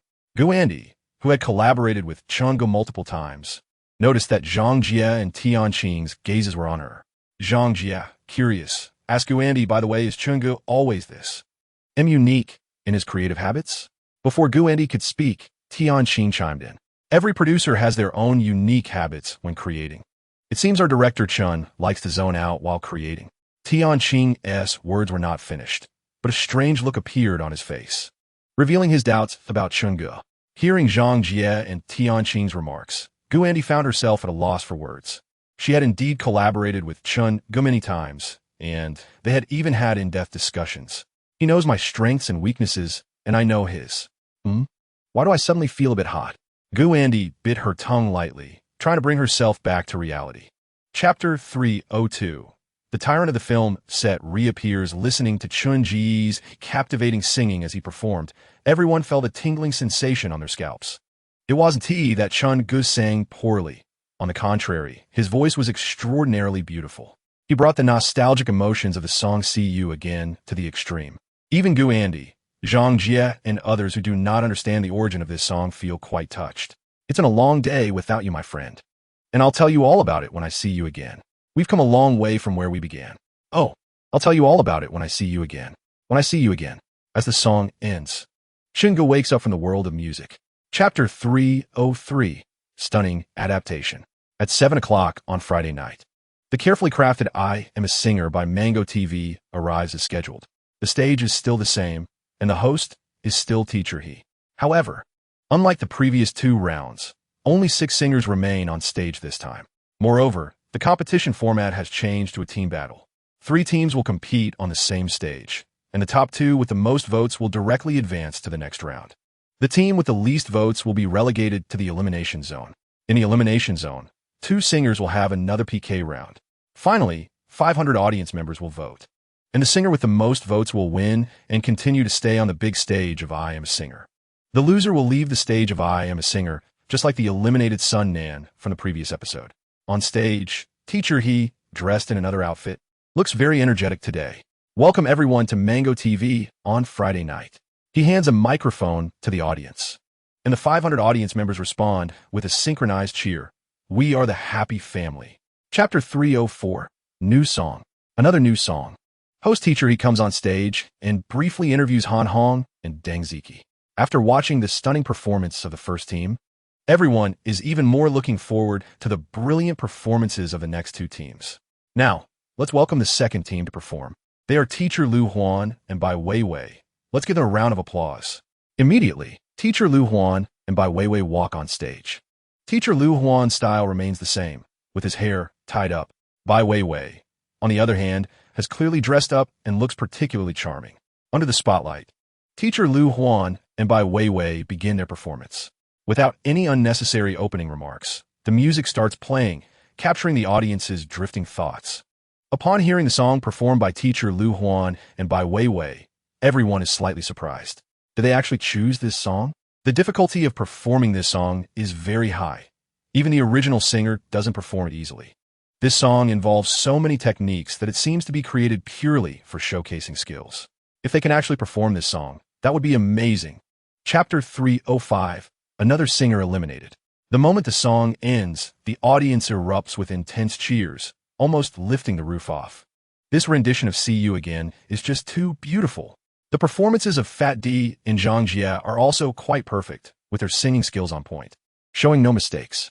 My focus is on Chenggu, as this is his second new song on the stage of I Am a Singer. The quality of encounter was already very high, but I didn't expect this song See You Again to be even better. Zhang Jie's rap sounds quite engaging. Not awkward at all. I had never heard that Zhang Jie could rap. Did he just learn it in these few days? The MV shot is also very beautiful. I feel like it could be treated as a short video. It seems that Chenggu was the one who shot the MV. No wonder it feels so familiar. In the backstage resting room, as the person most concerned about Guandi, Bai Weiwei frowns slightly after listening to the performance of Guandi and Zhang Jie. From the performance of See You Again by Guandi and Zhang Jie, it is evident. Chapter 306, Innovative Competition Format emerges. The reason it is referred to as an upset is that it surprised many people. Teacher Lu Huan, as a national-level singer, unfortunately lost to the little diva Bai Weiwei.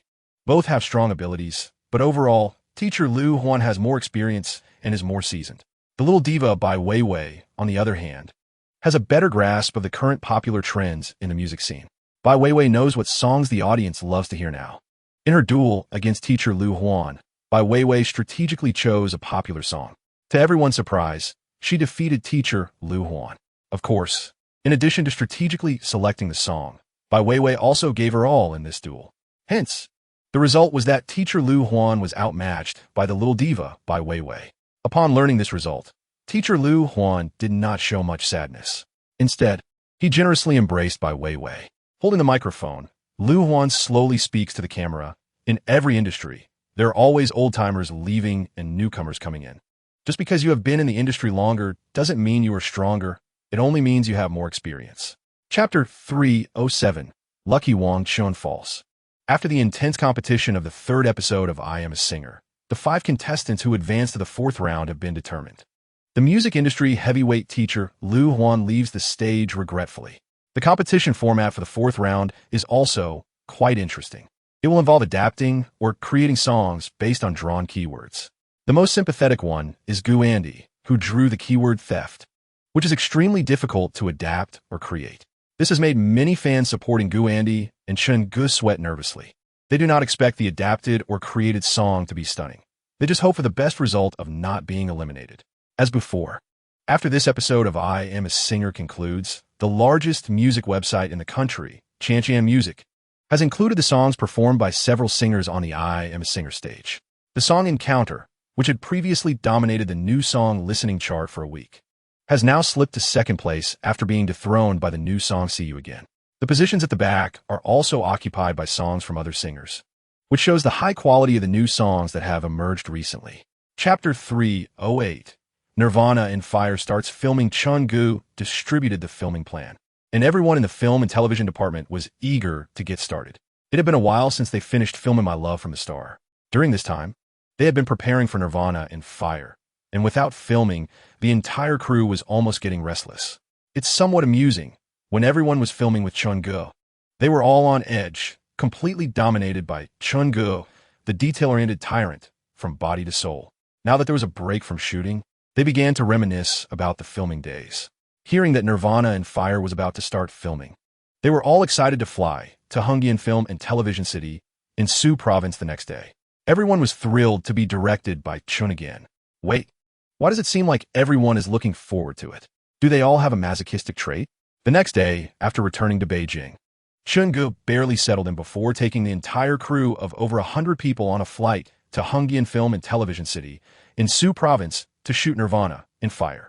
Returning to Hungyeon Film and Television City brought back memories. It was here that Chun-gu met his fan Gu and also starred in his first TV drama, Royal Hunt. Chapter 309. So, love can disappear, right? The first scene filmed was on a green screen set, depicting the protagonist Lin Shu, Mei Chong-soo, fighting on the battlefield with his father, ultimately falling off a cliff. As Chun-gu shouted action, the filming of a Nirvana in Fire series officially began. Some extras hired by the crew donned leather armor and fought desperately against the enemies. The scene transitioned to the actor playing Lin Shu's, Mei Chong-soo, father, who was lying on the edge of a cliff, while the child actor playing young Lin Shu hung below the cliff. The father and son held hands tightly, both getting into character. Xiao Shu, survive for the Qian army. Father, father. Finally, the two let go, portraying a heartbreaking separation. Their acting was quite good, and there were no NGs during the first filming. Next came Chun-ji's scenes.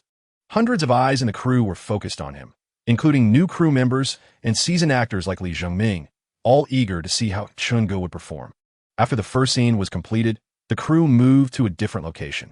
In a room, Chun-gu, portraying Mei Chong-soo, awakened from the memories of the bloody battle at Miling 12 years ago. Chapter 310. Time does not spare anyone. They stayed in Hungyeon Film and Television City for 3 consecutive days.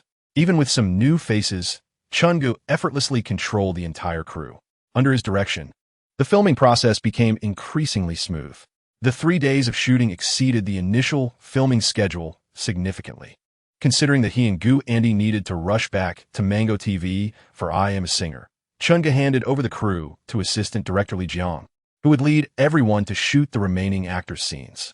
Lee Jiang had been learning from Chun-gu for a long time, and this delegation was an attempt by Chun-gu to empower him. In such a large company as Light and Shadow Entertainment, it was impossible for there to be only one director.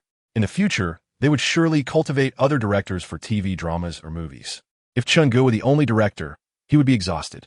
After explaining the filming notes to Lee Jiang, Chun-gu and Gu Andy took Mei Fong and assistant Bao Yu on a flight to Mango TV. The day before the recording of the 4th episode of I Am a Singer, Chun-gu and Gu Andy went to the practice room. Chapter 311. Zhang Jie's Full Effort. Teacher Han Hong drew the keyword rock. There are countless classic rock songs both domestically and internationally, so she would likely adapt a classic rock song this time. Bai Weiwei drew the keyword youth, which has a vast range. There are plenty of songs related to youth, making it not very difficult. Zhang Jie drew the keyword dream, and there are also quite a few songs about dreams. Little Goldfish Deng Ziki drew the keyword distance, which might be a bit more challenging. However, compared to Gu Andy's keyword, it was completely on a different level. The only old song that came to my mind was Tears Behind Iron Bars from over a decade ago. Haha. If Chun-gu really chooses to adapt Tears Behind Iron Bars, the effect would be explosive. If Chun-gu dares to adapt Tears Behind Iron Bars, that's really impressive. I respect Boss Chun for being a man. You can laugh, but don't forget the 2 songs Chun-gu previously created, Encounter and See You Again. Once these 2 songs were released, they swept across all major music charts, leaving no competition. Chapter 312. Is someone singing my song? The first to perform was Zhang Jie, who was in great form, energizing the audience with a hit song. Only after the performance ended did the audience reluctantly put their hands down. Viewers watching the live stream of I Am a Singer also flooded the comments section. Zhang Jie's performance today was impressive. He opened the show with full force. It could be said to be the best performance I've seen from Zhang Jie. Great. Watching I Am a Singer is truly an enjoyable audiovisual feast. It's a pity I didn't get to see it live. I just saw a young man closing his eyes in ecstasy. I must see it live someday. It's a completely different experience from watching on a computer. Everyone knows they are now in the mid-stage of the competition. In the early stages, contestants might hold back a bit of their strength, but in the later stages, holding back could lead to elimination. Therefore, the 5 singers still on stage must give their all in every performance. They treat each performance as if it were their last, which allows them to tap into their maximum potential. Chapter 3:13. The Frustrated Little Goldfish. Hiss. The high note cracked at the end. What a pity. Little goldfish Dengziki is still a bit too young. Her singing skills need further refinement. What a shame, seeing that Dengziki faltered at the last moment. Cracking the high note, everyone showed a hint of regret on their faces. Making a mistake in a competition basically means not achieving a high rank. Moreover, the pitch break is a very serious mistake, and this is a fatal error in singing competitions. Not being able to achieve a high ranking significantly increases the likelihood of being eliminated. Even if Dengziki sang perfectly afterward, it couldn't save the broken high note. The 500 audience members present were fair. Whoever sang well got more votes, and whoever sang poorly got fewer votes. After the performance, the audience still gave Dengziki encouraging applause. Anticipating her outcome, this girl, not yet 20, couldn't hold back her tears. She had worked so hard to reach the 4th round, only to lose everything because of a very risky attempt. It's truly regrettable. However, a competition is a competition. It won't go easy on you just because you made a mistake. Chapter 3:14. The Thief of Time. Upon hearing Guandi's words, everyone was slightly stunned. The song is called The Thief of Time? That's an interesting title. I get it now. The keyword Guandi drew is thief. With our habitual thinking, the first thing that comes to mind is the criminal aspect of stealing. However, the genius music producer Chungu found another direction for reverse thinking. While both express stealing, Chungu interprets this phrase with time. Isn't time something that steals from us as we go through life? Hearing someone's explanation, the comments on the video platform exploded. Wow, it could be explained like this. Amazing. Chungu actually thought of this explanation. Just this song title has already won half the battle. Now we still have to see how the song content unfolds. Chungu is so impressive. The Thief of Time, another new song has come out. I can't believe how brilliant Chungu is. Based on the quality of his previous songs, I estimate that The Thief of Time won't be any less impressive. Can't wait. The lights gradually dimmed, and the large screen on stage gradually lit up. Chapter 3:15. The Battle of the Queens in the final episode of I Am a Singer. Which of the 2 pop queens will become the queen of the music world? Who will claim the title of queen of the music world? Tune in to Mango TV tonight at 7. Various news about I Am a Singer topped Weibo's trending topics. During this time, many people have been inundated by this innovative singing program. Besides the wonderful performances of the 7 singers from different age groups, the most eye-catching has to be Guandi's music producer Chungu. Except for the first round where he didn't present a new song, in the subsequent rounds, he almost always showcased new songs. Moreover, the quality of the new songs improved with each performance, and this terrifying creative ability has already attracted a lot of attention. Even though many famous singers have offered hefty sums to have Chungu write songs for them, he has declined them all. As the saying goes, Boss Chun is not short on money. In the resting room for contestants of I Am a Singer at Mango TV, Chungu and Guandi sat on the sofa. Chungu was as relaxed as ever, leaning back on the sofa, while Guandi appeared somewhat tense. It's normal to feel nervous when reaching the final stage. Chapter 3:16. Achieving the Queen with Queen Step by Step, walking in the spotlight. Chungu held Guandi's hand as they ascended to the stage of the I Am a Singer finals. The moment they appeared, all eyes were on them. There was a brief silence, followed by an eruption of discussion. Chungu, it really is Chungu. It goes without saying that Guandi would choose Chungu as her duet partner. The combination of Guandi and Chungu is simply incredible. Their presence instantly overshadowed everyone else. One is a long-established pop queen, and the other is a rising star in music scene. Just thinking about it makes me feel giddy. Wow, why do you netizens always think about driving so wildly? The wheels of the car have rolled over my face countless times already. Chunji's singing skills are also unbeatable. Recently, every new song Chungu has released has been of high quality. Is there anyone who still doubts that Chungu deserves to be at the center of the producer's promotional poster? The strongest music producer, Chungu. Fat D and Chungu will definitely win. On stage, Chungu and Guandi exchange glances. Chapter 3:17.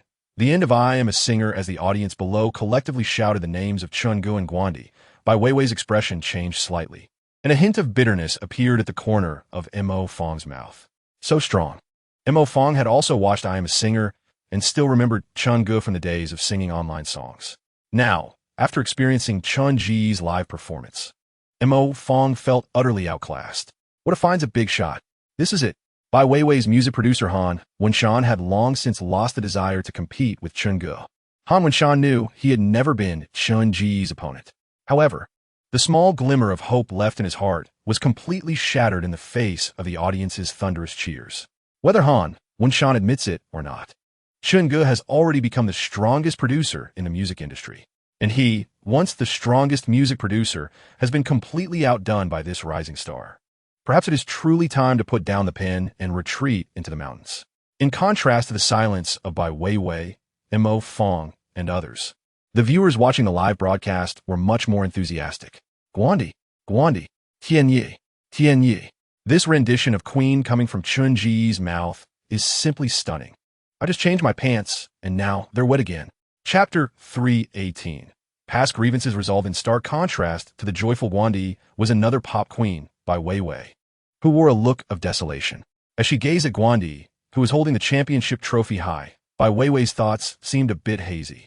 Memories of the time she and Guandi stood on the championship stage of a talent show flooded back. At that time, when the host announced Guandi as the champion, the impetuous young Bai Weiwei had stormed off, refusing to accept the runner-up trophy. The current situation is so similar to 3 years ago. It's still Guandi standing in front of her. Now, Guandi, holding the trophy, has become the center of attention, a veritable queen of the music world. Although Bai Weiwei has not shed the title of pop queen, she is no longer the impulsive young girl she once was. The grievances between her and Guandi have now been settled on the stage of I Am a Singer. Guandi has won again, and Bai Weiwei has lost. It's a simple and cruel outcome. Just as Bai Weiwei was lost in thought, Gu Andy, holding the championship trophy, walked up to her. Weiwei. Gu Andy extended his hands towards Bai Weiwei, leaving her momentarily stunned. This scene made everyone else feel tense. Chapter 319. The rap of Nirvana and fire in the magnificent palace. Below the steps stood civil and military officials. On the wide dragon throne sat Prince Jing Wang, wearing the imperial crown. He could no longer be called Prince Jing Wang, as Emperor Liang had passed away. Prince Jing Wang, Jing Yin, ascended the throne, becoming the new emperor of the Liang kingdom. In the years following the end of the war, the Liang kingdom enjoyed good weather and a prosperous populace. On this day, the Ministry of War requested Emperor Jing Yin to name the newly reorganized army. As Emperor Jing Yin dipped his brush in ink, preparing to write, he gazed into the distance outside the palace, and the figure of Mei Changsu appeared before him. Thus, Emperor Jing Yin wrote 3 powerful words on the plain white scroll, Changlin Army. The new army was named Changlin Army. As Hu Ge, playing Emperor Jing Yin, delivered the final line, Chun Ge shouted cut. This was the last set of shots for Nirvana in Fire, and since everyone's reactions needed to be captured, coupled with Chun Ji's almost obsessive attention to detail, this final set of shots took more than 10 takes. Now, hearing Chun Ge call cut, all the actors on set dared not relax. If Chun Ge, this detail fanatic, decided to do another take, they would have to find their rhythm again. Chapter 320. Independently leading the team once the matters here were settled, aside from those wanting to stay a few days in Sioux Province. The crew flew back to the capital city. Upon returning to the capital city, Chun Ge took a carefree day to rest.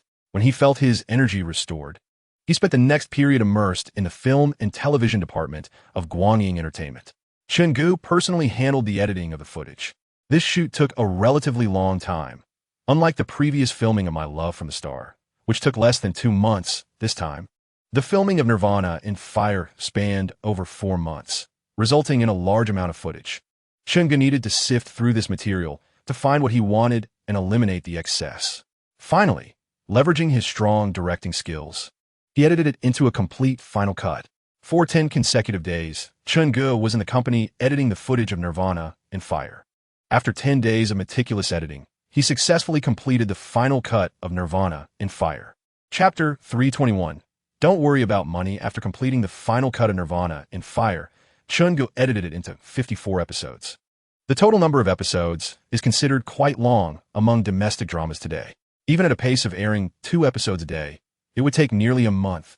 27 days to finish all the content of Nirvana in Fire. With the core editing work completed, the remaining post-production tasks did not require Chun-Ji's involvement. Previously, acquiring the Flame Cube Studio was also part of Chun-Ji's preparation for producing special effects for major films. With the post-production work assigned, Chun-Gi focused on the musical score for the drama Nirvana in Fire. Besides the exciting plot, the BGM of a drama is also a very important element. A good score can immerse viewers in the world depicted by the drama. Chun-Gi sat in his luxurious office, opening a folder on his computer's D drive named TV Dramas. Inside, there were two subfolders. The first subfolder was titled My Love from the Star, followed by the number 1. The second subfolder was titled Nirvana in Fire, followed by the number 2. Chapter 322. Major TV stations come knocking during the tense post-production period. Guangying Entertainment announced the wrap of Nirvana in Fire. They also invested $10 million in promotional funds to heavily promote the drama Nirvana in Fire. Under Guangying Entertainment's extensive publicity, discussions about the drama on the internet grew increasingly numerous. Has Guangying Entertainment's Nirvana in Fire wrapped up? Wasn't it previously promoted as a historical political drama? Why does the promotional poster look so good? The main cast on the promotional poster is stunning. It's like a costume idol drama. Chun-Gi is the male lead. Gu Andy is the female lead. And Gu is surprisingly willing to play the second male lead, which is quite rare. This is the second collaboration between Professor Du and Cheon Song-yi after My Love from the Star. Regardless, just for the sake of their collaboration, I'm following this historical political drama. Even if it's not good, I can just lie on the sofa playing on my phone while watching. Many shared this sentiment, and there was no helping it. Chapter 323. Preview of Nirvana in Fire. The post-production of Nirvana in Fire has been completed, and the film has passed the review. So there is no problem in previewing the first 3 episodes. Chun-Gi stepped onto the stage of the venue and scanned the faces of the heads of major TV stations seated below. Clearing his throat, Chun-Gi spoke loudly. Welcome everyone to the preview of Nirvana in Fire. I am the director, lead actor, and screenwriter, Chun-Gi.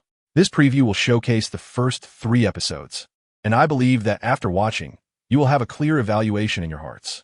Alright, without further ado, let us start the screening. After speaking, Chun-Gi stepped off the stage and found a seat. The position he chose allowed him to clearly observe the changes and expressions on the faces of the heads of the major TV stations. Soon, the drama began. The big screen first displayed the 4 3D letters of Guangying Entertainment, adorned with decorations. This was the logo of Guangying Entertainment, which would appear before every drama and film. Once the drama started playing, the audience, who had been whispering among themselves, immediately fell silent. Chapter 324. Drama scheduled after handing the negotiations for broadcasting rights to Zhen Xiao. Chun-Gi got into a car and returned to Linjiang Ziyuan. During this time, Chun-Gi planned to stay home, not going anywhere, and enjoy a period of a happy couch potato life. The first round of exclusive broadcasting rights for Nirvana in Fire was ultimately acquired by Yunjiang TV station at a hefty price of $2 million per episode. This means Nirvana in Fire has a total of 54 episodes. Each episode sold for a staggering $2 million, ultimately allowing Guangying Entertainment to recoup a total of $108 million in funds, compared to the current domestic standard for drama broadcast rights, which generally ranges from $300,000 to $500,000 per episode. Selling Nirvana in Fire for $2 million per episode is undeniably an exorbitant price. It also shattered the previous record of $140,000 per episode, even after spending such a large sum. Yunjiang TV's Fu Weigua still looked as if he had struck gold. As for the first 3 episodes of Nirvana in Fire that he previewed, he was deeply captivated from the very first episode, drawn into that alternate historical world. In the end, the frustrating plot points drove him absolutely crazy. What method could possibly defeat the formidable Bai Liqui from Beiyin? Chapter 325. Invitation to the Golden Jade Awards. When the people from Behind Media saw that Guangying Entertainment's Nirvana in Fire was also set to premiere on January 15th, they absolutely would not believe it was a coincidence. They thought it was Guangying Entertainment getting back at them for the last time they had intentionally clashed schedules. What is so scary about a small Guangying Entertainment that just happened to produce a hit idol drama? Filming urban idol dramas and historical dramas are not even on the same level of difficulty.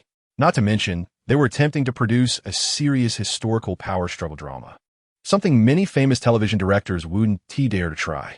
Did they really think that just because they filmed a trending drama, they could challenge behind media? What a joke.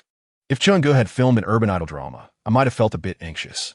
But now, he made the foolish decision to film a historical power struggle drama, which is simply a dead end.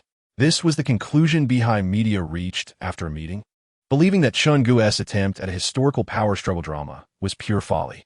Why not stick to what he's good at with urban idol dramas? A single My Love from the Star triggered a ratings frenzy. If he continued with My Love from the Star 2 and My Love from the Star 3, the ratings would surely be guaranteed. Chapter 326. The first time on the red carpet after Chung-go shared his invitation to the Golden Jade Awards. The familiar system prompt sounded. Reward task triggered. Proof of a new actor's journey. As the first step in his transformation. The best proof is recognition from the industry. Attend the Golden Jade Awards and win any trophy to complete the task. Task completion reward of a random television script. Task failure penalty. None after the prompt finished. It vanished, leaving only the task notification in front of Chung-go as proof of its presence. Staring at the taskbar, a hint of contemplation appeared in Chun-ji's eyes. Currently, there were random tasks and mainline tasks, along with the newly appeared reward task. There were 3 types of tasks in total. Unlike random tasks and mainline tasks, reward tasks, as their name suggests, are of a rewarding nature. The success or failure of the task would not affect him. Successful tasks yield rewards, while failed tasks come with no penalties, making it a burden-free endeavor. He checked his attribute panel, as usual. Fame value system. Level 3, 75, 1 million 1 billion. Monthly spending limit, 100 million. Current spending limit used, 0. Chapter 327. Golden Jade Awards Opening. Director Chun. What are your expectations for this year's Golden Jade Awards? Director Chun, over here. Do you have any filming plans recently? Andy, do you have plans to release a new album this year? Director, do you have any comments on the drama Urban Beauty walk airing at the same time as yours? Director, why did you decide to try filming a historical power struggle drama? Various questions were thrown at him by the media reporters. Chung-go listened attentively, smiling as he replied, I will answer everyone's questions one by one. To be honest, I was a bit surprised to receive an invitation from the Golden Jade Awards organizers. As for my expectations, I would be very happy to win an award. Regarding recent filming plans, I am currently writing a script, and I can reveal that I will be filming a movie. I don't have much to say about Behind Media's Urban Beauty Walk. The choice is in the hands of the audience. As for why I am attempting to film a historical power struggle drama, it's purely a hobby. He answered all the media reporters' questions one by one. Chapter 328. Best Newcomer Award. Not only were many stars present at the venue captivated by Chun-ji's singing talent, but numerous netizens watching the live stream were also excited. Wow, it's only been a short time, and there's another new song out. I just carefully checked the lyricist and composer. They're all Chung-go. This guy Chung-go is a monster. His creative ability is terrifying. No wonder he's the strongest music producer on I Am a Singer. Chung-go is awesome. Another classic piece. At this rate, the Chantian music chart is going to be dominated by Chung-go. And this is with Chung-go not even focusing on music. If he did, he'd be off the charts. After his performance, Chung-go and Han Hong stepped off the stage and found their seats. It was unclear whether it was a coincidence, but the Golden Jade Awards organizers had seated Chung-go slightly further forward. Generally, the first 3 rows of any award ceremony are reserved for major figures in the industry. Those sitting in the first 3 rows are usually top-tier or super top-tier actors, or well-known directors. Chung-go, as a newcomer actor, sitting in the 4th row made many people quite envious. Chapter 329. Golden Jade Awards Conclusion. After winning the Best New Male Actor Award, the system prompt sounded as expected. Congratulations to the host for completing the reward task. Proof of a new actor's journey. Task completion reward, a random television script. Would the host like to open the reward now? Hearing the system's prompt, Chung-go mentally replied that he would not open the reward for now. With so many people around, it would be unwise to let anyone discover his peculiarities. He decided to wait until he got home to open the reward. After the Best Male and Female Newcomer Awards were presented, the next award was for Best Screenwriter. Chung-go was nominated again, but this time he only received a nomination and did not win. The winning drama was a serious historical drama about modern warfare. The screenwriter was also a big name in the industry, so it was quite normal for Chung-go not to win. The reasons were understood by those in the know. It was all about vested interests, so it was kept quiet. Although My Love from a Star achieved a ratings breakthrough. After all, it was an idol-themed show. In the mainstream view of the industry, there is a general bias against idol-themed dramas. It is already quite an achievement for Chun-gu and Gu-in-di to win the Best New Actor and Actress awards. Chapter 330 Next Steps Plan. Waking up naturally the next morning, I reached for my phone under the pillow and saw that it was already 9:30. After lounging in bed for a bit, I finally got up at 10 o'clock. Although I wanted to lie down a little longer, I had to go to the company. After having breakfast prepared by the maids, I drove to Guangying Entertainment. Upon arriving at Guangying Entertainment, I heard the two beautiful twin receptionists sweetly greet the boss. A beautiful day begins with cheerful greetings. I went to my office and had my assistant bow. You notify Li Jiang to come to my office. It wasn't long before there was a knock on the door. Come in. After receiving Chun-ji's permission, the office door opened, and Li Jiang walked in, respectfully looking at Chun-gu. Boss, you were looking for me? Yes. I need to talk to you about something.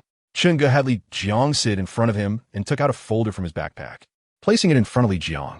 Looking at the folder in front of him, Li Jiang looked at Chun-gu with a puzzled expression. Boss, what is this? Just open it and see. Oh, okay. Curiously, he opened the folder and saw the 7 big characters. A slight smile is very alluring. Chapter 331 Exchange for Movie Script. Seeing Chun-ji's eyes light up, Guzi couldn't help but feel a bit smug. Based on the elements you mentioned like comedy, romance, youth, and art, this movie I recommended definitely meets your requirements. Not bad, not bad. Guzi, you have my approval, so I'll reward you with a loving pat. With a mischievous smile, Chun-gu pinched Guzi's cheek and executed the ultimate technique of angrily rubbing his head. Chun-gu, you're going too far. Don't rub my head. If you keep rubbing, Guzi will get angry and bite. Ultimately, Chun-gu stopped when Guzi was about to lose it. He had never known before, but casually rubbing Guzi's head felt quite nice. Chun-gu thought he should increase the intensity in the future. After stopping, Guzi shot Chun-gu a resentful glare. Business is business. There's no need to get physical. Guzi barked angrily. Chun-gu sincerely said, I'm sorry, but I'll do it again next time.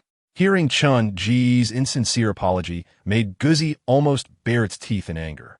However, in the end, Guzi compromised. Chun-gu was the host, and there was really nothing it could do about him. All right, enough of that. Let me take a look at this movie script first. Chapter 332, Entering the Film Market. Hello, boss. As soon as Chun-gu walked in, everyone in the meeting room immediately stood up to greet him. Good, very spirited. Chun-gu smiled and encouraged them. Sitting down in his comfortable boss chair, Chun-gu took out the movie script he had just exchanged. Seeing the movie script Chun-gu placed on the table, everyone looked over curiously. Is this the script? Boss, have you written a new drama script? Your creative ability is impressive. It hasn't been long since you finished filming Nirvana and Fire, and you already have a new drama script out. The boss is working so hard. How can we employees slack off? Exactly. Slacking off would be disrespectful to ourselves and the generous benefits provided by the company. Hearing the flurry of compliments and flattery from everyone, Chun-gu couldn't help but blush. He wanted to say they were overthinking it. He really wasn't that diligent. He was just going with the flow. Ahem. Chun-gu coughed a couple of times to stop the flattery. Everyone doesn't need to guess. This is the movie script I just wrote, and our next plan at Guangying Entertainment is to enter the film industry. Chapter 333 Charity Bazaar Auction Gala. Boss, what I want to say is, a movie goes through several essential processes from preparation to filming, wrapping up, submission for approval, promotional activities, and finally hitting theaters for nationwide release. In terms of theaters, because your decision to enter the film market was made rather hastily, Guangying Entertainment is not yet prepared for theaters. This means that if we want to hit theaters in the end, it would be best to collaborate with other companies. Currently, there are about 40 major theater chains in the country, of which the 4 major players in the entertainment industry have divided more than 25 of them. The remaining large and medium-sized theater chains have been divided among other entertainment companies. After Yuan Run finished speaking, he looked at Chun-gu. After listening to Yuan Run's explanation, Chun-gu fell in a deep thought. The theater Yuan Run mentioned is essentially a whole made up of numerous cinemas. Owning a theater chain allows for adjustments to the screening schedules of all the affiliated cinemas. The number of screenings also somewhat determines the final box office of a movie.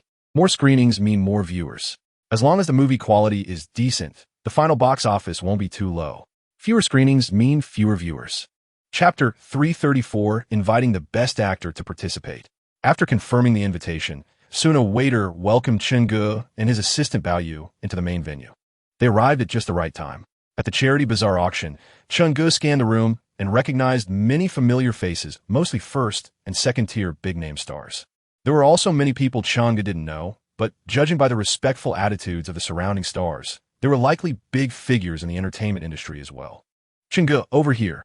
Following the voice, Chen Ge saw Chen Qiqi waving at him with a playful smile and a chubby hand. Next to Chen Qiqi sat Deng Chao, Sun Li, Baby, and others. Taking his seat, he found himself next to familiar friends like Deng Chao and Chen Qiqi. Chen Ge, your popularity is terrifying right now, even more so than those young idols. As soon as he sat down, Chen Qiqi clung to Chen Ji's shoulder, looking enviously at him. Director Chen, do you have any filming plans recently? Take me along. Hearing Chen Qiqi's words, Chen Ge raised an eyebrow and smiled. I just happened to write a movie script, and it's currently in preparation. The cast hasn't been decided yet. Chapter 335, Someone's Up to No Good. As the auction began, the atmosphere in the venue gradually became lively. I must say, the female auctioneer was very experienced and knew how to stir up the atmosphere. Often, the final price of a sold auction item would increase by at least 20 over the original price. If there was competition for an auction item, the final price will be quite high. However, because it is a charity auction, there is no malicious competition. Even if someone else is interested in the same auction item, they usually give up after 2 or 3 rounds of bidding. After all, everyone is in the entertainment industry, and they see each other often. It's better to get along amicably and make money together rather than clash head-on. By the halfway point of the auction, many people had chosen to purchase one or several items. Chen Ge had been observing the situation and had not yet found anything that piqued his interest. At that moment, a beautiful hostess walked up, holding a brocade box. The item up for auction this time was a pair of red sandalwood Buddhist prayer beads. This pair of prayer beads had been consecrated by a high monk and possessed magical effects for calming the mind and nourishing the heart. The starting price for the red sandalwood prayer beads was 100,000 yuan, with each bid not less than 10,000 yuan. Chapter 336. Longtime no-show-off those sitting next to Chen Ge, including Deng Chao, clearly recognized the identity of Li Kongping and looked somewhat displeased. Chen Ge, that's Li Kongping, the chairman of Behind Media, Deng Chao said, not finishing his sentence. But Chen Ge understood the implication. Deng Chao wanted him to avoid a direct confrontation. Chen Qiqi, Baby, and others shared the same sentiment. After all, Li Kongping was the powerful chairman of Behind Media and was quite wealthy. Even though Chen Ge had been making a fortune lately, he would definitely not be a match for Li Kongping. It would be better to withdraw now, saving face for both himself and the other party. Deng Chao and the others were unaware of Chen Ji's true identity, so their advice was understandable. Upon hearing their suggestion to back down and be more conciliatory, a faint smile suddenly appeared on Chen Ji's calm face, but that smile was cold. I don't like to show off, and I certainly don't like others showing off in front of me. If someone wants to show off in front of me, they better have the capability to back it up. Hearing Chen Ji's words, Deng Chao and the others understood that Chen Ge was determined to confront the other party head-on. Chapter 337. Weren't you just showing off? In the most understated tone, the most pretentious words were spoken. This was the unanimous evaluation of many stars and big shots present regarding Chen Ge. Is Chen Ge really that rich? He even finds it boring to increase the bid by 100,000 and jump straight to 20 million. Wow, are young people nowadays this bold? Or is it just me who can't keep up with the times? Anyone can shout, but in the end, you still have to come up with the money. I'm just afraid Chen Ge is just putting on a show and won't be able to pay up, which would be awkward. On the other side, Li Kongping's face twitched upon hearing Chen Ji's words. Who is Li Kongping? The chairman of Behind Media, who commands respect from many big-name stars.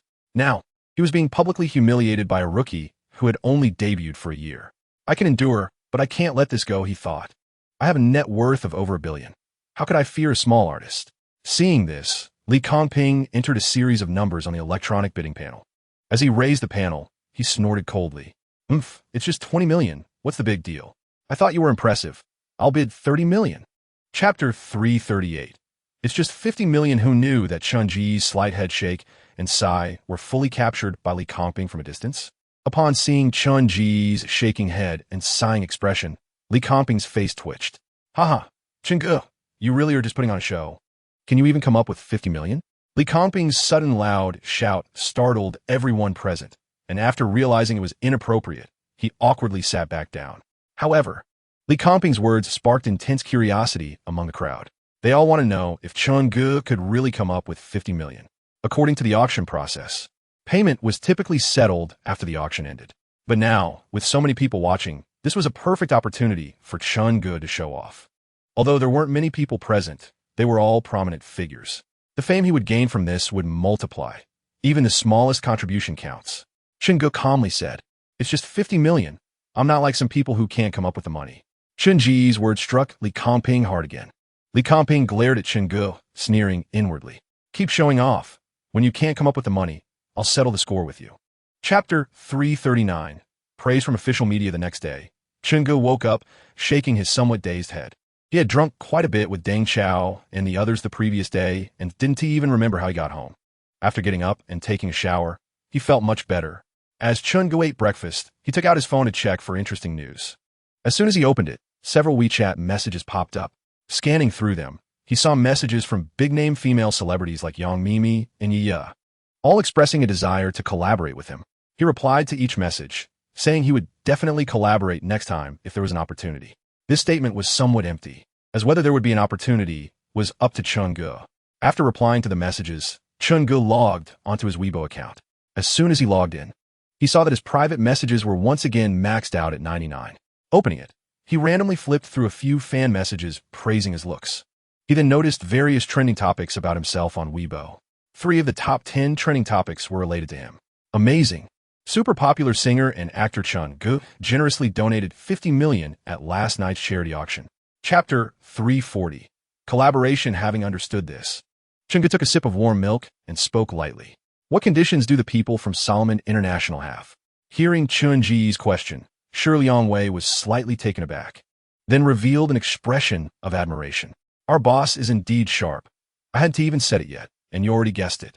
All right, enough flattery. Let us get down to business." Okay. Shi Liangwei cleared his throat and began to explain the situation to Chun-gu in detail. "Boss, we've been in contact with the theaters these past few days, and one of the 4 major ones, Solomon International, is willing to collaborate with us. However, they have stipulated that the choice of the female lead must be decided by them." Upon hearing Shi Liangwei's words, Chun-gu raised an eyebrow and frowned slightly. One of the reasons Chun-gu disliked collaborating with others was that he hated when they forced actors into the project. They would meddle with the filming and script just to promote newcomers. The final movie turned out to be a total disaster.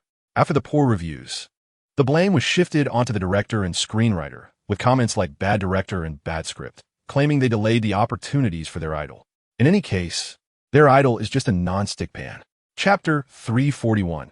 After the broadcast of Nirvana and Fire, shortly after Solomon recommended Zhao Xiaogu to play the female lead, Neo Aihua, Deng Chao called again. As soon as the call was answered, Deng Chao's excited voice rang out. "Chun-gu, I accepted this movie." Hearing Deng Chao's uncontrollable excitement, a smile appeared on Chun-ji's face. Just yesterday after the banquet, Chun-gu had asked his assistant, Bao Yu, to send the script of Riding the Wind and Breaking the Waves to Deng Chao. After Deng Chao read it today, he quickly replied to Chun-gu. From Deng Chao's surprisingly joyous tone, Chun-gu could tell that Deng Chao was quite satisfied with the movie script. Now that all the main creators were gathered, the rest of the supporting cast had also been found. After confirming the lineup, that night, Guangying Entertainment officially announced the upcoming movie project. That genius director Chun-gu is back again. This time, Chun-gu wants to step onto a bigger stage. So stay tuned for his directorial debut on the big screen. At the end of the Weibo post, Guangying Entertainment also mentioned the 3 main creators. Wow, Nirvana and Fire hasn't even aired yet, and Chun-gu has already written the script? Chapter 342. Online public opinion battle. After Lu Chushua finished writing her review of Nirvana and Fire, it was already 11 o'clock at night. For contemporary young people, 11 o'clock was just the beginning of nightlife. Lu Chushua edited her review of Nirvana and Fire on Weibo and conveniently attached a still from the show. In fact, as soon as Lu Chushu updated her Weibo and uploaded her review, many quick-fingered reviewers and netizens had already commented on both Nirvana and Fire and Urban Beauty. I chose to watch Urban Beauty today, and I found the quality acceptable, with decent acting throughout. I think the female lead, Sun Fei, has a bit of a BTCHY vibe, which is slightly out of character. I agree with the above. I actually think the performance of the second female lead is outstanding. If it weren't emphasized, I would have thought she was the main lead. The new young actor promoted by Behind Media also acts quite well and is very good looking. I'm a fan. I guess Urban Beauty is another high-rated idol drama following my love from the star. Behind Media's publicity department has been closely monitoring online reviews. Chapter 343.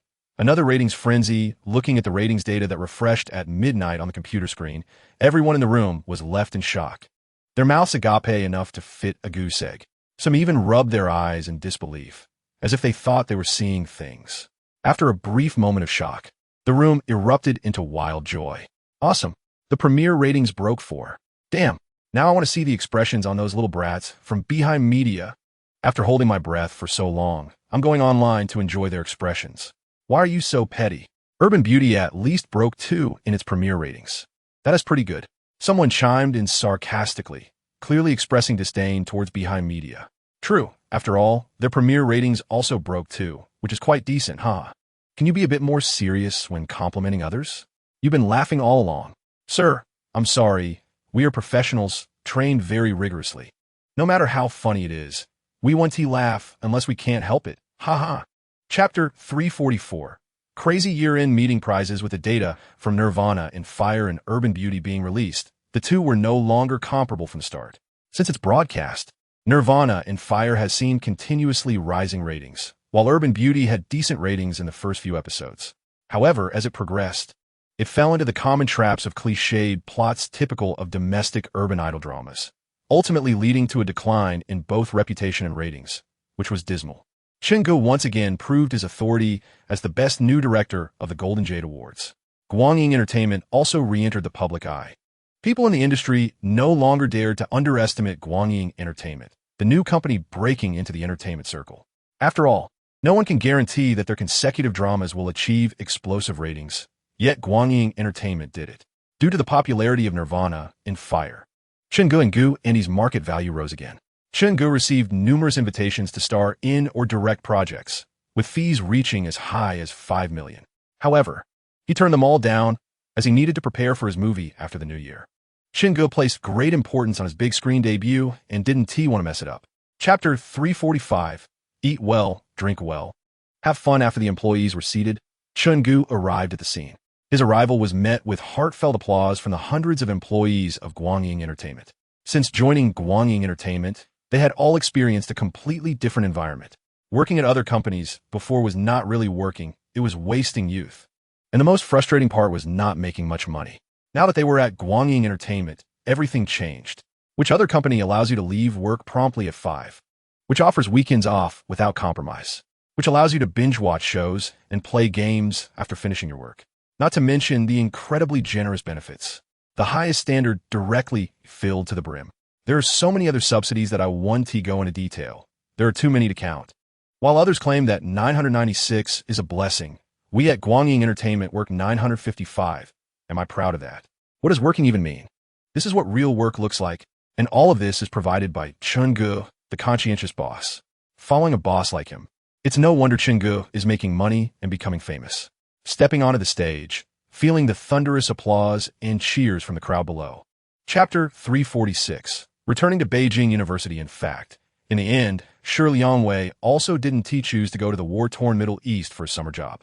After all, it was just a casual remark. No one would actually go to a war zone for a summer job, right? The company's year-end lottery has ended, and everyone got at least one prize. Although some people's prizes are not as good as others, they have still won something in the end.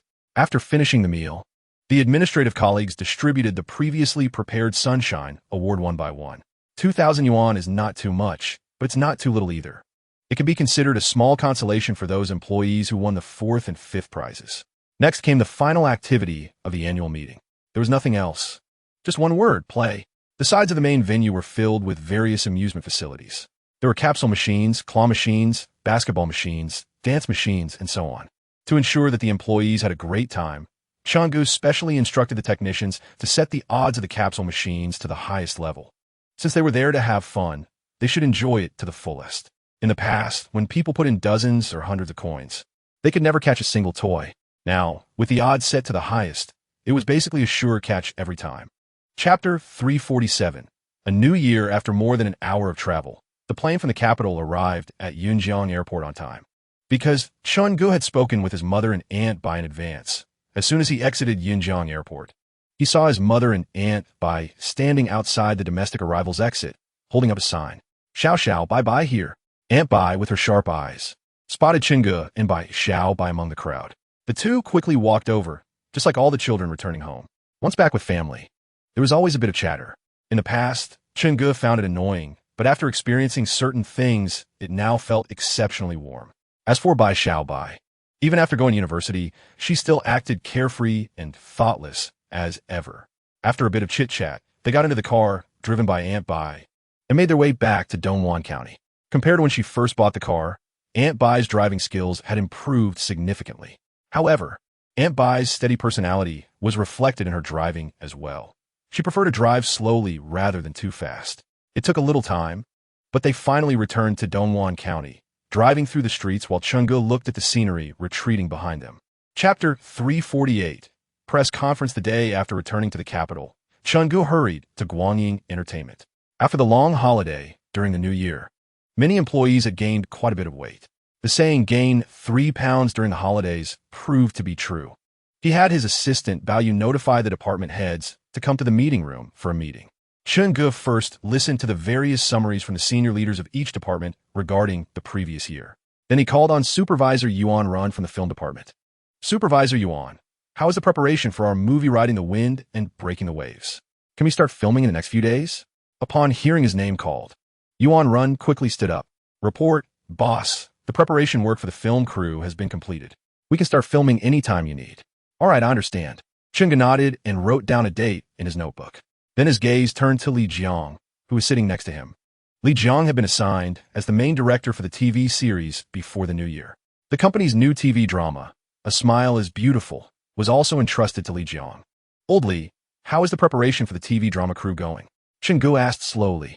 Director Chun, the TV drama crew has been formed, and the main and supporting actors have been going through the script during this time. Everyone is quite serious about it. Chapter 349. The movie begins filming. Driving to the first filming location, the small town had undergone some renovation to restore the settings in the script as much as possible. Chun-gu chose to collaborate with the local government, which, to some extent, generated revenue for the town's economy. During the renovation process, there were inevitably some stubborn residents. However, when money was put in front of them, all opposing voices ceased immediately.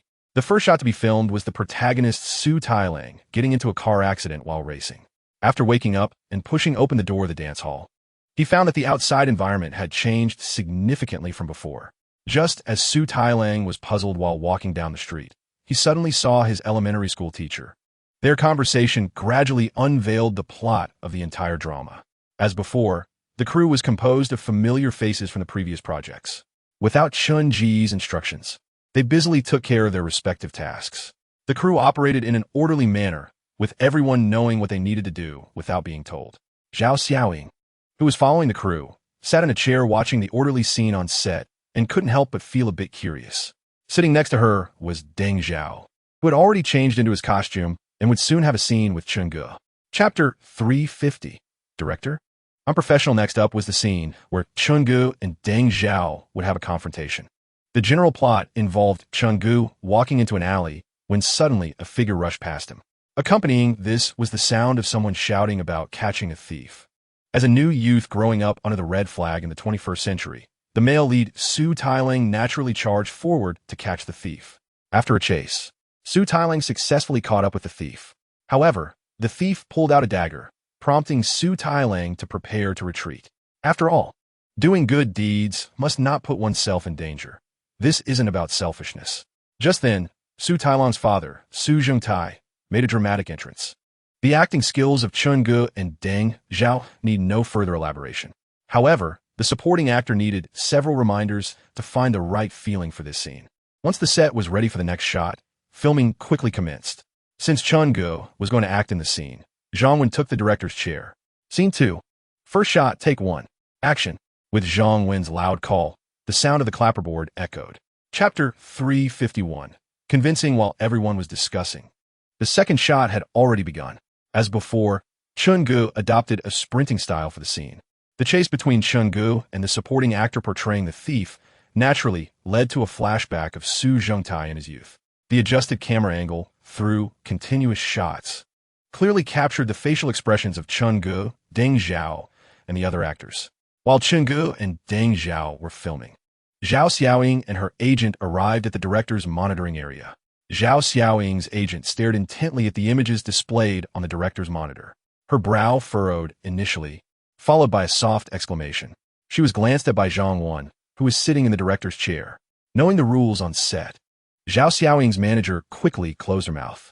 Hearing her manager's exclamation, Zhao Xiaoying couldn't help but curiously whisper, "Is there something special about this shot?" Her manager explained softly. This shot only produced a simple point shot effect during the first take. Point shot effect?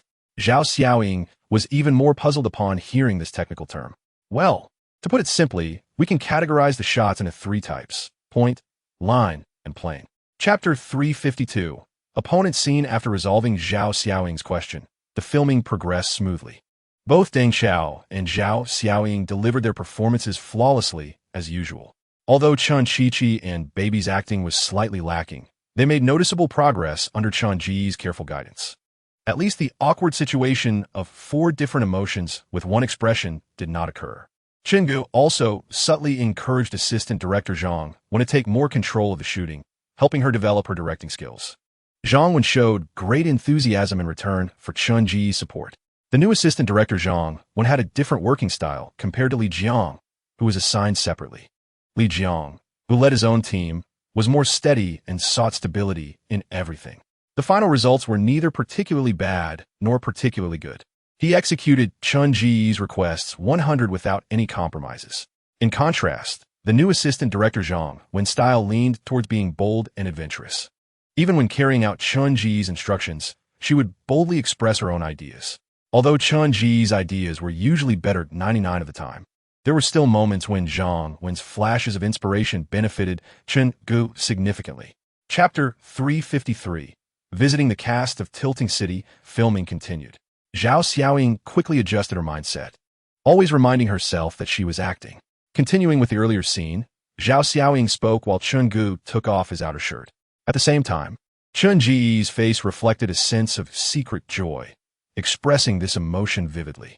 Just as Chen Ge leaned down to kiss Zhao Xiaoying, who played the female Li Niuaihua, she closed her eyes and recited her lines. "I don't like my name at all. I want to change it before marrying Ajing. I still want to use my mother's surname. What do you think of this name?" Zhang Sujing. In that moment, as they were about to kiss, upon hearing Zhao Xiaoying say that name, Chen Ji's brain suddenly felt like it was on fire, his eyes wide open. Staring at the clothes, Zhao Xiaoying, a look of terror naturally appeared on his face. After a brief moment of physical shock, Chen Ge sprang up from the bed, backing away repeatedly until he hit the balcony door. "How can we do this? How can we do this to Ajing?"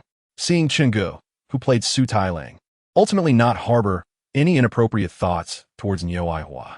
Chapter 354. Move aside. I'm going to start racing, quickly reviewing the scene. Just filmed. The results were decent. Just like Li Jiang's working style, the outcome was very stable. There were no major flaws, nor were there any particularly outstanding merits. "Old Li, you can adjust the shot structure like this, and then like that. The final effect will be better." "Understood." Li Jiang nodded, indicating he understood. After addressing Li Jiang's issue, Chen Ji's gaze fell on the 2 actresses who had just acted. "You too." At the moment he was about to speak, Chen Ge forgot their names. He usually didn't pay much attention to the trainees in the company, often only noticing those who ranked first in comprehensive assessments. Perhaps sensing Chen Ji's awkwardness, the short-haired girl who played Erxi quickly introduced herself. "Hello, boss, I'm Xiao Qingqing, and I play Erxi in A Smile is Beautiful." The girl playing Bei Weiwei was a bit shy, but upon hearing Xiao Qingqing's introduction, she responded, "Hello, boss, I'm Li Xinran, and I play the female lead Bei Weiwei in A Smile is Beautiful." Chapter 355. Competing on the same stage, the stunt racing team members and drivers who had been listening to Chen Ge were exchanging glances. "Chen Ge can do stunt racing? I didn't know that," one driver said in disbelief. He was a fan of Chen Ge and loved his song's actor and queen. He usually kept up with Chen Ji's news and knew he excelled in many areas, but he had never heard of him doing stunt racing. Just as the atmosphere became a bit tense, the team leader of the racing stunt team spoke up. "Director Chen, stunt racing requires a lot of professionalism," implying that Chen Ge should stay out of their business. What do you mean? A good director should come and steal our jobs. Hearing the racing team's leader, Chungu smiled slightly. It's fine, I actually enjoy driving fast. However, stunt racing is not just about speed. It involves oil adjustments, car drifting, inertia sliding, car jumping, and other techniques that require professional stunt drivers. Chapter 356, What car is this young man driving? At this moment, Chungu seemed to embody a true supercar god. Driving a modified stunt car, he sped away, and the sudden acceleration left the professional stunt driver trailing in shock. The opponent he had originally underestimated turned out to be far ahead in skill. Every time the driver was about to catch up, Chungu would suddenly accelerate, leaving him far behind. It was like the goddess he admired teasing him, first giving him a signal that he could catch up, only to push him away when he got close. This teasing sensation left the professional stunt driver feeling somewhat frustrated. In fact, Chungu wasn't doing it on purpose. Although he had acquired the skills of an extreme car god, he still needed time to adapt. The moment he had slowed down was part of that adaptation process. After more than a minute of adjustment, Chungu was now completely in sync with the car. Car driver 1. Wrong set. After passing a long, wide, straight road, a sharp 90-degree turn suddenly appeared ahead. Chapter 357. The car chase scene begins before filming starts. Chungu and Deng Chao are chatting. The upcoming scene involves Chungu driving with Deng Chao to find Huang Jiqiang, who killed Liu Yi. Originally, according to the previous shooting plan, neither Chungu nor Deng Chao would actually participate in the car chase filming. They only needed to provide shots of them sitting in the car at specific moments. Those dangerous and thrilling car chase stunts will be performed by a professional stunt driving team. However, now Chungu has to personally participate in the car chase scene. After much consideration, Deng Chao reluctantly agreed. Brother Chao, do you want to think about it again? After all, you have a son and a daughter now. It wouldn't be good if something happened. Chungu smiled and persuaded Deng Chao to reconsider. Hearing Chunji's words, Deng Chao showed a stubborn expression. What are you joking about? If you dare to drive, why should I be afraid to sit? Even if something really happens, we'll have each other on the road, right? Deng Chao was quite open-minded about it. However, the main reason was that Chungu had shown strong driving skills during the morning's car chase. If it weren't for that, Deng Chao would absolutely not sit in Chunji's car, even if he were beaten to death. Chapter 358. The rap of riding the wind and breaking the waves following the predetermined shooting route at high speed. Chungu never reduced his speed.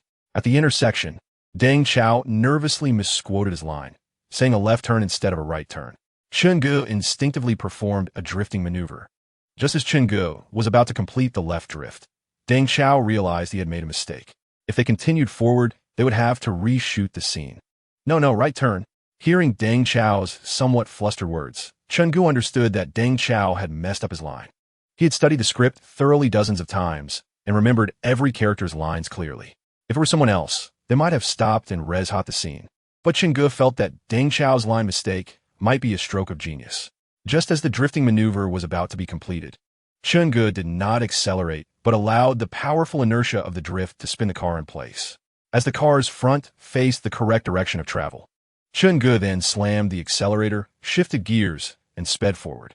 However, as he rushed forward to overtake, an oncoming car approached, leaving only a narrow gap for Chungu. Chapter 359. The fierce competition of the May Day holiday. After the film was completed, there were still many tasks to handle. Besides the crucial editing of the film, the creative team also had various promotional activities to carry out. As the director and lead actor, Chungu had no choice but to attend the promotional events. With the news of riding the wind and breaking the waves wrapping up and promotional activities starting, discussions about Chunji's directorial debut on the big screen were heating up online. After more than 2 months of filming, it finally wrapped up. Wow, Director Chen's big screen debut. I'm so looking forward to it. This time, actors like Deng Chao and Zhao Xiaoying were invited to participate, making the cast incredibly strong. Deng Chao, a dual award-winning actor, has no issues with his acting, but Zhao Xiaoying's box office poison debuff is a bit concerning. Indeed, I don't mean to criticizing Bao. It's mainly because the few films she starred in before flopped both at the box office and in reputation. Ying Bao's acting is undeniable. I think the main reasons for those films' failures lie with others. I hope director Chen's first film after transitioning from TV to the movie industry won't flop. Chapter 360. Theater Scheduling. Extra chapter today. Chungu paid no attention to the external discussions, mainly because he didn't have the time to care. After completing the promotional events, Chun-Ge dove headfirst into the film department. As before, he personally handled the film editing, with assistant director Zhang when supporting him. Just as he had trained Li Jiang, Chun-Ge was also dedicated to mentoring assistant director Zhang Wen. Chun-Ge had long said that the future of the film and television industry would not only have him as a director. After splitting off a capable Li Jiang for TV dramas, Chun-Ge planned to train Zhang Wen for films. During the editing process, Chun-Ge had lost count of how many times he and assistant director Zhang Wen had argued. Zhang Wen's thinking was quite divergent, and the two had different interpretations of the same shot. Since both aimed to produce a better film, Chun-Ge didn't get upset with Zhang Wen. It was also Chun-Ji's first time directing a movie, and he was in a learning process. Many times, the shots Chun-Ge edited worked well for TV dramas, but they seemed less striking in a typical 90-minute film. Therefore, Chun-Ge often deleted and modified shots, repeatedly discussing them with Zhang Wen. Chapter 361. A call from teacher. He looking at the caller ID on his phone, Chun-Ge had an inkling of what was coming. Without hesitation, he answered the call. Hello, Chun-Ge. Are you busy lately? Teacher He's voice came through the phone, still filled with warmth. Not too busy. I wrapped up filming the movie not long ago and have been busy with post-production editing. The final cut is all done, and I don't have to worry about the rest. Oh, there have been various reports about your new movie recently. When it premieres, I'll definitely go watch it with your sister Na and the others. Then I thank you in advance. Teacher He. You're welcome. Chun-Ge and Teacher He chatted for a while about their respective matters before Teacher He explained his purpose for calling. Chun-Ge, do you remember the thing I mentioned to you before? Teacher He asked with a smile. Hearing Teacher He's words, Chun-Ge recalled what he had said during the wrap-up dinner of I Am a Singer. Now that he thought about it, it seemed like it was almost time to start filming. Teacher He, are you referring to the filming of the life we long for starting soon? Chun-Ge said uncertainly. Chapter 362. Heading to Zishuangban time flew by, and it was already April 14th. Recently, Mango TV officially announced the start of filming for the second season of The Life We Long For. As soon as the news came out, it sparked heated discussions among countless people. Wow, the second season of The Life We Long For is finally starting filming. Finally, I've been waiting for you, and I'm glad I didn't give up. I can see my sister Zifeng again. Zifeng is going to take the college entrance examination this year. And if she continues participating in the recordings, will she have enough time to review?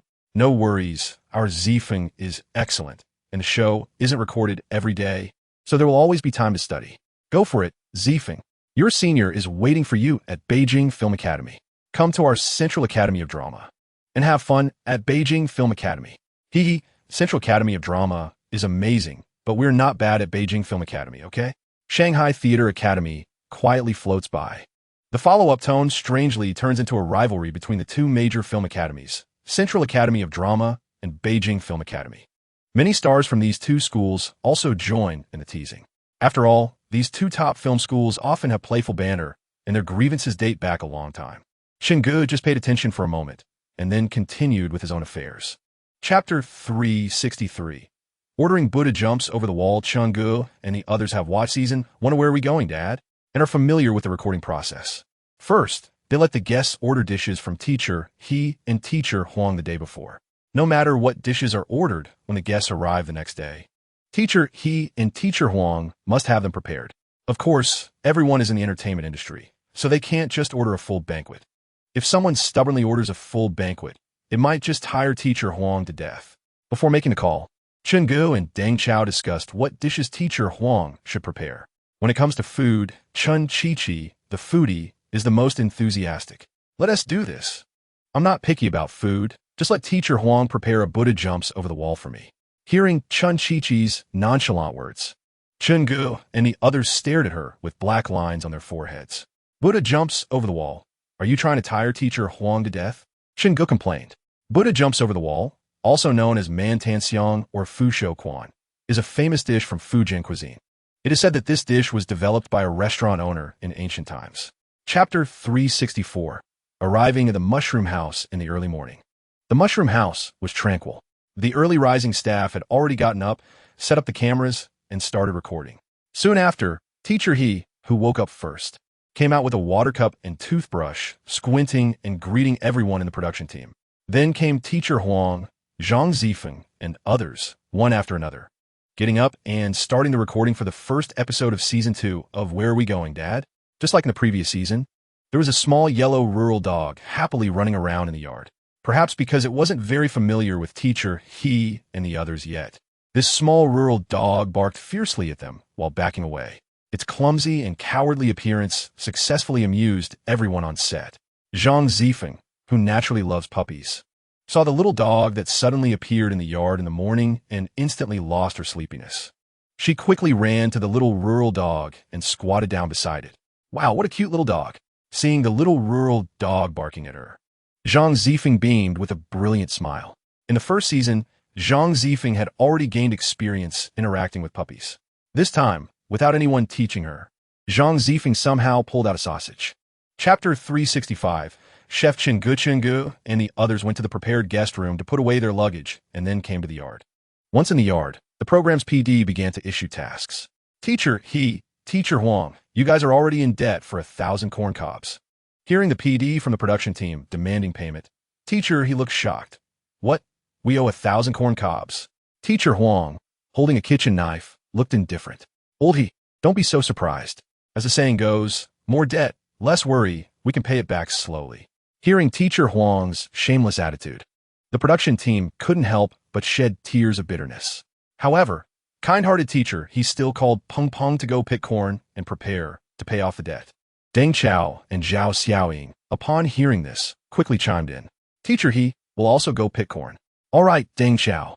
You and Yingbao go change into work clothes first to protect your skin. Teacher Huang looked at Chungu and Chun Chi and said, since Deng Chao and Yingbao are off to pick corn, Chungu and Chi, you two can help me out.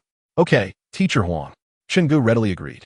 Chapter 366. The crowd slobbering boiling water in a pot.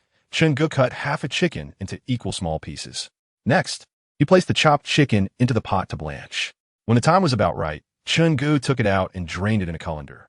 His method of handling the ingredients was clean and efficient, giving off a special aesthetic.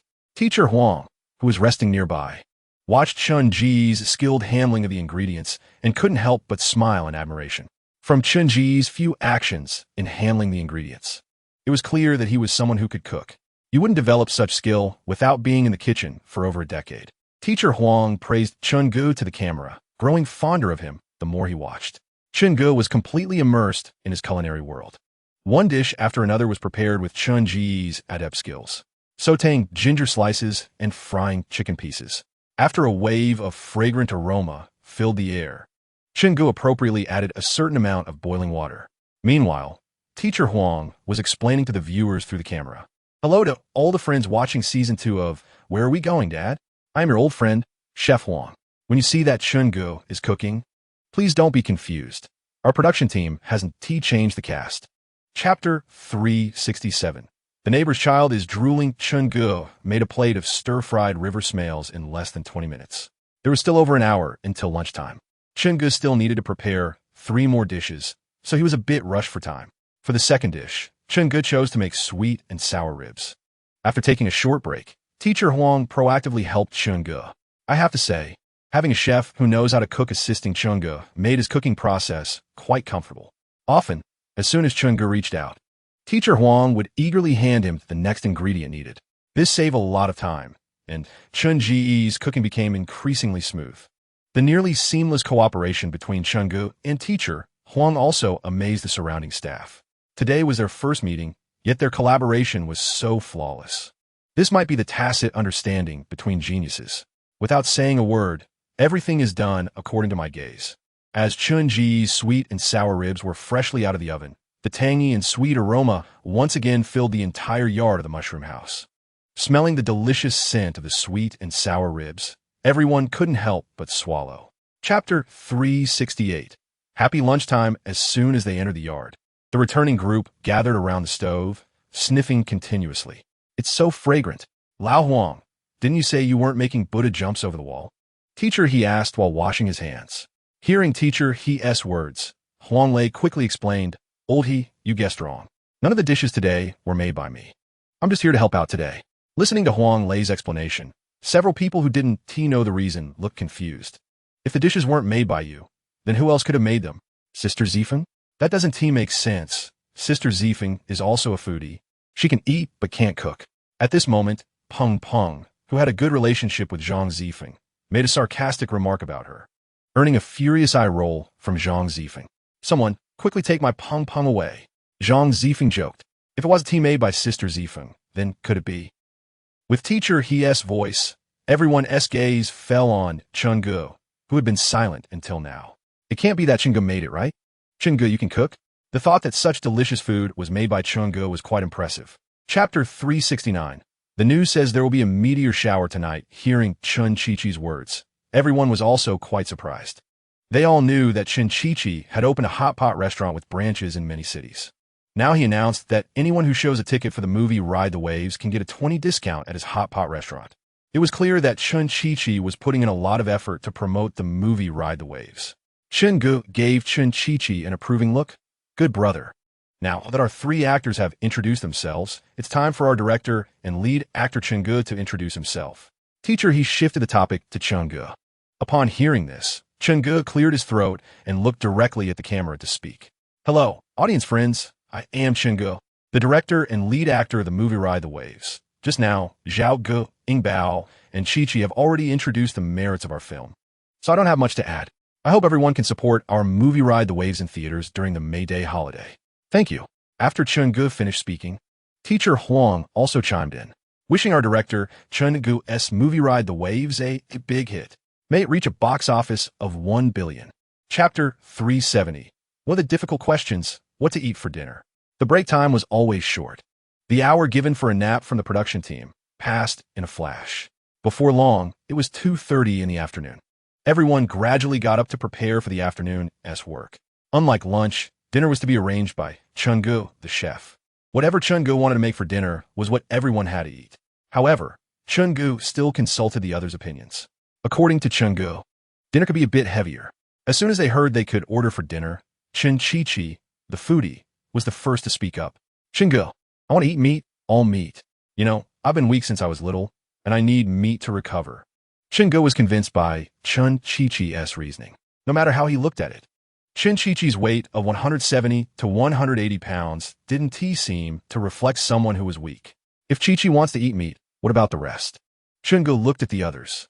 You decide. Since we are in Zishuing Bana, something related to bonfire themes would work too, suggested Deng Chao. Related to bonfire? Chungu pondered Deng Chao's suggestion. Okay, let me think about how to prepare for dinner. Chapter 371. Making Chin's secret roasted whole lamb. There are many methods for roasting a whole lamb, and the smoking methods vary. The grill provided to Chungu by the production team was an open-style grill. This means connecting the marinated whole lamb with stainless steel wires and securing it on the open grill, then brushing various seasonings on the lamb. Chungu chose a relatively simple method for roasting the whole lamb, without needing overly strong seasonings. Chungu aimed to showcase the lamb's most delicious side as much as possible. After choosing the method, Chungu started preparing the marinating liquid for the lamb.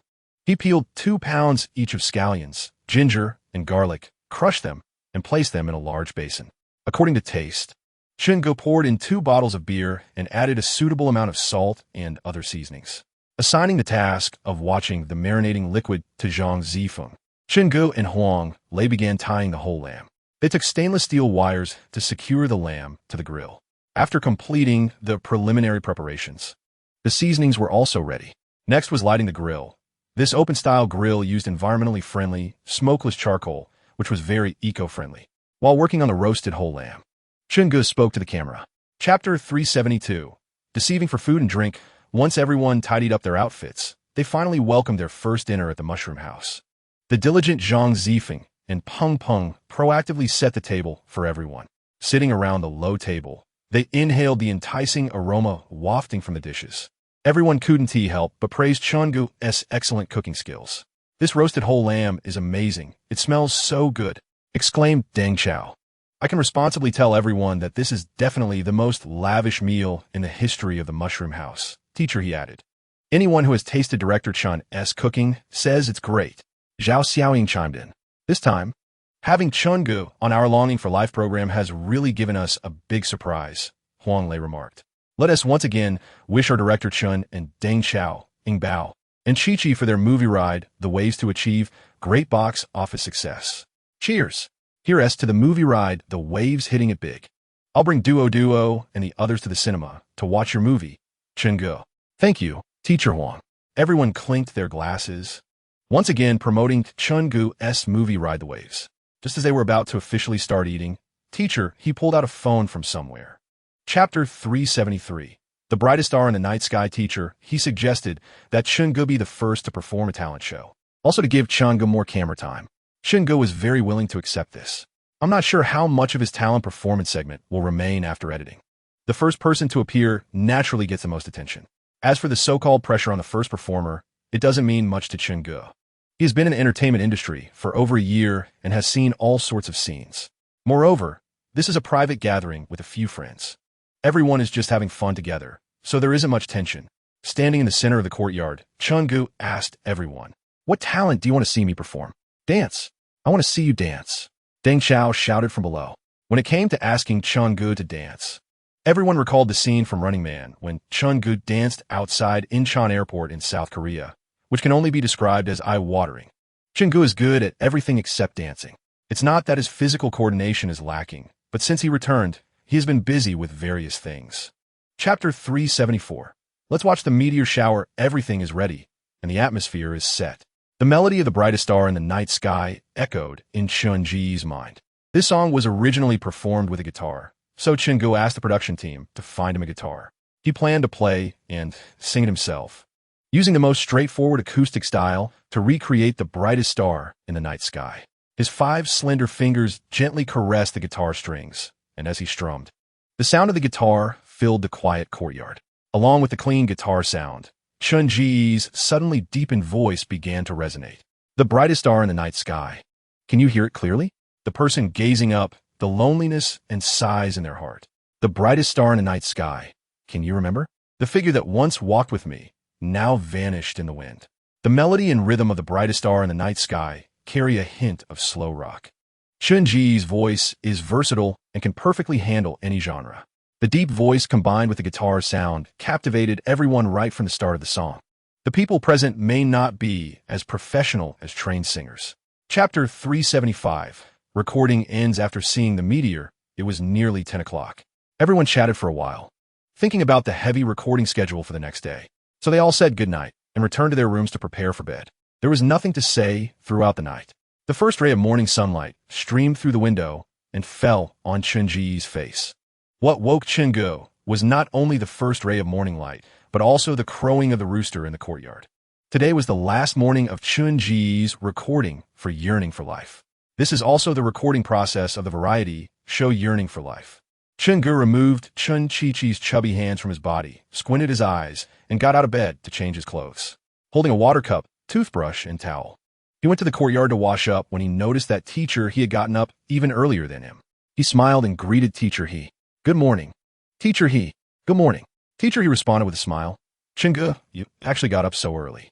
Don't young people like to sleep in?" "It's okay. If I go to bed early, I generally wake up early the next day." "But Teacher he, you wake up so early every day. That kind of discipline is what we should learn." Chapter 376.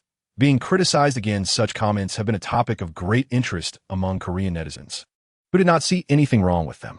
The TV dramas introduced to China in recent years have basically seen explosive ratings.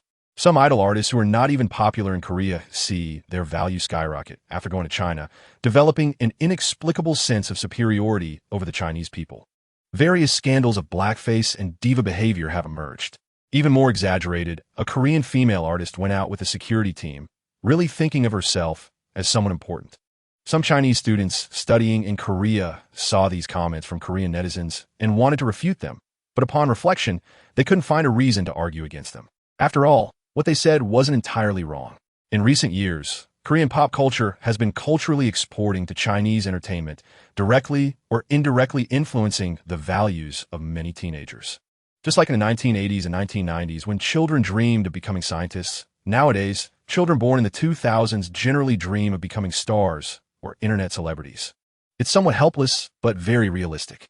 Compared to the 1980s and 1990s, today's society has become a bit more restless. Chapter 377. Arrogant Koreans after a refreshing trip to the restroom. Qian Sheng returned to his laptop. He recalled the scenes he had just watched on the Starry Sky website for My Love from the Star. Qian Sheng didn't know why, but it felt like My Love from the Star was filled with magic. Whether it was the novel alien genius male lead and the national-level superstar female lead, or the tightly paced plot with no dull moments and the actors' performances being consistently on point, not to mention the costumes, makeup, and various props. Especially when Qian Sheng saw that the male and female lead's house was actually filmed in Linjiang's Yuan, he was so shocked that he couldn't speak loudly.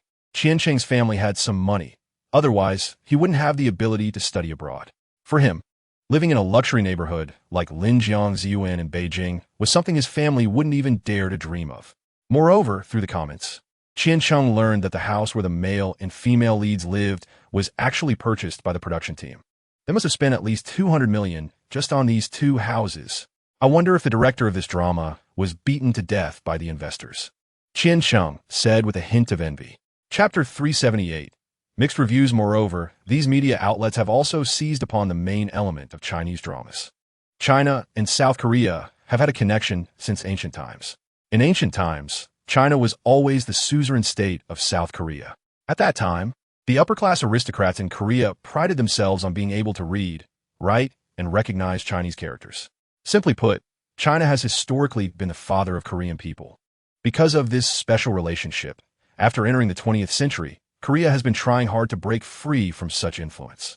From the initial dehanization to the subsequent full-scale counterattack of Korean Wave, all of this gave Koreans a sense of inexplicable superiority. I am currently seeing a hit idol drama with the highest ratings in China, My Love from the Star. They want to break into South Korea and challenge their dominance in the Korean Wave culture. How can these Korean folks, who have a strange sense of superiority and arrogance, tolerate this? The golden age of China's film and television industry was in the 1980s and 1990s. Indeed, back then, Hong Kong was the cultural barometer of Southeast Asia. I still find many classic Hong Kong dramas enjoyable. But what is the current state of China's film and television industry? It's filled with subpar productions. And they want to challenge our status as the entertainment leader in South Korea? Chapter 379. My Love from the Star overseas premiere the next morning. The street interview team sent by Starry Sky Network to Seoul, South Korea, officially began their street interviews. A beautiful female reporter from Starry Sky Network, along with a photographer, found their first target. Hello, we are an interview team from China. May I ask what you think about My Love from the Star? Upon hearing the beautiful reporter's words, a middle-aged man with a receding hairline replied honestly, I haven't heard of this drama. The atmosphere suddenly became awkward. Fortunately, the experienced reporter managed to diffuse the situation with a polite smile. Oh, that's okay. Thank you for your cooperation. The first interview with a Korean pedestrian didn't go well, but the female reporter did not feel discouraged. She continued to interview several pedestrians. Korean high school girl, I've heard of My Love from the Star. The male lead played by Chun-gu is really handsome. So will you be watching My Love from the Star tonight? Yes, I definitely will, just because Chun-gu is too handsome. Korean office worker. Compared to this drama from China, I prefer to watch the warm-toned gods and goddesses directed by Park Jo-won. Chapter 380. Street interviews. It was 10 p.m. in Seoul, South Korea. The street interview team sent by Starry Sky Network was back on the streets. The morning's random street interviews had already been edited and sent back to China. Domestic netizens saw that the support rate for My Love from the Star among Korean pedestrians was quite low, with only 1 out of 100 choosing to watch it.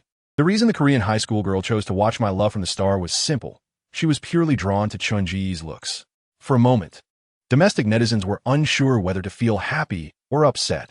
The female reporter from Starry Sky Network had low expectations for the street interviews that night. The morning's random interviews had already been discouraging, and now she was to face another potential disappointment. However, despite her discomfort, this was her job. If she didn't do it, she wouldn't be able to report back. Spotting a young couple walking towards her, the female reporter approached them with a microphone, interviewing them in fluent Korean. Hello, may I ask if you're watching any dramas tonight? The young couple seemed relaxed in front of the camera. Chapter 381. Overseas premiere ratings released. The female reporter from Starry Sky Network stared blankly at the retreating figure of the middle-aged man named Park Jo-won, feeling a bit dazed. Almost as if it wasn't real. Did you hear what that uncle just said? The reporter asked. The male photographer stared at the man's disappearing back with a strange expression.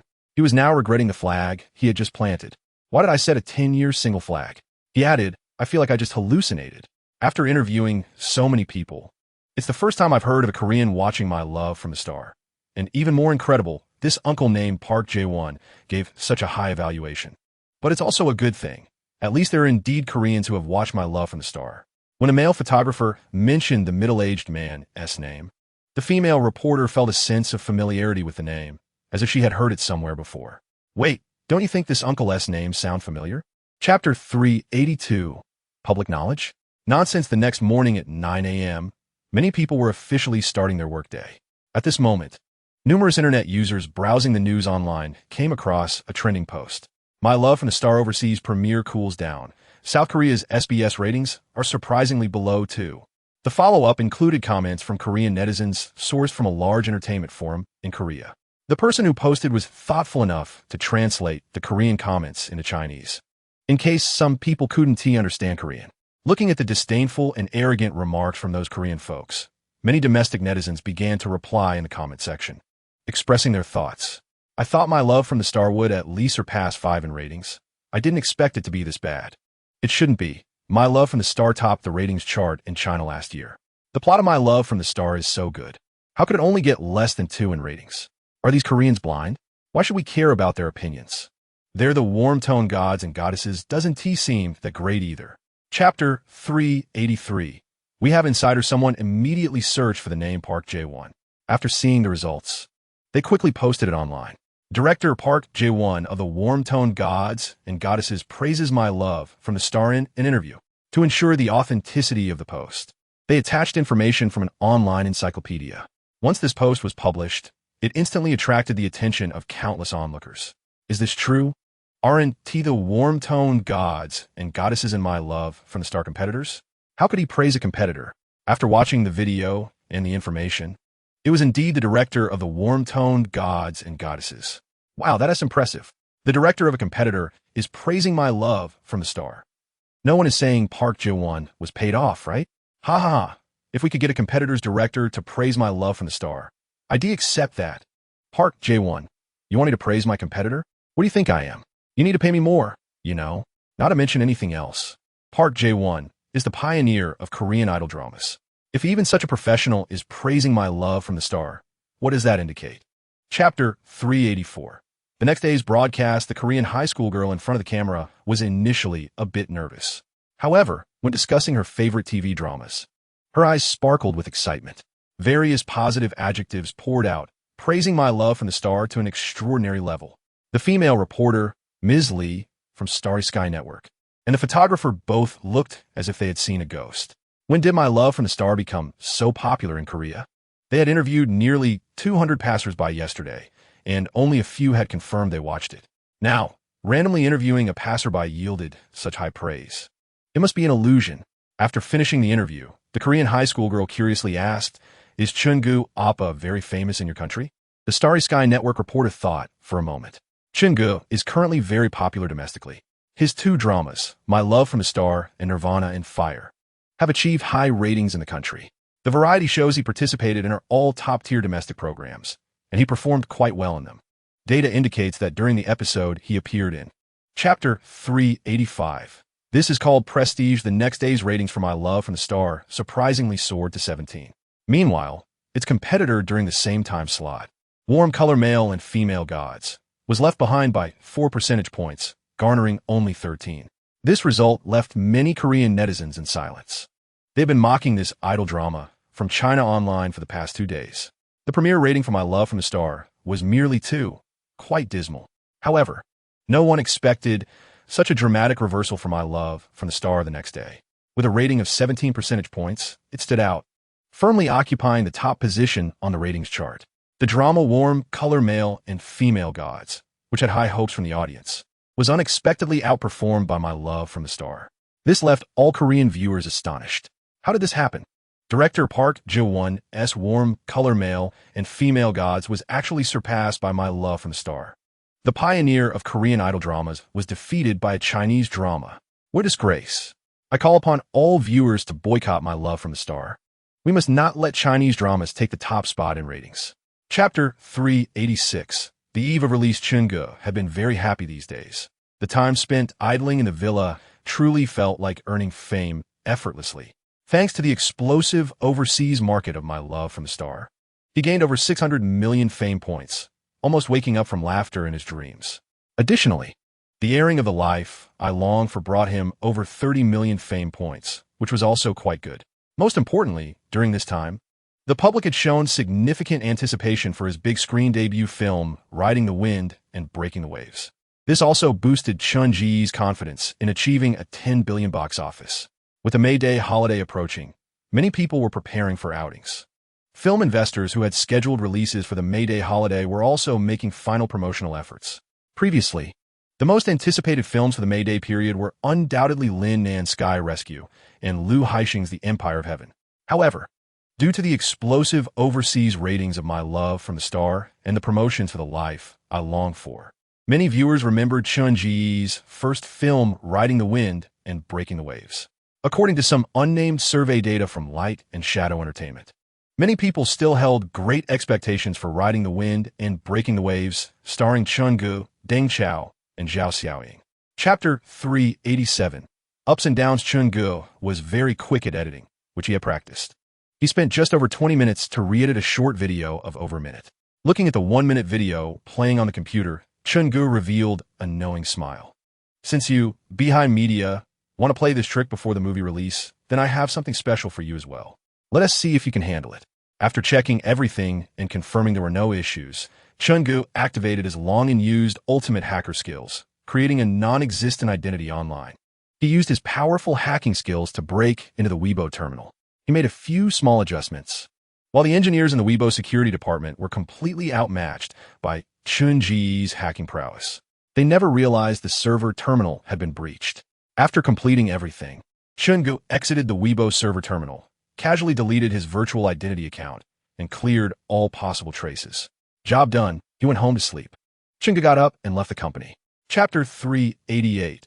A Sudden Misfortune, Happy Double Festival. At Lingjiang Ziwen, Chun Gu answered the phone from Shi Liangwei. Boss, this time the leak of the film source is due to our lack of precautions. Please punish us. After Shi Liangwei finished speaking, he quietly awaited Chun Ji's reprimand. For those in the film industry, a film source leak has always been a critical issue. If a film can be watched for free, especially in 4K Blu-ray quality, most people would naturally choose to watch it for free, which is quite normal. Generally, after watching a film, unless it was particularly enjoyable the first time, some people might go for second, third, or even fourth viewing. However, most people lose interest after watching it once. Since they already know the entire plot, they are unlikely to choose to buy tickets for another viewing. This would undoubtedly deal a fatal blow to the box office on the first day of Riding the Wind and Breaking the Waves, which is set to premiere tomorrow. However, what surprised Shi Liangwei was that after a moment of silence, Chun Gu lightly coughed twice. Director Shi, you just need to have the PR department say a few strong words. You should understand. Chapter 389. The movie released the long-awaited May Day holiday finally arrived. Some chose to travel, while others opted to go to the cinema to watch movies. The Miley Cinema is a large cinema located in a bustling commercial area of Beijing. Typically, the flow of people is very large on weekends, and during the May Day holiday, the number of viewers surged dramatically. The entrance of the Miley Cinema was plastered with numerous movie promotional posters. The most eye-catching movie promotional posters are undoubtedly Liu Haixing's The Empire of Heaven and Lin Nan's The Great Rescue, along with Chun Ji's Riding the Wind and Breaking the Waves. The massive promotional posters of these three films hang from the third floor down to the first floor, making them clearly visible from 100 meters away. In contrast, the promotional posters for other films released at the same time are of a normal size. In terms of stature, Chun Ji's Riding the Wind and Breaking the Waves shouldn't be on par with The Empire of Heaven and The Great Rescue. However, this Miley Cinema is one of the large cinema chains under Solomon International. Additionally, due to various reasons in the preceding period, Riding the Wind and Breaking the Waves has made a strong presence in front of the public. Thus, all three major cinema chains under Solomon International have replaced their posters with large promotional ones. Chapter 390. A joyful movie experience, the plot quickly unfolds. Chun Gu plays the protagonist Su Tailang, who speeds down the road with his father. Hearing the safety warnings from Su Zhengtai, played by Deng Chao, Chun Gu remains unfazed and even accelerates. When crossing the train tracks, an accident occurs, and the racing car driven by Chun-gu is hit by a train.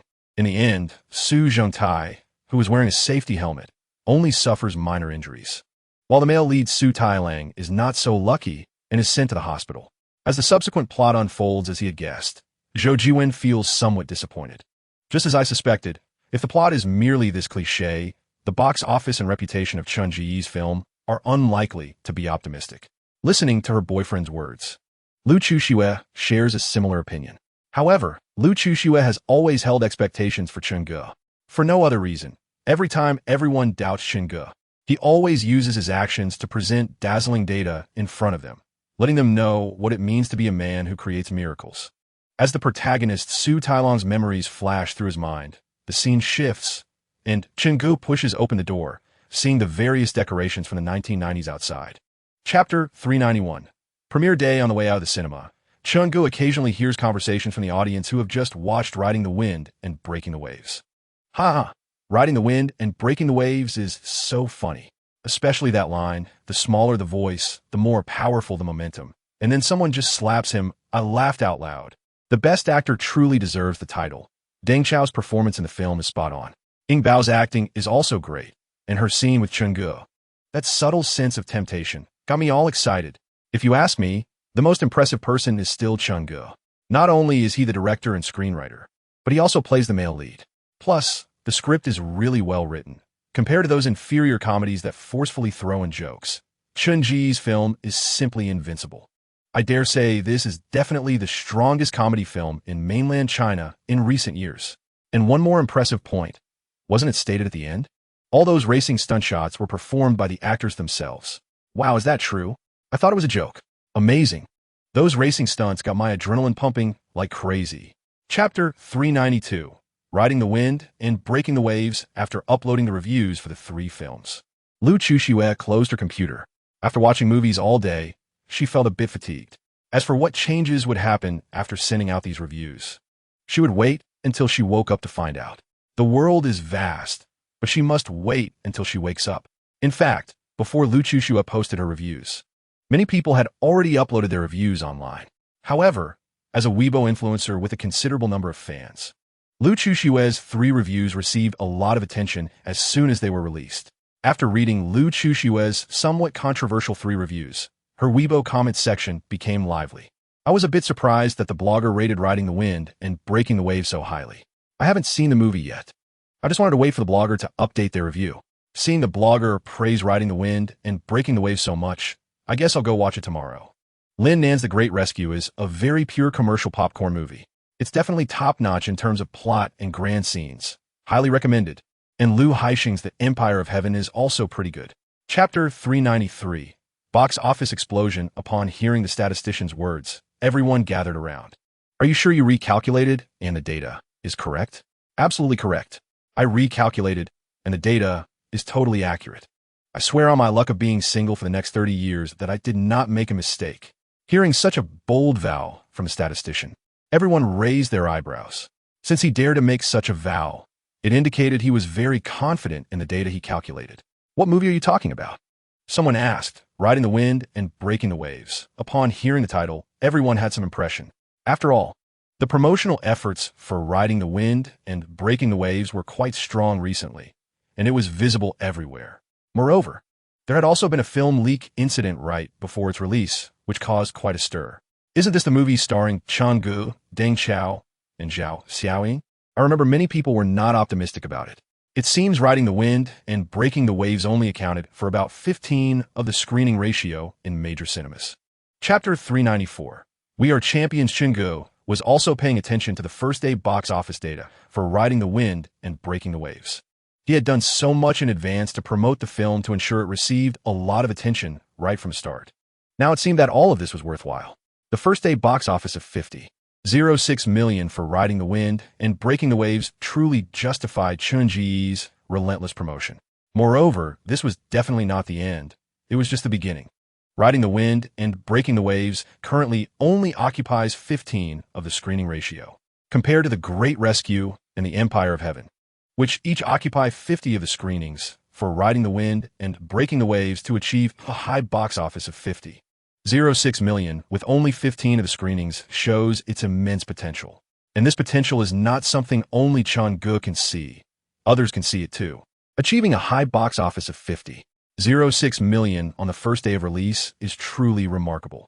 Not to mention whether other companies' large theaters will adjust the screening volume of Ride the Winds and Break the Waves. However, Solomon International, one of the 4 major partners with Guangying Entertainment, will definitely increase the screening volume. Chapter 395. Wow, Golden Legend. Listening to that wonderful system prompt sound, Chun-Gu let out a long sigh of relief. It wasn't easy to prepare for this mainline task since last year and finally complete it. Chun-Gu felt a bit emotional. This mainline task should be the one that spanned the longest time for him. However, it was all worth in the end. And now it was time for Chun-Gu to reap the rewards. Congratulations to the host for completing the mainline task. The Battle of the May Day Golden Week. Task completion rewards. Title reward, 1 billion monetary reward. 1 roulette lottery chance. The system is distributing the task completion rewards to the host. Please check in the system warehouse, as the system prompt sound faded. Chun-Gu had already summoned the system panel. He checked the accumulated fame value and personal funds on the system panel as usual. Fame value system. Level 3, 23. 8 billion, 1 billion. Monthly spending limit, 100 million. Current spending limit used, 30. 46 million. Fame value, 96. 2 billion. Personal funds, 358. 8 billion. Current task, none. The fame value reached over 9 billion. Mainly due to away from the overseas market that directly brought Chun-Gu 6 billion in fame value. Chapter 396. 3 promotion tasks. Summoning the system panel. Chun-Gu was surprised to find that some new information had appeared on it. Host, Chun-Gu. Main profession titles. Actor, master level. Singer, master level. Director, master level. Secondary profession titles. Hacker, god level. Chef, god of food. Racer, god of racing. Fame value system. Level 3, 23. 8 billion, 1 billion. Monthly spending limit, 100 million. Current spending limit used, 30. 46 million. Fame value, 96. 2 billion. Personal funds, 358. 8 billion. Current task, none. Seeing the additional main profession titles and secondary profession titles, Chun-Gu was confused. What exactly is the use of this? The system did not answer Chun-Ji's question. It clearly wanted him to explore it himself. This was very much in line with Chun-Ji's character. He liked to take the initiative rather than be passive. Of course, occasionally, Chun-Gu would also show his domineering CEO side. Get up and act on his own. Chun-Gu checked his main profession titles, and a line of explanatory information popped up. Profession title. Profession titles are divided into main profession titles and secondary profession titles. Chapter 397. System upgrade. Chun-Ji's first work in transitioning to the film industry was a light comedy with a bit of an artistic label. Ride the Winds and Break the Waves also fulfilled its mission very well, until Ride the Winds and Break the Waves was taken down from theaters. It became the box office champion of the May Day Golden Week. Although the box office of 1.37 billion couldn't compete with some super large productions, it was still the highest box office for domestic films in the past 2 years. After this battle, the outside world no longer looked down on Chun-Gu, the director who transitioned from TV dramas to the film industry. After thinking it over, Chun-Gu decided to continue with the comedy film genre for his next movie. After all, Chun-Gu was just starting to make his mark in the film industry. If he rashly tried a war or action movie for the second film, it could easily lead to disaster. More importantly, Chun-Gu had not received any military training. If he wanted to shoot a military-themed war action blockbuster, he wouldn't have the military flavor needed. There are also some details that could easily be overlooked. This was absolutely intolerable for Chun-Gu, who was extremely detail-oriented. Chapter 398. So, who am I? Glancing at the caller ID, Chun-Gu saw it was the company's director, Li Jiang. Why is Old Li calling me? With some confusion, Chun-Gu answered the call. As soon as he picked up the phone, Chun-Gu instinctively held the phone a few centimeters away. Sure enough, Li Jiang's loud voice came through. The boss is shouting. Old Li, why are you calling? Chun-Gu asked. Hearing Chun-Ji's words, Li Jiang no longer dragged it out and got straight to the point. Boss, the post-production of our TV drama Wave Yi Xiaohun Qingcheng has been completed. The promotion is being handled by director Shirley Yangwei, and I'm calling to ask if you have any instructions. Listening to Li Jiang's pointed tone, Chun-Gu had already guessed the purpose of Li Jiang's call. All right, I understand. Old Li, next time you want a script, just tell me directly, don't play any riddles. Seeing that his purpose was exposed by his boss Ching-gu, Li Zhong's face turned red, and he chuckled. Hee, the boss is right. Next time, I will definitely get straight to the point. Chapter 399, filming another comedy after updating his Weibo. Ching-gu also took a few days off. There is still plenty of time before the golden period on October 1st. Ching-gu is set to film Charlotte's Troubles, giving him ample time. After a few days of rest, Ching-gu went to the company to announce the preparation for his next film. In the Guangying Entertainment Conference Room, Ching-gu first listened to the reports from various departments. The first to report was the head of the Film and Television Department, Yuan Run. Boss, our collaboration with Solomon International this time was perfect. The box office of 1.37 billion means that according to our agreement with Solomon International, each side gets 685 million. After deducting the 50 million used for filming plus 10 million for promotion, our net profit is 625 million. Hearing Yuan Run finish speaking, everyone present showed knowing smiles. Guangying Entertainment had been losing money after filming its first work Liju Xingxingyi until the second TV drama Langabong, and now the big screen debut Ride the Winds and Break the Waves. Guangying Entertainment's revenue is now quite impressive. Chapter 400, the chaotic National Day period that evening. Guangying Entertainment quietly announced the official news that they were preparing for the next film. Although they said it was low-key, after gaining tens of millions of Weibo followers, it was hard to keep things under wraps. As soon as the news that Ching-gu was preparing for the next film came out, it sparked a heated discussion once again. What fast pace, I love it.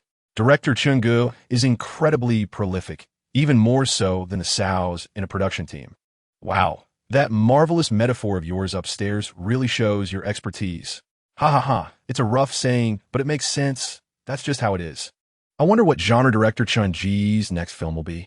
Comedy, it must be a comedy. Director Ching-gu has a great talent for comedy, with jokes coming one after another. His comedy films are truly a breath of fresh air in the domestic comedy scene. However, trying out other genres of films wouldn't be bad either. No matter what genre director Ching-gu decides to shoot, I will support him. Based on Chun-ji's previous filming speed, it seems he is aiming for the prime slot on October 1st. Chapter 401. Acquiring a comic production company a few days ago, Ching-gu tasked Zhen Xiao with establishing a comic production department. I must say, Zhen Xiao is exceptionally capable in her role as an assistant. Hiring Zhen Xiao has always been a source of pride for Ching-gu. With Zhen Xiao managing the company, Ching-gu can comfortably enjoy being a relaxed boss. Naturally, Ching-gu reciprocated by raising Zhen Xiao's annual salary to 1.5 million. He also provided her with a new BMW X7, the top configuration, which cost 2 million upon delivery. After all, she is the boss's assistant, and her status must not be lacking. Otherwise, it would reflect poorly on the boss. Can Ching-gu afford to lose face like that? A few days later, the establishment of the comic production department began to take shape. In Chun-ji's private office, Assistant Zhen Xiao was reporting on this matter. Boss, as per your instructions, I contacted the largest comic production company in the country, Miracle Comics. Listening to Zhen Xiao's report, a look of interest appeared on Chun-ji's face.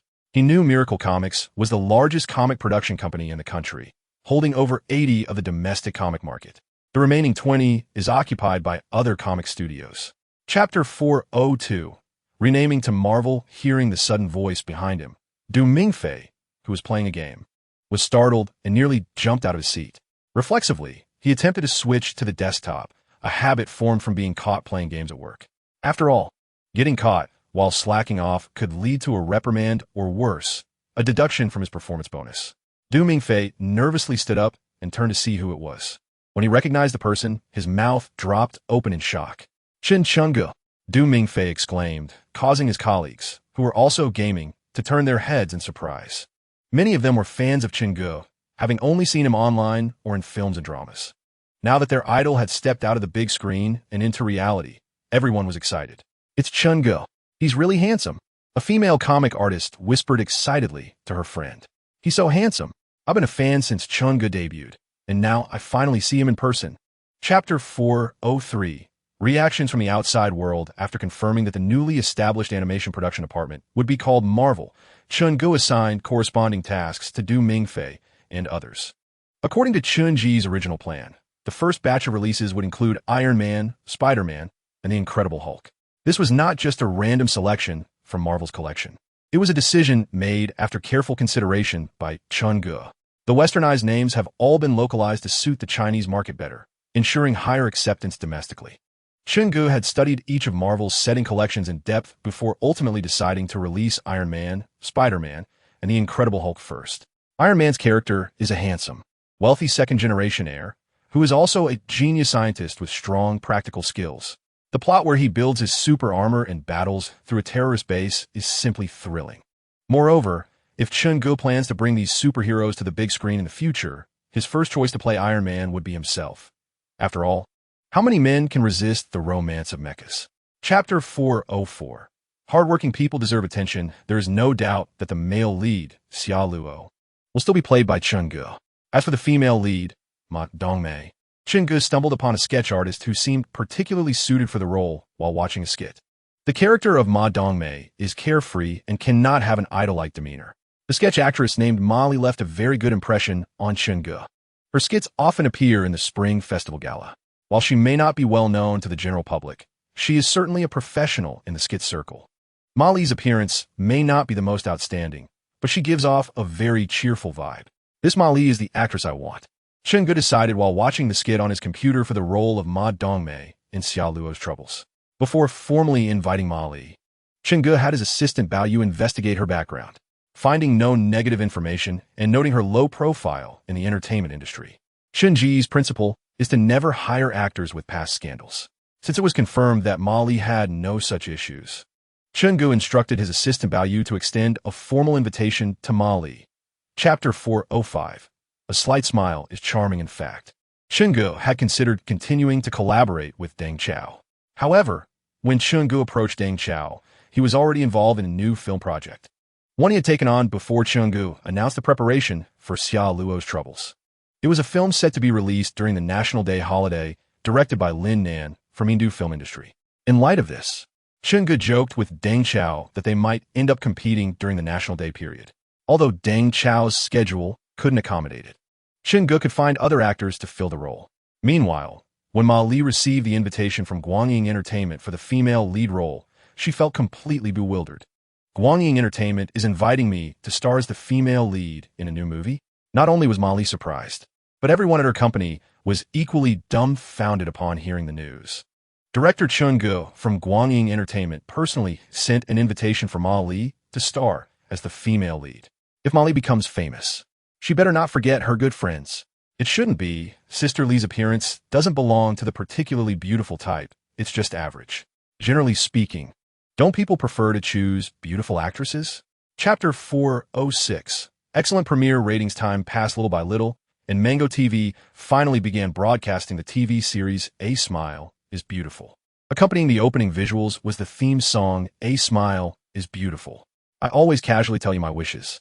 I also give you countless glances that cannot be fully expressed. There are always people in this world busy searching for treasures, yet they miss the dazzling sunlight of the world and the myriad phenomena of life.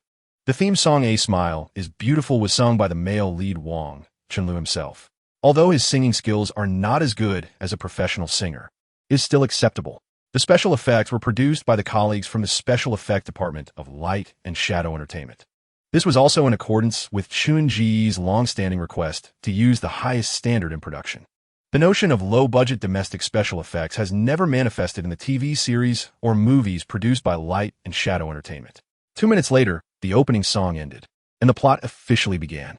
At the start, two phoenixes flew over thick clouds. As the two phoenixes passed through the dense clouds, a magnificent ancient city appeared in the visuals. Next to it, the three ancient characters for Jinling City emerged. Immediately, the perspective shifted, and amidst the bamboo forest, the roar of monsters was already heard before any humans appeared. Chapter 407. What Ma What May. After a Smile is Beautiful premiered with a high rating of 34. The doubts online gradually dissipated. Li Jiang and a group of new actors proved themselves with their strength. Among them, the new actors including Wang Chunlu entered the public sight. Surprisingly, the character Erxi in A Smile is Beautiful unexpectedly became popular. Xiao Qingqing, who played Erxi, naturally attracted the attention of many netizens.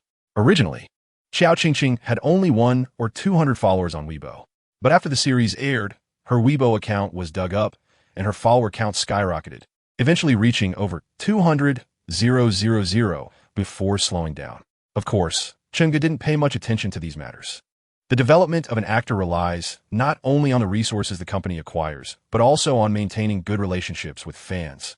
If a star abandons those who supported them after becoming famous, their career in entertainment won't last long. The next day, Chunga went to Light and Shadow Entertainment. Besides checking on the production status of the Marvel Animation Department, he also Chapter 408. The little girl has grown up as the major and minor roles completed their auditions. All the characters in a movie were finalized. Among them were people Chunga was familiar with and those he wasn't.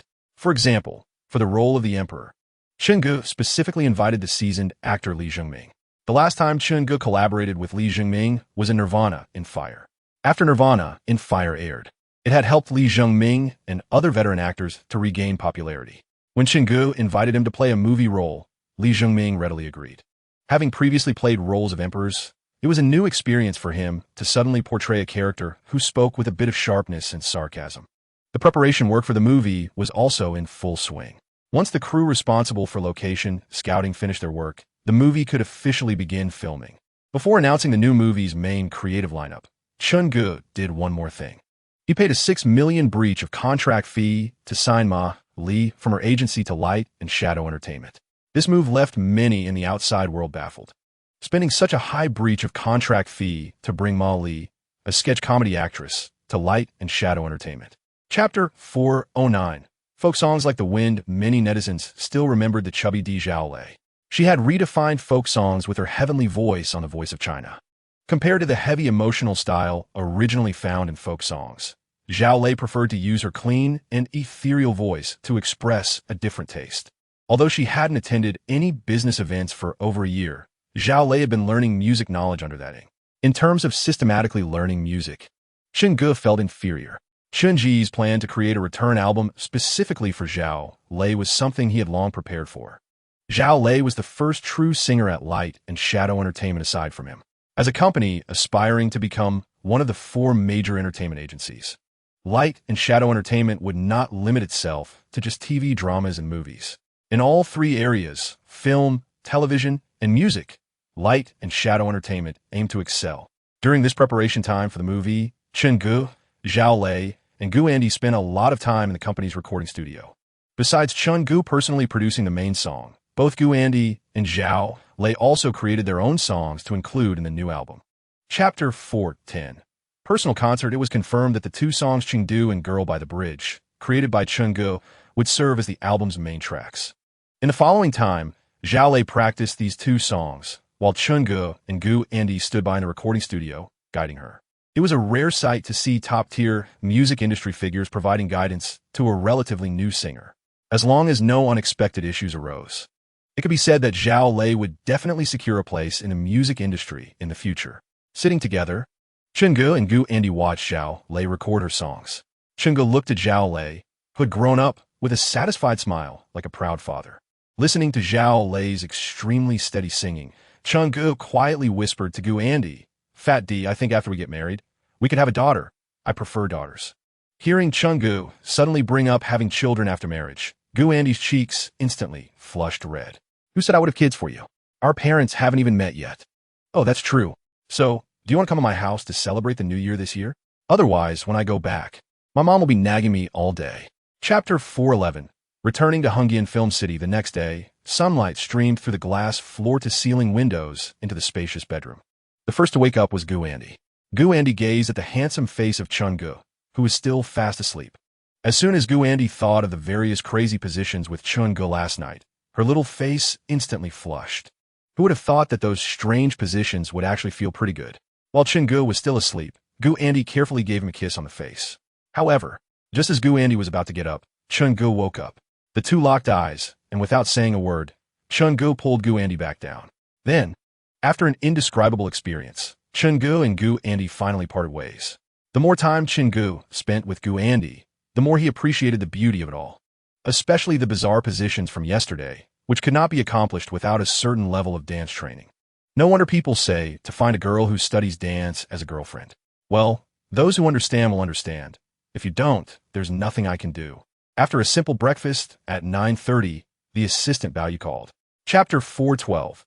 A comedic performance. The first scene was a group shot at a wedding, which wasn't too difficult. It told the story of the male lead, Xiao Luo, who was not having a good time after marrying his first love, Ma Dongmei, post-graduation. Upon learning that his high school crush, Chioya, was getting married today, Xiao Luo dressed up meticulously to leave a good impression on her at the wedding. However, due to various coincidences, he ended up embarrassing himself. Finally, he unexpectedly traveled back to his high school days in 1997. First, let's walk through the scene to get a feel for it, Chen Gu said before handing the director's chair to assistant director Zhang Wan and moving to the shooting set. Although everyone at the set heard Chen Gu say it was just a walkthrough to get familiar with the feeling, they still didn't dare to let their guard down. Chen Gu, known as the tyrant of the set, had a notorious reputation. If someone performed poorly, his sharp tongue might come out. The first scene involved a chase between Chen Gu and Ma Li, filmed entirely in a long take. Long takes put strict demands on the director's coordination on set. If even one part went wrong, they would have to start over from the beginning. Chapter 413. Conflict perhaps because of having worked with Chen Gu before. The shooting of Xiao Luo Te Fan now went quite smoothly. Whether it was veteran actors like Li Zhengming or Zhao Xiaoying, or newcomers like Yin Zheng and Wang Zixuan, everyone quickly got into character. 1 second after action was called, they could switch from laughter to serious expressions in an instant. This filming pace surprised Chen Gu a bit. He felt that this was perhaps the smoothest shoot he had experienced since starting to direct both TV dramas and films. However, just as Chen Gu thought this, unexpected events always seem to come first. After nearly a month of filming at Hungyan Film and Television City in Su Province, the movie entered the later stages of production. Unless something unexpected happened, Chen Gu was confident they would finish the film by the end of August. Outside the filming location for Xiao Luo Te Fan now today, as Chen Gu and Zhao Xiaoying got out of the car, they noticed all the crew members waiting outside. Seeing everyone standing there, Chen Gu looked puzzled. Why was everyone outside? There were many filming tasks today. What were they doing just standing around? Chapter 414. Why are the girls' pectoral muscles so underdeveloped? Hearing Zhao Junsheng's words, Chen Gu chuckled softly. He didn't tee back down just because Zhao Junsheng was a well-known director. This question should be directed at you. Director Zhao, an hour ago, this filming location was supposed to be taken over by our crew. However, your crew continued filming. That could be forgiven since unexpected events happened during filming. I understand that as a director, but your people insulted our assistant director Zhang. And I need an explanation from you, Director Zhao. Chen Ji's attitude was firm. If his people were bullied, he had to stand up for them. Moreover, as he had just said, if the other side had been more polite, they might have let it slide. It wasn't a big deal. But the other side's repeated bad attitude and insults made it impossible for Chen Gu to tolerate. Hearing Chen Ji's strong tone, Zhao Junsheng was already frustrated because he had a scene that hadn't been shot well. Now, encountering Chen Gu coming to confront him in front of so many people, he felt pressure to respond. Chapter 415. No respect, so it was a member of a boy band returning from South Korea. At first glance, I thought it was a member of some girl group. My bad. Hearing Chen Ji's sarcastic remarks, everyone at the scene couldn't help but laugh. Director Chen Ji's sharp tongue was still as fierce as ever. He pretended to be respectful while subtly pointing out the androgynous style of the other person's outfit. Chen Ji's words hit a sore spot for Hu Yifan, whose outfit was the most popular boy band style in Korea. Now, being dismissed by Chen Gu made Hu Yifan feel furious. What did you say? Say it again. Listening to Hu Yifan's ineffective retorts, Chen Gu felt speechless. Insults coming from Hu Yifan sounded weak and lacked any punch. Chen Gu didn't want to continue this argument with Hu Yifan, who sounded so effeminate. His gaze shifted to Zhao Junsheng. Director Zhao, you can leave now. If you want to continue using this location, please line up at the back. Seeing Chen Gu ignore him directly, Hu Yifan prepared to point fingers at Chen Gu again. Chapter 416. The two great alliances. After investigations by Shirley Yongwei and others, it was discovered that most of the canceled business collaborations were related to Tianyu Group's programs. Behind these events, there was to some extent the shadow of Tianyu Group. Meanwhile, some negative rumors about Guangying Entertainment and Chen Gu suddenly circulated online. These rumors lacked solid evidence and were mostly baseless accusations meant to slander. However, with the help of some interested parties, they indeed created a rhythm online. Breaking news. Famous boy band member Hu Yifan returns to develop in the country. On-set conflict. Well-known domestic actor Chen Gu unexpectedly curses idol Hu Yifan on set. Blackface and acting like a diva. How low is our star's quality? counting the stars who acted like divas and ruined their public image after becoming famous. Various trending topics are filled with news about Chun Ji's blackface incident and his confrontation with Hu Yifan on set. The photos that were released indeed showed Changgu seemingly scolding Hu Yifan from various angles. However, none of these news articles mention the background or details of the incident, only highlighting the conflict between Changgu and Hu Yifan. Chapter 417. Serious external situation. The online uproar has gradually subsided under the intervention of the Public Relations Department of Guanyin Entertainment. However, due to the competition with Tianyu Group and Behind Media, the response has been somewhat challenging. Additionally, the external resource blockades from Tianyu Group and Behind Media have affected several artists under Guanyin Entertainment. Fortunately, only emerging artists like Wang Chenlu have been impacted, and Chenggu himself remains largely unaffected. No matter how long the reach of the four major companies is, they cannot penetrate the decision-making levels of Guanyin Entertainment. Major television stations still flock to Chun Ji's works. As long as Chenggu speaks, he can choose any satellite television station he wants. The most constrained issue is the cinema chain. Chenggu had already tasked Zhen Xiao with resolving this issue. As long as the funds are in place, whether acquiring cinemas or establishing new ones is not a problem at all. According to Zhen Xiao's report, it is expected that by the end of this year, Guanyin Entertainment will control a large cinema chain with over 300 theaters. Once a large cinema chain is in hand, the external constraints from Tianyu Group and Behind Media on Guanyin Entertainment will be significantly reduced. Chapter 418. New movie wrap. The external turmoil still exists, but Chenggu is not overly concerned. His main task now is to ensure the successful filming of his current movie. There are many major productions competing in the October 1st National Day slot, including Lin Nan from Indu Film, the powerful director Lu Qingping from Behind Media, and Zhao Junsheng from Tianyu Group. These are just the films that have officially announced their participation in the National Day slot. There may also be several dark horse films vying for a share of the pie during this period. Everything must go perfectly for Chenggu. Fortunately, the filming progress of Charlotte's Annoyance is satisfactory, and the process has been very smooth. With the cooperation of the entire crew, the last scene was finally shot at the end of August. This final scene depicts the male lead, Charlotte, learning that his mother has started a relationship with his friend, Zhang Yang, while he is hospitalized. Zhang Yang even says the classic line that makes the entire crew burst into laughter. Lauer, I've thought it through. From now on, we each have our own titles. I'll call you brother, and you can call me dad. Chapter 419. Coercion. Today is the expiration date of Gu Andy's contract with her management company. As soon as she terminates her contract with the agency, Guanyin Entertainment can immediately sign her. After enjoying the nutritious breakfast prepared by Chenggu, Gu Andy, accompanied by her agent Mei Fong, went to her management company. There has been considerable public interest in the expiration of pop diva Gu Andy's contract. After participating in Mango TV's I Am a Singer, Gu Andy's popularity has soared. Signing Gu Andy would definitely be a guaranteed profit for any agency. The four major entertainment agencies are quietly watching the situation regarding Gu Andy's contract with Yuin Entertainment. If Gu Andy decides not to sign with Yuin Entertainment, the four agencies will naturally take action to sign her under their names. On Guanyin Entertainment's side, under Chun Ji's instructions, a contract has already been prepared. Due to the special relationship between Chenggu and Gu Andy, the contract is merely a formality and imposes very few restrictions on her, making it quite lenient. Chapter 420. To sign or not to sign? Looking at the photos being thrown at her, Gu Andy's expression turned somewhat unpleasant. The reason she initially chose not to disclose her relationship with Chenggu was due to the breach of contract clauses in her artist agreement, which included a clause prohibiting romantic relationships during the contract period. Although there had previously been various rumors about her on Chenggu online, there was no solid evidence. However, Zhang Jiani has now presented evidence right before her eyes. The photos clearly show her and Chenggu embracing downstairs.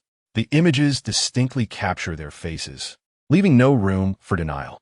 Gu Andy also refrained from making the foolish decision of destroying the photos, since Zhang Jiani dared to show her the pictures. He must have backups. As long as the backup exists, Gu Andy cannot completely erase the evidence. So, Andy, have you thought it through? I'll give you another half hour to consider. My patience has limits. Zhang Jiani leisurely glanced at his expensive Rolex watch, completely unconcerned about Gu Andy's potential decision to break her contract with the company. Chapter 421. the wealthy person's solution in the office, Gu Andy held a black water-based pen. Looking at the renewal contract in front of her, she glanced at Zhang Jiani, the owner of Yuan, sitting across from her with narrowed eyes, watching her intently. A flicker of struggle and hesitation crossed Gu Andy's face. Seeing that Gu Andy was still indecisive, Zhang Jiani decided to help her make up her mind. Andy, think positively. Once you renew your contract with the company, you'll still be our top star, and the company will continue to focus on you, helping you advance further in your music career. Plus, you'll be able to freely be with your boyfriend Chingu. The company won't interfere. Listening to Zhang Jiani's devilishly persuasive words, Gu Andy seemed to have made a certain decision. Just as she picked up the pen to sign, the office door was pushed open from the outside. Gu Andy froze mid-action and looked toward the door. Upon seeing Chingu walk in, Zhang Jiani clearly recognized him as well. Chingu has been making quite an impression in the entertainment industry lately, garnering significant public attention, which Zhang Jiani, as an entertainment company owner, naturally pays attention to. Chapter 422, Official Announcement. Faced with the increasingly restless Zhang Jiani, lawyer Zhang Vida spoke to him. According to Article 74 of the company law, first, investors must hold 30 of shares through securities trading on the stock exchange. Second, investors choose to continue the acquisition. If both conditions are met, investors can initiate a mandatory acquisition of your company. This is the equity agreement held by Guangying Entertainment in your company, Lin. Boss Zhang. If you still cannot accept this fact, you could take a look. After lawyer Zhang Vida finished speaking, he stepped aside and fell silent. Like someone holding on to a last glimmer of hope, Zhang Jiani flipped through those agreements. After confirming repeatedly, a hint of ashen color appeared on Zhang Jiani's face. There's absolutely no way you could achieve this in such a short time. Just because you can't do it doesn't mean others can't. Moreover, I already mentioned earlier that the reason you couldn't do it is simply that you didn't offer enough. Chen Ji's words essentially declared the fact that Lin Company was being forcibly acquired by Guangying Entertainment. Chapter 423, The Worries After the Announcement. Overall, the blessings for Chingu and Gu Andy accounted for the majority. As for those netizens who claimed to unfollow and lament the end of their youth, in the end, they still happily consumed the dog food Chingu and Gu Andy scattered. Dog food is really delicious. Ton. The decision to announce their relationship was also carefully considered by Chingu and Gu Andy. After all, this kind of thing would eventually be known, so it was just the right opportunity to do it now. Since there is no better day than today, they chose to announce their relationship today. After announcing their relationship, it is quite normal for some fans to unfollow. If it were a popular star, announcing a relationship would cause at least half of the fans to leave. Fortunately, neither Chingu nor Gu Andy are flowery stars. Those who truly like Chingu and Gu Andy are more focused on their works. They are very accommodating about their favorite stars dating. After shedding the halo of stardom, stars are still human. Dating is a natural part of life. After announcing his relationship with Gu Andy, Chun Ji's WeChat and phone were ringing nonstop. Chapter 424, Attracting the Audience After Finishing the Editing. The time just happened to be September 9th. Today is Ma Jia's wedding day, and Chingu, Zhang Fei, and Meng Jiao also arrived early in the provincial city where Ma Jia is located. The four brothers reunited after graduation, which naturally led to a drinking session. Just as they had said before graduation, Ma Jia is a physical education teacher at a high school in his hometown provincial city. He doesn't have many classes every day. After all, physical education teachers often like to feign illness. Although for Ma Jia's robust physique, it is hard to see any signs of being easily sick. However, whether a physical education teacher gets sick is not up to him, but whether the other subject teachers want him to be sick. If the other subject teachers think the physical education teacher should be sick today, then he should be sick today. Zhang Fei has become a 996 coder, doing quite well at a Fortune 500 company in Beijing. Meng Jiao is still pursuing his dream of being an artist, with his unruly long hair being the best symbol of an artist. As the biggest surprise at Ma Jia's wedding, Chun Ji's appearance elicited gasps of surprise from the audience. After all, Chingu is currently a hot celebrity in the country, and his appearance fee is not low. Chapter 425, Attending the banquet. The preparations for the solo concert and the post-production of the film are all underway simultaneously. However, on September 15th, Chingu had to leave the company and temporarily stop overseeing the film's post-production because he was invited to a banquet. The person inviting Chingu is Zhao Xiaoying. the leading lady of Solomon International. After her uncle Zhao Taijun took actual control of Solomon International, Zhao Xiaoying's position rose significantly, firmly securing her status as the top female figure of Solomon International. Of course, Solomon International had a power struggle internally recently, which inevitably caused some internal friction. A small number of artists left, either joining other agencies or setting up their own studios. However, these are all within an acceptable range, as long as the powerful directors of Solomon International remain. The banquet Zhao Xiaoying invited Chengge to is the 50th birthday party of their powerful director Wang Jinyu. The four major powerful directors in the country correspond to the four major entertainment agencies. The reason they are called the four major is mainly because each has a powerful director at their helm. Chapter 426. Genius meets genius in a corner of the banquet. Famous director Lin Nan from Indu Film and the top female figure Fong Qing were present. Look, I told you as soon as Chungu appears at the banquet, he will become the focus of the entire event. You lost. Fong Qing shook the goblet in her hand, looking mischievously at Lin Nan beside her. I lost. You won. Lin Nan readily admitted his defeat in this small bet. Last time, Chungu beat you, and now your films are going to clash during the National Day holiday. Are you worried? Hearing his girlfriend Fong Qing's words, Lin Nan's expression remained unchanged. To be honest, I see my younger self in Chungu. He amazed the entire film industry with his works right after debuting, and I have high hopes for his future. Hearing Lin Nan's lavish praise for Chungu, a hint of surprise flashed in Fong Qing's eyes. It's rare to hear such compliments from you. Maybe let's go meet Chungu as my admired rival. We should at least go greet him. As Lin Nan's words fell, he and Fong Qing stood up and walked towards Chungu, who was not far away. Chapter 427. Do you have eyes? Chun Ji's little assistant, Bao Yu, is currently a bit flustered. As Chun Ji's dedicated manager, Bao Yu accompanied him to attend Wang Jinyu's 50th birthday banquet today. However, once they entered, too many people came to chat with Chungu. Bao Yu was pushed aside and ended up eating something at the banquet under Chun Ji's gaze. Just now, she was holding a glass of red wine while walking. Then, out of nowhere, a woman suddenly bumped into her. The red wine in her glass naturally spilled onto the other person's chest. Although it was the other person who bumped into her, she knew that the people attending the banquet were all famous stars in the entertainment industry. However, when she clearly saw the woman's appearance, the little assistant Bao Yu froze. Who is this androgynous person? After a moment of effort to recall, the assistant Bao Yu finally remembered who the other party was. It was the K-pop idol Hu Yifan, who had previously had a conflict with their boss, Chengge. On set, due to this dispute, Tianyu Group and Beehive Media had joined forces to block external resources for their light and shadow entertainment. Several companies have been arguing online over this matter. Chapter 428. Entertainment is a circle after seeing that Chungu had let go of his hand. And hearing the apology from the other assistant, Hu Yifan looked at Chungu with some disdain. No matter how impressive you are, aren't you just letting me go? If their essay next time, it won't be so easily resolved with just a few words of scolding. After coldly saying this to Bao Yu, Hu Yifan prepared to leave. However, just as he turned to leave, Chun Ji's voice slowly rang out. Did I let you go? Hearing Chun Ji's voice, Hu Yifan turned back, staring at Chungu with a grim expression. Could it be that Chungu is planning to apologize to me in person? Hu Yifan sneered repeatedly. He certainly knew that Chungu would never apologize to him. He said this just to irritate Chungu. Apologize? Huh. Chungu was not in the habit of apologizing after being slapped in the face. You insulted my assistant, and if I hadn't come over, you would have even poured red wine on my assistant's face. I think you should apologize to my assistant, Bao Yu. Chungu spoke to Hu Yifan in a very serious tone. That serious tone left everyone momentarily speechless. Chapter 429. The four powerful directors. I don't know if Chungu can withstand the anger of both of you, but I'm sure Solomon International can. This voice broke the tense standoff in the room. Looking at Zhao Xiaoying standing next to him, surprise flashed in Chunji's eyes.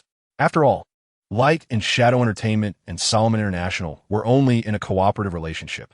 At such a time, they could completely stay out of it and let Tianyu Group and Beehive Media crush Light and Shadow Entertainment. If they went a little further, they could even profit from the wreckage of Light and Shadow Entertainment afterward. This was all reasonable. However, what Chungu didn't expect was that Zhao Xiaoying stood up at this moment. In a sense, Zhao Xiaoying could represent Solomon International in making decisions. Zhao Xiaoying, standing next to Chungu, represented their attitude at Solomon International. As Zhao Xiaoying expressed her stance, the banquet scene fell silent for a second. Then came the harsh sound of chairs scraping against the floor, as many people stood up from their seats. It was self-evident what Zhao Xiaoying's words represented. Since Zhao Xiaoying, who could represent Solomon International, took action to show her support for Chengge. Chapter 430. The end of the banquet with the appearance of the four powerful directors led by Wang Jinyu. The factional opposition among the four instantly dissipated. The people in the room continued to eat, drink, and chat as before. Many who had just been on opposing sides were now happily chatting. It was as if the earlier factional conflict had never happened. It must be said that those who have reached such a status in the circle are all clever individuals. They can take and let go, using various means behind the scenes, yet still maintaining a smiling facade. In a corner of the banquet, Wang Jinyu, Chengge, and Zhao Xiaoying were sitting on a sofa chatting. How do you feel about attending this banquet? Wang Jinyu smiled as he looked at Chengge. It feels okay. But there's always someone buzzing in my ear, which is quite annoying, Chengge replied. Hearing Chen Ji's somewhat pointed words, Wang Jinyu's mouth slightly curled up. They were all clever individuals, so how could they not understand the meaning behind Chen Ji's words? Chengge, you are young and energetic, unafraid of tigers. I've heard a lot about you before. You are not the first to disrespect the four, but you are the one living the most comfortably. Chapter 431. The arrival of the personal concert after the banquet. Chengge spent the following time busy with his personal concert and the post-production of his film. Meanwhile, the joint suppression by Tianyu Group and Behind Media arrived as expected. First, all the resources of the contracted artists under Light and Shadow Entertainment were more or less affected. Even the music diva Guandi faced some repercussions. However, Guandi remained quite optimistic about it. With less work time, she could spend more time with Chengge. It was also a good opportunity to take a proper break. Next, the large cinema chains under Tianyu Group and Behind Media would not accept the screening of Chen Ji's new film Charlotte's Troubles. This was definitely a significant blow to Light and Shadow Entertainment, which did not have much control over cinema resources. Fortunately, Chengge had foresight. The layout regarding cinema chains had begun a year ago. Therefore, after Tianyu Group and Behind Media announced they would no longer accept film collaborations with Light and Shadow Entertainment. Light and Shadow Entertainment directly pushed its integrated cinemas into the market. Before the end of the year, Light and Shadow Entertainment had already acquired a large cinema chain with over 300 theaters. Chapter 432. The enthusiastic atmosphere backstage at the concert. Chengge was still being made up by the makeup artist. Beside him, Guandi was quietly taking a few candid shots of Chengge's makeup process with her phone. Without needing to edit the photos, Guandi directly shared them on her personal Weibo. Look at my Mr. Chen's handsome makeup photos. The Weibo post was accompanied by those candid shots taken from the side. Since officially announcing their relationship with Chengge, Guandi had changed her previously reserved style. She often shared intimate interaction photos of herself and Chengge on Weibo. Those endless dog food moments left both fan groups with stuffed mouths. Many fans would shout not to spread more dog food. Yet whenever her Weibo updated, they would eagerly come back. This dog food is really delicious. Chengge also valued this concert greatly. Besides occupying most of the concert segments himself, he also invited many star friends from the industry, thanks to his connections. Of course, Guandi would come to help at the concert, being his wife. Zhao Lei's new album had already been completed and was ready for promotion at any time. Chapter 433. A stunning performance, Chengge chose Paper Short, Feelings Long as the first song for his personal concert, which was naturally his own consideration.